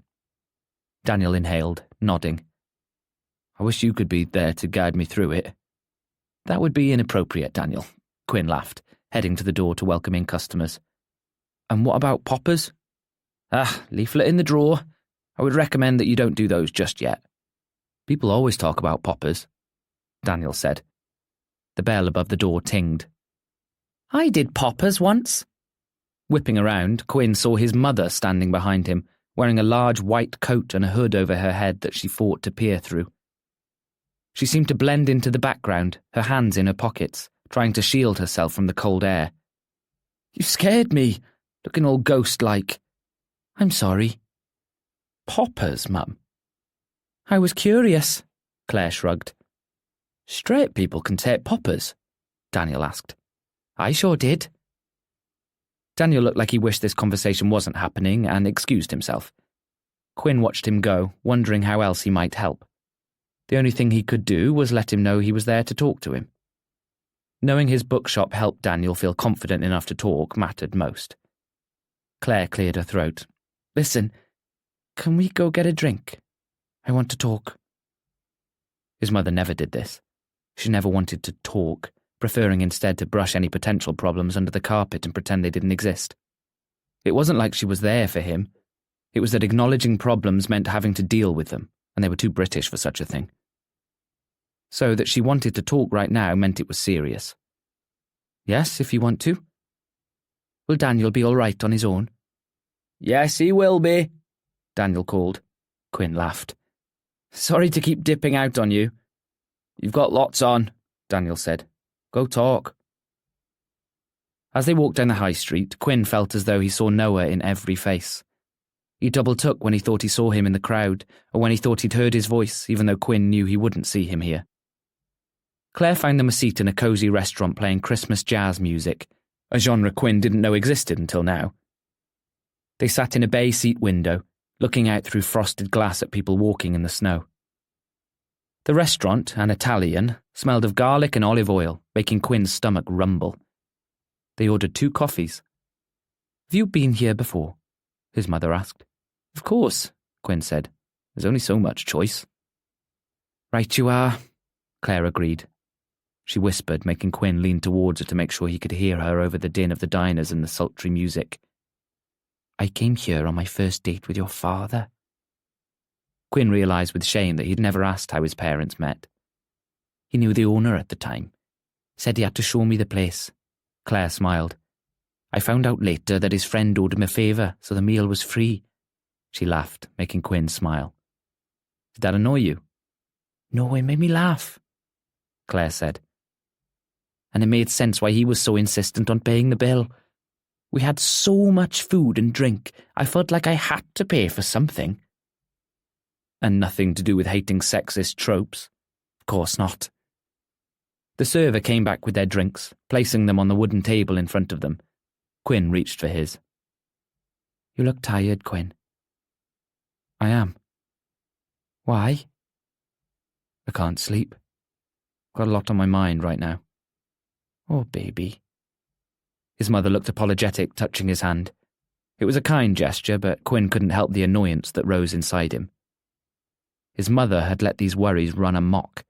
She hadn't said a word to Harold, and that hurt him. It was like choosing sides. War camps had been set up, and his mother wasn't there fighting for him. She was Switzerland. What did you want to talk about, Mum? Quinn moved his hand away. If the move slighted Claire, she didn't show it. What's going on? Claire said. Harold, he's upset. Not this again. I can't have you defending him to me. I know, and I'm not going to, Claire answered. I donated to your fundraiser. Quinn swallowed his drink. He placed his mug back on the table with the force he didn't mean, almost spilling some. You donated? Yes. I know what this shop means to you. You haven't shown that. No, I know. Claire took the criticism. But Quinn, I'm in such a tough place at the moment. Caught between two people I love. Yeah, your son and husband. Must be a hard choice. Don't be like that, Claire shot back.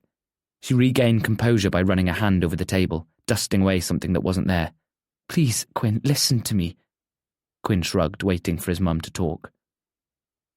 I know I haven't been the most supportive of you, Claire began, because I didn't know how much it meant to you. How can you not know how much it means to me? You've never told me how upset you were. I have, Quinn said, then stalled. When he thought back to his shop, to the threatening of closure, he hadn't told his mum how much it scared him. He told nobody. Ignoring every letter, hoping it would go away. Only it hadn't. It weighed down on him and crushed him when it was too late to tell his mother, and even Harold, how he felt. How losing his shop would devastate him and rip everything out of him. His passion, his love, his purpose in life would be gone in one transaction, leaving nothing behind but a shell of himself. You never let me in. Claire's voice betrayed her emotion. I know I should have realised what you were feeling. I understand I'm supposed to pick up on those things. But in all honesty, Quinn, I thought you were fine and coping okay. It wasn't until the newspaper and then hearing you talk, seeing you fight for it, that I realised how much this was affecting you. In all this time, Quinn hadn't stopped to consider how he appeared to others. The lack of agency to tell others his thoughts and feelings held him back. He'd never wanted to burden others, never wanted his hurt, his anxieties to worry them. But if he'd spoken up after that first letter, perhaps he wouldn't be in this mess. Perhaps Claire would have told Harold straight up that what he was doing was wrong. Maybe then they wouldn't have drifted apart, not only because of Harold, but also because Quinn never told her how he felt after his dad died, never considered how Claire would be feeling. This all happened after Dad, Quinn said. I bottle everything up because I feared being hurt again. Claire held Quinn's hand. I know. Your silence about the letters, about Harold taking over. I assumed you were accepting it, that you understood. Don't you remember me calling you, popping in? You mentioned nothing to me. Why? I suppose because I thought I'd be causing problems you didn't need to deal with. I'm a grown man. I should be able to deal with my own issues. I'm your mother. I'm here to deal with your issues. The jazz music changed its tune to a slower melody, almost like they were on some bad reality show in real time. When he told me his plans, I told him he couldn't do it. I fought with him, and it ended with him agreeing not to. Claire glanced out of the window. And then the next thing I knew, he told me he'd sent the eviction notice. I panicked, and when I rang you, I couldn't bear to mention it. And then you never brought anything up, and I think I perhaps took the easy way out and thought you knew what you were doing.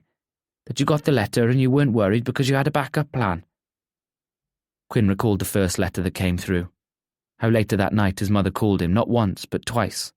How each time he felt like she wanted to say something and how he'd wanted to tell her everything but fear stopped him. At that point he thought maybe Harold was bluffing. He hoped maybe he could ignore the letters and no more would come. When they did, he panicked and shut down.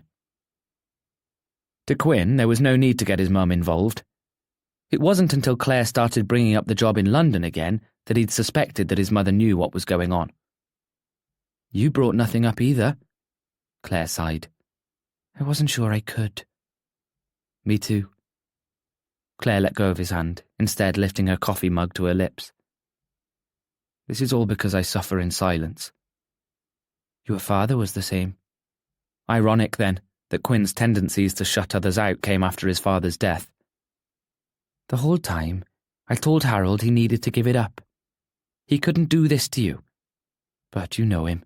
When he has an idea in his mind, there's no changing it." Quinn supposed his mother would know that best. "I donated because I want to help you, but I don't want Harold to become the village villain." "He's doing that himself." "Please, Quinn." Claire shook her head, her shoulders slumped. Quinn hadn't seen her look like this since Dad died. "I don't know what we can do." It was Quinn's turn to reach out a hand. She looked close to tears and avoided his gaze, but Quinn spoke to her directly. "Everything I have done to protect my shop and the people who need it." Quinn's voice wavered, but he fought to keep it steady. "He brought himself into it when he went on the radio. As soon as he did that, he became the enemy." "I know," Claire whispered. "And that's on him, Mum. Not me. Not you." Quinn squeezed her hand. "There's nothing else you can do now." "To be honest, I don't know if there is enough I can do either. But we have to do whatever we can to at least try to keep the shop going." Claire moved her hand away. "Thank you. I needed to hear that." "And I needed to hear you tell me you tried," Quinn said. "For a while I didn't think you did." "I did." "I know. I don't think I'd considered how hard this might be for you. It's not your fault, Mum. It's me. A small business against a big firm. We all know who wins in these instances." Claire shrunk into her chair, crossing her arms. "Don't give up." "I won't." They fell quiet, both listening to the jazz music and the happier customers around them. The server appeared, asking if they wanted anything else, though Quinn wondered if she sensed something was wrong at the table. "All good here." "Great," the server said. "By the way, my cousin came into your shop. Loved the place." "Thank you. I'm very proud of him." Claire beamed. "Hope it gets saved," the server added before heading back to her job. Quinn traced a finger over the rim of his mug as his mum leaned forward, resting her elbows on the table. "Can I come to the protest?" Quinn's eyes widened. "You want to?" "Yes," Claire said. "Maybe if Harold sees me there, it will hit home what he's doing." "Yes, you can come to the protest," Quinn tilted his head. "But is that an excuse to come to the party afterwards?" "Absolutely. I've got my dress picked out already." They laughed, any tension beginning to dissolve between them. It almost felt like an hour of therapy to Quinn. He knew he could go about the rest of this week feeling a little lighter, knowing that whatever the outcome, his relationship with his mother would not suffer. Claire raised her mug. "To kings and queens." Quinn clinked his own mug with hers. "To kings and queens."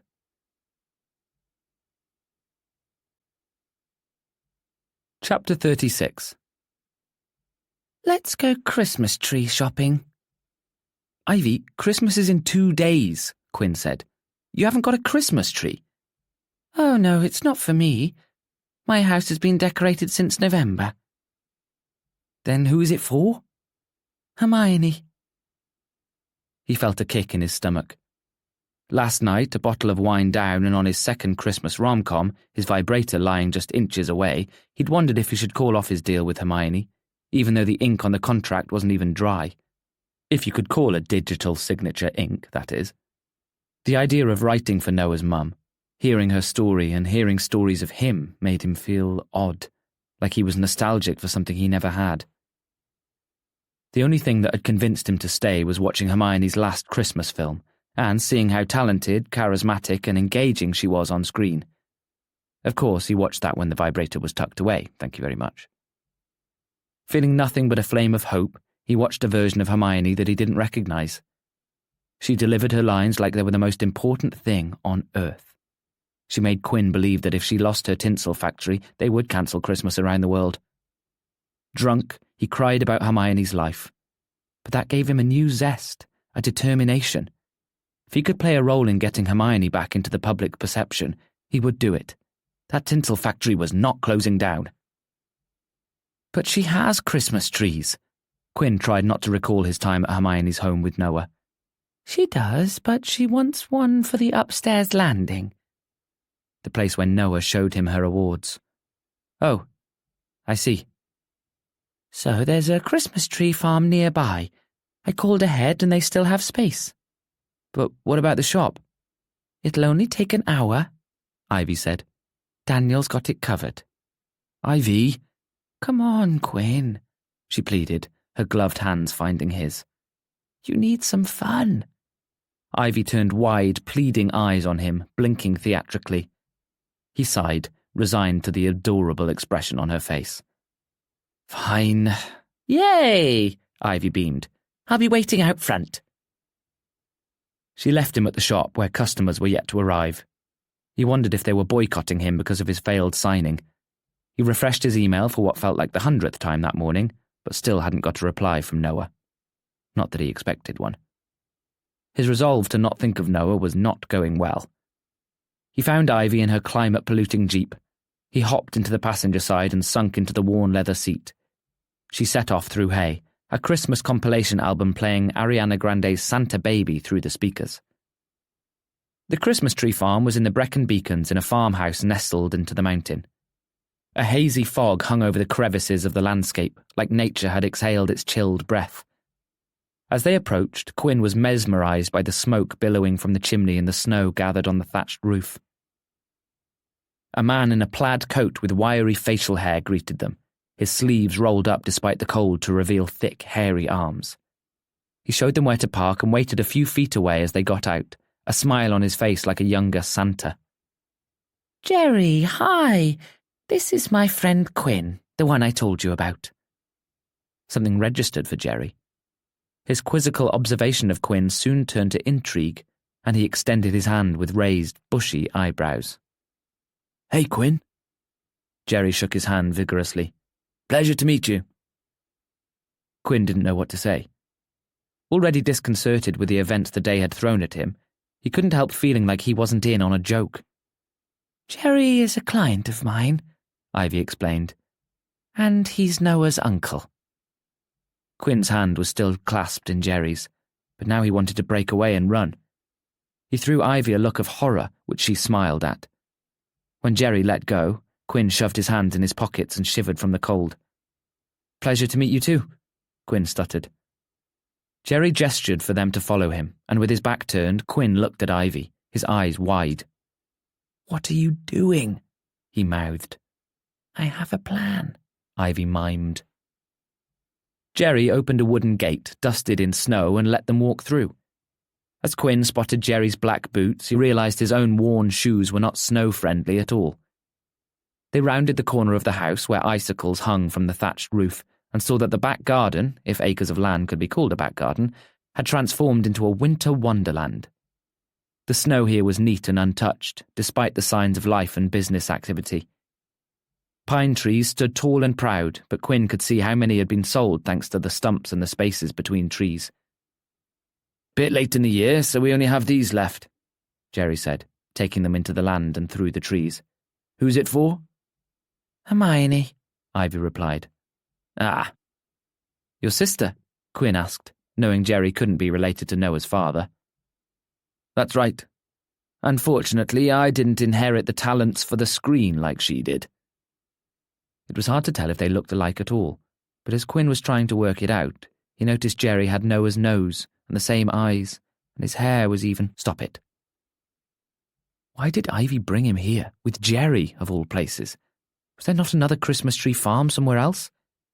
Maybe they should have crossed the border to England instead, where the world expanded and everyone didn't know one another. They observed the last remaining trees, with Ivy and Jerry commenting on the firmness, the curvature, or the length. As Jerry spoke about the girth, Quinn wondered if they were still talking about trees. When Ivy finally picked one out, he was relieved, hoping they could leave the farm and never see Jerry again. As he looked around at the other shoppers, couples holding hands, old partners, he experienced a pang in his chest, his stomach heavy as lead. He realised he'd never felt so alone during Christmas. All he wanted was to have someone by his side, especially at this time of year when so much was changing. This was a time for family and loved ones, happiness and joy. Quinn had none of that. "Do you like Christmas?" Jerry asked Quinn. He realised with terror that Ivy had flitted away to do who knew what, leaving Quinn with Uncle Jerry. "Yeah, it's my favourite time of the year," Quinn said honestly. "Is it?" "Not yours?"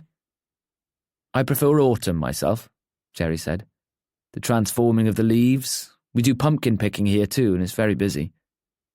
Quinn imagined the landscape in bursts of red and orange and admitted that the view would be spectacular. "Christmas is surely busier." "It has been. Past 2 years have picked up. I think because people are more environmentally conscious these days and want real trees instead of plastic." "So they cut down actual trees. Makes sense." Jerry laughed, and for God's sake he had Noah's smile. Was he only his uncle, not say his long-lost older brother? And a hot one at that. "Stop it." "Whatever action you do has consequences," Jerry said. "Deep." "I like going deep." "Noah, stop it." "I hear your shop is facing closure. Read it in the paper." Jerry seemed to want to fill the silence. He crossed his arms, looking at Quinn like he could read him. Quinn thought he needed to match the stance, so he leaned against the tree and almost slipped off and face-planted in the bark. He righted himself by simply standing with his hands in his pockets. You couldn't go wrong like that, unless someone ran up behind you and pushed you. Then you'd face-plant into the floor. "We're trying our best." "They tried to take this from me once." Jerry surveyed his land. "Developers, a few years ago, said this was prime land for development." Quinn observed the sweeping mountains, the snow-hugging boulders, the bare trees dripping crystal droplets. How could anyone think new-build houses fit in well with this landscape? "What got you out of it?" "Because it's the national park," Jerry said. "I proved we were in the park, and development would be a lot more complicated than throwing money at me to leave. So the developers backed off. Your building is listed, is it not? You could go back to them with that." "Unfortunately, no," Quinn sighed. "I don't own it. Harold does. I rent it from him. Unfortunately, he's given me all the notice he needs for me to vacate. I'm in the wrong for staying as long as I have. I'm lucky he's not trying to take me to court." Jerry grimaced. "I'm sorry." "Don't be. It's not over yet." "Good attitude," Jerry said. "Shame we can't say the same about my nephew." It was as if someone had broken off the icicles from Jerry's roof and plunged them into Quinn's heart. He tried to brush it off with a pained smile, hoping no more would be said. There was only so much two men could say about Christmas trees, especially when it was being bought for someone that wasn't here. Quinn's gaze kept wandering towards the house, praying that Ivy would appear and take him away. Jerry whistled a tuneless melody, occasionally meeting Quinn's eye and offering a brief smile. It was then that Quinn remembered what Ivy had said. "Ivy's told you about me?" Jerry's whistling stopped, and he avoided Quinn's eye. "That's right." "What exactly has she said?" A funny twisting of his stomach made him wish he was a white hair that could blend in with his surroundings and disappear quietly. Jerry cleared his throat. "Well, it's none of my business." "I know Ivy, and I know when she's up to something," Quinn said. "This is about Noah and me, isn't it?" Jerry finally looked at Quinn again, and, if he squinted, it could almost be like looking at Noah, but only if he really focused on the eyes. "She told me you might need some advice." "And that advice should come from his uncle?" Jerry laughed, giving Quinn a mutual look of understanding. "It's probably not my place to say." "Go ahead." I don't want to interfere. Interfere? Jerry considered this. Ivy cares for you, and she told me that Noah had been with you, and then he left. A whisper of wind went by, a tune similar to the one Jerry whistled. Look, I could play it cool, but what's the point in doing that? Quinn questioned. Your nephew is a mystery to me. A grumpy sod who has snatched my heart, and I can try all I want to act like I don't care, or that him leaving is for the best, but it would be futile. Ivy can see it clearly, and I'm sure you can too. He's on my mind all day, every day, and if there's anything at all that you can help me with so that I can make sense of him, of why he's acted the way he has... He ran out of steam. There were no other words that could convey the agonizing feelings inside of him of marred confusion and doubts. He came here, you know, before he left. Quinn tried to imagine Noah here, how the white landscape with a rugged winter charm so wild and beautiful would contrast with his own wild hair, his city boy high-end fashion and his charming smile. Quinn was like a fan standing on the same spot a celebrity once visited, trying to imagine the person in front of them, feeling like he was part of something. This was his strawberry fields. He did. It was a feeble response, but Quinn couldn't hide it anymore. He cared, and Jerry knew it. He did. I hadn't seen him since, well, a few years now. He never visits, so when he turned up, I was a little shocked. Why did he visit? Quinn asked. Jerry shrugged, sighing, a puff of white breath trailing before him. When I opened the front door, it took me a little while to recognize him. I follow him on the socials, of course, but in person he looked different.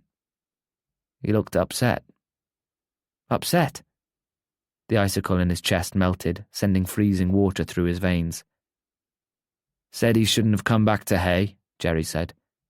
I invited him in for tea. He came in, but he didn't want to stay long. He was with someone. Matty. So there it was.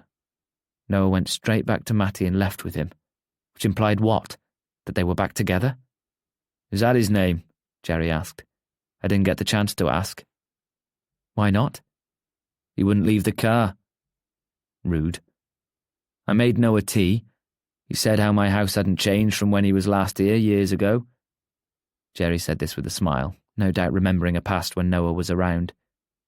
Quinn conjured up his own image of what Noah's childhood was like, how he might have been. I asked him why he came by, and he said he wanted to say goodbye. Oh gosh, that sounds... Oh no, not dramatically, Jerry reassured Quinn. Just a melodramatic way. Said he would never set foot in Hay again. I laughed at that, which seemed to annoy him. This is Brecon, not Hay. Guess he didn't want to step foot anywhere near it. Why would he come back here? Why would he want to see you? And why would Ivy bring him here right now, when he was trying so desperately to forget Noah? Jerry looked back towards the house. You see that window up there to the left, with the light on? Quinn did. The thatched roof nestled the window, the yellow glow offering a cosy glimpse into a room. It was there that Noah came out to me when he was 16. Quinn gasped. Surely that moment alone qualified this house for one of those commemorative blue plaques. Wow. He did that, and 2 days later he left for London. That was the last time I saw him. He came out to me long before he came out to his mother, or in fact anyone. I think he went to London pretending he was still straight. Jerry laughed at this, but not with cruelty. When Noah was growing up, we had a good relationship, and I think he felt like he could trust me because... Jerry paused. Well, because he knew about my own struggles. Quinn didn't want to pry, but he wanted to know. He let the silence drift between them, thinking of asking so many things, wanting to know more about the Sage men, about that moment, and about Noah's life in London. We were there for each other, Jerry said. I could tell when I saw him all those years ago that he needed someone to listen to him. He told me he couldn't stay in Hay, told me what he knew he was. And then, when he left, it left me devastated. I felt like I wasn't enough for him or had let him down. We drifted apart because I think to him, people like myself, like Hermione, were bad memories. It hurt Quinn to hear it. He knew those feelings, the ones that made you feel you didn't belong, or like you were wrong. It was why he had opened his shop, for people feeling the same way. When he was here the other night, it was like nothing had changed. He told me he wanted to see me again, said sorry that it took so long, gave me his number so we could keep in touch. And then he told me he'd made a mistake. He told me Hay only made him realize how much he couldn't have something. He told me he feared what he was feeling. So he needed to go, run away from it like he did all those years ago. Quinn understood Noah's desire to leave. Something within him, something both childlike and primal, had forced Noah into survival mode. All those years ago, closeted and ashamed of his mother, he ran from it instead of dealing with it. Now, with what happened between them, the feelings that Quinn now knew were unmistaken and undeniable allowed the fear to creep back in. Quinn almost pitied him, but he couldn't sympathize. Both of them were nearing their 30s. You didn't run away at this age.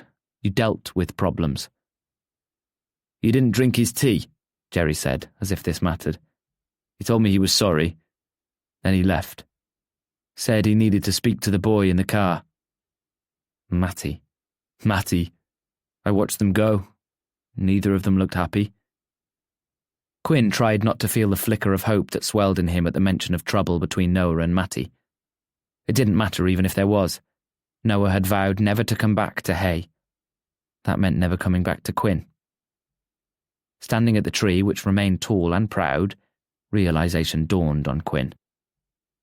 There's no tree for Hermione, is there? Jerry looked like Quinn caught him stealing one of Santa's cookies. "I'm afraid not. Ivy just wanted to get you here to talk to me about Noah." How did she know he'd been here? She didn't until I called. Quinn laughed. "Lucky for her. Where is she?" "Oh, inside, cleaning," Jerry said. "2 birds and all that?"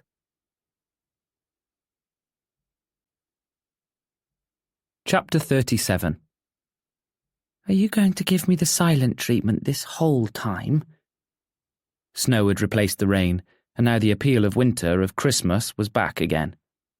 Ivy drove through the winding country lanes towards Hay, where everything was supposed to be perfect, yet it had all seemed to fall apart for Quinn.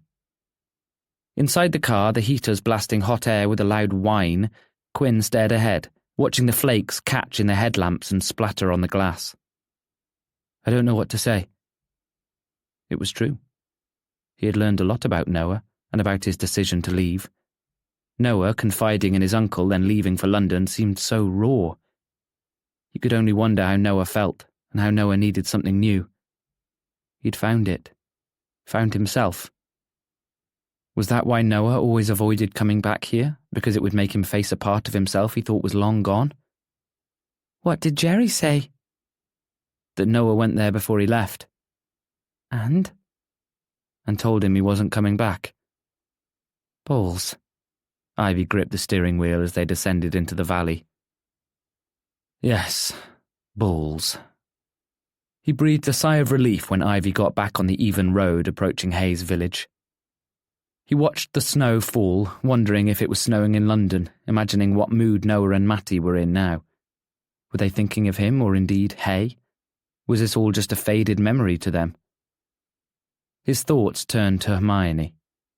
It would hurt her that she'd lost a chance to celebrate Christmas with her son again, maybe for the first time in years.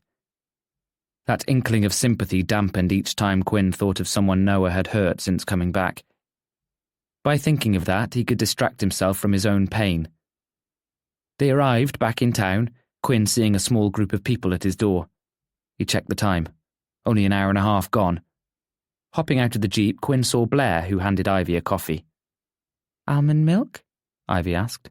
Of course. Quinn wondered how they'd got close enough to know each other's drink orders, then smiled at the customers at his door. He saw Jenny, gathered with the drag performers, each one of them out of drag. We're just here to give you this.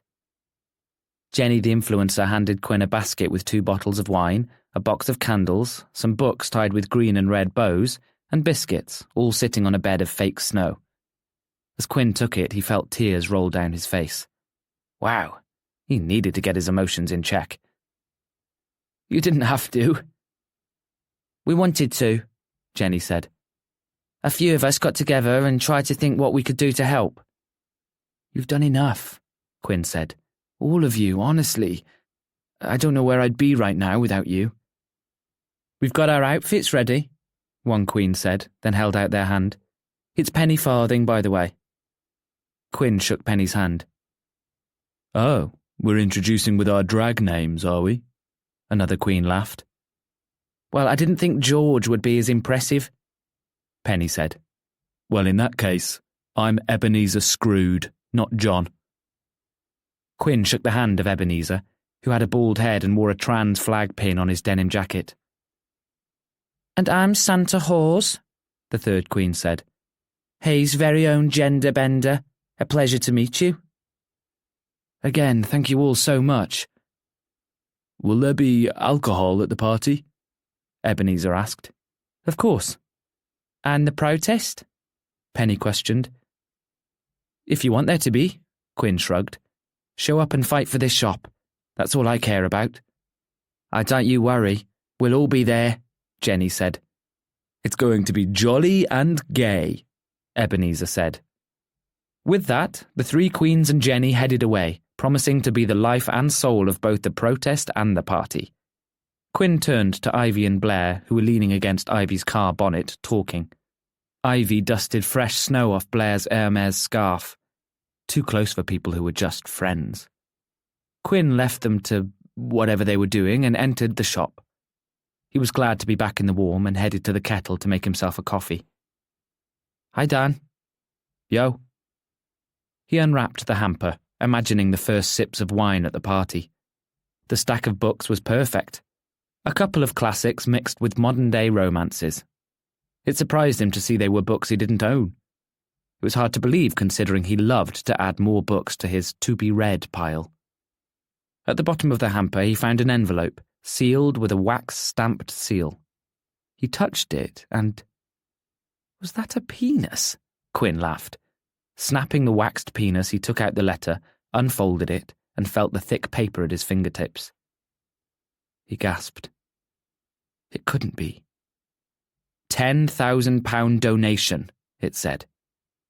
He continued to read the letter, amazed at the fundraising efforts by the three drag queens. In addition to the £10,000 donation, there was also a separate donation of £5,000, which had been raised by Jenny through her Instagram. Quinn sank into his armchair, his legs unable to support him. He hadn't kept up to date with his online donations. With shaking hands, he brought up the website on his phone and saw that there was now a whopping 30,000. Scrolling through the donations, he saw people had donated from as far as Canada. Strangers who'd never been to the shop but wanted to see it survive. Of course, the money wasn't his. He wasn't even sure he could accept the donations raised by Jenny and the Queens. He was nowhere near his target, which he'd set to try to buy the shop himself. Despite the people visiting and donating, it was a big ask to find enough people to reach such a high price. He slipped the paper back into its envelope, then added it to his drawer, being careful to keep it separate from the other envelopes noting eviction. There was one brief glimmer of happiness in a sea of despair in that drawer. Quinn slid it shut, locking it away, trying to forget about it. The door pinged as it opened, and Quinn looked in time to see Ivy waving goodbye to bloody Blair Beckett. She seemed to float into the shop, and Quinn watched her approach with a knowing smile on his face. So, what's going on there, then? I don't know what you mean, Ivy said. You seem happy, Quinn said. Your aura is pink. Ivy gasped. Is it really? She spun around, looking behind her as if she were trying to spot something on her back. Quinn laughed. So pink. He makes me smile. Ivy seemed to choose her words with care. He's quite sweet, you know. I was a little worried about the red aura, but soon realised it's more out of passion than malice and anger. Of course. He's ruled by Mars, too. That's right. You don't have to believe me, Ivy said, her face as flushed as Mars's surface. Do you think it's anything serious? We haven't even kissed yet. It may just be a winter fling, but I'm okay with that. Good. Ivy's phone pinged. She took it out of her pocket and smiled, Quinn watched her, feeling envious, sure his aura was now a bottle green. Is that him? Her eyes didn't lift from the screen. Oh, yeah. Yes. Quinn decided not to push it. As much as he wanted to live a love life through Ivy, it was not his place to inquire about Blair and how he wooed Ivy. But he recognised the beginning seed of love being planted, nurtured during the colder months, ready to bloom in the spring. Other than Dougie, his love life had always been just so-so. And Dougie hadn't been impressive. Not too many gay men seemed to live or even stay in Hay. They either went to the cities or settled down with someone they met nearby. It meant that the pool of eligible bachelors was more of a puddle. Besides, Quinn admitted he was a bit of a borderline recluse. He lived above his shop and he spent most of his days behind the counter or above it. But Noah had been a seed, thirsty for water, stifled and refusing to bloom. He thought of Dougie, trying his best to think of the positive moments they had shared. The only positive that came to mind was that since blocking his number, he hadn't heard from him. It confirmed to Quinn everything he needed to know. He didn't matter to him. Maybe he never had. The kettle boiled, bringing Quinn back to Ivy. He made them both a mug of tea and a third for Daniel. They sat at the altar, a dysfunctional group dealing with their own feelings. Quinn looked around the shop with a wistful air. In just 2 days' time, this whole thing could be over. You can always rely on a cuppa. Quinn clenched the mug, forever thankful for something so familiar after such a weird day. They could demolish the place, but he'd be all right if he had his tea. Mostly. Ivy slurped her tea next to him, looking at him with an intense gaze. What are you looking at me like that for? It's not over, Quinn, she said. Far from it. I agree with Ivy, Daniel said. I can only hope you're right. Want another tarot reading? She was reaching for her bag at her feet. No, I'm all right, Quinn said, afraid of seeing the devil coming back. I trust the last one. Ivy sniffed. All right, then. Can I get a reading? Daniel asked. There's this thing. Yes, let's do one. Quinn sipped his own tea, more elegantly than Ivy, his eyes on the shimmering lights of the shop's Christmas tree.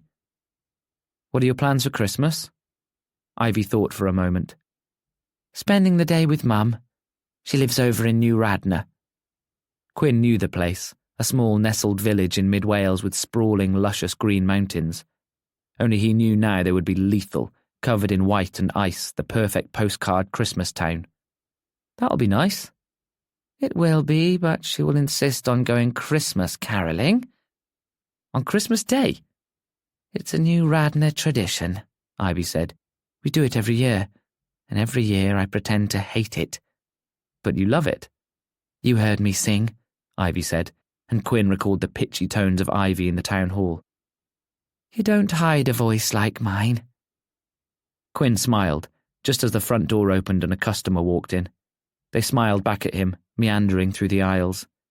What about you? It will either be spent celebrating or trying not to make it awkward with Mum and Harold. Ah, yes, Ivy mused.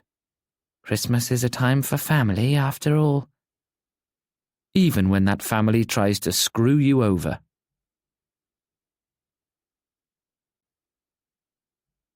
Chapter 38. Early mornings were not Quinn's thing, but he didn't mind when so much relied on the day ahead. Black painted the sky as he showered, and the morning's artist didn't add light until he was wrapped in winter clothing. He peered out of his window at the emerging hazy day, carrying a cardboard placard he'd made the night before that read, "Queer to Stay." Christmas Eve arrived much quicker than Quinn expected. When he was a kid, he would shake with excitement, and as he entered adulthood, he still trembled with enthusiasm. He would usually spend the day relaxing, the mounting enthusiasm for the next day building with every second that passed. Only now anxiety had replaced anticipation, knowing that not only were they making a last bid to get their voices heard, but they were about to disturb the opening of the much-loved Hay Castle. He never thought he would disrupt the opening for a heritage site. Peering out of his window, he could see a crowd already gathered on Castle Street. It warmed his heart to see banners and signs being held in the air, declaring, "Slay another day and fuck the patriarchy." He shivered with excitement, feeling rebellious. Looking at himself in the mirror, he tried to muster his best attitude face. He settled with something that landed between a pissed-off rock star and "Can I speak to the manager, Karen?"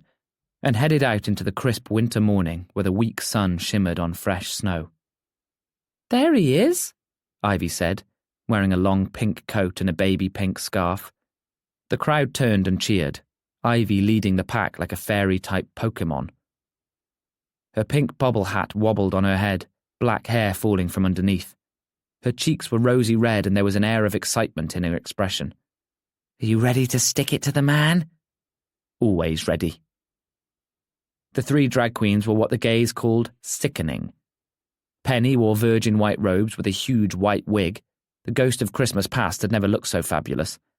Then there was Ebenezer, floating in green robes and a jolly red beard. Santa Hawes came dressed as the ghost of Christmas future in a black PVC boiler suit that would have looked unflattering if it wasn't for the chains that were tied around the waist, making the outfit look more dominatrix than industrial. "Work," Quinn said. They all held their signs, their gloveless hands clutching to wooden poles, braving the weather for the cause. He wanted to hug them, but feared he might ruin their drag if he did so.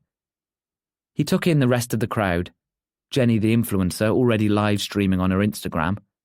Bookshop owners prepared to lose a day's business on Christmas Eve to help him out.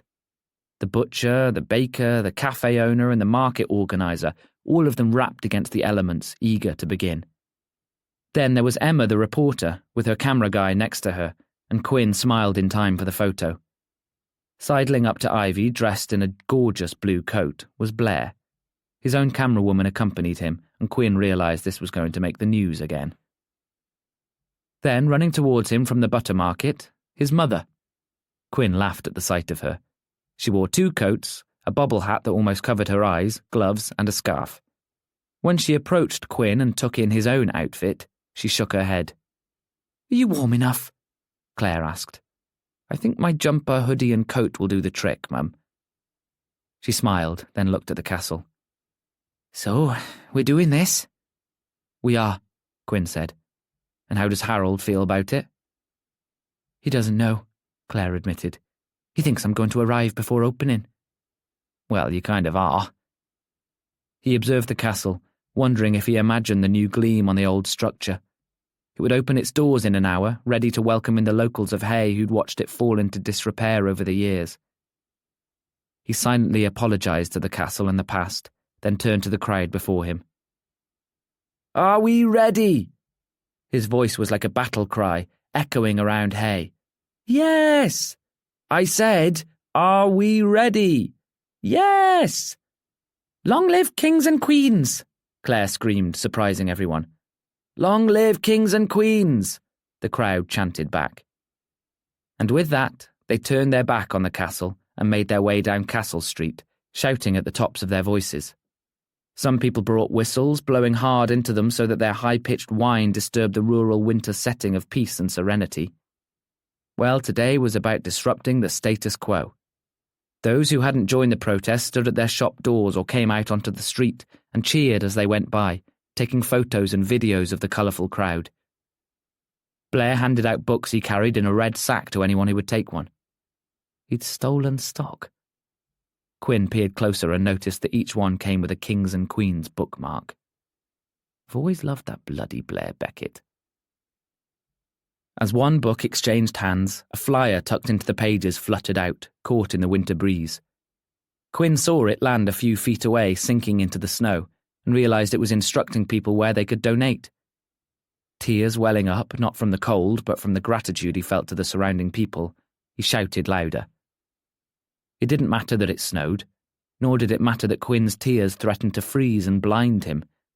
It didn't matter that by the time they left Castle Street and walked onto Lion, their feet were wet, except for Claire, of course, who told them off for not wearing thermals and 3 pairs of socks. "And a good shoe," she added. All that mattered was raising their voices, lifting their signs and interacting with those who came to see them pass. With rainbow flags flying, the 3 drag queens both protesting and acting, it was almost like their own pride parade. "Keep Hay gay," Ivy chanted, and people followed her lead. "Long live kings and queens," they sang. "Keep Hay gay." They descended onto Belmont Road, where some people came out of their homes sporting pride flags and joined their march. Others waved from windows like this was a Jubilee celebration, and the fish and chip shop began handing out portions of chips for those walking by. Quinn waved at familiar faces as they wished him good luck, and Blair made his way swan-like to every person, handing them books and flyers, flashing that charming smile. A red robin flitted by, and Quinn swallowed his sadness. "Where is Noah?" someone shouted from the sidelines. It was like someone had thrown a snowball filled with bricks at Quinn's face. He recoiled, avoiding anyone's eyes, staring ahead and trying not to let his smile falter. This must be how heckled royalty felt. Only he knew he wasn't being heckled. It was in his mind. Noah was like a ghost haunting him, and only the two of them knew what his absence meant. They shared it across miles, a missing link. Nobody else needed to know that a small part of Quinn was empty without Noah marching alongside him, showing his support. Shaking Noah off, Quinn led the chants as they walked up a street known as the Pavement, trying not to slip on the snow and back onto Castle Street. The castle, now open, shone at them, a Christmas tree visible through the open doors. As they gathered outside the entrance, Ivy held a megaphone and cleared her throat, which made the people nearby cover their ears. "We stand outside Hay Castle, the jewel in Hay's crown, the royal palace of the monarchy that never was, celebrating that a historic place is open once more to the public." Her voice stopped those who were entering the castle. From the castle doors, Quinn saw his stepdad run out. Even from a distance he could see the anger on his face. His stomach plummeted, but he stood a little taller, refusing to be intimidated. "Keep Hay gay," the audience chanted, their eyes on the castle. In 1977, Richard Booth declared Hay-on-Wye an independent kingdom, calling himself the king. He was the man responsible for turning this town that we see before us into the town of books. He enjoyed the castle before it fell into disrepair, using it as his royal residence, much to the pleasure of those living here. Ivy turned away from the crowd and looked up at the castle. "It's because of Richard, with his insight and flat-out flair, that we could open shops of many shapes and sizes without the need to compete against one another. It gave Gerald Oxford the confidence to open his own bookshop." At the mention of his father, Quinn looked to the floor. He hadn't known Ivy was going to make a speech, and now he let those overwhelming tears flow at the thought of his dad. Claire placed an arm around him and he hugged his mother back. "Without that confidence, that guidance, that experience, kings and queens wouldn't exist today. By opening Kings and Queens, Quinn Oxford brought Hay into the 21st century. He spotted a way to not only sell books and nurture a community, but to help a community that is underrepresented. A community that needed a safe place where they could be themselves, find support, and discover who they were. It's telling that Hay's only queer business is facing closure." At that, the audience booed toward Harold.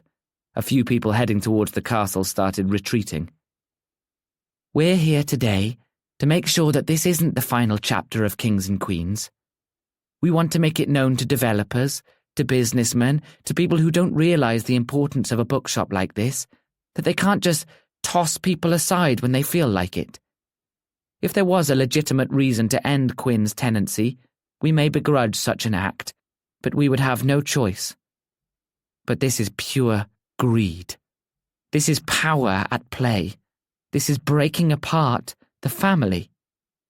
Ivy's voice, full of passion and the right amount of anger, stirred the crowd. People who hadn't been on their march joined in the protest, while others shook their heads in a very British manner. "When Richard Booth transformed this town, he made history. Let's make herstory today." She said this to the two cameras pointing at her, one for the paper and one for national news. She performed spectacularly, and Quinn led the round of applause, beaming, his chest raised. Every part of him wanted to reach for Ivy and hug her tight. He looked around at the crowd, his smile getting wider, a rush of adrenaline coursing through his veins. "Are you ready for this?" Claire asked. Ready. "To the castle," Claire called. To the castle, Ivy bellowed over the megaphone.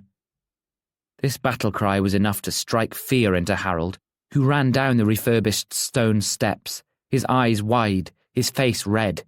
But there was no time for him to stop the crowd getting into the grounds, climbing the steps and meeting him halfway. They were an army coming to conquer. Harold glared at everyone, but then his eyes found Quinn. What the bloody hell? He stopped. His mouth hung open like he was Jacob Marley. Claire didn't shy away from her partner. Instead, she walked up to him, apparently used to the anger that he was displaying. "I had to." You joined the protest? "I did."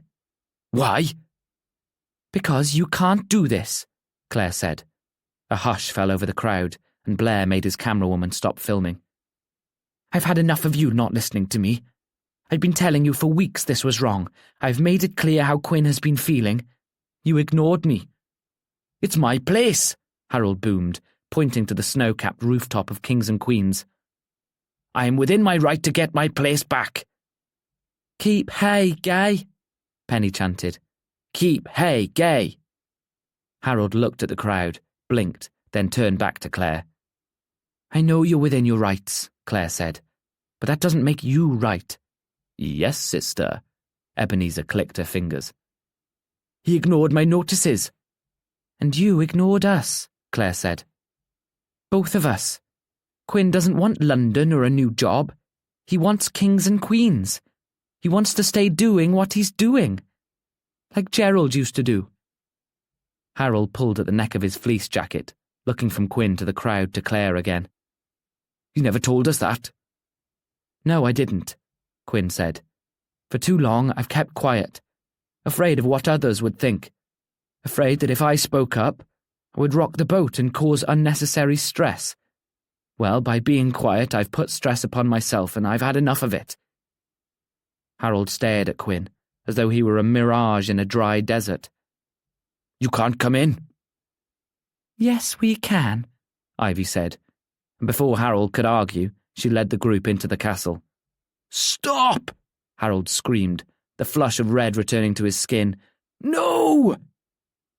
He left Claire and Quinn standing on the top step, their back to Hay, their eyes on the protesters now inside the castle hall. That brick snowball came back, hitting him hard this time, making him realise Harold would not change his mind. Quinn wanted to sink into the ground, give up and disappear. All of this had been pointless. Claire was in front of him now and said nothing, only gave him a brisk, no-nonsense look. Quinn understood what it meant. Until Harold took the keys, until Harold physically removed him, the shop would belong to Quinn. It didn't matter about deeds or true ownership. What mattered was the community that he'd built, the safety of the shop, and what it represented. The building might be Harold's, but the shop would never be his. Quinn and Claire headed into the castle, where the protesters were sitting in the great hall. They were ready to protest, but the castle's new lease of life had struck each one of them. They'd repaired the castle roof, in keeping with the era. A wooden staircase had been fitted, leading to floors that once crumbled into nothingness. A glass balcony let Quinn see a hallway leading to the room that had been offered as his replacement shop, just off to the left. The windows were repaired, with the graffiti from teenagers somehow scraped off the stone windowsills. A log fire burned at one end of the hall, giving warmth that filled the space, despite the open door. Looking up, Quinn could see the blend of the original stonework complemented with new brick, reinforcing the structure. Christmas music played in the background, and an animated video projected on the wall took people through the castle's 900-year history. Despite it only opening on Christmas Eve, Christmas decorations adorned every space. A Christmas tree twinkled in the centre of the room, with book ornaments on the branches. String lights hung over the banister and balcony, with a sign pointing visitors to Santa's grotto. From upstairs, Santa let out a ho ho ho out of sight, no doubt unaware that the place was now full of peaceful protesters. "This is incredible," The last time Quinn had been here, it had mostly been a working site, with dust still covering the floor. "You did an amazing job, Harold." Harold crossed his arms, not saying a word. Looking at blotchy red skin, Quinn thought he might explode if he did. Quinn milled around the hall, passing the sitting protesters. He came to a window overlooking the town. They had printed a quote on the glass. "The new book is for the ego," Quinn read aloud. "The second-hand book is for the intellect." A Richard Booth quote. "That's right." Gordon, who'd been on the second floor, walked into the main hall. "We had to honour him here. That was my idea, that was." "A good one." "And his statue is outside." "Wow." "This is your protest?" Gordon looked around the room, his eyes lingering on the drag queens, who were keeping quiet but performing an interpretive dance. Notably, it was a greedy businessman stealing from the locals. "It is." "Nice." Gordon looked at Harold. "Think I'll join." Quinn gasped, and Harold turned in time to see Gordon sit down next to Ivy, who hugged him. "What are you doing?" Harold stomped over, causing Emma's cameraman to take a photo and Blair's camera woman to direct her filming in their direction. "I'm joining the cause," Gordon said. "You are not. Get up." Gordon crossed his arms, looking like an overgrown humorous child. "Shan't." "Shan't?" Harold said. "Shan't? Who do you think you are?" "You, Harold, are a bully," Gordon said, and this time Claire gasped. "You bully people. This whole time you've bullied us and you've been bullying Quinn. The rest of the boys agree with me. You're a bully." Had the real three ghosts of Christmas visited Gordon? He looked Harold in the eye, his voice stern, not a hint of fear or worry that he was standing up to the man who kept a roof over his head. "A bully?" Harold spat. "Say that again." "Bully. Don't forget who pays your wages." "Oh, right." Gordon stood, looking crestfallen, and Quinn admired that he'd tried. He'd spoken up, at long last, giving Harold a piece of his mind. Despite everything, men like Harold got their way. Gordon, Quinn and Claire were all pawns in his game. Harold's angry expression changed to that of a man back in control of at least one half of the situation. Gordon avoided everyone's eyes as he approached Harold, an expression of grief on his face. "Thing is, I've found work. Good work. For another firm. Take this as my notice." The drag queens erupted into cheers, and Gordon started when those nearest him hugged him, patted him on the back and congratulated him on the new job. His eyes met Quinn's, and he put his thumb up, and Quinn beamed.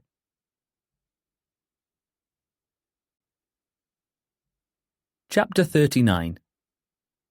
The protest ended, with people beginning to either go home and get changed for the party, or follow Ivy into Kings and Queens, where she had full reign to get the party started. "You'll regret that," Quinn said when he heard. "You never give Ivy full control of anything." She shouted dance instructions at some local shopkeepers, who looked like they might faint as they tried to keep up with her demonstrated dance moves.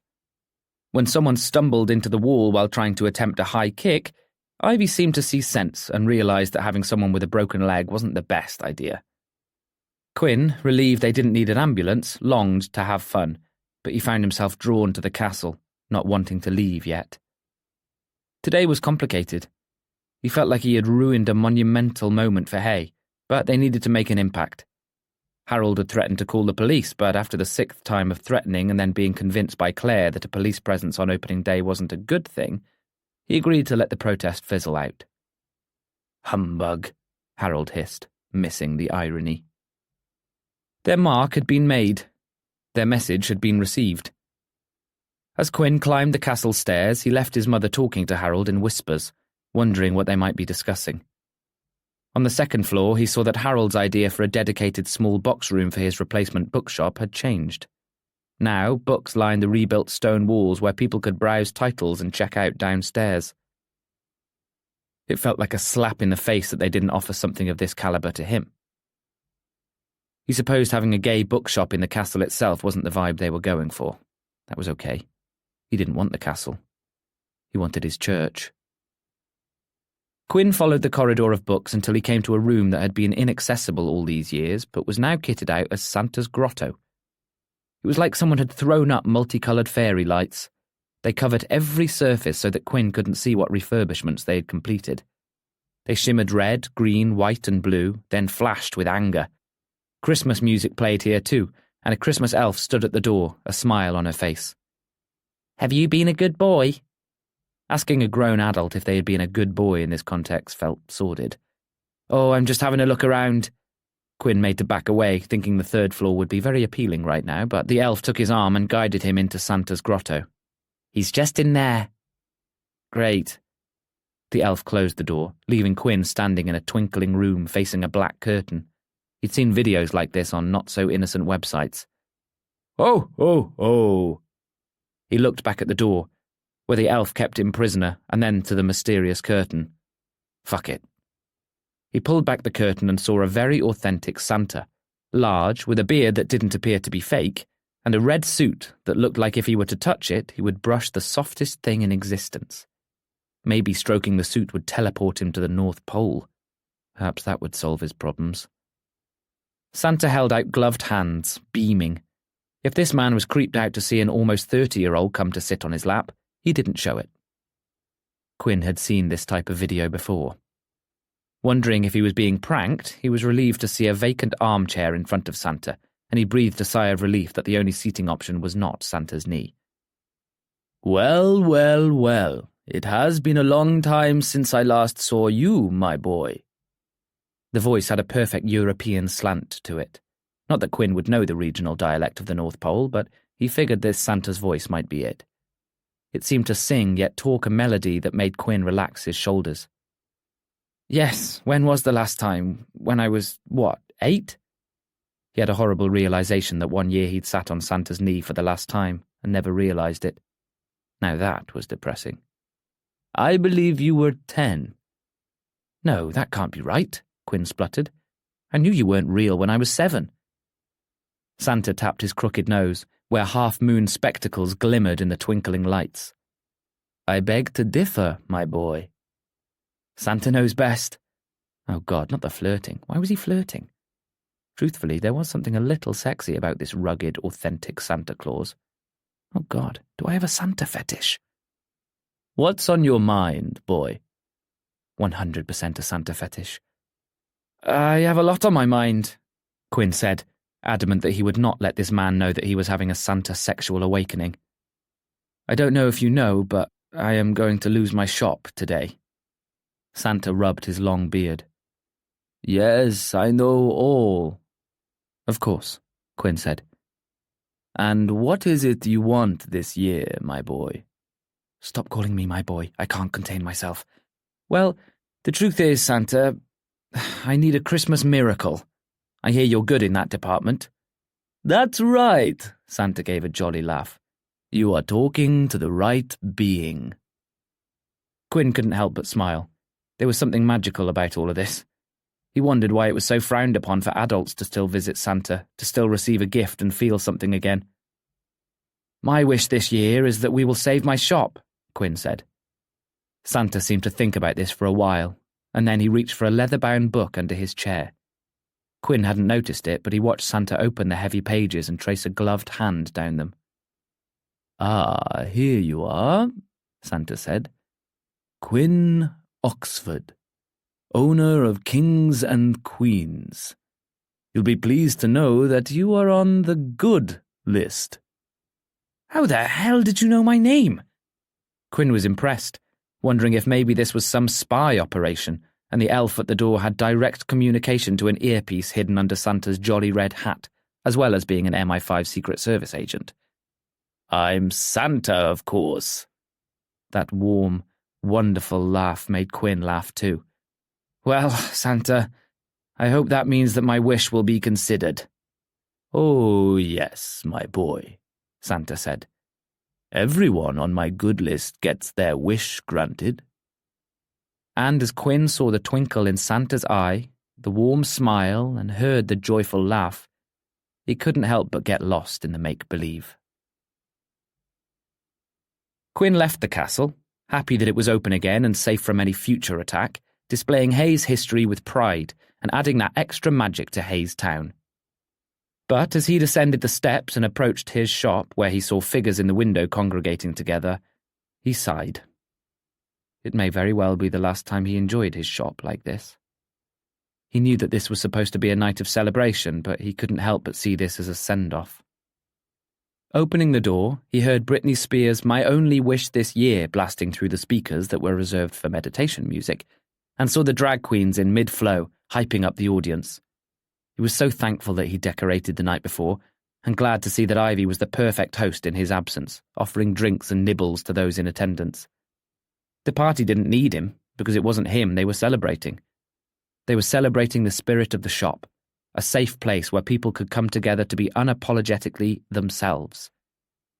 Where drag queens could brush shoulders with burly workers like Gordon, where people talked about their sexuality and their gender and made new friends without fear of prejudice. So, you're a gay man, but you dress up as a woman. But you're not transgender?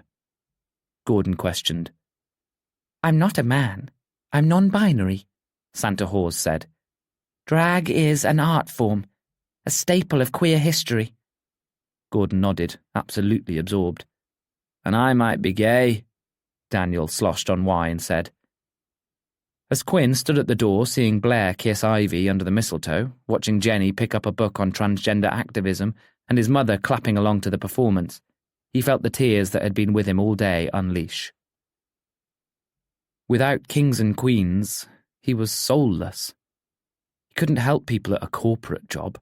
There would be no educating people on issues that still faced the community. He couldn't be a modern staple piece on historic Hay. He would just blend into a sea of grey, wishing he could afford to rent a shop somewhere else, knowing that this economy made it nearly impossible. He felt alone. Despite being in this room full of friends, old and new, he looked back to the castle, where the orange glow of lights acted as a beacon to Hay. It looked so inviting, so safe. Yet it would always be the reason he had to give everything up. He found himself in his armchair behind his desk, still crying but trying to smile. Nobody looked at him. They were all too enthralled with the performance and the people around them. Not that they didn't care, it was just the magic of this place rubbing off on them. He opened the drawer, looking solemnly at his eviction letters, thinking he'd put up a good fight. The protest was perfect. They did everything they could do. Wiping tears from his eyes, he reached for a champagne bottle and a flute and poured himself a drink. He sipped from the glass, leaning back, trying to force himself to be happy, to enjoy this night. There was no proof that tonight was his last night.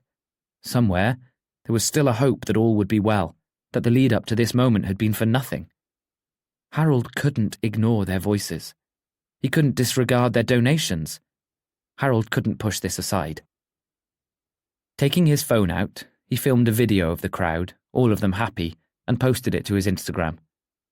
He left the caption blank, knowing that he would make a longer statement when the time came. Now he knew he should be in the moment. He was about to get up and join the party, fixing a smile to his exhausted face when the door opened. The room fell silent, and Mariah Carey's opening tones cut short. Silhouetted by the setting sun, Hermione Sage looked beautiful. Her hair was combed back, sleek and decorated with holly. She wore a red dress with a green shawl. That was not weather appropriate, but in the name of fashion, it worked. Her lips, painted red, were smiling, though she looked uncertain when the silence set in. On her arm was Jerry, her brother. Quinn couldn't believe that Hermione Sage, the recluse, the so-called scandal, braved the weather to be here. But it was more than that. It was the fact that she'd left the house and faced the town that had turned her into a myth. Quinn got to his feet, fearful that the people of the town might turn on her like she was a monster. Her eyes found him, just as people cheered. "Hermione Sage," Penny Farthing called. "Welcome home."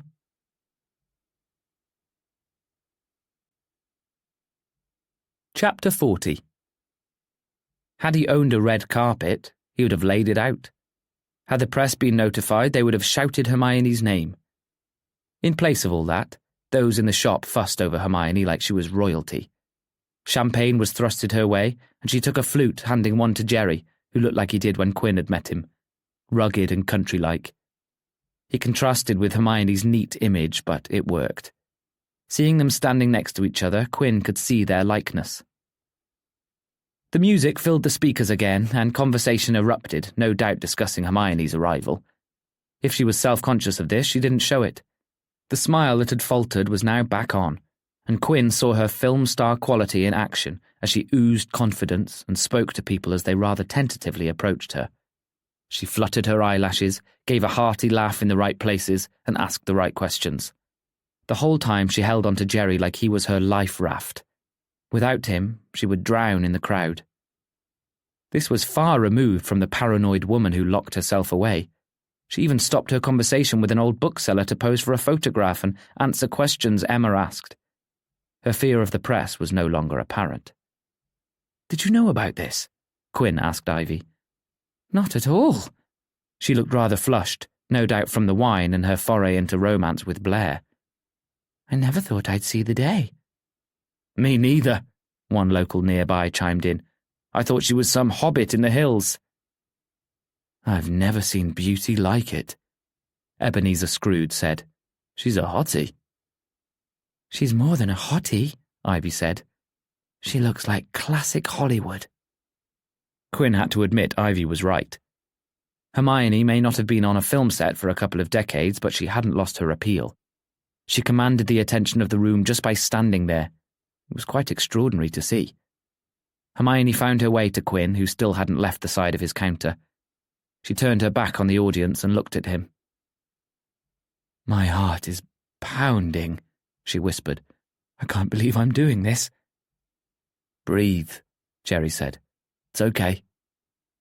"Are they talking about me?" She jerked her head back to the crowd, who were, in fact, looking at her. "Not at all." Quinn wondered if that wasn't the answer she wanted to hear. "Not negatively. They're amazed to see you." "Oh." Hermione adjusted the holly in her hair, a wry smile giving her happiness away. "Well, I can handle that." "Will you have a photo with Quinn, Hermione?" Emma asked, swaying but still working her journalistic job. "Yes, absolutely." Hermione turned back to the crowd, faltering when she realised many people were looking at her. She smiled, regaining her composure, and it amazed Quinn how quickly she could hide the anxiety she must be feeling. "Ivy, Blair," Quinn said, catching them before they walked away. "In the photo, please." "You too," Hermione whispered to Jerry, who'd made to step aside. Emma took a photo of Quinn with those who had helped him the most. He called in Jenny and the drag queens, laughing at the absolute campiness of such a scene. It was the best feeling he'd had all day, love and overwhelming gratitude for these people. As they dispersed, he wished Noah could have been in the frame with them.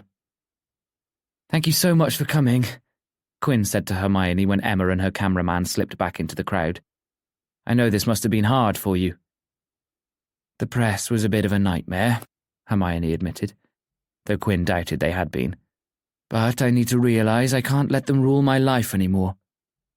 "That's the spirit," Jerry said. "Besides, he brought me here." Hermione nudged her brother. "Said he saw you at the farm." Quinn cleared his throat. "That's right." "My son is a dick," Hermione said matter-of-factly. "There's no two ways about it. But please don't hold him in disregard." Quinn sipped his champagne, wanting to choose his words with care. How could he forgive Noah? He didn't want to offend Hermione or even put her in the middle of the situation like Harold had his mother. As Quinn thought about it, he didn't know if there was even a situation to put Hermione in. Noah was fleeting, like a hot winter's day. "I would never do that," Quinn said. Hermione stared at Quinn but didn't say a word. It made Quinn uncomfortable, and he prayed someone would distract them, take her gaze away from him. It was excruciating seeing those eyes watch him. "Why haven't you been in touch?" Hermione said. "I thought you might stop by so we could discuss the book." Quinn felt a jolt, wondering what he could say. Was this Hermione's way of letting him go? "I didn't know if I would be welcome." Hermione blinked, a blank expression on her glamorous face. Because of Noah's theatrics. Please, that doesn't need to impede us.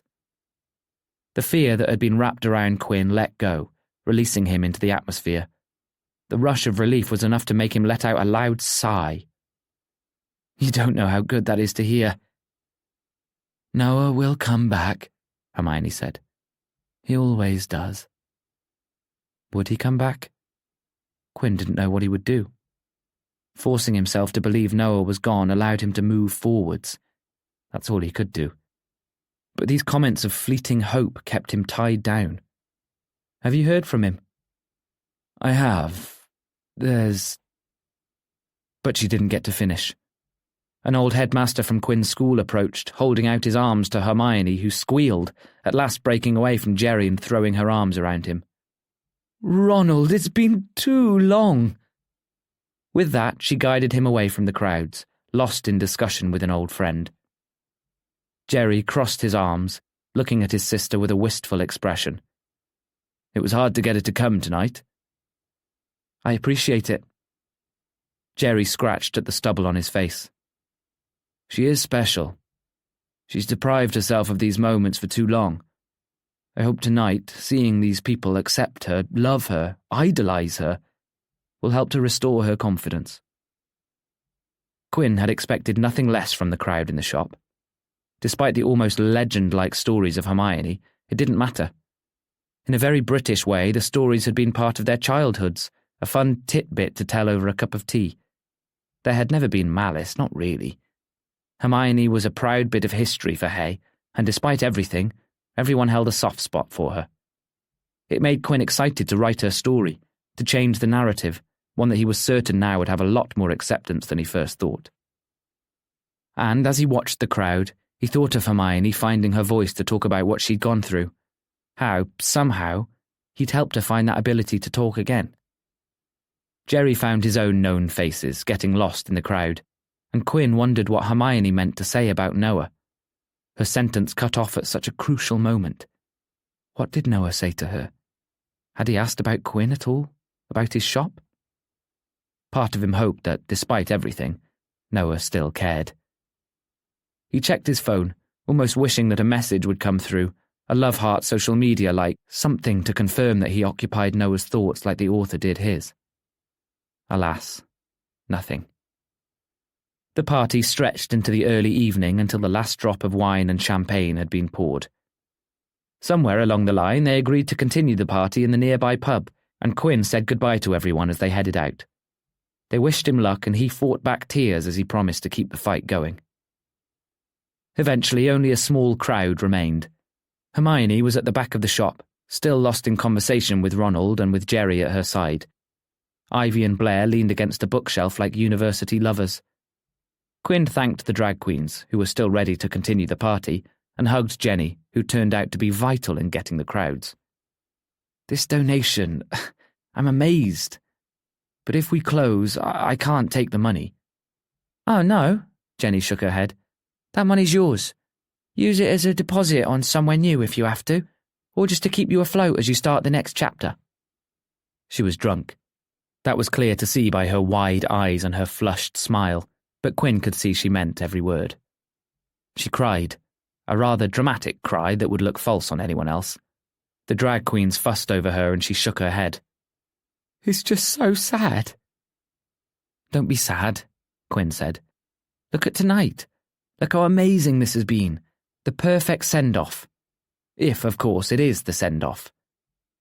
Jenny took his hands like a woman sending her husband off to war. Please, will you join us in the pub? Oh, yes, Quinn said. Jenny nodded, wiping tears, and stepped out into the cold. Quinn turned to Penny Farthing, who seemed the most sober of the group. Are you sure about this money? Totally. We raised this for you. It's yours, regardless of where it is spent. Take it. I don't think I can ever repay you. That's not the point of a fundraiser, Penny smiled. You deserve it, Quinn. Thank you for this space and all that you've done. Once the queens left, their arms around Jenny, their voices singing a drunken rendition of Driving Home for Christmas, Quinn let the tears fall. No tears, please, Ivy said. I'm sorry. Ugly crying. It was definitely ugly crying. And bloody Blair Beckett looked perfect, even when he had consumed too much wine. Don't apologise, Blair said. Quinn wiped his tears. Look at you two. What's going on then? The pair looked at each other, all smiles. I saw you kiss. Quinn pointed to the mistletoe hung above one of the book aisles. Don't lie. Ivy giggled. So we kissed? So what does that mean? I think that's a conversation for us to have, Blair said, as Ivy laughed again. See you in the pub? In the pub, Quinn confirmed. He watched them go and then turned back to the shop, expecting to ask Hermione to leave. Instead, he saw Gordon browsing the DIY section. Since the castle, Quinn hadn't had time to speak to him. I can't believe you did that earlier. Ah, mate, had to, Gordon said. The missus had my nuts in a vice. Quinn tried to push that image out of his mind. Thing is, Harold ain't an evil man, Gordon continued. He's just a little inconsiderate of his actions. A little? A lot, Gordon grinned. Gordon seemed happier, brighter. So, have you got a new job? Aye, Gordon said. A property firm. 10 grand pay rise. Can't go wrong. Happy for you, Gordon. Gordon clapped Quinn on the back in that classic masculine way that made Quinn feel out of place in his own bloody shop. You're a good man, Quinn. He couldn't have a sentimental moment with Gordon. If he did, he would never stop crying. They're all going to the pub. Are you going? Nah, got to get home, Gordon said. I value my nuts. When Gordon had gone, Quinn approached the 3 remaining people in the shop, Hermione, Jerry, and Ronald. The man of the hour, Ronald slurred. Looks like you've all enjoyed yourselves tonight. Of course, I've missed nights like this, Hermione wistfully said. Jerry eyed Quinn and then patted his thigh. I think we should leave you alone. Oh, no, you don't have to. No, we know when we've overstayed our welcome. Jerry got to his feet and signalled for his sister and Ronald to join him. Come on, let's leave this man in peace. To say my goodbyes, Quinn thought. At the door, Jerry turned back to Quinn as Hermione and Ronald giggled at something only they knew. Don't give up, Quinn. Quinn wondered if Jerry meant on the shop, or if his words ran a little deeper. He peered over his shoulder at the empty shop, and then glanced up and down the street. Did you see Daniel, by the way? Jerry smirked. Left with some guy? Ah. Well, at least someone was lucky in love.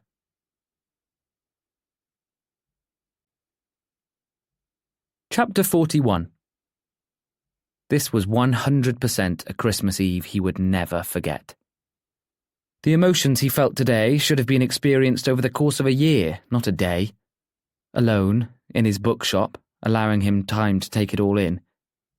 He should be sad, anguished that everything seemed so uncertain. But instead, he allowed himself to focus on the positive, the friends who had gathered, the support for him and his bookshop, and a place for the queer community to feel safe. He deserved to be happy. He deserved this moment of respite, where he'd exercised all he could do to fight for his right to stay open. He should be proud that he finally stood up for himself. At the back of the shop, the last dregs of champagne remained. He could have one alone. A private toast to the shop before joining the party at the pub. Quinn grabbed a clean glass and poured himself the fizz. One last moment to indulge. The glass was inches away from his face when the bell above the door dinged. Sorry, we're... The flute of champagne almost slipped from Quinn's hand. Standing at the display of A Christmas Carol was Noah. His blonde hair was as artfully messy as ever. He wore a black duster jacket coat, a perfect length, and a green jumper contrasting with his skin. Noah Sage looked at Quinn Oxford, a look that pinned him to the spot, freezing time. Oh. Was that really all he could say? There are some Christmas cracker hats left on this display, Noah said. Oh yeah, Quinn said.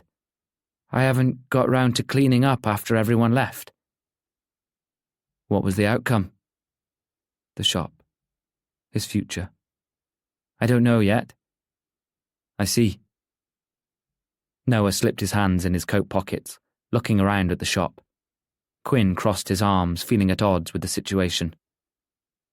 I suppose I should clean up. Any thought of joining the party at the pub slipped his mind. What was he supposed to do? Leave Noah and fear never seeing him again? Just by looking away, he might break the spell. Let me help you. It's okay. Please, Quinn. Those stern words, spoken with a calmness that made him relax, that familiar Welsh accent that blanketed him in warmth. He shrugged, resigned to the idea, locking the door behind him so that no one could disturb them. Quinn rushed to the kitchen and found a box of black bags. He took one of his own, then handed the rest to Noah. Is Matty with you? Quinn didn't know why he'd asked. Looking at Noah, he could see that it threw him. Noah's mouth slightly ajar, as if thinking of what to say. Finally, Noah let his shoulders droop. No, we're definitely done. Quinn nodded, lips pressed together, and turned away to survey the remaining mess. You know, I'm sorry for what I did. Noah gathered the empty bottles into the bag. They took an aisle each, losing sight of one another. For leaving you in the lurch like that. I wanted to do the signing. I had every intention of doing it, but then... The memory of their last night together may as well have been projected onto the wall. Quinn was glad they had a bookcase between them. I got scared. I got scared of all of this. Being back here in Hay with Mum, seeing familiar faces, I realised how much I loved it here. I started questioning why I ever left. Then I saw you. Quinn paused, a red cup in his hand. Should he say something? I saw you straight away, Noah said with a smile. I looked out the car window when I came to Hay, and I saw you in the crowd, and then at the talk. I did not wet myself. From the other side of the bookcase came a laugh. No, I know, but it was enough to intrigue me. Did you know I was meant to go home after that? But I didn't. I wanted to stay to see you again. The closed roads were a blessing. Quinn was on his knees now, like he might pray. Truth was, he couldn't stand. Noah's words made him go weak at the knees. Curse such romantic clichés. Even though I wore those hideous trousers? Even more so. Quinn shook his head, looking up at the rafters. So I went to Mum's and I forced myself to go into the town, hoping I might see you. Noah breathed. And there you were. And I wanted to say so much, ask you so much, but I knew I couldn't.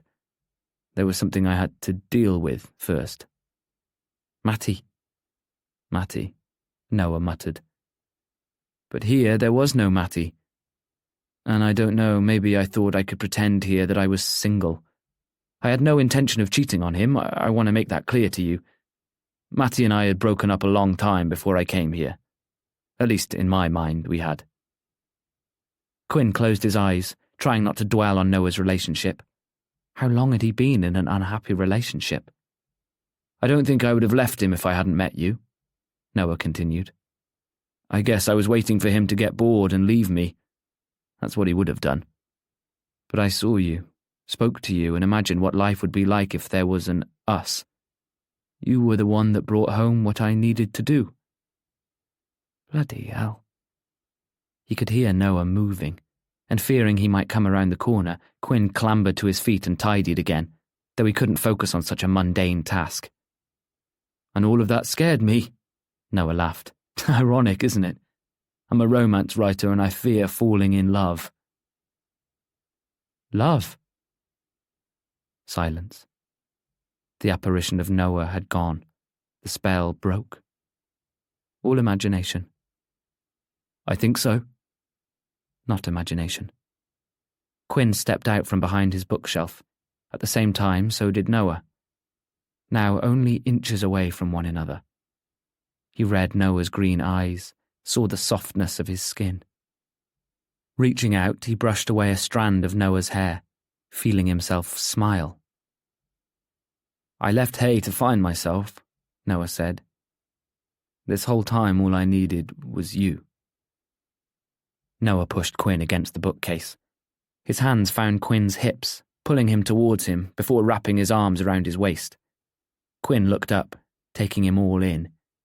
He expected to smell the citrus scent, but Noah was wearing something different, something akin to cedar, and he felt safe again, like it didn't matter what happened.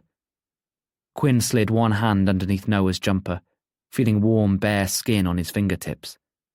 He traced the ridges of muscle, that V-line, as Noah's fingers slipped under Quinn's own t-shirt. Reaching up, he placed a hand on Noah's chin. "Look up, handsome." Quinn's breath hitched. Above them hung mistletoe, with full red berries. Noah looked back at Quinn, a smile on his face. Then everything changed. Quinn's lips were on Noah's, or maybe Noah's were on his, but it didn't matter who did what first. If his aura was dark before, it shone a bright yellow now. A warmth spread all over him like it was a hot summer's day. With the smell of Noah's aftershave so close, Quinn almost thought they'd been transported to the depths of a forest. Bluebells at their feet and doves flying above. Quinn tightened his grip as he held Noah's face in one hand, and his back with the other. Noah's soft lips departed, only for a moment, and then they were upon him again, stronger this time. Noah pulled him closer, and he felt everything. His erection pushing against his trousers, his muscle covered by fabric, the softness of his jumper.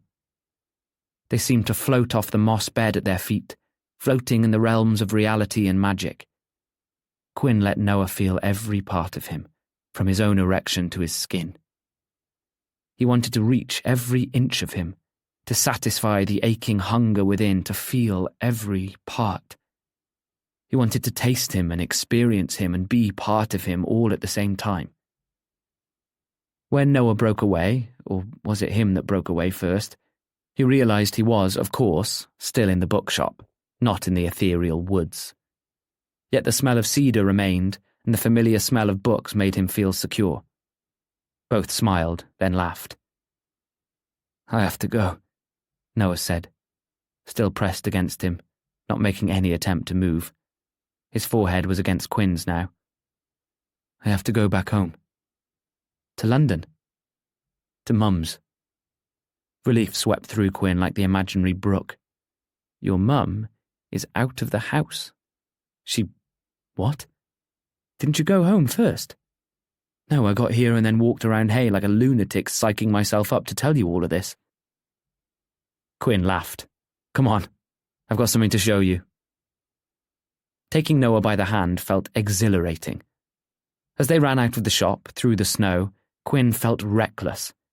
He brought Noah closer to him, kissing him under the falling snow, illuminated now only by Hay's Christmas lights. They arrived at the pub, where the crowd from earlier was still in full flow. When they saw Quinn enter, his hand in Noah's, the place erupted. Deb and June, standing at the bar, looked from Noah to each other, threw back their cocktails and ordered another. "You're back," Ivy said. "And holding hands." If Ivy could burst into a firework and whiz around the pub, she would have. Quinn was sure of it. "What colour is my aura?" Quinn asked her. "Oh, the sweetest pink." Everything was perfect. Deb and June engaged Noah in conversation at long last, and they even congratulated Quinn on winning over such a dashing young man. It seemed their rush to get another drink had been to get some liquid courage to speak to their favourite author. When Noah got away from Deb and June, somehow alive, Hermione came to join them. "Noah." "Mum, meet Quinn," Noah said. "Did you fall and bump your head?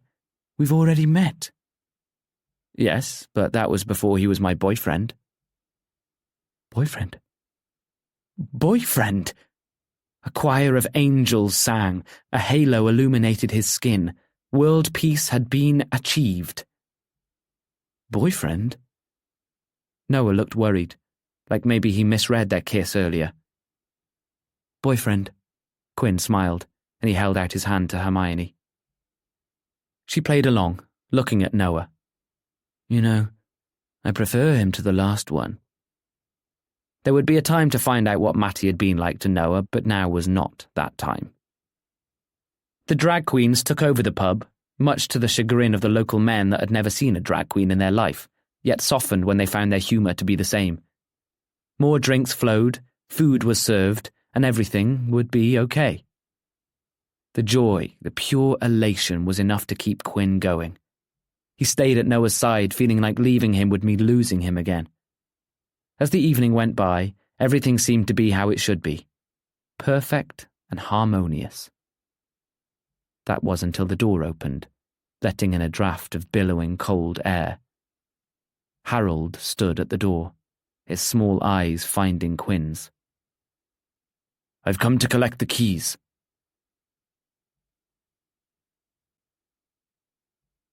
Chapter 42. "You can't take the keys." "Yes, I can." "Really, Harold, after all of this?" "Definitely." Harold may as well have taken a book and ripped it to pieces. The crowd fell silent, their eyes on him. "Shame on you!" "Boo!" The people heckled, and Quinn could have let it happen, could have watched Harold suffer. Instead, he raised his hands, silencing the crowd. "You're not letting me keep it." "No, absolutely not," Harold said. "I think the eviction notices should have made that very clear, Quinn. It's just—" He couldn't hear it, not again. "Just business, yeah." Quinn took the keys out of his pocket, worn with chipped black paint and well used. It was a heavy key, one that took a bit of a push to lock into place and twist. It had a green bow attached to it to help him differentiate it from the others, not that it needed help to stand out. He didn't realise how sentimental he got over something so small. The first time holding the key had been a life-changing moment for him. His own shop. His future. His happy place. Now, with one motion, it was in the hand of another, and it would never be his again. "You won, Harold." Harold put the key into his pocket, clearing his throat. "Yes, well, I hope this doesn't have to come between us." He held out a hand, and Quinn, dumbfounded, shook it. He didn't know why. In moments like that, he couldn't think straight. It was a cold, tense shake, and then Harold left to boos from those behind Quinn. Quinn didn't move, but he heard the hush fall over the crowd. "Are you okay, Quinn?" "Not really." All he could be was honest. He couldn't stand here and put a smile on his face and say that everything would be okay, because it wouldn't. His shoulders slumped, his head dropped. He ran a hand over his face, closing his eyes as the warm tears fell down his cheeks. He looked at Noah, the tears making him appear as a blur. Just a few moments ago he had felt so carefree. Now the world had crushed him, so coldly and effortlessly. With a sinking feeling of despair, Quinn knew they had never stood a chance. He walked to the bar and didn't have to say anything. A shot of whiskey waited for him. "I'm sorry, Quinn," Daniel said, leaning against the bar. Quinn looked at the liquid like it was foreign to him. He raised it, feeling numb. "To kings and queens." "Kings and queens," the crowd mumbled. He didn't even get to look at the shop one last time. When he returned, silhouetted by the castle, the door was locked and the lights off. Frost on the window permitted him to look through. Harold's footprints had left indents in the snow. "What's going to happen with all that stock?" Noah asked, his arm linked in Quinn's. "I haven't even thought about that. There was so much in there that he might never see again. The books, but also the opened incense packs, the half-finished jar of coffee, the kettle and the tea, the confessional booth.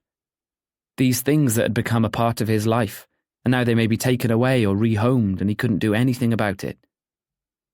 I guess you were my Christmas miracle." "Sorry, what?" "Santa?" Quinn said, as if it were obvious. "I spoke with him in his grotto." "Sexy?" "Yes," Quinn said. "I asked for a miracle. No offence, but I thought that miracle would be saving my shop." "No offence taken," Noah said. "I'd choose the shop too." Quinn rested his head on Noah's shoulder. The shop was so dark now, the colour gone. With horror, he noticed that the pride flag outside his shop had been torn away. I can't believe this is happening. What am I going to do, Noah? He was crying again, thankful that it was dark so that the shadows hid his ugly crying face. Noah didn't seem to find it ugly, though. He looked at him, wiping the tears away, and in that moment, everything felt like it might be okay. Or not completely shit. You're going to be all right, Noah said. What do you want to do? I want my shop back. And if that doesn't happen? I don't want to go to that job in London. I don't want to go into some corporate role. I want to help people. Well, then we'll find you somewhere else. Have you seen the rent around here? Quinn asked. Impossible. You know I'm in London, don't you? We could have a life there. Together. London. The scary city. A life so different from the one he currently lived. Could he leave this behind? Except, what would he be leaving behind?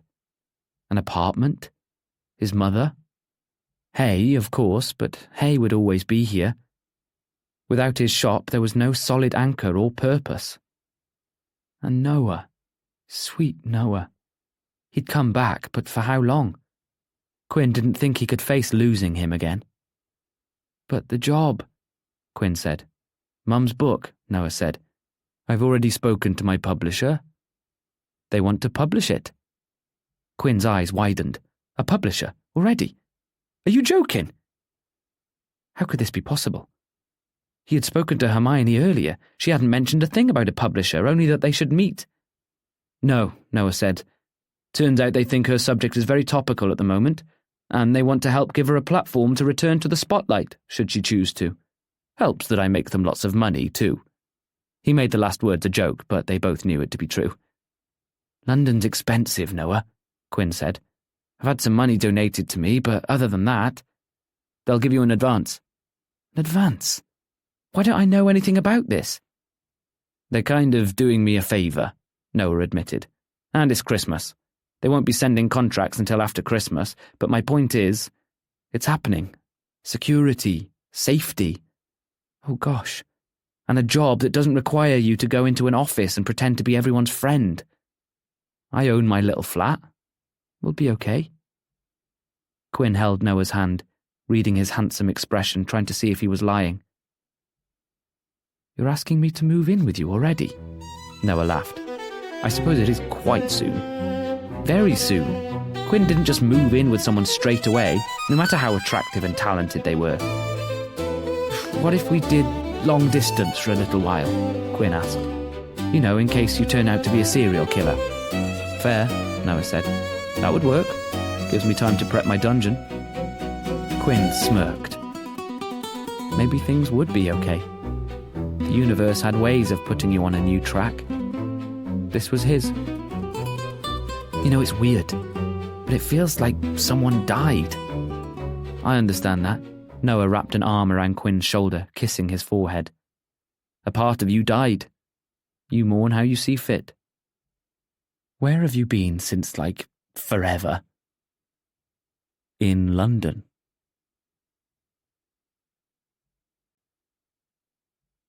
Chapter 43. The morning sun sprawled through the loft room where exposed brick walls met buffed-up wooden beams. A year ago, this was dusty attic space where gigantic spiders laid their babies and did evil spider things. Now it was Quinn's bedroom when he stayed at his mother's home. Her house balanced the border so that Quinn could sleep in the middle of the bed and half of him would be in Wales and the other side in England. He slept to the left so that he would be in Wales. Christmas morning. The heating on and his room uncomfortably warm.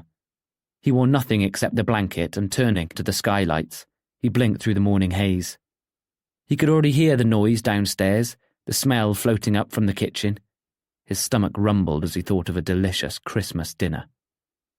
Today should be the most magical of days, where he could celebrate with family and relax. But the memory of yesterday, foggy after one too many champagne flutes, came back to him. The first official day without his shop. The prospect of having to play happy families opposite Harold made him want to jump from the loft window. Maybe Harold woke up ill and would be bedbound all day, or maybe he would see sense and give him his shop back. Then there was Noah. Oh, sweet Noah. Their anniversary would be Christmas Eve.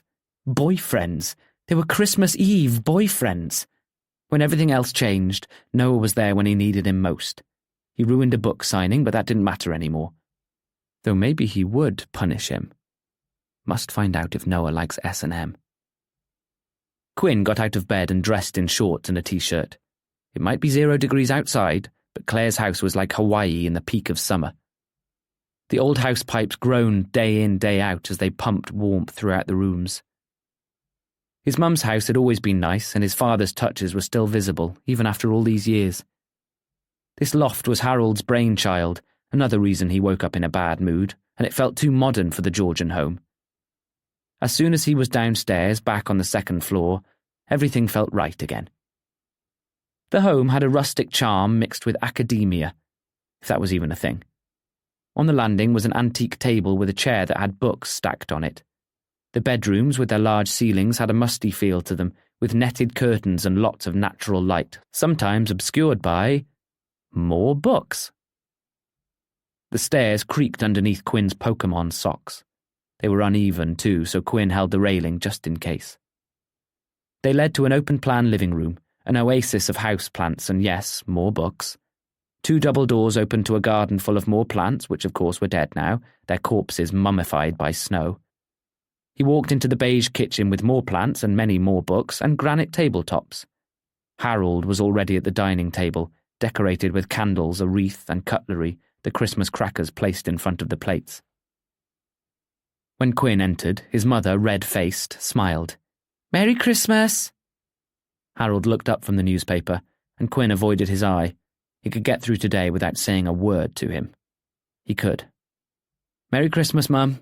He hugged her, observing the vegetables boiling on the stove. "Dinner looks good." "Yes, it should be. I cooked it." She winked, then took his hand. "Are you ready for your Christmas present?" He credited his mum for keeping the Christmas spirit alive. Every year she made sure that she planned his Christmas gifts out to a T, making sure they were wrapped and waiting for him when he awoke in the morning. It made him smile. "Only if you're ready for yours." Last night, like Santa himself, Quinn sneaked into the conservatory where they always left their presents and placed his mother's gifts next to his own. He'd even bought something for Harold, despite everything. "Come on, then." They went into the conservatory together where a small pile of presents waited. Quinn unwrapped his, opening books, some clothes, and then a brand new plant for his apartment. As his mum talked him through how to care for the lava rock plant, which was the cutest thing ever, he felt a pang of guilt that she had yet to know about Noah and the possibility of a new life in London. Finally, there was a rectangular-shaped present left to open. "Open this before I open mine." Quinn picked it up, underestimating its weight, and almost dropped it. His mum gasped, but breathed a sigh of relief when he secured it. He unwrapped the candy cane printed paper and saw that it was a framed photograph. Upon seeing the photo, he cried. It was a photo of his shop, only it wasn't his then. He was younger in the photo, stood to the side with his dad next to him, his arm around his son. His lost shop, Kings and Queens, centred right in the middle, almost predicting the future. "I didn't know this photo existed," Quinn sobbed. His dad, him, in front of what would become his own bookshop. He couldn't believe it. "Neither did I," Claire said. "But when we were renovating the attic, I found a box of photos. Gerald had them developed and put them all away, and this was in there. I wanted to show it to you straight away, but then I thought it would make a pleasant surprise." It's a beautiful surprise. Quinn got to his feet and hugged his mum. He could feel her shake in his arms and knew she was crying too. "Thank you. So much." "I miss him." "So do I." Quinn looked at her. "But he's still with us. He'll always be with us." Claire wiped Quinn's tears before she wiped her own. "Now, open yours." He had only bought her one thing, small compared to all his stuff, but she didn't seem to mind. She picked it up, underestimating the weight just like him, and opened a box. Confused, she opened the box, then pulled out a statue. This time, it was her go to burst into tears. They had shed so much water between them that if they went outside they would freeze. It's perfect. Quinn had spent his money on a marble carving statue of his mother and his father, with perfect precision and detail etched into marble forever, eternalized. Claire looked at the marble face of Gerald with a smile. I'll put this front and centre. Do you really like it? Come here. She kissed him on the cheek. That was enough. After dinner, where Claire made most of the conversation, they retreated to the cwtch, as Claire liked to call it, and put on a Christmas film. Quinn had a glass of wine, and for the first time in a long time, he relaxed. Now and then his phone would buzz, Noah texting him about Christmas with Hermione and his cat, Mr. Lavender, and Quinn would smile.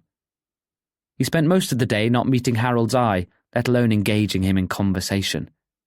But as the credits rolled on Elf, Harold made the first move. What do you want me to do with the stock? Quinn watched the credits like they were the most riveting thing on earth. I suppose it's best to donate them to the rest of the bookshops. Short and to the point. Maybe he would leave it at that. But... And the furniture? Quinn shrugged. Some of the stuff is original, so you might want to keep that. Yeah, right, Harold laughed. Quinn remained silent. What was the point? It was Harold's space, he could do what he liked. Claire sipped her drink, sat between them, ready to defuse the situation if need be. You know, a couple of the other boys left after Gordon. Did they? Not happy with my attitude, they said. Quinn could only wonder why. Means I don't have many people working for me at the moment, Harold said. If you wanted a job. For the first time that day, Quinn turned to Harold, incredulous. Wow, thanks. Quinn pretended to consider the offer. I think I'll pass. Figured. Harold reached for a chocolate in a tin of Quality Street, his fingers roving for something in particular. I'm probably going to sell it. You... what? Claire spoke before Quinn. It seemed she hadn't been as shell-shocked as he'd been. Sell it? After everything that had happened?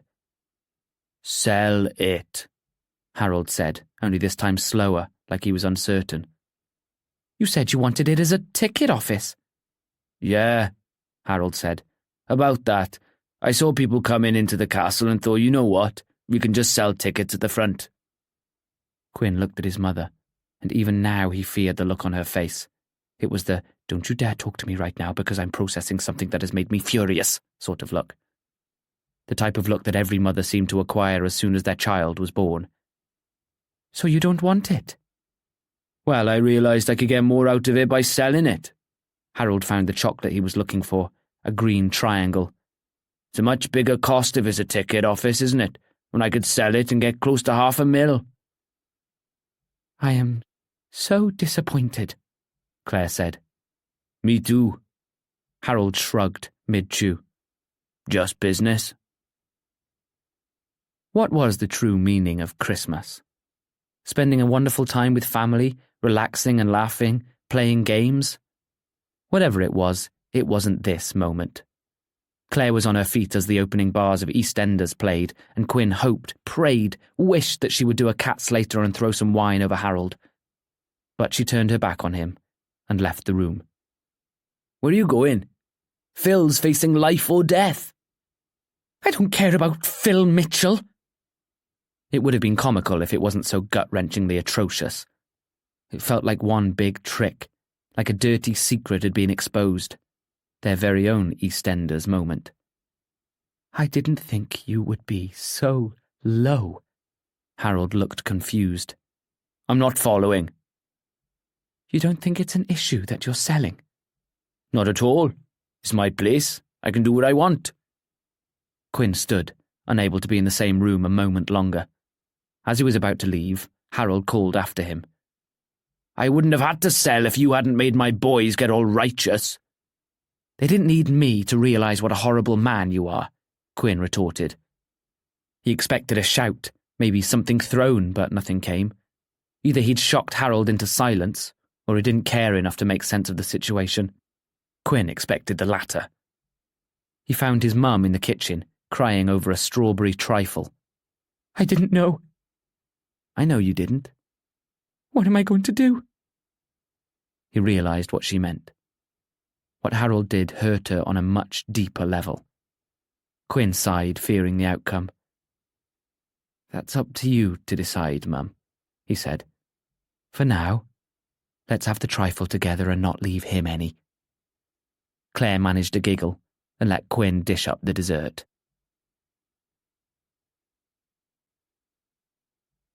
Chapter 44. Quinn normally spent Christmas night with his mum, no doubt because they would fall asleep watching a film and then wake up too late for him to go back home. But this Christmas was no normal Christmas, and after dessert, Quinn knew he needed to go home. Harold had morphed into the Grinch and stole Christmas from them, and as Quinn left for his own apartment, he wondered if he might hear news that Harold was now living on a mountain for the rest of his life. On his way home, he texted Noah, explaining the situation. Harold might get dumped. I'm coming over. It surprised him, but made him smile. The support was going to take some getting used to. In his apartment, he made sure everything was tidy, and made sure there were no embarrassing things lying around like stray jock straps, though he did consider accidentally leaving one on the floor. Wine was chilling in the fridge, a Welsh Pinot made in Abergavenny, and a chocolate log was ready to be served. It didn't matter that he consumed half a ton of trifle. It was Christmas. The doorbell rang, and Quinn's phone lit up with a notification. He loved his fancy little video doorbell gifted to him by Ivy for Christmas, and as he opened the app, he saw Noah framed like he was about to go on a film set. Snow fell behind him, landing in his hair. Come on in. Quinn approved the door to unlock and heard Noah climbing the stairs, knocking on his apartment door. Oh, how he was nervous. This felt different, intimate, romantic. He rushed to light some candles and then opened the door, leaning against it like he was nonchalant. Only the door kept moving and Quinn fell to the floor. I'll really knock you off your feet. Noah held him up and Quinn shook his head. That's how we open the doors here in Hay. Funny how I don't remember that. Yule log? Stupid question. Noah smiled. He took a seat on the sofa near the Christmas tree, the candlelight flickering over him as he took off his coat and then his hoodie. Quinn handed him an empty wine glass, placed the bottle on the table, and then headed back to the kitchen to get the dessert. And maybe a box of chocolates, for luck. So, what happened? He wore a tight white t-shirt, showing off the muscle in his arms, one of which was cocked, resting his head against his fist. Quinn wanted to rip everything off him, but he was civilized, so he didn't. Yet. Coming back with a Yule log and even more chocolate, Quinn tried to take his eyes off the perfect vein that went from shoulder to elbow in Noah's arms and focus on what he'd asked instead. Harold is selling the shop. Noah, drinking his wine, almost spat it out again. Sorry? Selling it. After evicting you because he wanted it to be part of the castle? That's right. Noah shook his head. Fuck. I'm sorry. He's within his right to do it, Quinn said. But it's the principle of it. Not only do I feel betrayed, but I feel lied to. You were lied to. He wanted it to be a ticket office, didn't he? Yeah. Quinn sipped his own wine. Said he realised it would cost him more money and it made more sense to sell it. Also blamed it on the fact that his staff has been leaving him. Noah ate the chocolate log, closing his eyes as he enjoyed the taste. At that moment, he was the cutest. They're leaving him. I got the impression from Gordon that he was a bit of a nightmare to work for during the castle renovation. Harold? A nightmare? Never. Noah laughed. A new feeling struck Quinn as Noah recounted his own Christmas, which ranged from Hermione opening the curtains and an elaborate meal for two. It was light, relaxed, the tension released from his back. He was smiling, laughing along at the anecdotes, feeling like time didn't exist. Curled up on the sofa, his hand in Noah's, sat across from him yet close enough to smell an unfamiliar scent on him this time, a spicy one. This felt like happiness. For a long time, Quinn thought Dougie would be it. Despite his tendency to bring Quinn down, to disparage and manipulate his feelings, Dougie seemed like the choice for Quinn. He realised now that that was because Quinn hadn't been able to find his voice. He didn't know himself back then, and thinking now about the man he used to be, when Dougie only talked of himself, only planned for his own life, he couldn't recognise himself. It was always easier for someone to tell Quinn what to do, rather than for Quinn to think or speak for himself. With Noah, it was different. Like this was how it was always meant to be. Secure, like he could accomplish anything. Of course it mattered that he'd lost his shop and that his future now looked like it was on a different, unplanned path, but in some ways, maybe that was what he needed. Maybe Hay had offered him all that it could. Despite the tense Christmas day, this was what mattered. The snow falling outside, casting shadows in the cosy apartment where the candles burned bright and the tree glimmered. Fruity and refreshing wine with sweet dessert. The warmth from the heating, from the sofa, from Noah's hand. You could get used to Christmases just like this. "Why are you looking at me like that?" Noah asked. "Like what?" "Like I'm a marshmallow covered in chocolate." "Just wondering how you taste." "Stop it. Except don't." Because despite that line, it worked. A muscle feathered in Noah's jaw, and then Noah was on him, kissing him, touching him, and it was like the apartment roof was ripped off and the light of the angels shone upon them. Quinn swore he could hear the choir singing heavenly melodies as he pulled Noah's t-shirt off him. He used his fingers to trace a light dusting of the same blonde hair on his pecs. The hair continued under his arms. Quinn ran his hands over his freckles, kissing his chest, his stomach. There was a trail of hair from his belly button disappearing under his jeans. That wasn't there in the Instagram photo. "I'm a big boy now." "How big?" "Bloody hell, who am I?" "Are you sure?" Quinn bit his lip before speaking. "I'm sure." His lips were back, frantic, perfect. His hands pulled Quinn's t-shirt over his head, and the warmth of Noah's skin pressed against him. Noah slid between his legs, unhooking the button on his jeans, and Quinn pulled them down. The singing angels seemed to know it was time to leave as Noah's hands explored Quinn, his touch like a feather playing across every nerve. Quinn arched his back, feeling Noah against him, closing his eyes as Noah's lips went from his own to his neck, to his chest. "Do you have protection?" "The bedroom." Noah brought him to his feet, holding his hand. He was naked, sculpted, the light hair from his stomach congregating at his pelvis. Quinn bulged against his own underwear, smiling as he allowed Noah to guide him to the bedroom. "This is the bathroom," Noah said as he opened the door. "Bedroom is to the left," Quinn giggled. "Why didn't you say anything?" "Your bum distracted me." Noah grinned and took him into the bedroom, pushing him onto the bed, climbing atop of him. Now Quinn was naked, and every part of them met, solid yet supple. Quinn reached for his bedside cabinet and slipped out a Durex packet which Noah opened. Quinn helped him slide it on, feeling the tension under his fingers. "Lube?" Quinn nodded to the same cabinet, and Noah reached over this time, dropping the water-based lubricant onto his hands. With a gentle touch, he massaged Quinn, slipping one finger inside him, which Quinn greeted with an audible gasp. Noah's dick, with its blue criss-crossing veins and curved shaft, responded to the noise with a jerk. Quinn added the lube to his own hand and ran it over Noah's shaft, letting his fingers run over the trimmed hair on his balls. Noah groaned, his breath dancing across Quinn's face. Slowly, his lips on Quinn's, he pushed in.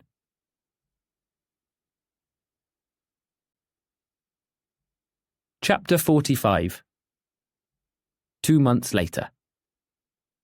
The for sale sign above Kings and Queens was pasted over with a red sold sticker. Quinn, standing outside the shop on a frosty February morning, watched his breath catching in front of him. The new year had been a turning point for Quinn. After Christmas, he had spent every day with Hermione, hearing her tell her story and writing out the recordings he took on his phone.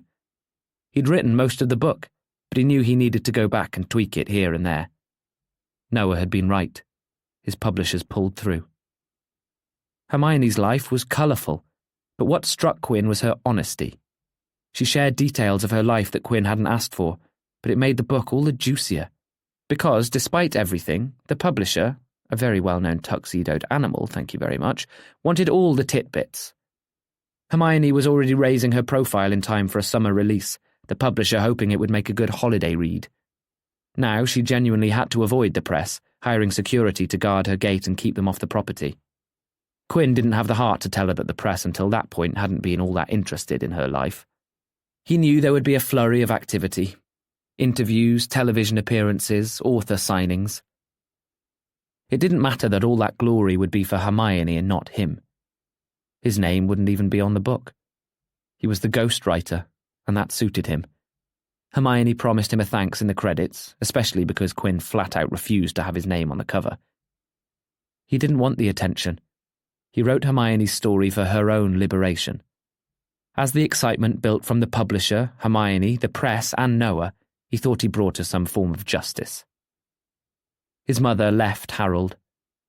Turns out him selling the place after saying he wanted it as part of the castle was the final straw. She later told Quinn that she had considered breaking up with him before Christmas, when he ignored her pleas to stop him from evicting her only son. Quinn hadn't seen Harold since Christmas Day, but he'd heard that he'd moved to Cardiff, where maybe he'd find Dougie and they would live a wonderful city life together. Quinn walked to the window of his shop over the wet pavements, clutching his coffee cup to his chest. It hurt him to see the shop so bare. His mahogany table was there, lying empty, the eviction letters long gone and burned in a ritual Ivy had asked him to be a part of. "Cleansing the stagnant energy," she told him, as she threw the red-stamped eviction letters one by one into the flames. Quinn had to admit that watching them curl up into nothingness was rather cathartic. The books in the shop had all found their ways into other shops, and others entered the Honesty Library in the castle grounds. It was a full-circle moment, his books entering the castle, almost as if that was always their destiny. Daniel still kept in touch. Quinn planned to meet with him soon and discover how his life was going. At the back of the shop, the confessional booth remained. It made Quinn happy to know that the original features would stay there. Maybe the church would function again, though he thought it was more probable that it would turn into some hip restaurant. On the 2nd of January, Noah had left Hay. It was hard watching him go, and as Quinn waved goodbye, he felt like an abandoned animal.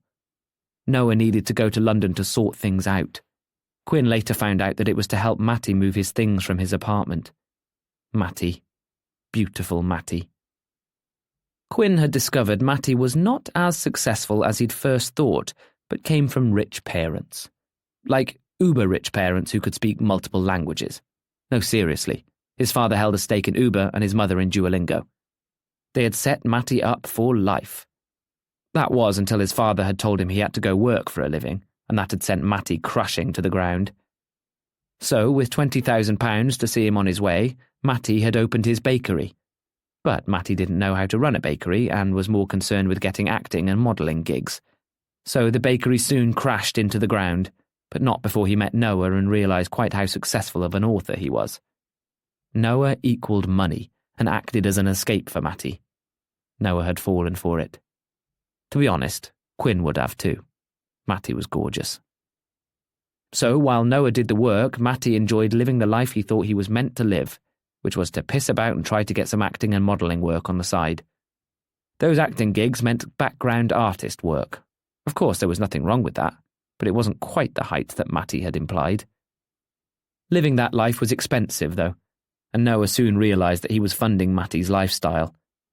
Matty had used Noah's credit card to rack up a bill in Mayfair, Chelsea, and even a trip to Bora Bora with his thespian friends. As Noah told Quinn everything one snowy December evening, he realised how much Matty had put Noah through. "You should get legal action." "The man is a dick, not a criminal," Noah had said. "His heart is in the right place." Whilst Quinn didn't agree, he admired that despite everything, Noah still wouldn't hurt him. Just as long as he kept his devilishly handsome looks away from him, all would be fine. But any moment now, Noah would be back in town, this long-distance thing mainly only being from one end of the sofa to the other because Noah had moved into Quinn's apartment.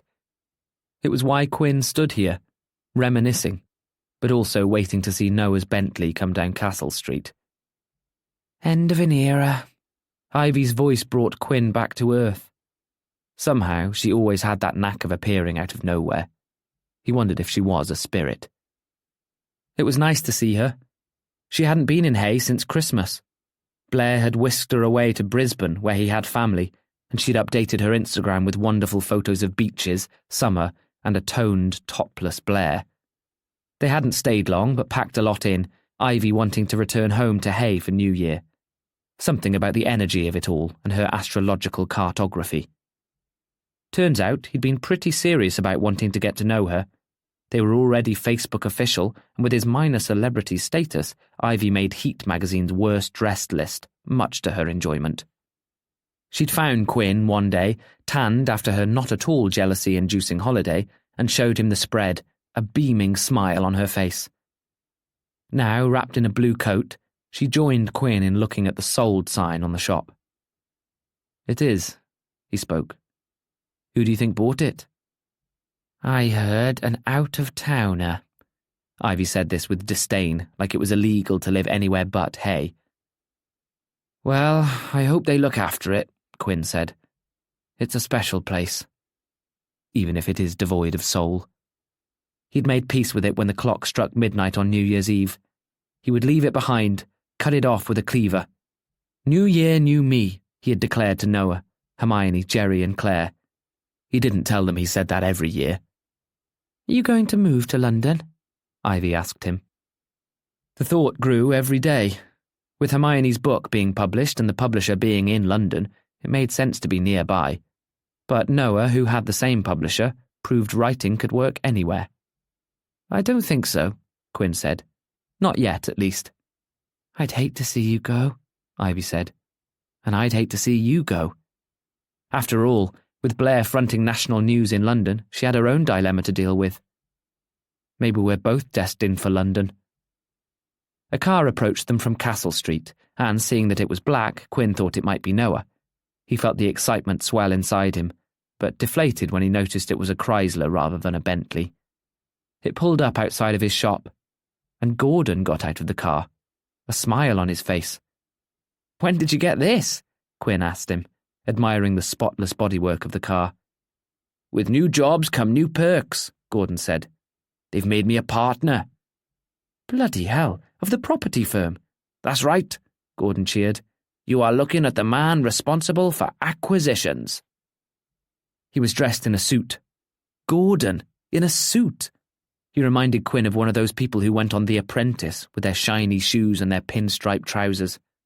Well, I'm happy for you. Thanks. Mrs. is chuffed, Gordon said. But she's not the only one. What do you mean? Another car came down the street, this time putting the Chrysler to shame. Gordon whistled as the black Bentley parked next to his car, the window rolled down, the Spice Girls playing from the speakers. Girl power, Noah said as he cut the engine. What's going on here, then? Just in time, Gordon smiled, tearing his eyes away from the Bentley. You are now looking at the owner of Kings and Queens. Quinn was drowning. He couldn't seem to breathe as he looked from Gordon to the shop and back again. Walloped with the betrayal baton again. You bought this place? Our firm did, yeah, Gordon said. First thing I did when I got the job, you see. Paid way over the asking price, but the boss doesn't need to know that. Ivy managed a small laugh, but she stifled it. Quinn felt at a loss for words. He thought he would have been able to trust Gordon. He had been wrong. His eyes met Noah's, falling into the green oasis, and he saw his own sadness reflected back at him. Gordon took out the key, in all its familiar glory. Got this today, Gordon said. Then he did something that made Ivy gasp. I think it belongs to you. Gordon held the key out, with its chipped paintwork and its familiar bow. Quinn looked at Gordon, feeling nothing, still in that cold pool that numbed all his senses. He reached out a hand that trembled, felt the rough and cold key under his fingertips, then felt everything all at once. It was like the key was a thorn. It brought tears to his eyes as he touched it, but he clung onto it, never wanting to let it go. "I don't understand," Quinn said. "Quinn, when I saw the job opening at the property company, I saw an opportunity. They were looking for someone that could help them invest and develop property. I told them about this place, told them the story, and they agreed to help me save it. So, I bought it." He was about to say more, but he couldn't. Quinn threw his arms around him and hugged him tight, the closest they'd ever been. He smelled different from Noah, more tobacco than earthy, and he was stiff because he hadn't been expecting this physical contact, but it didn't matter to Quinn. He let Gordon go, seeing him breathe a sigh of relief that whatever had happened was over. "You are the best person in the entire world," Quinn said. "I never thought I'd say it, Gordon, but I am so glad you're in my life." "Mate, I know how much this place means to you." Gordon tapped the wooden window panes. "She's a beauty, and only you can look after her. I'll keep the rent as low as possible, and you'll never have to worry about being evicted again. My missus would have my nuts for garters." "Thank you so much, Gordon. Words will never express how I'm feeling right now." "Welcome back, mate."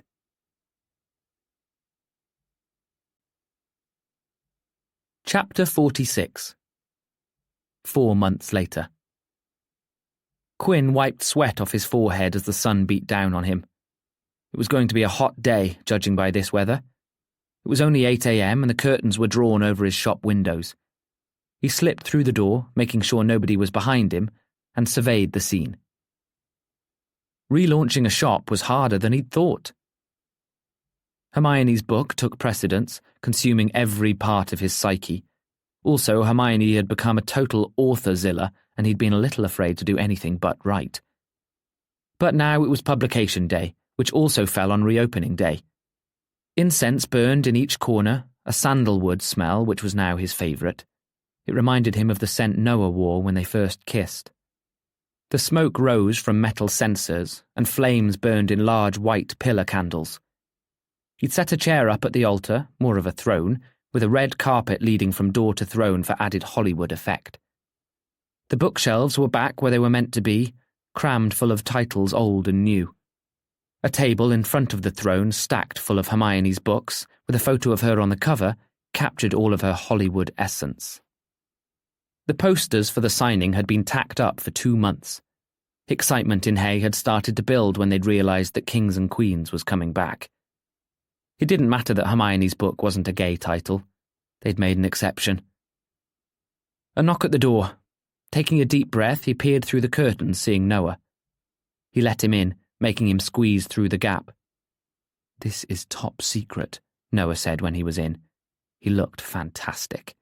He had dressed for the hot weather, wearing shorts that showed off toned legs and a red t-shirt. Quinn kissed him, then showed him the display. "What do you think?" "She's going to love it. I haven't seen her this happy in forever. She deserves every part of it."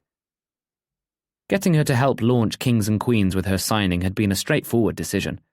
They'd worked on the book in partnership, so this felt like a fair trade-off. With Hermione marketing the book, the publisher marketing the signing, and Quinn marketing the shop, he was expecting a very busy, albeit hot, day. "You deserve it." Noah placed his hands on Quinn's face, scanning him with his eyes. It always made Quinn giddy when he looked at him like that. "Do we have time for a quickie?" Their eyes drifted to the confessional booth. Whatever desire they had fled when another knock on the door came. Quinn peered outside and saw...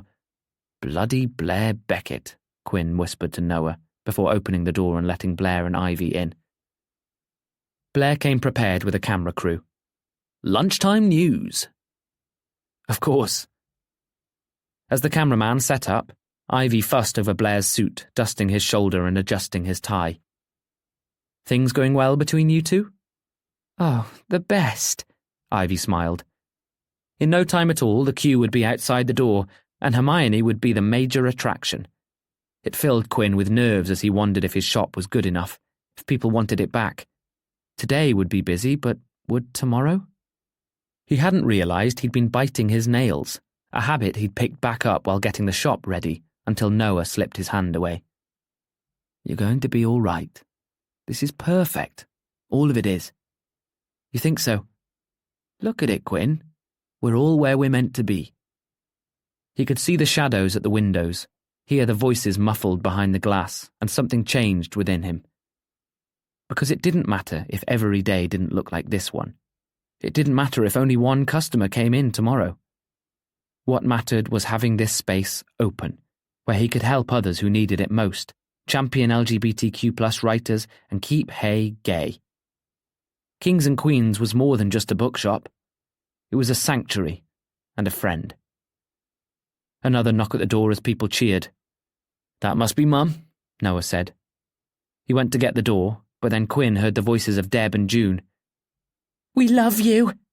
"Is Noah there?" "We love him." "Probably best they don't see you yet," Quinn told him, a smile on his face. "They'll rip your clothes off you before I can."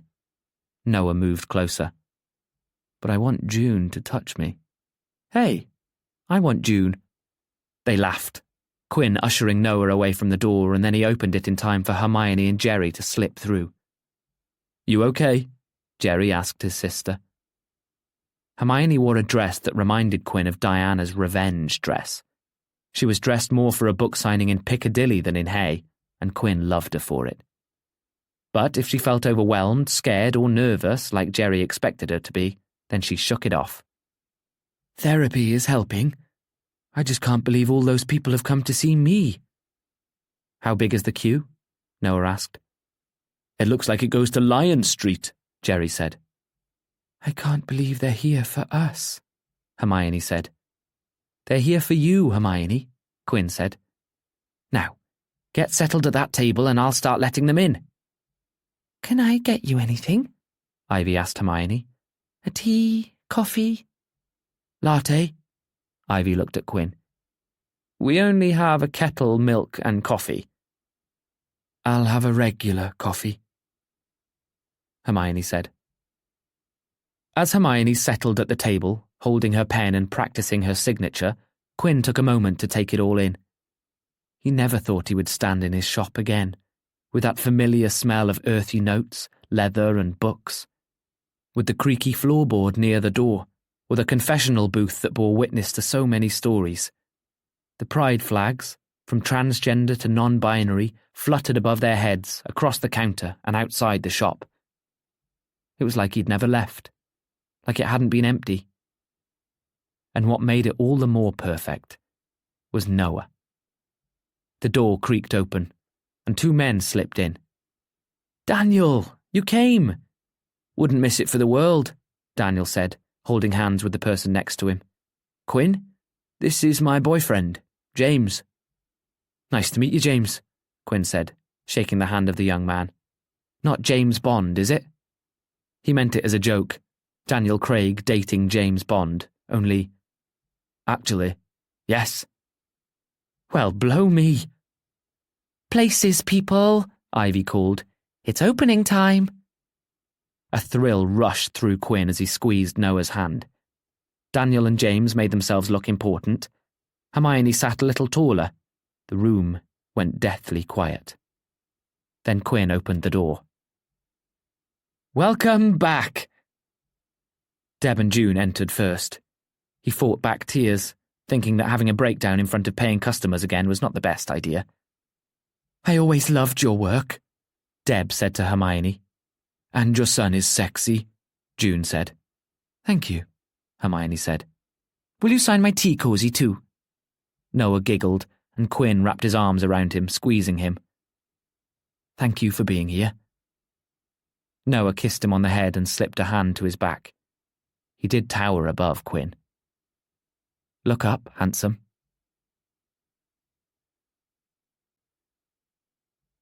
That was Look Up, Handsome by Jack Strange. Read by Laurie Kinniston. Produced by Chris A. Jem at Chatterbox Audio, with post-production by Dan Murgialdai and Tessa Cousins. a HarperCollins audiobook. Text copyright 2024. Production copyright 2024 by HarperCollins Publishers. All rights reserved. Jack Strange asserts the moral right to be identified as the author of this work. Thank you for listening.